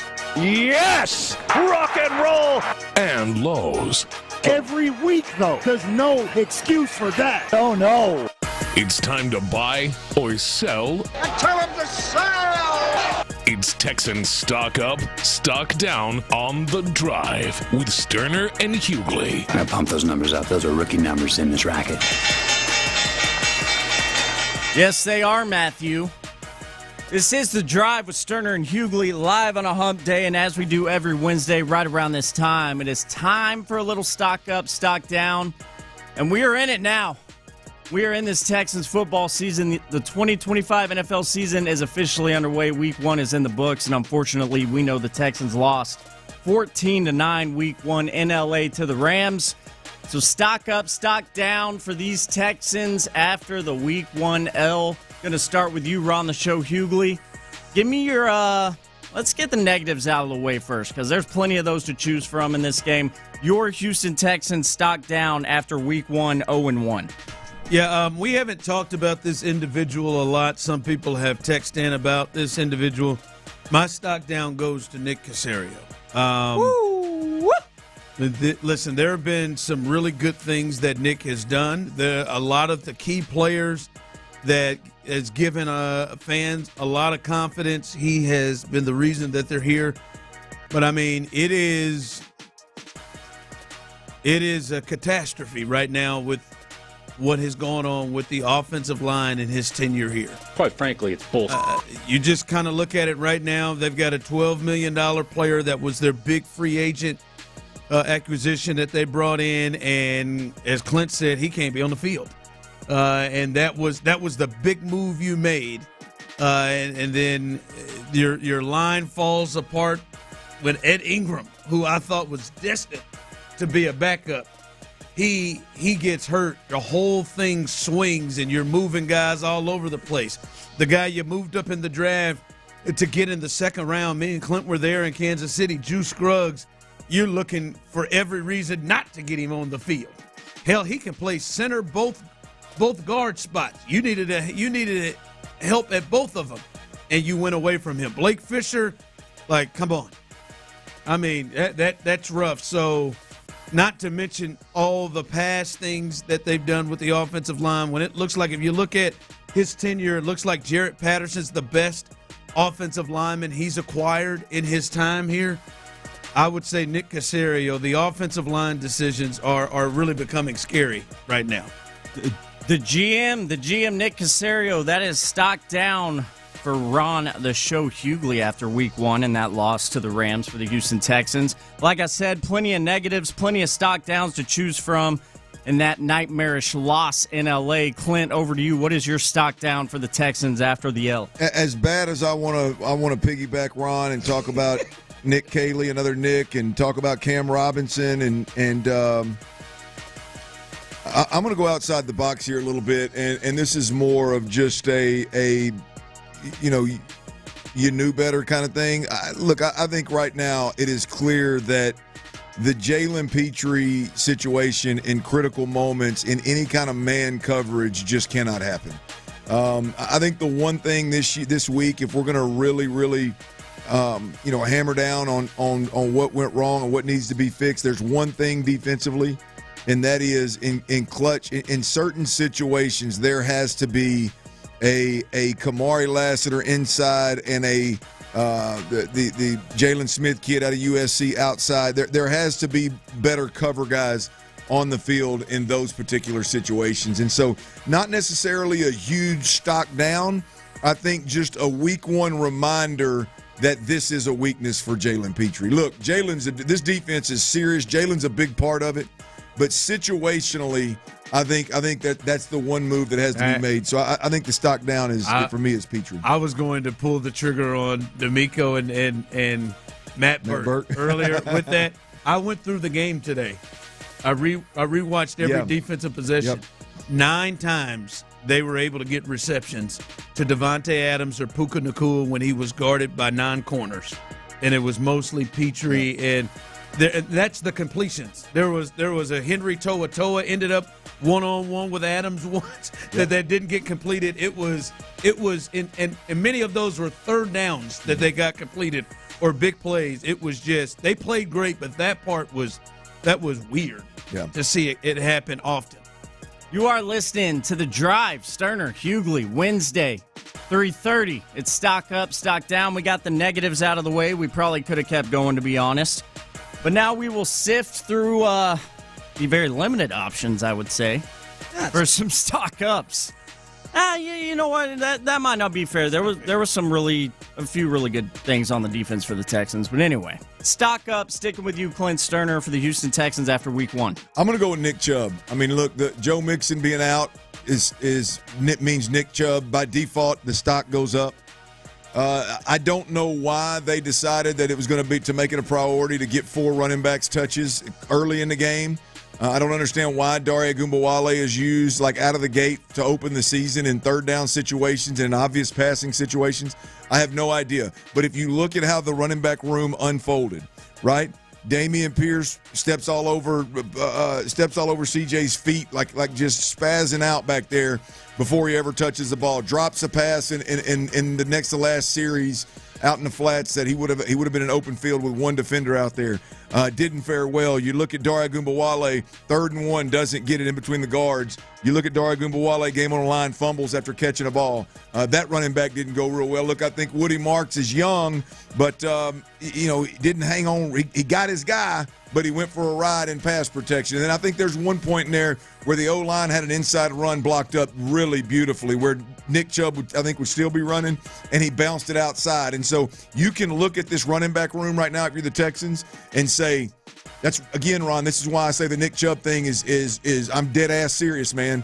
Like there's no way around him getting 20 carries this week. Has to happen. He has to be the bell cow for this week. And if you run his legs off, you run his legs off, but he has to be the bell cow. Nick Chubb's stock has never been higher. Well, Clint Stoerner was able to find one. It's been higher. It's been higher. As a Texan. Sure. Clint Stoerner was able to find one. Can Ron the Show Hughley find a stock up after week 1 for the Houston Texans? Stock up, Ron. Hell yeah, there are a bunch of them. I'm going to go with Henry Toa. Listen, he may be the least talented of the 4 linebackers you look at it that would be inside linebackers. He may be the least talented of it when you look at the speed and athleticism of guys like E.J. Speed, who's done it before in this league, Christian Harris. Those guys combined for an 8 snaps, and a lot of it is due to the play of Henry Toa. All right, he damn near knocked Puka Nacua out of the game. He is bringing the lumber every time he arrives, and Clint, you were one of the first to say it last year. There have been improvements year in and year out with Henry Toa here the last couple of years, and his coverage skills. Listen, I don't blame him for getting left out in the middle of the field with Devontae Adams, but I mean he did all right. They picked up a flag on him that I thought they were going to throw on him, but I give it to Henry Toa. He has really come up. I thought his job was gone this year, and he was going to be a backup guy, but he has stayed on the field. So shout out to Henry Toa. He's played really well. That's a good one. I'm a big fan, man. He has played well. He remade his body. Which you could see in his game, and it looks like he's come back after doing that and having a hell of a year. Come back in even better shape, and is definitely what DeMeco Ryans wants at that linebacker position. So yeah, I'm with you. That's a good one, man. The stock is Mr. Dependable right there in the middle. There it is. All right, coming up, we will let you know lineups are out. We'll let you know what the Astros are going to look like tonight, and maybe there's a move. There's a decision that Dana and Joe Espada maybe need to look at with this team going forward. We'll discuss that coming up next. Hey, y'all, we got us a first-place baseball team. Don't know how long that's going to happen. And we got us a game on Monday night. And Underdog Fantasy is the best place to make picks and win money all season.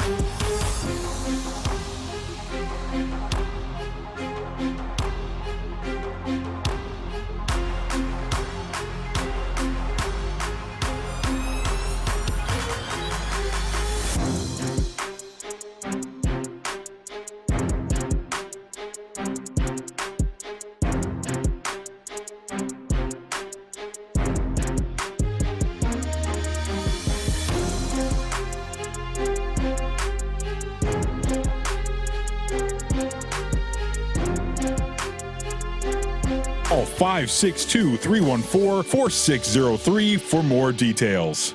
Welcome home. Live from the Mokaram Injury Lawyers Studios, Sports Radio 610 presents The Drive with Stoerner and Hughley.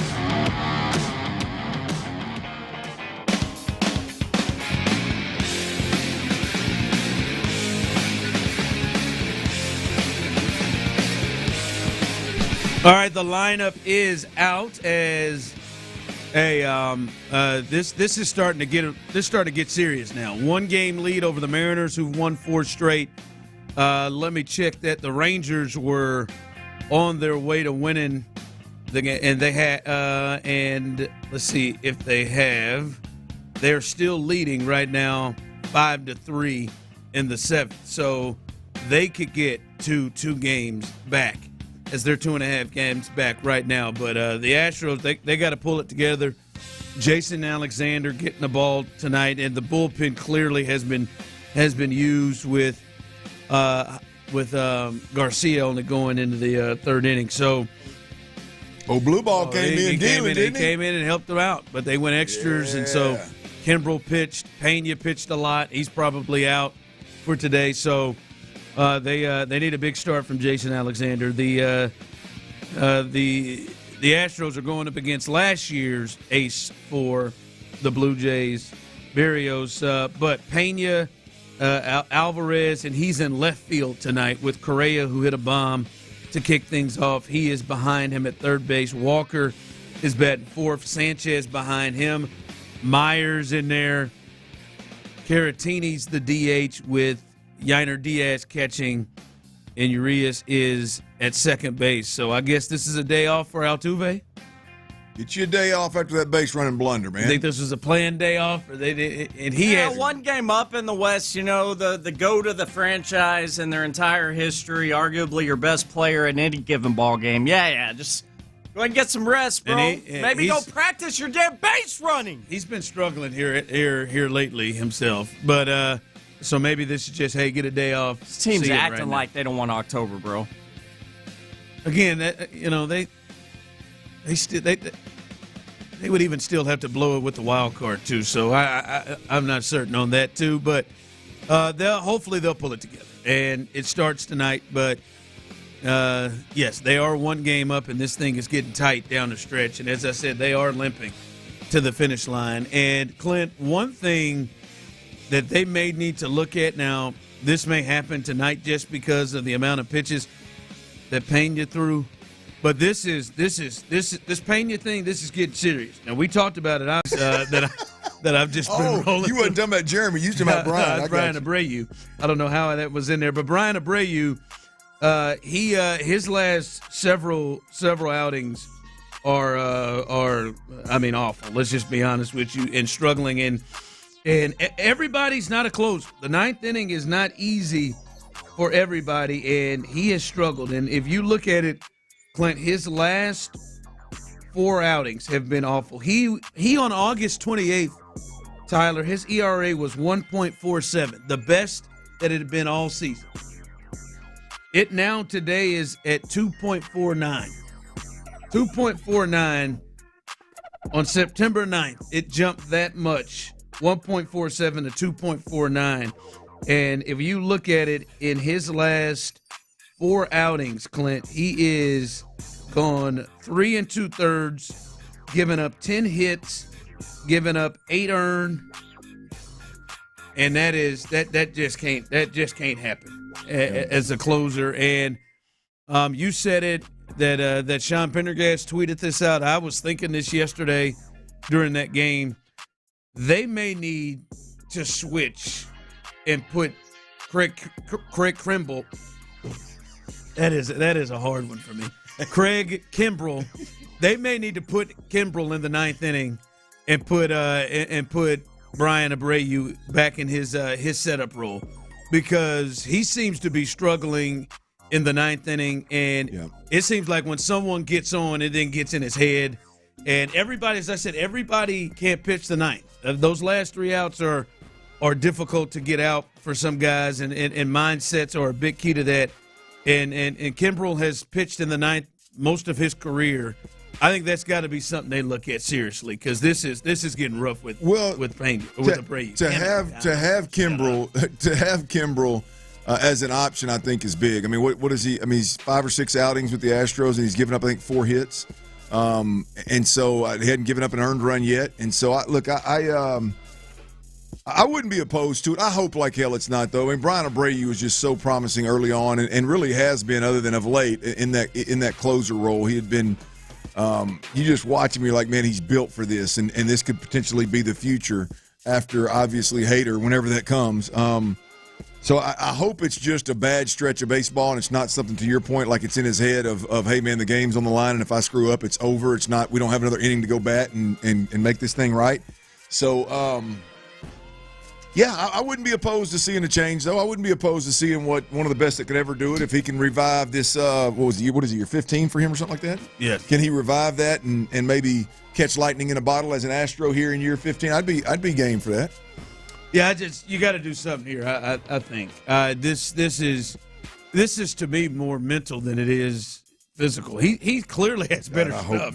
hope not. I'm just talking about the inning. Like they keep going in there.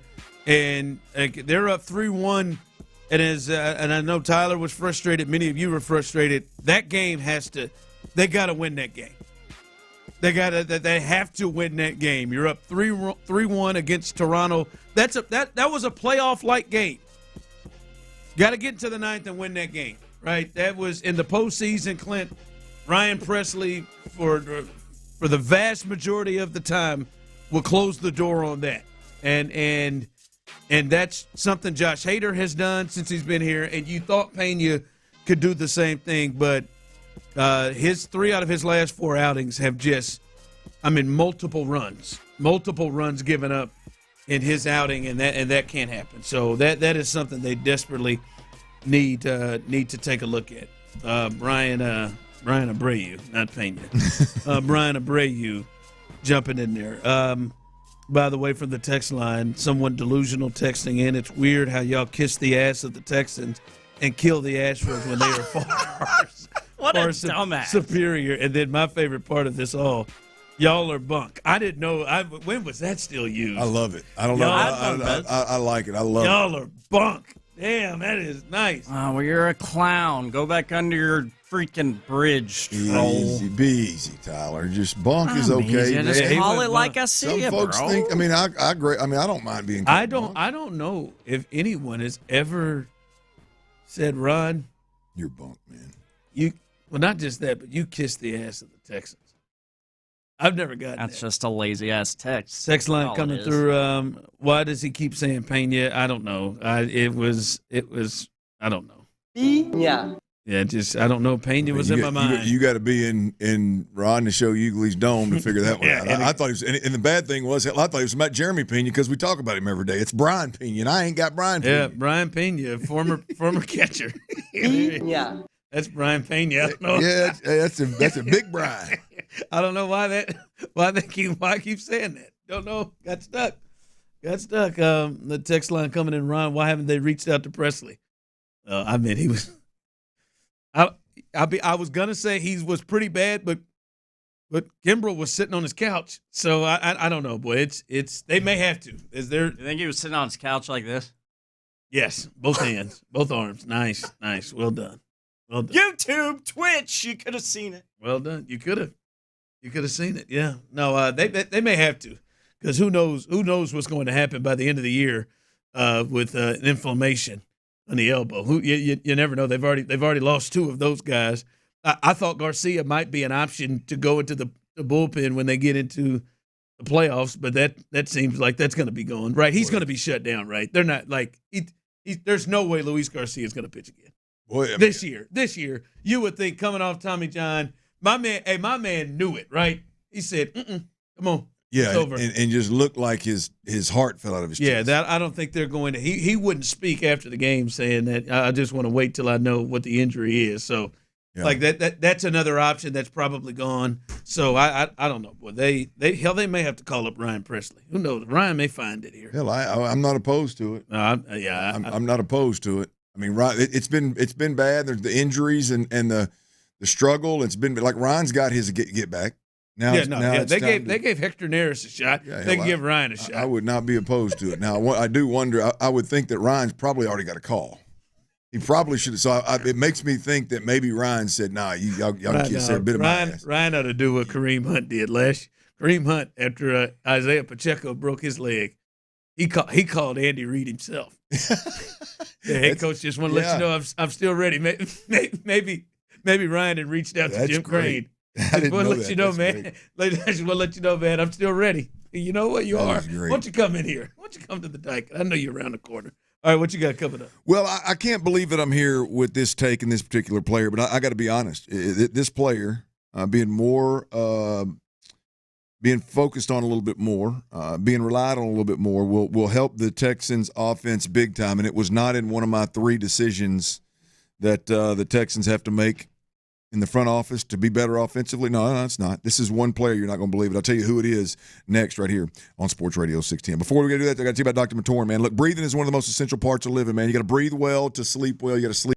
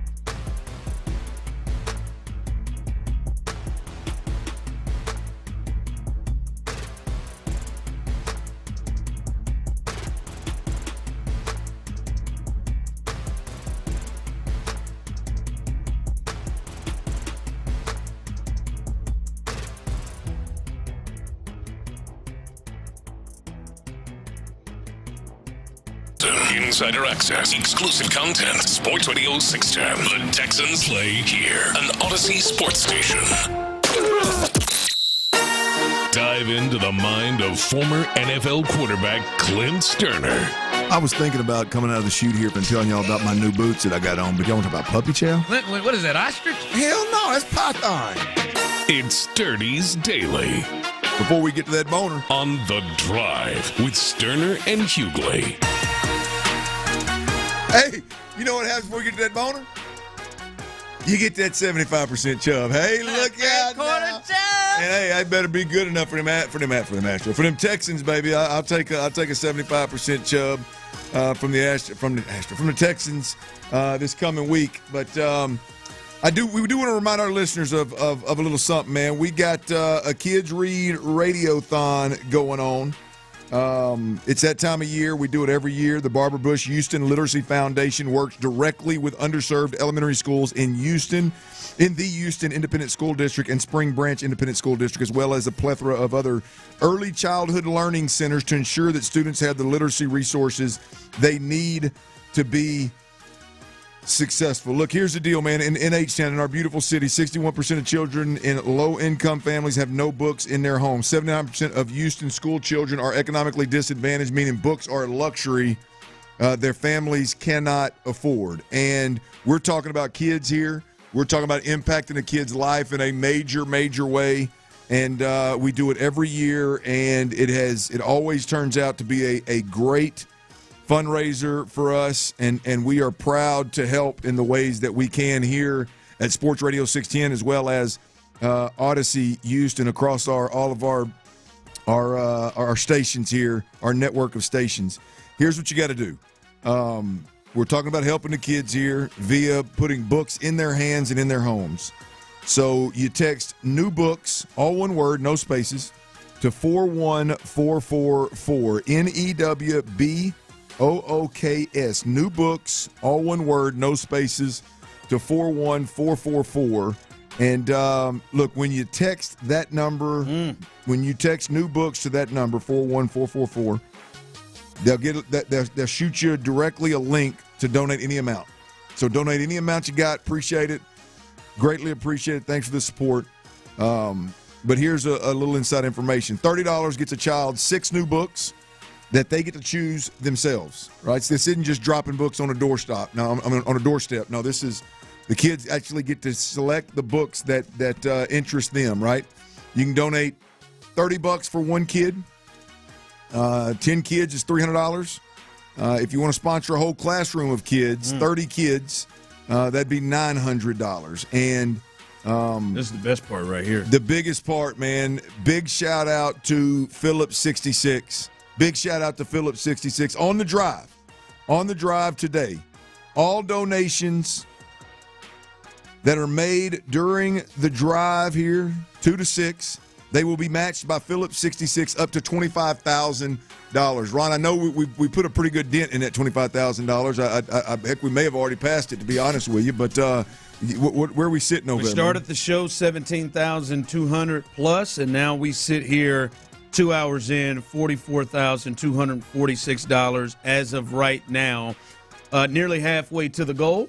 And you can keep donating. And like you said, our good friends at Phillips66 will match up to $25,000. Yeah, as you said, man, we that is shot, but that don't mean you don't have to not continue to donate to help out people. We do it every year, and it's always such a great cause. Well, I think we do a lot of different promoting, educating, whatever you want to call it, but and we always get bullet points of stats or information, data to share, and it, to be honest with you, a lot of it doesn't always cut through. If this kind of stuff doesn't cut through to you, I don't know if you got a heart, man. Look, this is one more point that they make here. Children who do not read proficiently by the end of their 3rd grade are 4 times more likely to drop out of school. Right? Low literacy rates impact all of us and have been linked to community metrics such as crime rates, unemployment, poor health, and much, much more. But that beginning right there, man, if they're not reading proficiently by the end of 3rd grade, they're 4 times more likely to drop out of school. That's what we're trying to change here, and we're trying to do it via the Barbara Bush Houston Literacy Foundation, the Houston Independent School District, the Spring Branch Independent School District, and H-Town Stand Up one time. I mean, we always do. Greatly appreciate everybody that's already donated. If you hadn't, please consider it. And let's drive this thing north, man. Get this thing up to as much as we possibly can. I'm Clint Stoerner, alongside Ron Hughley. That is Ron the Show Hughley, and that's T. Mill, Tyler Milner behind the glass on the ones and twos. And guys, look, it was a rough outing for the Texans. It was a frustrating. It's one thing to lose, but it was a frustrating loss, right? And we spent a lot of times talking about what we saw that was negative, and I got to bring a few things to the table. There's no doubt. I've made it very clear over 2.5 shows this week already that there is zero excuse not to feed Nico Collins last week, and damn it, if it didn't shine a bright light on it after what we watched last week, there damn sure is not a bigger time to absolutely feed Nico Collins, right? Continue getting production from Watson and Higgins. They got some decent production out of Watson. I thought it was going to be Jalen Noel. I thought Noel was going to be the one that was more targeted. He seemed to only get that one screen on a third down and long. Yeah, and it turned out to be Watson. Watson went out there and had some catches. I think he had one drop, but he actually got interfered with. So he caused a couple of penalties from that late character. I thought Higgins. Had a couple of big catches. I think he for some reason Higgins looks almost timid to me out there, like he's kind of thinking a lot, and he's not really. Which is he's a rookie. Yeah. It's not crazy, not uncommon for that to happen. I tell you what, Nick Caley ran him down there like Bobby Slowick used to do, ran him down there, and 21 personnel was trying to run a power run with him off the edge, and that safety blew his ass up and laid him on his back, and it was one of them we might not want to do that again. Welcome in, Davey. Well, everybody out here talks about it, compares him to Nico Collins, and I'm like, no, go look at him. And it's just like Nico's a grown-ass man. This fella here got some filling out to do. And so I don't know if I would suggest you do that much more, but again, you feed Nico, you keep getting production out of Watson and Higgins, and even, if you can get Noel going. I think Noel had a high corner route versus man one time that I can't believe that CJ didn't throw up. I can't remember if he got pressured or not, but Noel is a guy that they can rely on. Noel is a guy that'll end up making some plays for him, and to be honest with you, he may make some plays over the top. So keep your eyes on him, but keep doing all that. Ron, I can't believe I'm going to say this, man. CJ has to look for Dalton Schultz, man. The $12 million man. I got to tip Dalton my cap. Schultz? I got to tip my cap to 12 milli. I got to tip my cap, man. He's not the most physical human being on Sunday afternoon. He was not, but he's at least trying. But I'm gonna tell you, there are, and I noticed this last year in some film. You and I talked about it. I noticed it in training camp this year. He's open a lot, man. He's open a lot. He's available a lot. And there were moments, as you said, last year I was thinking that there were moments last year where he bypassed him to go other places. Yeah, and I chalked it up to, hey, this whole aggressive, stretch the field kind of mentality. So you look up and we're trying to stretch the field, throwing into crowds, and Dalton Schultz is running a whip route, and he's wide. Ain't nobody within 10, 15 yards of him. He's wide open. And now that's what you're supposed to be looking at. Yeah. I mean, I think and look, that right there didn't necessarily happen this week. It wasn't that obvious, but I do, right from jump, the ball he throws and sails over Nico's head the first time, the 50-50 ball that he threw in the bench area. I mean, if you just look at how that thing unfolds, and hell, CJ told us they were playing a lot of shell coverage, playing a lot of cover two. Well, they do that in the middle of the field. Dalton Schultz is running an in route with outside leverage, and he just gives a little head nod and turns in there, and that's candy from a baby type of easy for CJ Stroud. And the coverage dictated you go there, and he didn't. Like I don't know, and I'm not saying it's personal, but like there's something there where I just believe that really right behind feeding Nico, if we're talking pass game, when you're not feeding Nico, like plays that aren't designed to specifically take you to Nico, like for him, they're 12 packages, like they're his. Like you've got to look for Dalton Schultz more. He has to, man. Again, he's open, he's available, he's very good at the top of his routes. I know that's one thing the tight ends have been working on. Nick Caley, DeMeco Ryans, they all rant and raved about how Cade Stover had gotten better there. But, man, the film will tell you that Dalton Schultz is open. Dalton Schultz is a guy that makes himself available. He's quarterback friendly.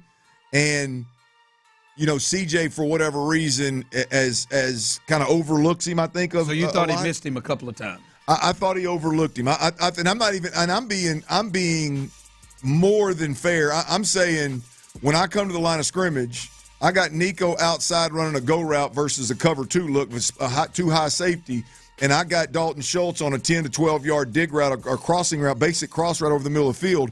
Everything – the outside leverage on the tight end, the 2 high safeties, everything says do not throw the back shoulder, and everything says work the middle of the field, and you choose to throw the back shoulder into the stands. Now, he may have got, confused, or he may have not seen it or whatever, but bottom line is I think he's got to find him more, Ron. I think with the tight end room the way it is, with Christian Kirk and Berrios out, I think there's a lack of options for C.J. Stroud. And I really do believe this. I believe that the feed Nico thing makes this team significantly better.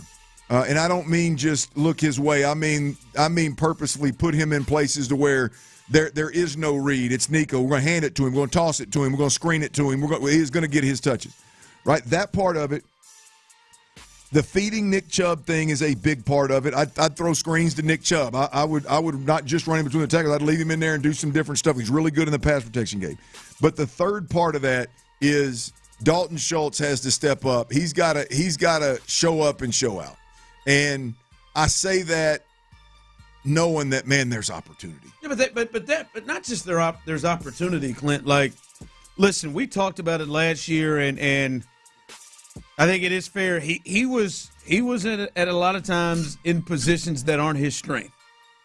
From a pass protection standpoint, sure. Yeah, and let's just be honest, like, he's a tight end. He's probably going to be asked to be a blocker. It's something like sure. It's going to be, but obviously it's not his strong point. But the reason why he got paid, as we talk about the money he got paid and the $12 million a year, is because he is one of the better pass receiving tight ends. Right? That's why you went and paid him the money you paid him. Right? Maybe not total package. But in terms of running routes and being a receiving tight end, Dalton Schultz, that's why you paid him the money. And to me, he's got to be a part of the game plan, right? He's got to be. It's not just a, hey man, you should look at him a little bit. No, he's got to be one of the go-to guys. He's making as much as anybody over there. He's got to. He's the closest thing to the quarterback, especially with Christian Kirk out. He's right there in your hip pocket every single snap. You've got to get that chemistry back with him. I don't know if it's a product of, hey, man, we've had Tank Dell, we've had Steph Diggs, we've got Nico Collins, we've got Joe Mixon, and Dalton Schultz kind of got lost in the shuffle or what. But we've got to get back to that offensively.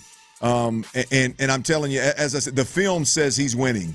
The film says there's throws there to be made. And CJ made a couple of big boy throws to him and in tight coverage and and that stuff still has to happen. But there are easy layups that I think CJ is working somewhere else. And they got to figure that out. But Dalton Schultz, look, I thought the film showed well for him this week, and I think that is a big part of the way that this offense can get back on track. More Dalton Schultz. Look for Dalton Schultz. This offense needs it.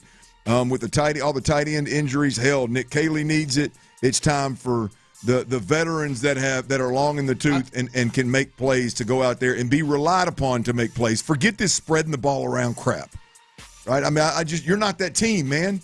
You're not that team. You don't have Tom Brady. You're not. You are. This is 2025 NFL.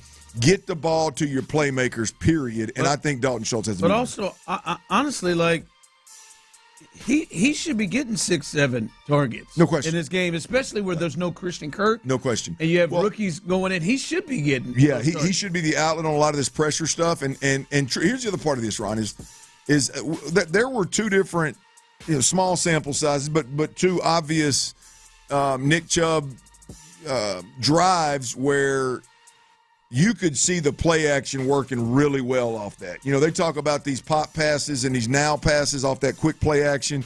he could be a huge factor in that. And if you can get Nick Chubb downhill the way that he was a couple of times last week, and you don't have to do it the whole game, you have to have 100 yards, but when you get that rolling on a drive the way like we saw last week where it's 2 or 3 runs in a row, and then you hit him with that token fake and you pop Dalton Schultz right over the top of those linebackers or in a seam between a linebacker and a nickel defender, man, that is now you're dictating to them. Now you're counterpunching in a deadly manner, right? So that Dalton Schultz just has to play a big part of what CJ's got to understand. Dalton Schultz is going to play a big part in his ability to survive. You know, that's the reality of it. He's out there every play. He sees the game through the quarterback's lens. He's closest to you when you're getting pressure like that. And like I said, the film shows he's available. So we'll see. I'm there with Dalton Schultz. I was extremely frustrated last year. I think he showed well this week on film, and hopefully he can keep it rolling. All right, as we continue, we'll get you caught up on the latest news with the Astros. Lineup is out as they take on the Blue Jays to try to that's a good thing about baseball. The next day, you got to come back out there and you can try to wash off that tough loss last night. But speaking of last night, there is an update on Luis Garcia. We'll have that for you when we return right here live on The Drive. But before we do that, hey, fellas, if you're anything like me.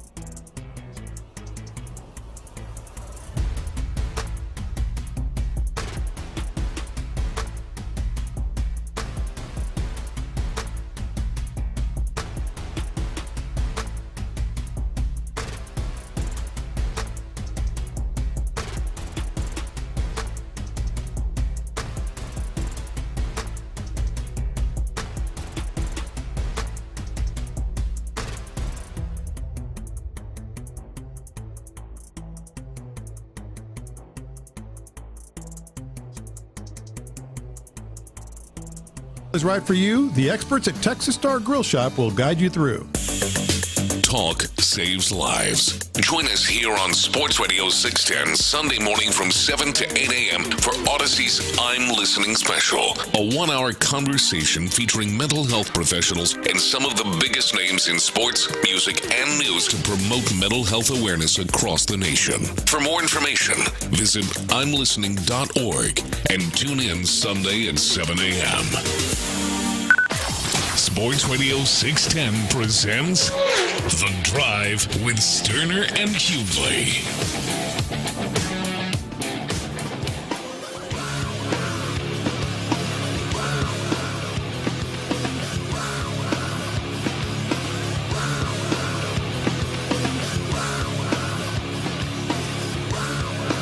All right, welcome back in as the drive continues. Remember, coming up here at 4:40, we will hear from our guy. It is Wednesday. That means Brandon Scott joins us with his Texans report. And should hear a lot from him. And I saw him send some tweets out. I drank. He said he drank a little bit too much Kool-Aid.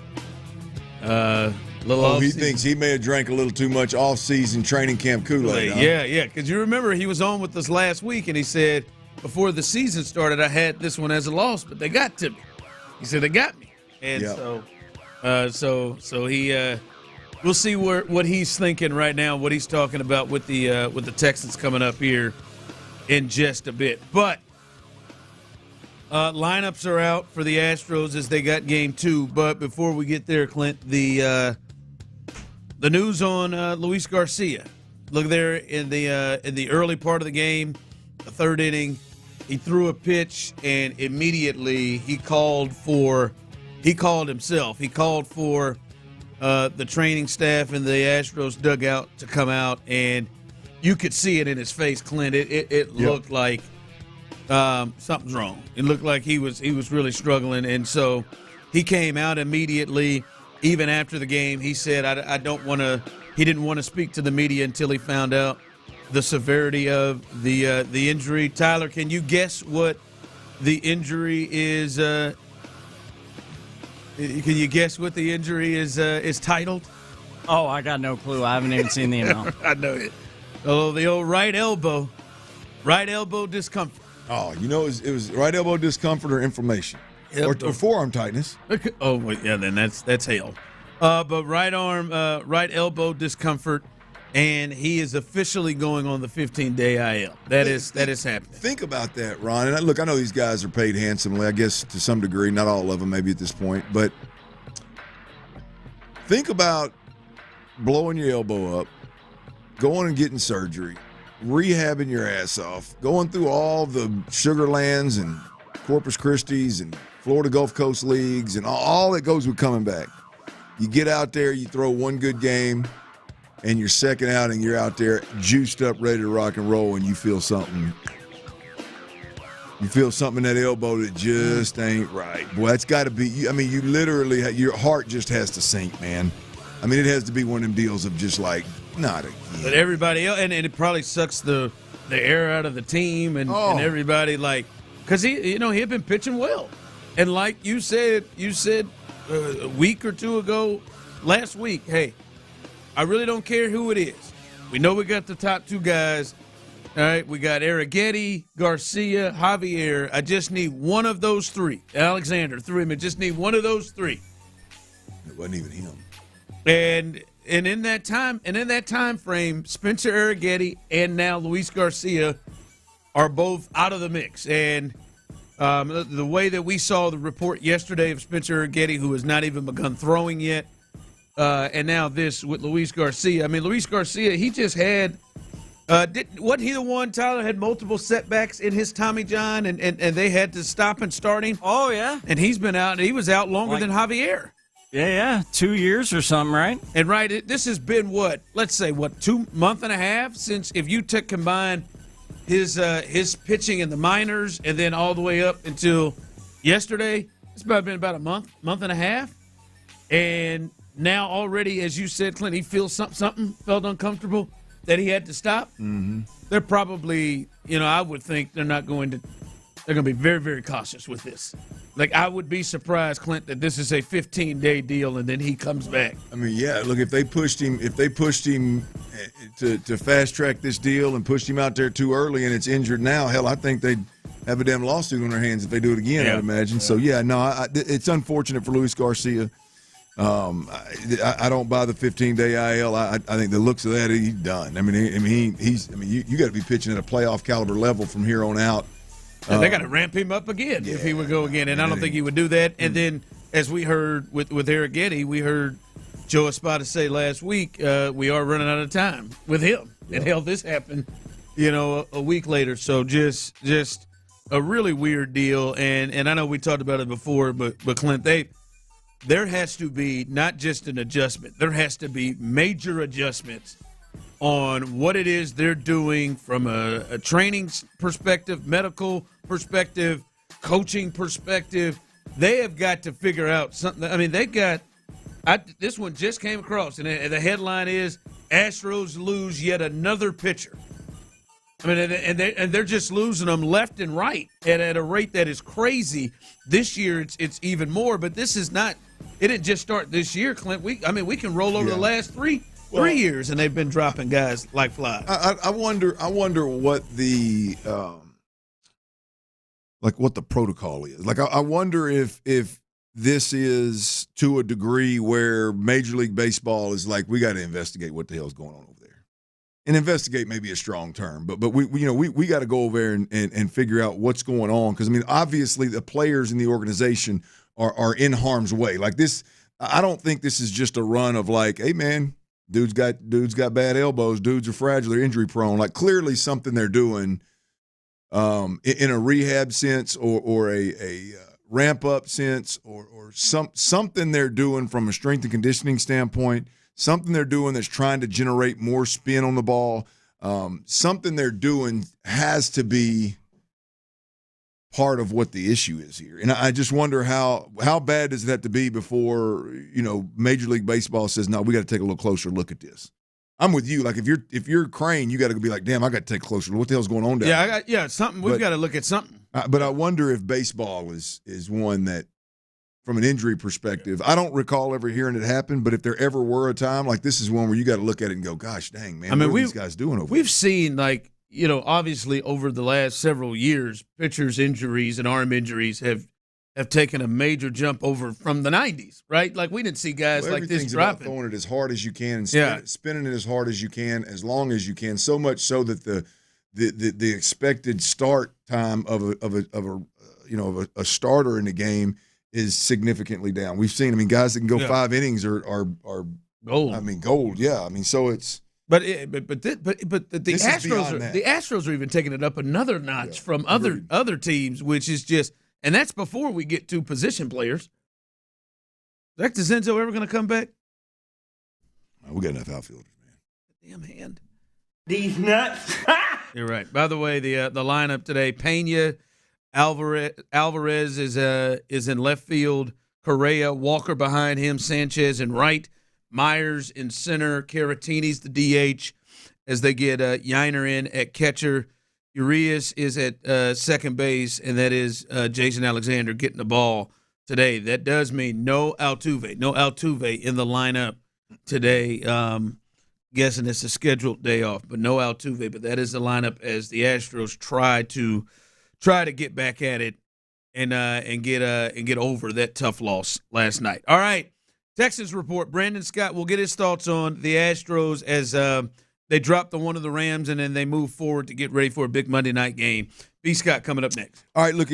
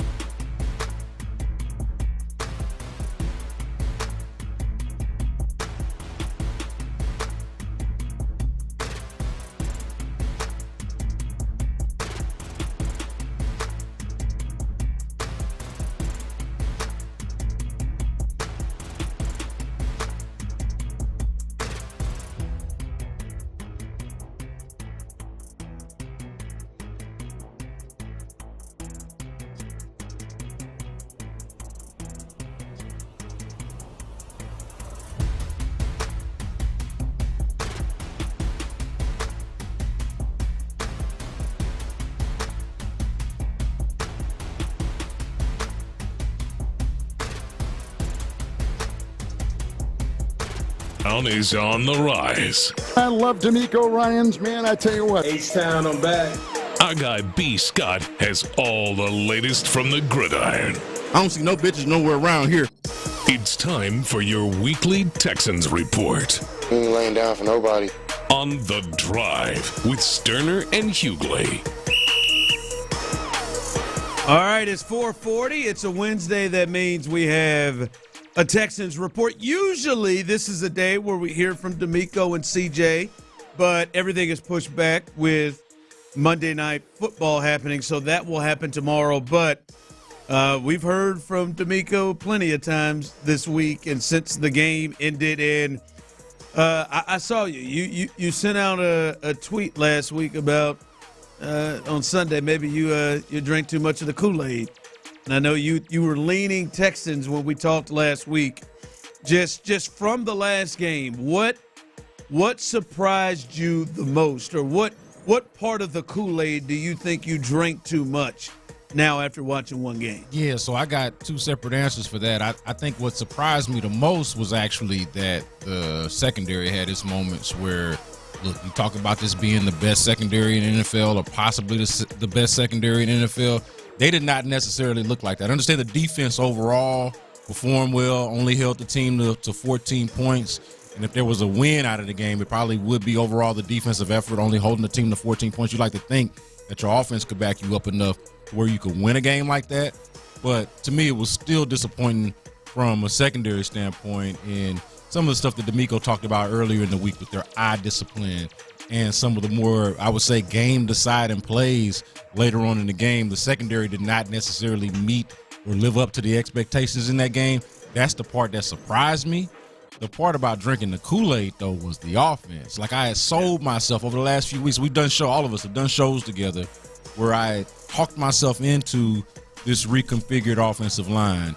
I had talked myself into the physicality, some of the stuff, Clint, that you talked about when we first went out there to training camp and kind of could see them establishing this new brand of football of, hey, everything's going to start up front. We're going to run the football. It's going to be a kind of more of a physical football team.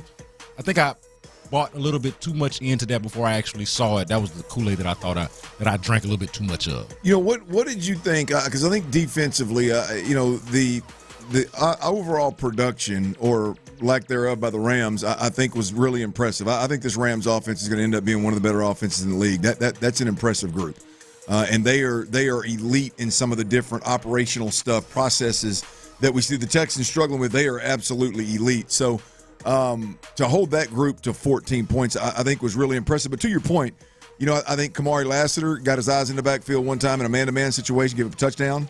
I think Jalen Petrie got his eyes in the backfield one time and gave up the nail in the coffin at the end of the game. Yep. I think Derek Stingley Jr. got if we're being honest, for Derek Stingley Jr. standard, I think he got abused a couple of times, 3 or 4 different times. He got targeted a couple of times. What do you attribute that to? Because that is not. I expect, hey, man, Jalen Petrie's in man-to-man coverage, and he just 20 yards downfield, they ran away from him. Or Kamari Lassiter just, hey, man, doesn't have that top-end speed that some corners have, and so they ran a go route by him. I don't expect what I saw from some of those key defenders in that secondary. What do you attribute that to? Yeah, so as disappointing as it was to see, I am going to attribute it, at least for now, as we sit here going into week 2, I'm going to attribute it to I don't know if rust is the right word, but still kind of getting the hang of it, still kind of getting into the swing of things. I think is what I'm going to – now, if it becomes a pattern, it becomes a trend, and we got bigger questions to answer. But right now I'm willing to give them a little bit of a pass for it, even though we can acknowledge that there were parts of it that were unacceptable. It was really up and down because there were moments when they were really on top of it. Sure, yeah. And I think that's what helped them hold the Rams to only 14 points. But when it fell out the bottom, it really did, and so I think that's what tilted the game. Well, they got some special teams, grace. They got a couple of big plays offensively. They got called back that probably would have busted that thing open. But I'm glad you said that because that's my take on it. I do wonder, guys, how much like Will Anderson and Danielle Hunter, we walked over there every day at practice and watched him just abuse the quarterback, right? Mm-hmm. And so how many times did Nico Collins really get to do work on or really, I guess on the flip side, when did Derek Stingley really see a quarterback wide receiver combo where we're attacking your ass? When did Kamari Lassiter get held accountable? When did Jalen Petrie actually get targeted throughout camp, given how we watched the quarterback and the O-line struggle so much? And the pressure was good. I agree with you. The pressure was good from the Texans, but it wasn't overwhelming to just, hey, they're not going to be able to operate. And I think the other side of that is pressure was fine from the Texans, but also kind of to Clint's earlier point about this being just a kind of a better operation, a more fine-tuned operation between Sean McVay, Matthew Stafford, who's been doing it for 100 years now. Like, you could watch the Rams and see, oh, that's not the offense that the Texans had been practicing against all throughout that the Texans defense had been practicing against throughout training camp. And it's not necessarily a slight, but it is to acknowledge the Texans offense, long way to go, which we saw. We saw that play out on the field, and versus the Rams offense that is pretty much already established and is what it is. Yeah, B. Scott here with this Texans report. Well, let's move to the other side of the ball. The offense obviously was the thing that struggled, and the biggest thing that we were talking about all offseason long, Nick Caley, but more importantly, the offensive line. And we got our first taste of it. There were some shuffles and even more shuffles in the game. Your thoughts of their performance, and are you getting more concerned at this point after game one of watching what they look like in this game against the Rams? So the part that I was okay with was the actual play calling itself, for the most part. I mean, I think every game with pretty much any play caller, maybe outside of Shanahan and McVay themselves, but for the most part, you can pick apart a play or two here or there where you're like, I don't know about that one, and agree to disagree. But for the most part, I was actually okay with the play calling. The part that really got me, and I was on this when it seemed like it was going to go in this direction toward the end of last week when we saw Ed Ingram pop up on the injury report. It was that they were more than likely going to do this offensive line shuffle. And, man, I just don't like it. And I'm not going to pretend like that's what would have won or would actually lost them the game. I actually think that they struggled enough. It's hard to come in here and be like, man, they were Ed Ingram away. Or they were a Juice Scruggs away. Yeah. Or, man, you put Ed Ingram and Christian Kirk in the game, and they are going to score touchdowns, and this thing is going to look a whole lot better. I don't want to lie and over-talk it and overdo it, but it also seemed like that's just a self-inflicted wound that you don't really have to go with. And look, if they think that their best five is playing musical chairs once one guy goes out, who am I to argue any different? I'm just saying, if you just look at it from a math standpoint, one guy goes down, but three guys have to sub. Yeah. That math does not math to me. So, where would you prefer to take your hit once you have to put in a reserve, right? Would you prefer to take it in three places or just the one spot where you need to reserve? And so, to me, even if you think that Cam Robinson is a better left tackle than, let's say, Drew Scruggs is a right guard, does that offset the fact that you have to move Ariante Ursery from the left to the right where he's more comfortable to where he's probably less comfortable no matter what he says? Does that supersede the fact that Titus Howard's probably a better tackle than he is a guard, even though you realize and know that he can play there? Yeah. On top of the fact that now you're inserting a backup who was Cam Robinson, who lost his job to the rookie that was at left tackle to begin with. So where would you prefer to take your L? How would you like to pick your poison? To me, I would rather just put in one reserve instead of making three people do something different. Well, I think I love your point, and I think it's one of a few that just make it significantly more difficult on Nick Caley, right? I mean, now think about what you're saying. Like going into that game, ideally, if you just plug Juice Scruggs in at right guard, you go, hey, I got a left tackle that's a rookie, I got to protect him. When you go to switching, if you didn't know it up front, you damn sure knew it early in that game. Hey, man, I got to help Cam Robinson over there. He is either sick, out of shape, or just not very good. Something's wrong over there. Oh, by the way, you still got that rookie over on the right side you got to take care of. Oh, by the way, your center just got hurt. Yeah. Right? So, I mean, you like that offense. Think about the running backs decision. Hey, Kaylee, man, we're going to get 4 different running backs touches instead of just putting one in there and letting him call plays and letting him design an offense around that particular guy.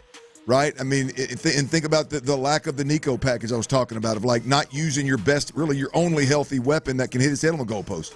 All of that in itself, B. Scott, you've heard us talking about it, all of that is an issue. But then when you put it all together, it's like, hey, man, you got this dude over here who never called plays trying to manage all that stuff. Well, and you've already got real, actual problems. It does not make sense to me for you to create them. Yes. Right? Yes. So now you're creating more problems than you're fixing. You know, the whole one step forward, two step back mantra, right? To me, that's what they were doing with some of the decisions they made outside of some of the already built-in challenges that they face. What do you think on that running back front? What do you think we see moving forward? Do you think we see more Nick Chubb? Look, I think we see more Nick Chubb, but I also don't think we see. So can these things exist in the same time, that we see more Nick Chubb, but we don't see less Dario Gumbawale? Because I feel like it seems like they trust Dario Gumbawale in a way that perhaps others do not. And look, I don't completely knock it. I think that they're kind of in a rock and a hard place with Joe Mixon not being. That was a big part of their plan, I think. And they probably just miscalculated that or did not anticipate that whatever's going on with Joe Mixon, it would be as serious as it is.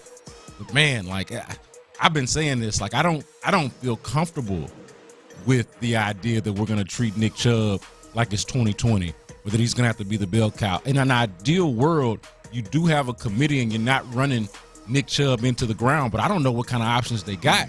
If Dameon Pierce is going to be ineffective, Dari is Dari. You know, like I prefer to see more Nick Chubb than more Dari, but I don't know if that's going to be the case. So where do you go from there? Does Woody Marks get a more prominent role? It's unclear on exactly what direction they're going to go in there. I mean, the right football thing to do, right? I mean, that makes sense, is you play Nick Chubb and then you have a guy, whoever your second best is, that is a guy that now this guy's going to be my, hey, man, Nick's tapping his helmet. All right, get in there. We trust you. If that were the role that Dari's in, that's fine. But it's planned from John. Hell, DeMeco said it in his postgame presser, or maybe it was his Tuesday presser.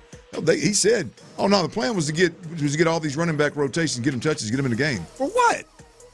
You ain't that good. Yeah. You ain't good enough. You ain't good enough to go out there and get 4 different dudes touches. But to me, Clint, that's the rock and the hard place, because I agree with your point.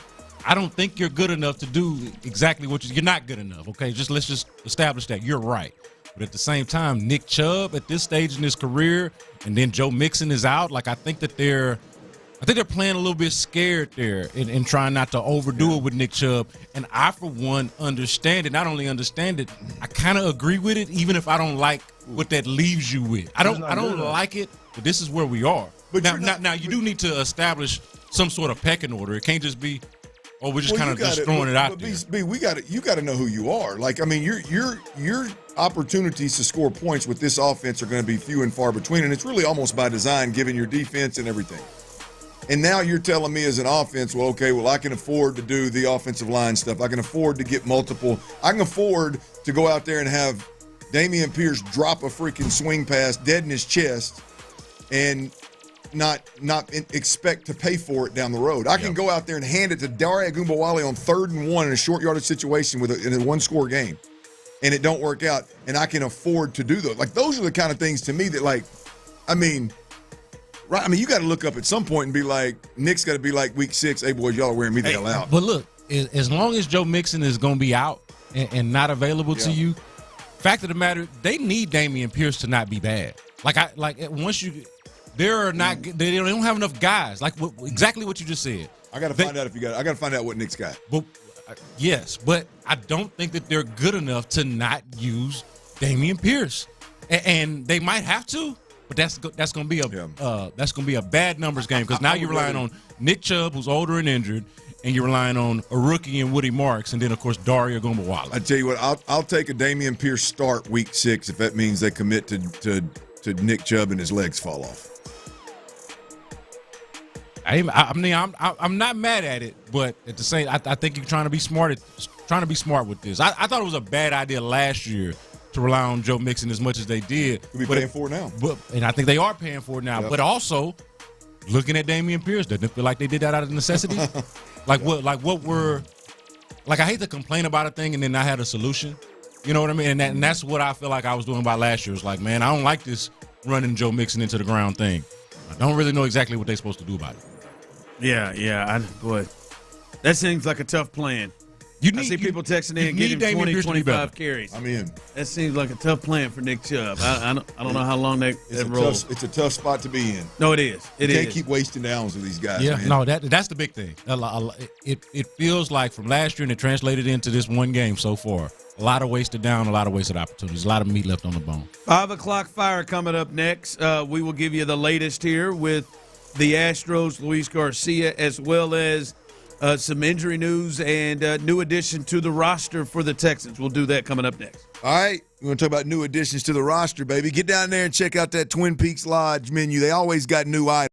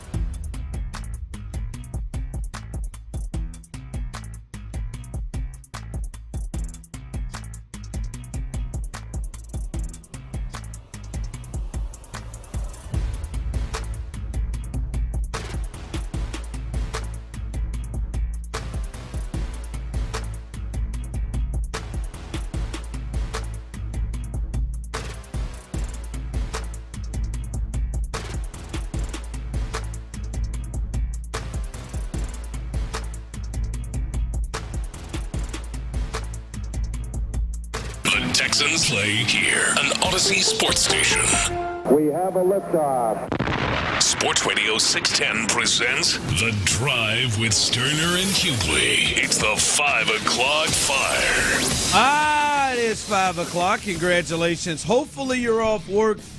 Luckily for you, Old Dirty Show, T-Mill, a.k.a. Psycho T, a.k.a. the producer that runs and produces the place. He's on the cover of your Marconi Award finalist. Tyler Milner, stay up later on. He had a big night. Big night. Well, he really was going to have a big night till the Astros astroed. But he'll make you some money. Make you some money tonight, all right? And he's had a pretty good week thus far, so T-Mill's best bets are coming up very, very soon. But let's get you ready for the ball game tonight. But before that, a couple of news and notes. And if you missed it, Luis Garcia, who exited in the second inning yesterday, he has been placed on the 15-day IL, Clint, with right elbow discomfort.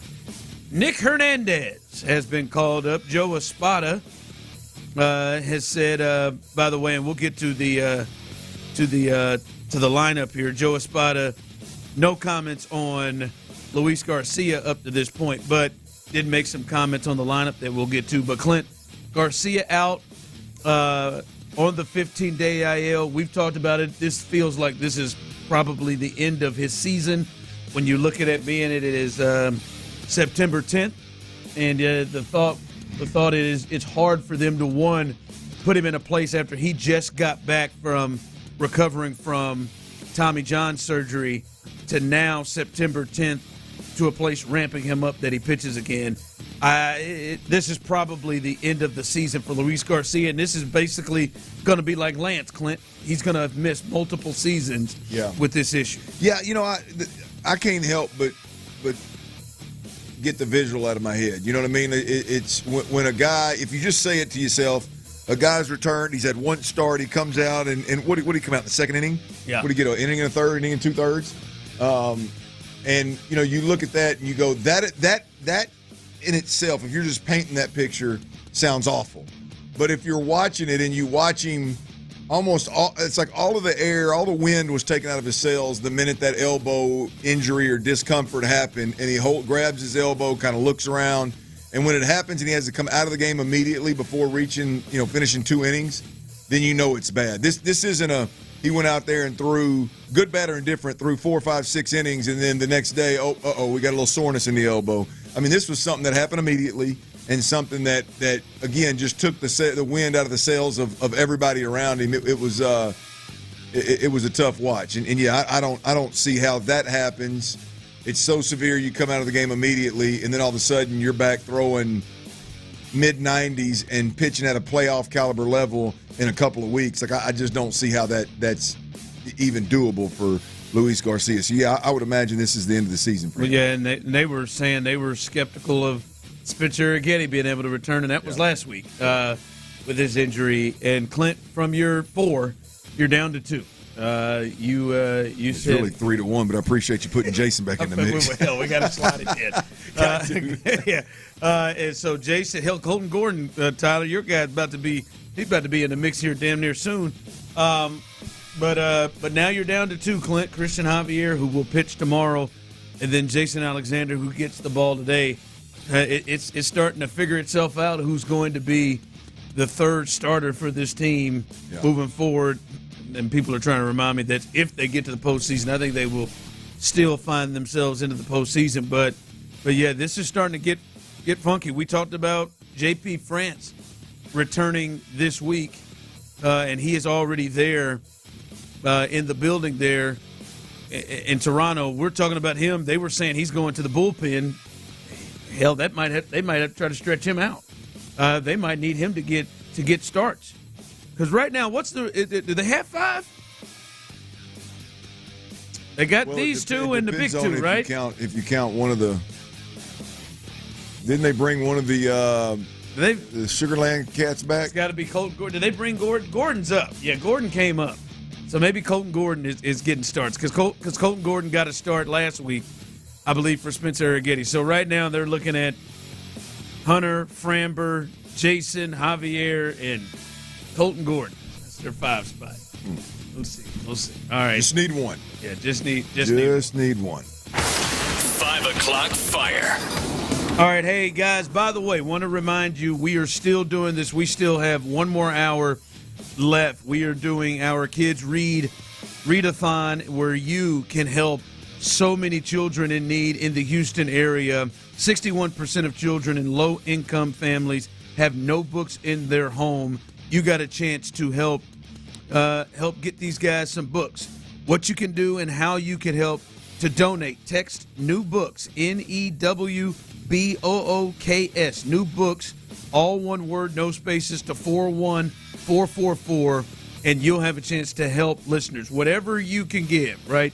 As Clint said earlier, when you text that, you will get something sent back to you where you can put any kind of donation that you want to give, from $5 to $500. You can do whatever it is you want to do. I think we have surpassed this, but Philip66 was gracious enough to match any of the donations during the afternoon drive. That means during the drive, Philip66 said they would match anything up to $25,000. Now, we are up near $45,000 at this point, Clint. We started at $17,000 when the show started, but we got another hour left.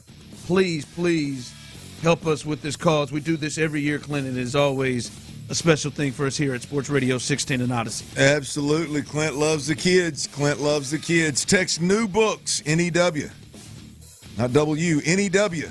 BOOKS. All one word, no spaces, to 41444. And you text that, you'll get a link sent back to you. You click that link, boom, you can donate right then and there. I'm gonna tell you, I got a text from my mom, Mama Stoerner. She said I donated $30. So clearly, it is not that difficult. That is unnecessary. But shoot the link. Even the old heads know. Shoot the message, NEWBOOKS, to 41444, and then boom, here comes that link, and you click the link, and it's easy peasy, baby, easy peasy. And we need to help these kids, man. Truth of the matter is there's a lot of kids in and around the Houston area that they don't even have books in their home. And so, change of life. Big shout out to the Barbara Bush Houston Literacy Foundation for making this happen and being the vehicle that we can use to help so many kids. It's a really cool opportunity, and shout out to everybody out there that's already donated, and for all those that will before we get off air. We appreciate that. We do. Continue to roll with us on that. All right, from the Texans standpoint, Clint Tyler, a little bit of an update here from the injury front. The Texans offense has to adjust without tight end Cade Stover. We knew with that broken foot, it's a hairline fracture, that there would be some time missed. He has been placed on IR, Clint, so he can return after 4 weeks.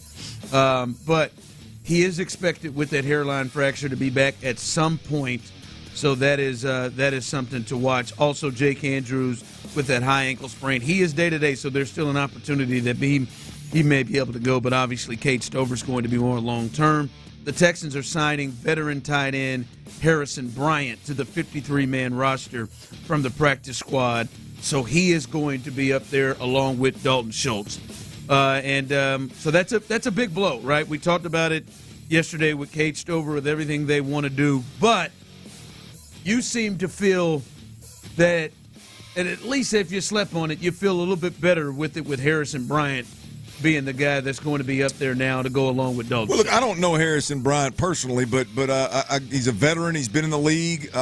He's got a background of somewhere in his past. He was an offensive lineman that kind of converted into a tight end as he grew up a little bit, and so he's got that background of having been coached in mechanically, technically, and blocking, whether it's pass protection or run blocking. And he's a veteran. It's a little bit longer in the tooth, been in multiple systems. He's been playing tight end for a while. And so, yeah, I mean, you got a guy that has been a tight end for an extended period of time, and he's a veteran. I would argue that now he's not going to bring the same thump that Cade Stover brings to the table. I believe Cade was one of a handful of guys that was the tip of the spear for DeMeco Ryans from a physicality standpoint. I don't think he's going to bring that like that. Yeah. Like you get excited about Cade Stover. I don't know if you can get really super stoked about Harrison Bryant. But there's an argument to be made that veteran that's been around the block and knows what the hell's going on is a little bit more flexible, probably knows a little bit more about defenses and about the intricacies of playing the position. You can argue that him and Dalton Schultz is just as good, if not a better combo than Cade Stover and Dalton Schultz, just from the sheer experience standpoint, and being able to maybe handle more of the playbook, or to give a little insight to C.J. Stroud or one of the tacklers or something. You never know. Cade Stover's kind of a different animal at that tight end position, and while you're going to miss him, I think there's some positives to be taken out of having a veteran that you can bump up. And here's the thing. We're going to learn a lot about the things that were said about Nick Caley coming in by multiple people, that he can adapt and he can fit an offense to his personnel and not just what he does. I would assume, Clint, his background and the way this team was constructed, the tight end position was going to be a big factor here. They started the season with Dalton Schultz, Brevin Jordan, Cade Stover. Those three guys all have, I'd say, different skill sets that you can exploit and have different matchup advantages there. And now they're down to have lost Irv Smith as well. They've lost three of those guys long term, and it'll be now interesting to see how Nick Caley is able to maybe shift things to his offense, because I know you feel a little bit more comfortable with the veteran Harrison Bryant, but I do believe they were looking, and I can understand it, as tight end as being a strength of this offense that they can exploit and get some matchups in. And now they've got to shift that. I don't know that it's I know it's not the strength that they thought it would be. And now we're gonna see Nick Caley. Is he going to be able to do what a lot of people have said about him and his ability to center an offense around the personnel he has? That's what we've heard. Kind of to the point I was making earlier, Ron. It's two veterans, so it's not like he's got to go grasping at straws. He should know what these guys can do well. They should sit down and have one conversation with them and know what they're really comfortable in, know what their strong suits are. Obviously, you don't need to have the conversation with Dalton. Hell, he's been here all offseason. But the reality of it is that should not be difficult to do with these two guys. And look, they are obviously very comfortable going into a game with two tight ends on the roster. I think they did it last week. So I would never go into a game with two tight ends on the roster. I mean, you are one injury away, which happened. Luckily, it happened late in the game, obviously, or he played injured, one of the two. But you lose the ability to go 22 personnel. You lose the ability to go 12 personnel. I mean, you lose the ability to do anything with two tight ends in the game, which really, once again, in another fashion, handcuffs your rookie offensive coordinator's never called plays before. So I would never do it, but clearly they're comfortable doing it, so that part of it is a non-factor as well. 5 o'clock fire. All right, NFL news. The Texans aren't the only ones dealing with injury issues. The 49ers, who had been looking to get back on track this year, they're already dealing with injuries, and that's probably what derailed their season last year.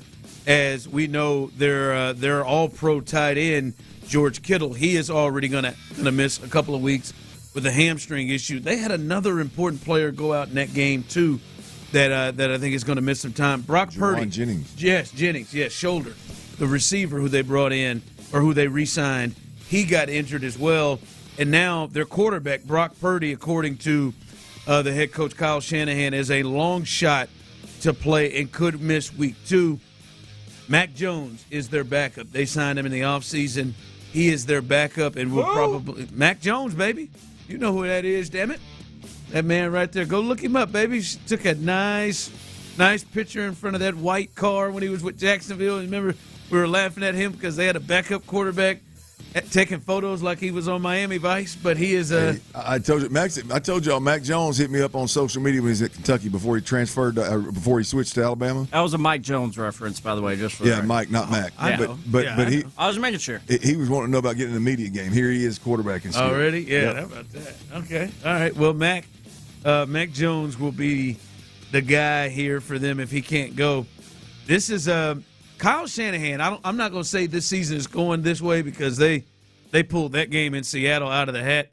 If you go look at it, Kyle Shanahan's a really good coach, one of the best coaches. When he has good seasons, he has great seasons. Gets to the Super Bowl, NFC Championship game. But if you go look at the other seasons, when he bombs, well, they bomb. They win Rock 6 bottom. games. They win 4 games. I mean, they do it. So we'll see. And Christian McCaffrey, who is dealing with injury stuff going into the year, anyway, we'll see what happens there. But they are beat up already. So the 49ers, they're going to be without some really, really key members to their team. All right, coming up, solutions. All right, we're not about just pointing out what we see is wrong. Solutions. And we'll give you solutions right now with the Texans offense. That's coming up next. Hey, y'all, Synergenics and Low T Center, y'all heard of them, man. They're the original MVPs of the testosterone replacement therapy game.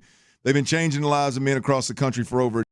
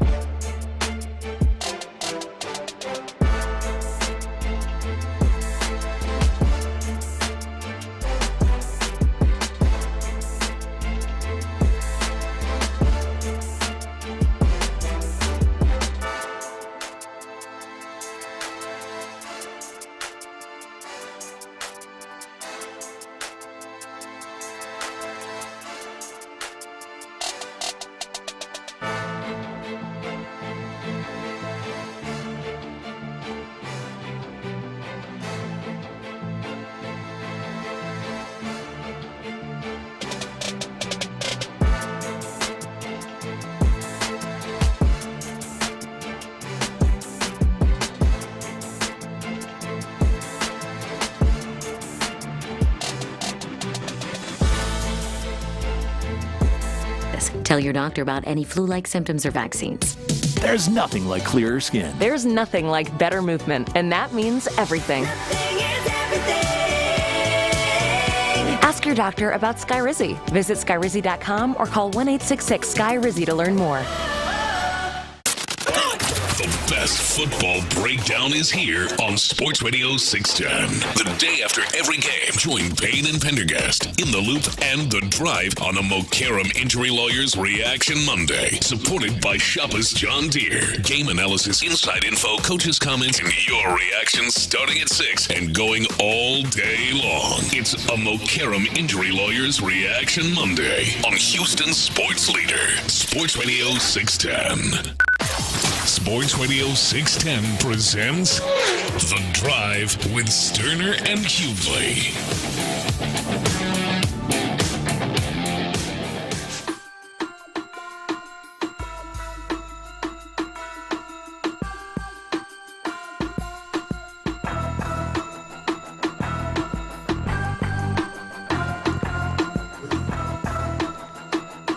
I mean, I know people like to give me hell because I wasn't born in Houston and I'm not from Houston. But guys, I mean, it was the Mike Jones reference was very clear and obvious. I got it. I got it. Jesus. Sure you did. Okay. All right. I mean, what'd you think he meant? I got it. I just repeated it back so we could say it again. Oh, they think you were questioning like Mike Jones. Like when I said Mac Jones, and he said who, and I said Mac Jones. I mean, you didn't respond in like a super sarcastic fashion, though. I just said it again. I thought it was all very smooth and very obvious what was going on. On both sides. Yeah, the sarcasm was just saying it again. What did Tyler do? Tyler's got the. Well, this is the first. I thought Tyler. I thought Tyler knew. I thought Tyler knew I had it. I thought Tyler knew I had it until now. Tyler was with the sure. Somebody texted in. That would be obvious sarcasm right there. Show didn't get it. Tyler shaking his head. He did. I believe it did. Tyler really set you up right there, Ron. His little step in of. Damn it, Ron. By the way, that was a Mike Jones deal. I think I got you. So it texted. I think Tyler really he saw that big bus coming, that big text line bus coming, and just kind of switched in. He said, "Damn it, Ron." I thought you'd have had the Mike Jones reference. Jeez, I think my mom might have that. Oh, hell yeah. Yeah. By the way, I may have a problem on my hands here, boys. Let me know if you think it's healthy that my 3.5-year-old knows damn near every word to Miss New Booty. Oh, there's nothing wrong with that. Bubba Sparks. That's a classic. That was on one of the first burnt CDs I ever made whenever I started driving at 16. That is that would have not been on the bingo card of guess what nasty song my daughter knows. Chief, I'm not kidding you. I'm not kidding you one bit. Word for word. I'm thinking, what in the hell? Booty, rocking everywhere. That's her favorite part. That's her favorite part right there, man. Like, oh hell, what are we doing, man? Oh man. What you know the other one that's really got me? Oh, I saw some Alpha Stroller that one time. I said, well, I didn't see that one coming. She got blue stripes. Blue stripes, huh? They talk about showing their the word we can't say on TV in the strip club, and there's literally a line that says bare chest in the strip clubs. She got it. I said, whoa, can we get the edited version? Can we please get the clean version for my 3.5-year-old? Well, Lo just going with her with it. Well, Lo didn't do it. Lo found out about the same way I did. Lo may have had something to do with the Miss New Booty. I can't remember what that was. She had one of them. Oh, Aunt Momo had her on the on that blue stripes, and I thought. And I never really heard the song. Like I like, Jessie Murphy, or Jessie Murphy, or Jess Murphy, whatever the hell it is. I mean, I like her little get down. I'd never really paid attention to the lyrics of that song. I mean, she's vindictive, man. She's getting in. She's just gonna go in there and bare chest in the strip club, man, because she got old buddies mad at her. Yeah, I think that's the way it is. Yeah, 3.5-year-old. At least she's not saying the word that we can't say, so she can't say it either. Well, rhymes with kitties. That's a good one. Actually, the one she does say, is Rhymes with kit. Bear Kit's in the strip club. Yeah. You know what I mean? Yeah, Bear Kit's in the strip club. There you go. I'm like, whoa. Before you realize what you're saying and what you're doing, let's keep that Keep off. it down, baby. Keep it out of the playlist. Yeah.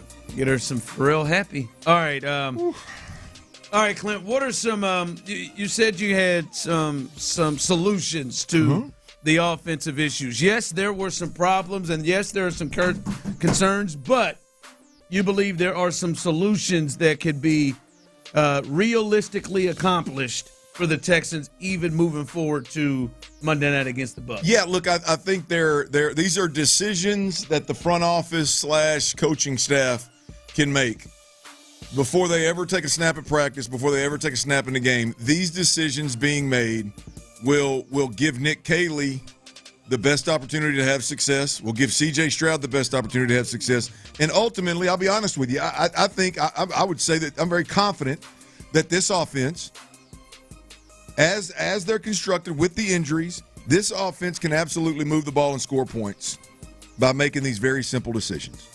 Not accomplishing this or that, by making very simple decisions, right? Some of y'all that listen to this show on the regular can probably guess what those decisions are based on what my frustrations were with the offense. I'll give you one of them. It's the offensive line, right? Get the best offensive line on the field. It's that simple, right? Forget this best five. Let tackles play tackles. Let guards play guard. Let centers play centers, and let's put them out there on the field. They're all fixable. I've told you before, this group does not consist of Cam Robinson. He's either not healthy, he's not ramped up and in shape to play, or he's just not very good. He doesn't care. He's not physical. He's not buying in. He doesn't finish. Like, either way, put him on the shelf until he gets ready, or put him on the shelf for good. Doesn't matter. Here's what needs to happen. The left tackle needs to be Ariante Ursary. The left guard needs to be Laken Tomlinson. The center needs to be Jarrett Patterson. Because of the injury, it's Jarrett Patterson. The right guard needs to be Ed Ingram or Juice Scruggs, whichever one's healthy. And then the right tackle needs to be Titus Howard. Let tackles play tackles, guards play guards, centers play center, and let Nick Caley go into a game for once and just say, hey, I've got a rookie left tackle that I've got to protect. Let C.J. Stroud go into a game for once. Now, I don't know what's going to happen down the road, but let him go into a game with the thought of, hey, what I need to do from my protection standpoint is I just need to keep in mind that I got a rookie tackle over there, and see if I can't help him. Whether it's C.J. Stroud thinking that or it's Nick Caley thinking that, get the best offensive line on the field. And here's the other part of it. DeMeco Ryans, all you got to do. And it's time. We got to quit handling these guys with kid gloves. It's simple. Get that offensive line on the field and tell every one of them. Hell, I'd tell them in my pregame speech. If you don't get out there and finish through the whistle on every MF and play coming off the field, you're getting yanked, and I'm probably going to meet you at the bottom of the numbers, and I'm going to let everybody know how unhappy I am with you. That's all I'm asking you to do. You don't have to be great. Finish through the whistle every play. Don't quit. If you get beat hanging onto the hip of a defensive tackle or a linebacker the way Woody Marks and Jake Andrews did last week. Give C.J. Stroud a chance. That's it. Get the best O-line on the field and tell these guys, if you don't finish every damn snap, if you don't give me everything you got, your ass is going to come sit on the sideline. Right? That's number one. Number two, I told everybody yesterday it is a fireable offense for Nico Collins to have one catch and 2 targets in the first half of a football game. Absolutely fireable offense. On top of that, so get Nico the ball is definitely number 2. It's really number 1, but it's number 2 on my list here. But you got to move Nico around formationally. You got to move Nico around with motions and get him touches, period. If you want to leave somebody stationary, set Higgins' ass, big tall ass over there where Nico typically stands. Let him be your boundary receiver. Let him be your guy that can take the top off of. Let him be your deep shot guy, and let Nico be the guy that we're going to get volume to Nico Collins. He's going to be a volume catcher this week and see if he can't break some tackles and make some big plays for us. You got to move him around. You can't leave him stagnant. You got to get the ball to him. Number 3 is, I don't think this is difficult. I disagree with B. Scott. I don't think this is difficult, and I guess you too, Ron, because I don't think you're here with me either. But they got to feed Nick Chubb. I mean, you're not in a position to be choosy. You're not in a position to try to save Nick Chubb. If you get 6 or 8 games into the season and you've overused Nick Chubb, that's a perfect excuse why you got to go to a backup or you got to give one of these other guys touches. I'd argue by that time you'll have a better Woody Marks at that point in time if it need be. But we're not in a position. We're not good enough offensively to waste snaps. We're not good enough offensively to waste drives with guys in the game that aren't your best players. And to go into a game with the mindset we're going to get a 4 running back rotation, go here and get everybody touching, you're not good enough offensively to do that. You are an offensive unit that's got to ride your horses. You have got to ride your horses. And this year, the way you are right now, your horses are Nico Collins and Nick Chubb. Those are your 2 horses right now that you absolutely have to ride. And I'm talking about ride the legs off of them. Period. That's where you're at, Ron. Nico Collins and Nick Chubb. That's where you're at. Your horses. That is where you are at, sir. Oof.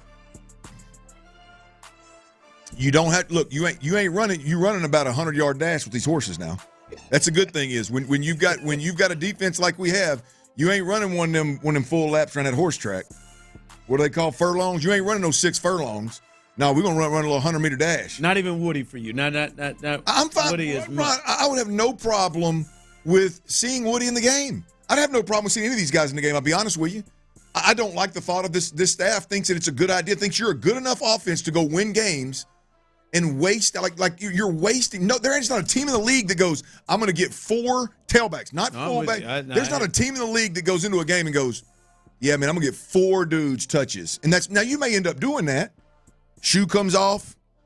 Somebody blows a knee out. Somebody gets concussion. You may end up doing that, but that ain't the plan. Not to mention when those 4 guys you're getting touches, one of them has any business getting touches at this point. So I mean, it's not like that you're not good enough. You're not like they got to know who they are offensively, and you're simply not good enough to take that approach. You're not good enough to take the best 5 offensive lineman approach up front. You're not good enough to get 4 running backs touches in the first quarter. You're not good enough to let your best and only superstar on this offense see the football 1 time in the first half. You're not. You're not even remotely close to being good enough. Yeah. Call it sound football. Call it spreading the football around. Call it giving. Whatever. Call it whatever you want. But the reality of it is you're not good enough to do those things. They've got to have more horses than that, and I think you're leaving one off. Oh. I think you're leaving a horse off. Can't wait to hear this. That we need to look at. We'll discuss that coming up next, right here live on the Drive. All right.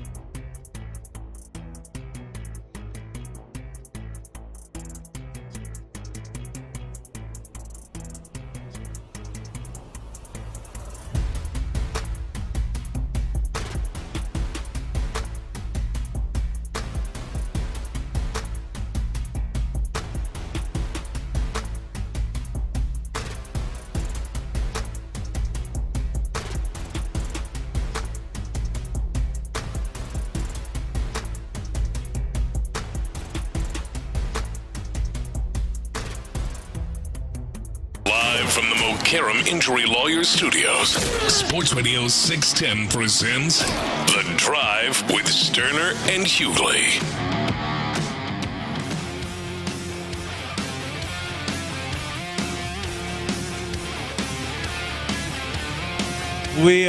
Someone texted in, what horse are you about to talk about, show? I'll let you know. Let you know here in just a second. But come out tomorrow. Come hang out with us. We will be live as it is week 2 of Thirsty Thursdays. We'll be at Buffalo Wild Wings, of course. Shout out to Buffalo Wild Wings and Bud Light. You know we don't come empty-handed, so there will be prizes for you to win. Good cold beer, good drinks as well, and good food, good wings over there at Buffalo Wild Wings.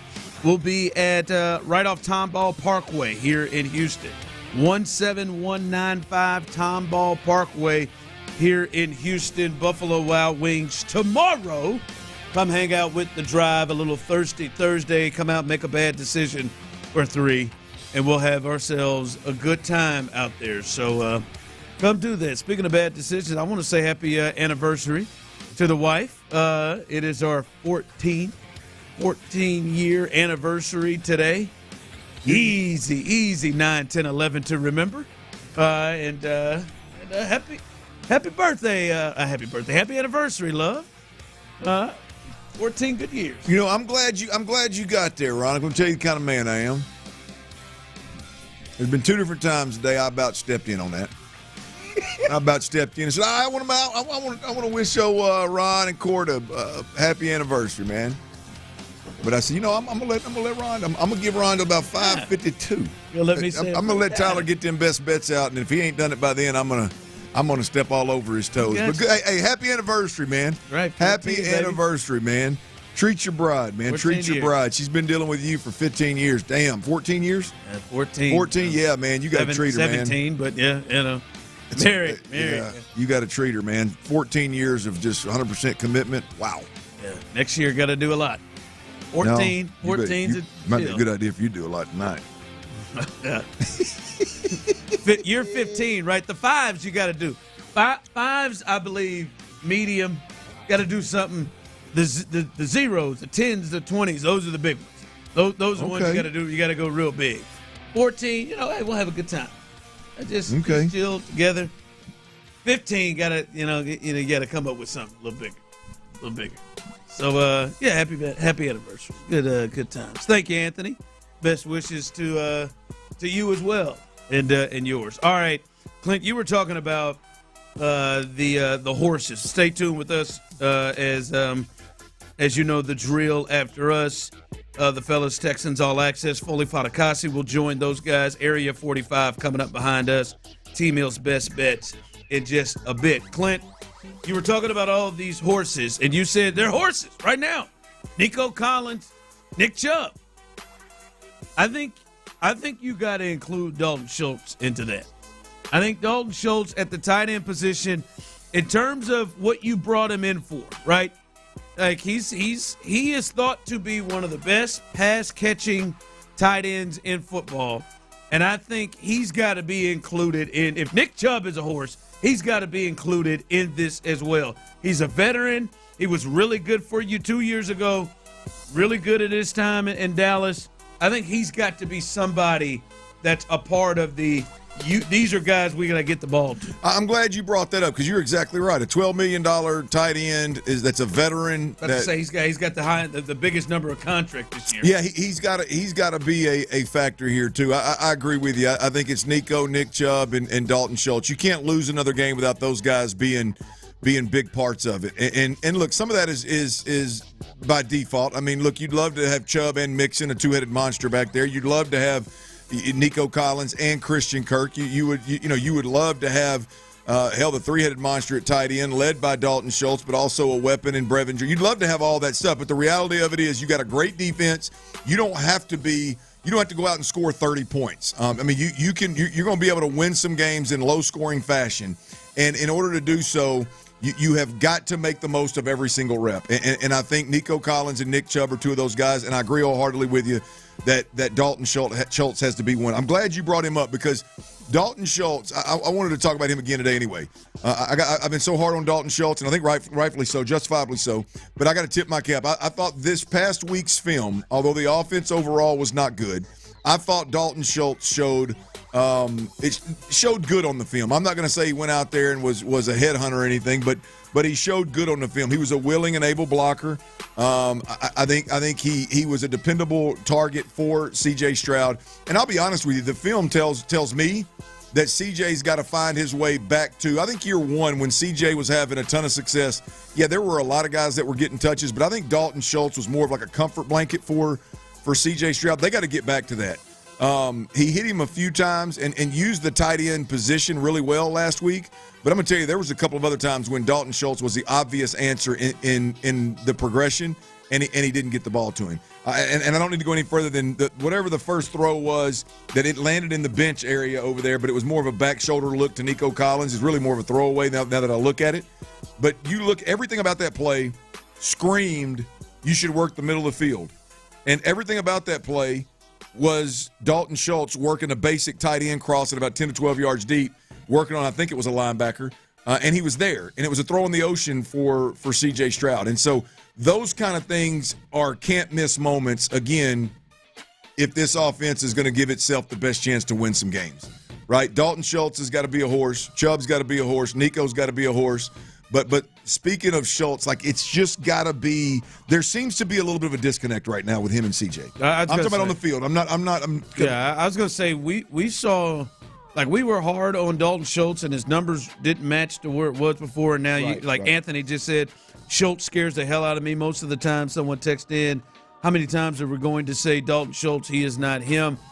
There were times last year where I think Dalton Schultz was open and was missed and was bypassed for maybe more down the field or something else. And I'm not talking about from a blocking perspective.